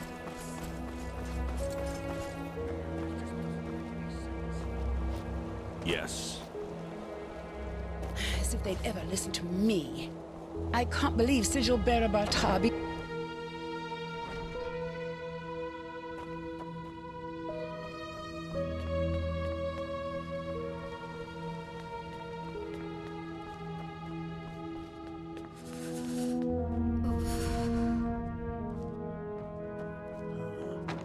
Yes, it makes sense.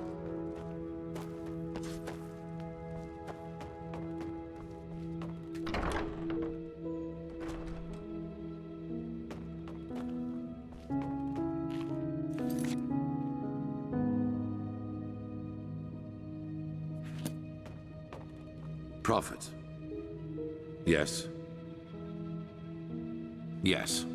Coarek will not dare sending his troops straight against our walls. That would be tactical suicide. For now, we are safe.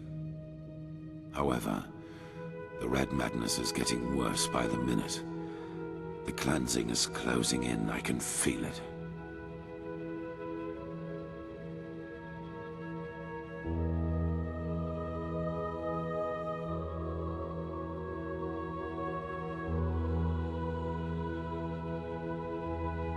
The same I thought before. They are our enemies, and they want to destroy us. I do not care about their motives, even though I have to admit that knowing their true nature is a disquieting thought. An entity created from the collective consciousness of a civilization. Something like that should not be allowed to exist. You know, I know Natara better than you might believe. And I know the reason for her untouchable demeanor. Fear. She's afraid of losing something important to her. Something that she helped to create, and that is the Order. You probably do not know this, but unlike most keepers, Natara was not born of the Sublime Path. Even more than us, she had to fight for her place here. And through immense willpower and discipline, she made it. Not only to become an ordinary keeper, but into the highest league. Correct.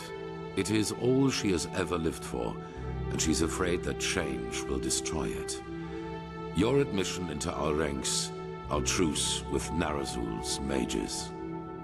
She believes that my imprisonment made me into a fool whose only intent is to get his will. She does not realize that all that has happened burdens me as much as it burdens her. And that I would give a lot for her support, rather than this ridiculous bickering.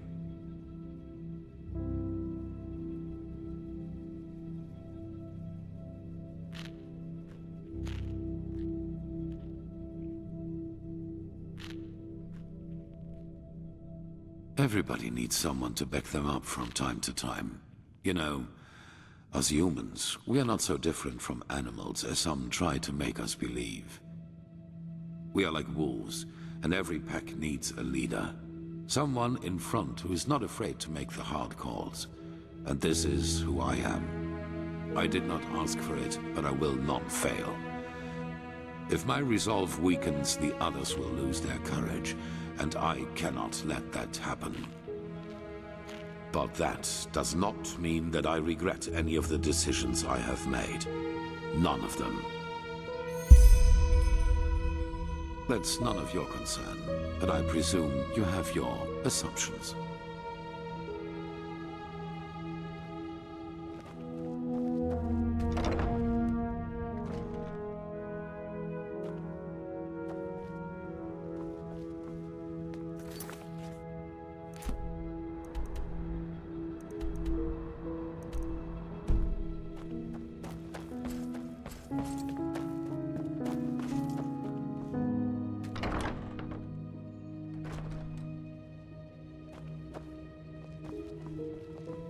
Prophet, huh?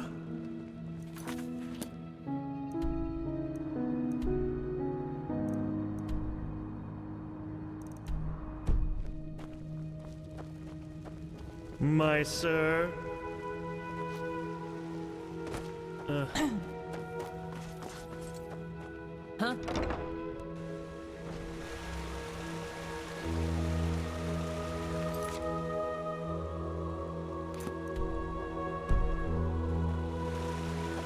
Keep walking.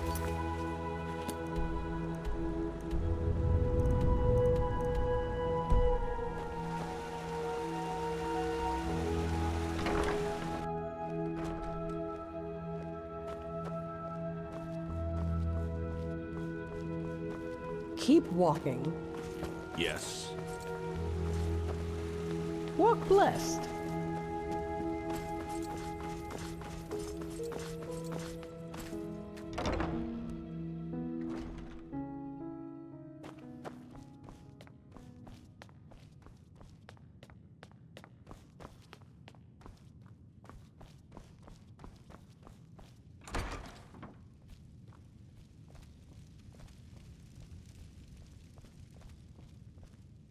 Now, isn't this a surprise? The world's nearing its end, yet the Prophet takes the time to pay me a visit. What do you need? It does what most injuries do. Hurts. But I'm a lot better, thanks for asking. Truth be told, just lying around here doing nothing's what's bothering me the most at the moment. Oh my, you make it sound so dramatic. I don't think this'll be the end, though. Say what you want about this place, but it'll be a long time before Coarek's men break through. The apothecarius said I might even be able to help if I rest for just a few more hours. Just be careful, all right? And find the Numinos.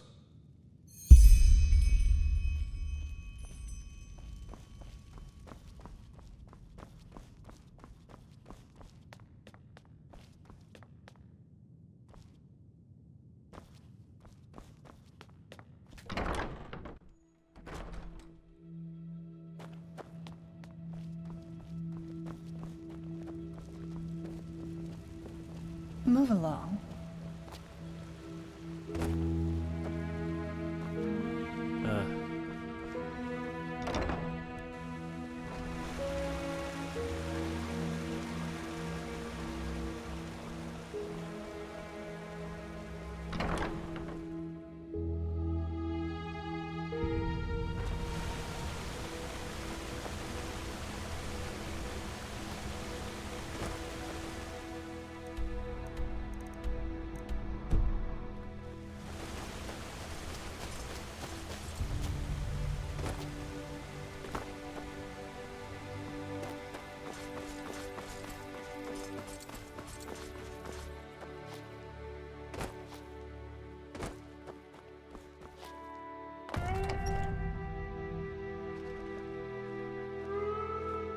Watch yourself.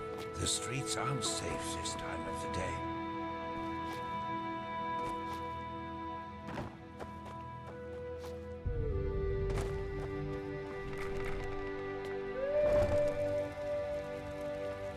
Well met.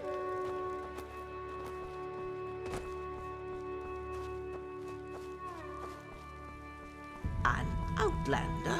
What are you doing in this part of the city? Shouldn't you be, I don't know, somewhere else? And so the circle closes, as it does for these 3 virtuous souls we are mourning today. But fear not, for they gave their life for a just cause, for the greater good, and will thus be walking on the endless paths forever, together with our Lord Malthus.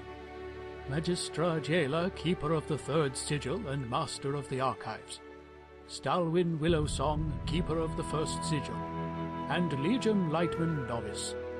May the Lord receive your souls today and grant you that you may walk the paths for eternity. You helped defend the city, didn't you? Thank you. But why didn't anyone listen to me in the first place? I told them those Naramis were dangerous. Malthus and now this is happens. dead.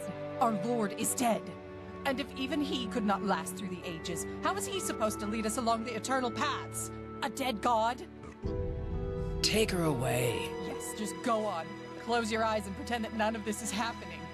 It's what you've always been good at. The cleansing is our punishment, don't you see? The punishment because we failed the Lightborn. That we let someone kill them. And the High Ones will take us all. Do you hear me? They will take us all. Wait, I think I know you. You helped the Grandmaster crush those Naramis bastards at the harbor gate, didn't you? I can't believe that actually happened. What? Keep going! Magistra Jaela, Keeper of the Third Sigil and Master of the Archives. Stalwyn Willowsong, Keeper of the First Sigil. And Legium Lightman, Novice. May the Lord receive your souls today and grant you that you may walk the paths for eternity.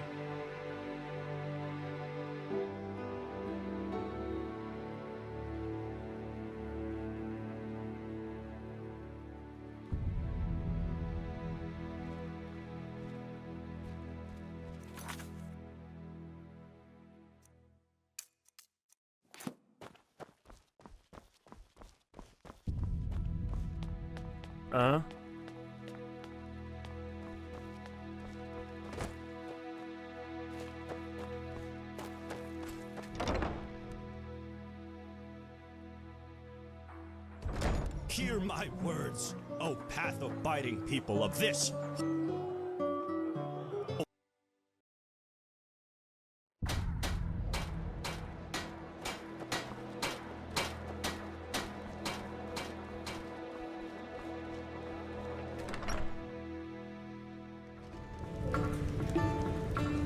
In a bed, sorry.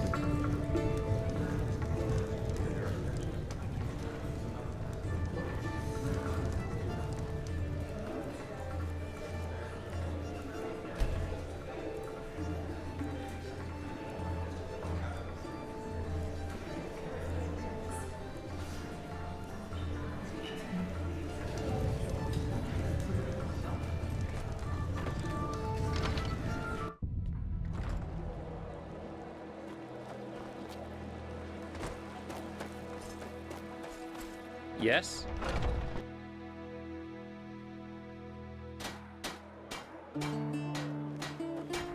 Not now, please.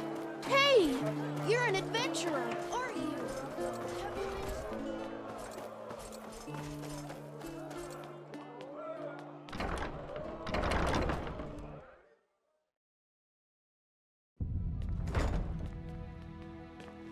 My sir?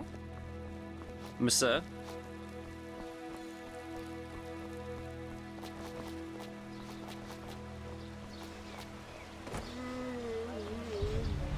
Satyura, you came. Thanks. I thought it was fitting for the occasion. Impressive, isn't it? From here it all seems so peaceful. As if there'd be no enemy army just in front of our gates. As if all this, the cycle, the High Ones, the Naramis, were just imagination. Potion to cure red madness. Wouldn't that be something? So am I. I wanted... Do you want to hear something funny? The two of us, even though we haven't known each other for that long, we've been through a lot. We underwent the Sigil's trial, we fought our way through ancient ruins, and we found the forgotten home of the Star People. I'd say we make for quite an unusual couple, right? But still, what I'd like to ask of you tonight, I'm ashamed to. It seems so out of place, so mundane. Just follow me. I'll tell you when we get there. My sir?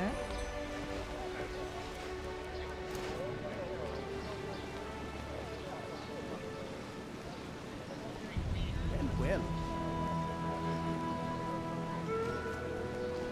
Monsieur.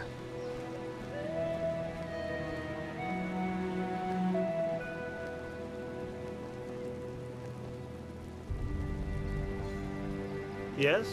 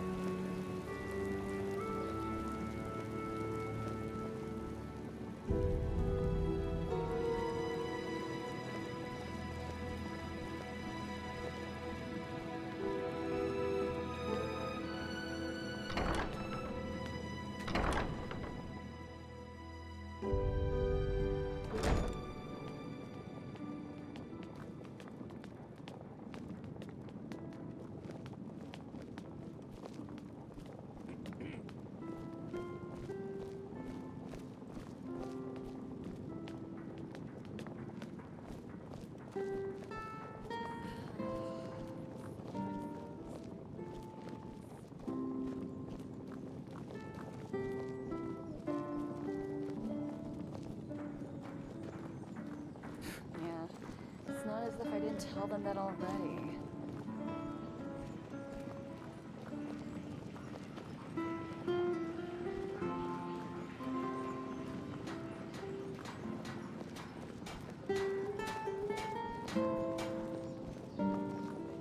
This is madness, all of it.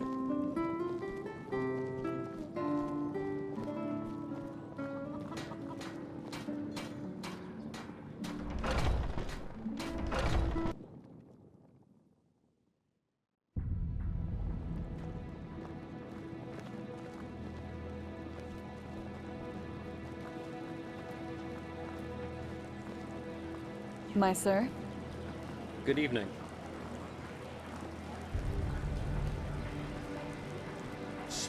Stop ignoring me!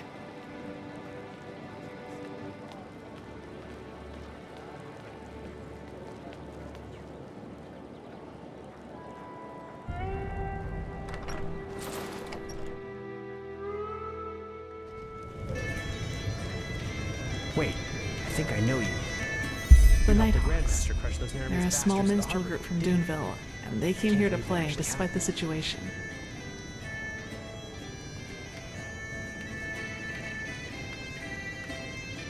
I guess I always have. I've just never permitted myself to enjoy it before. It seemed so useless. But then I realized there's a point where you've done everything you can. And be honest, Sierra, we don't know what the next few days or even hours will bring us. We could die. And if that should happen, I want to be able to say, yes, Kalia, you gave your life for something meaningful. You pursued your ideals until the very end. But despite all that, you didn't forget to just let go from time to time. You didn't forget to live, or to love. You may, and it means a lot to me. So, Saira, let's dance together. For tonight, let's just forget about everything else. The high ones, the cleansing, all the things we've had to see.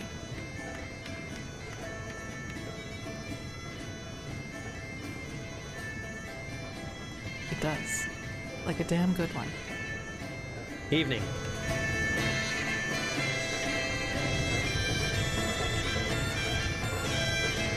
Malfast's blessings.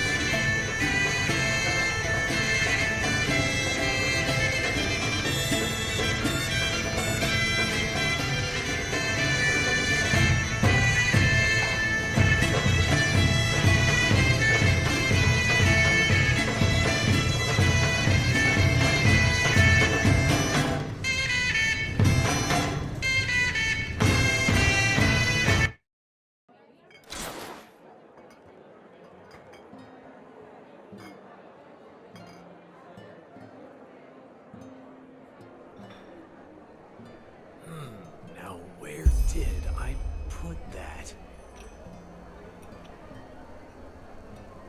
Fine vintage. So minds work. As if they knew anything about art.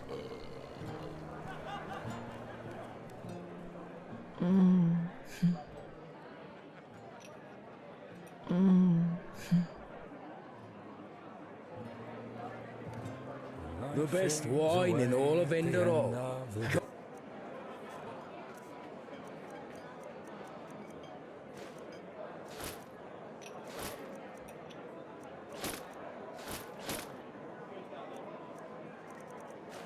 Give it a try. This is a hard life.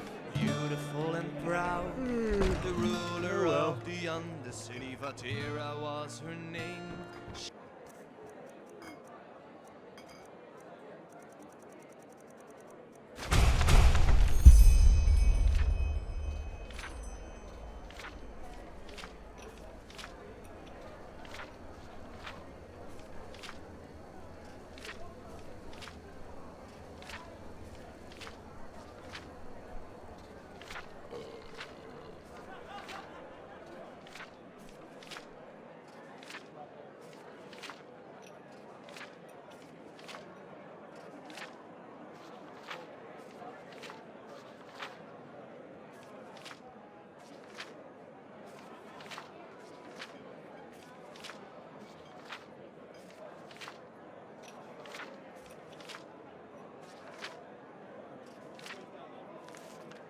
He was feared and desired. Beggars, thieves, and murderers were falling at her feet. As mistress of the castaway, she was worshipped What? and revered.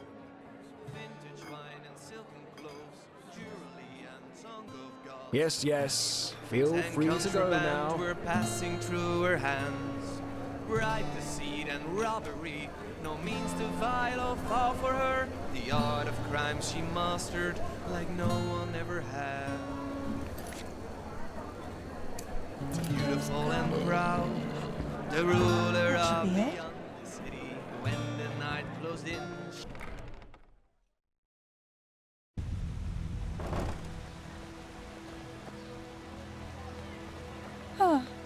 not from around here, are you?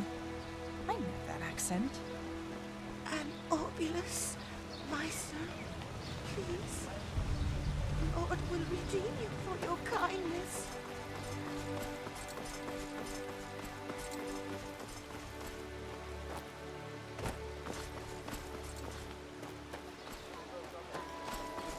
An outlander? What are you doing in this part of the city? A penny, my sir. Please, just one penny.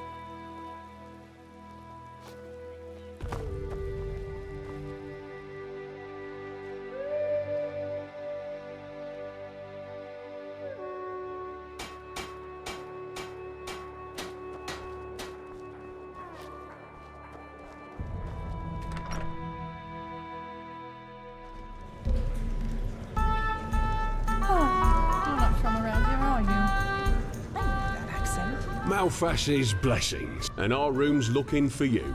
It's not good. We'll open up the room for you. And please, no shady business. We walk the righteous path in here and don't want any trouble.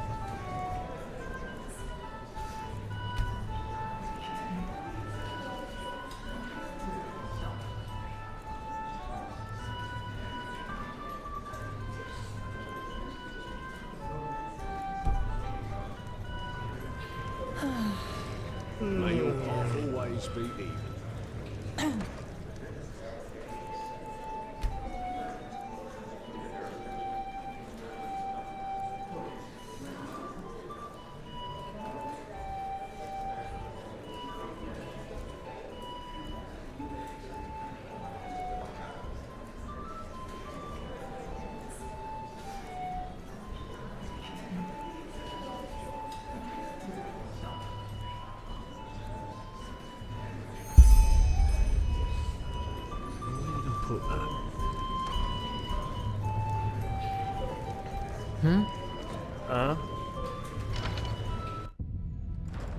Not now, please.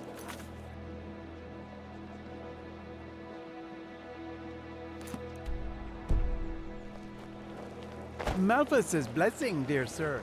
Might I interest you in a ware from my... This is madness, all of it. Is it important?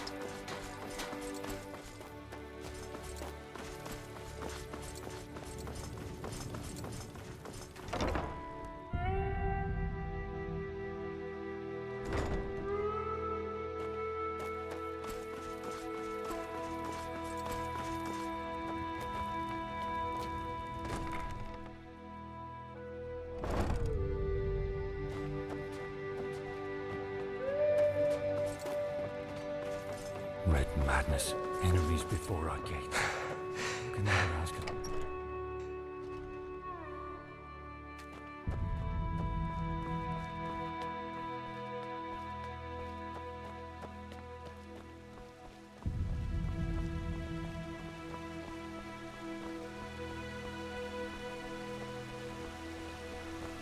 The fabled prodigy. I hope you can live up to what they say about you. I really do. Have you heard it?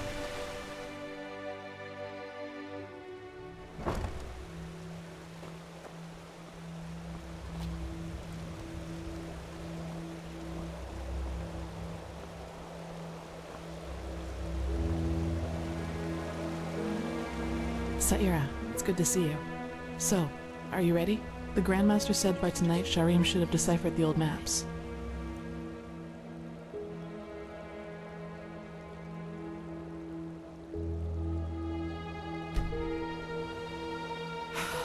Alright then, let's wait until nightfall. Go on ahead, I'll follow.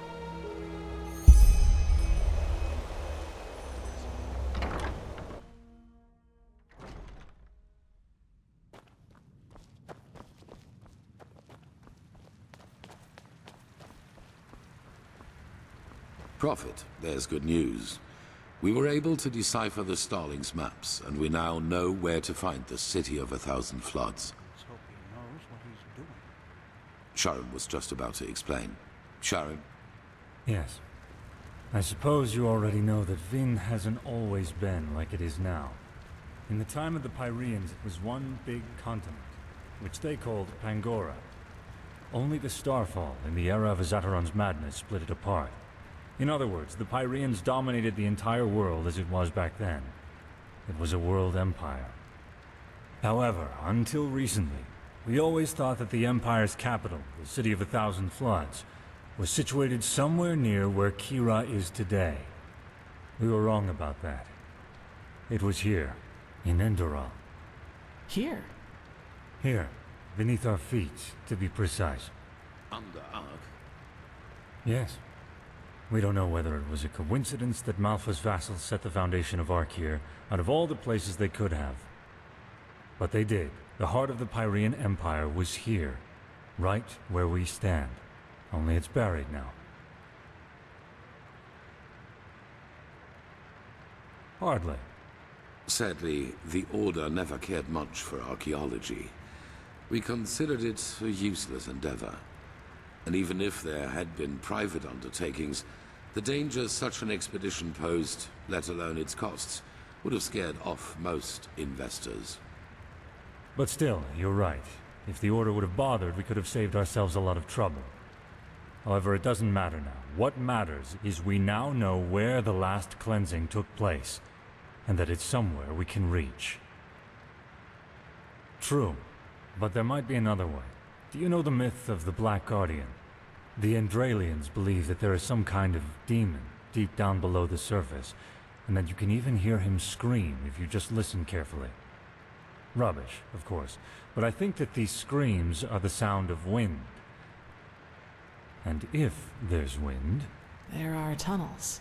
So are you suggesting that the Undercity's cavern reaches that deep? Into the City of Floods? Into what is left of it. All we need to do is find an entrance point that can lead us down. Then we leave without further delay. There's no point in leading an army down there, so the four of us will go alone. Prophet, speak to the Archmagister and tell him to give you the word of the dead and the container for the Numinos. We will need both. He's at the beacon. Shouldn't we at least think this through before we go? Ready your equipment. We'll meet at the gate to the Undercity.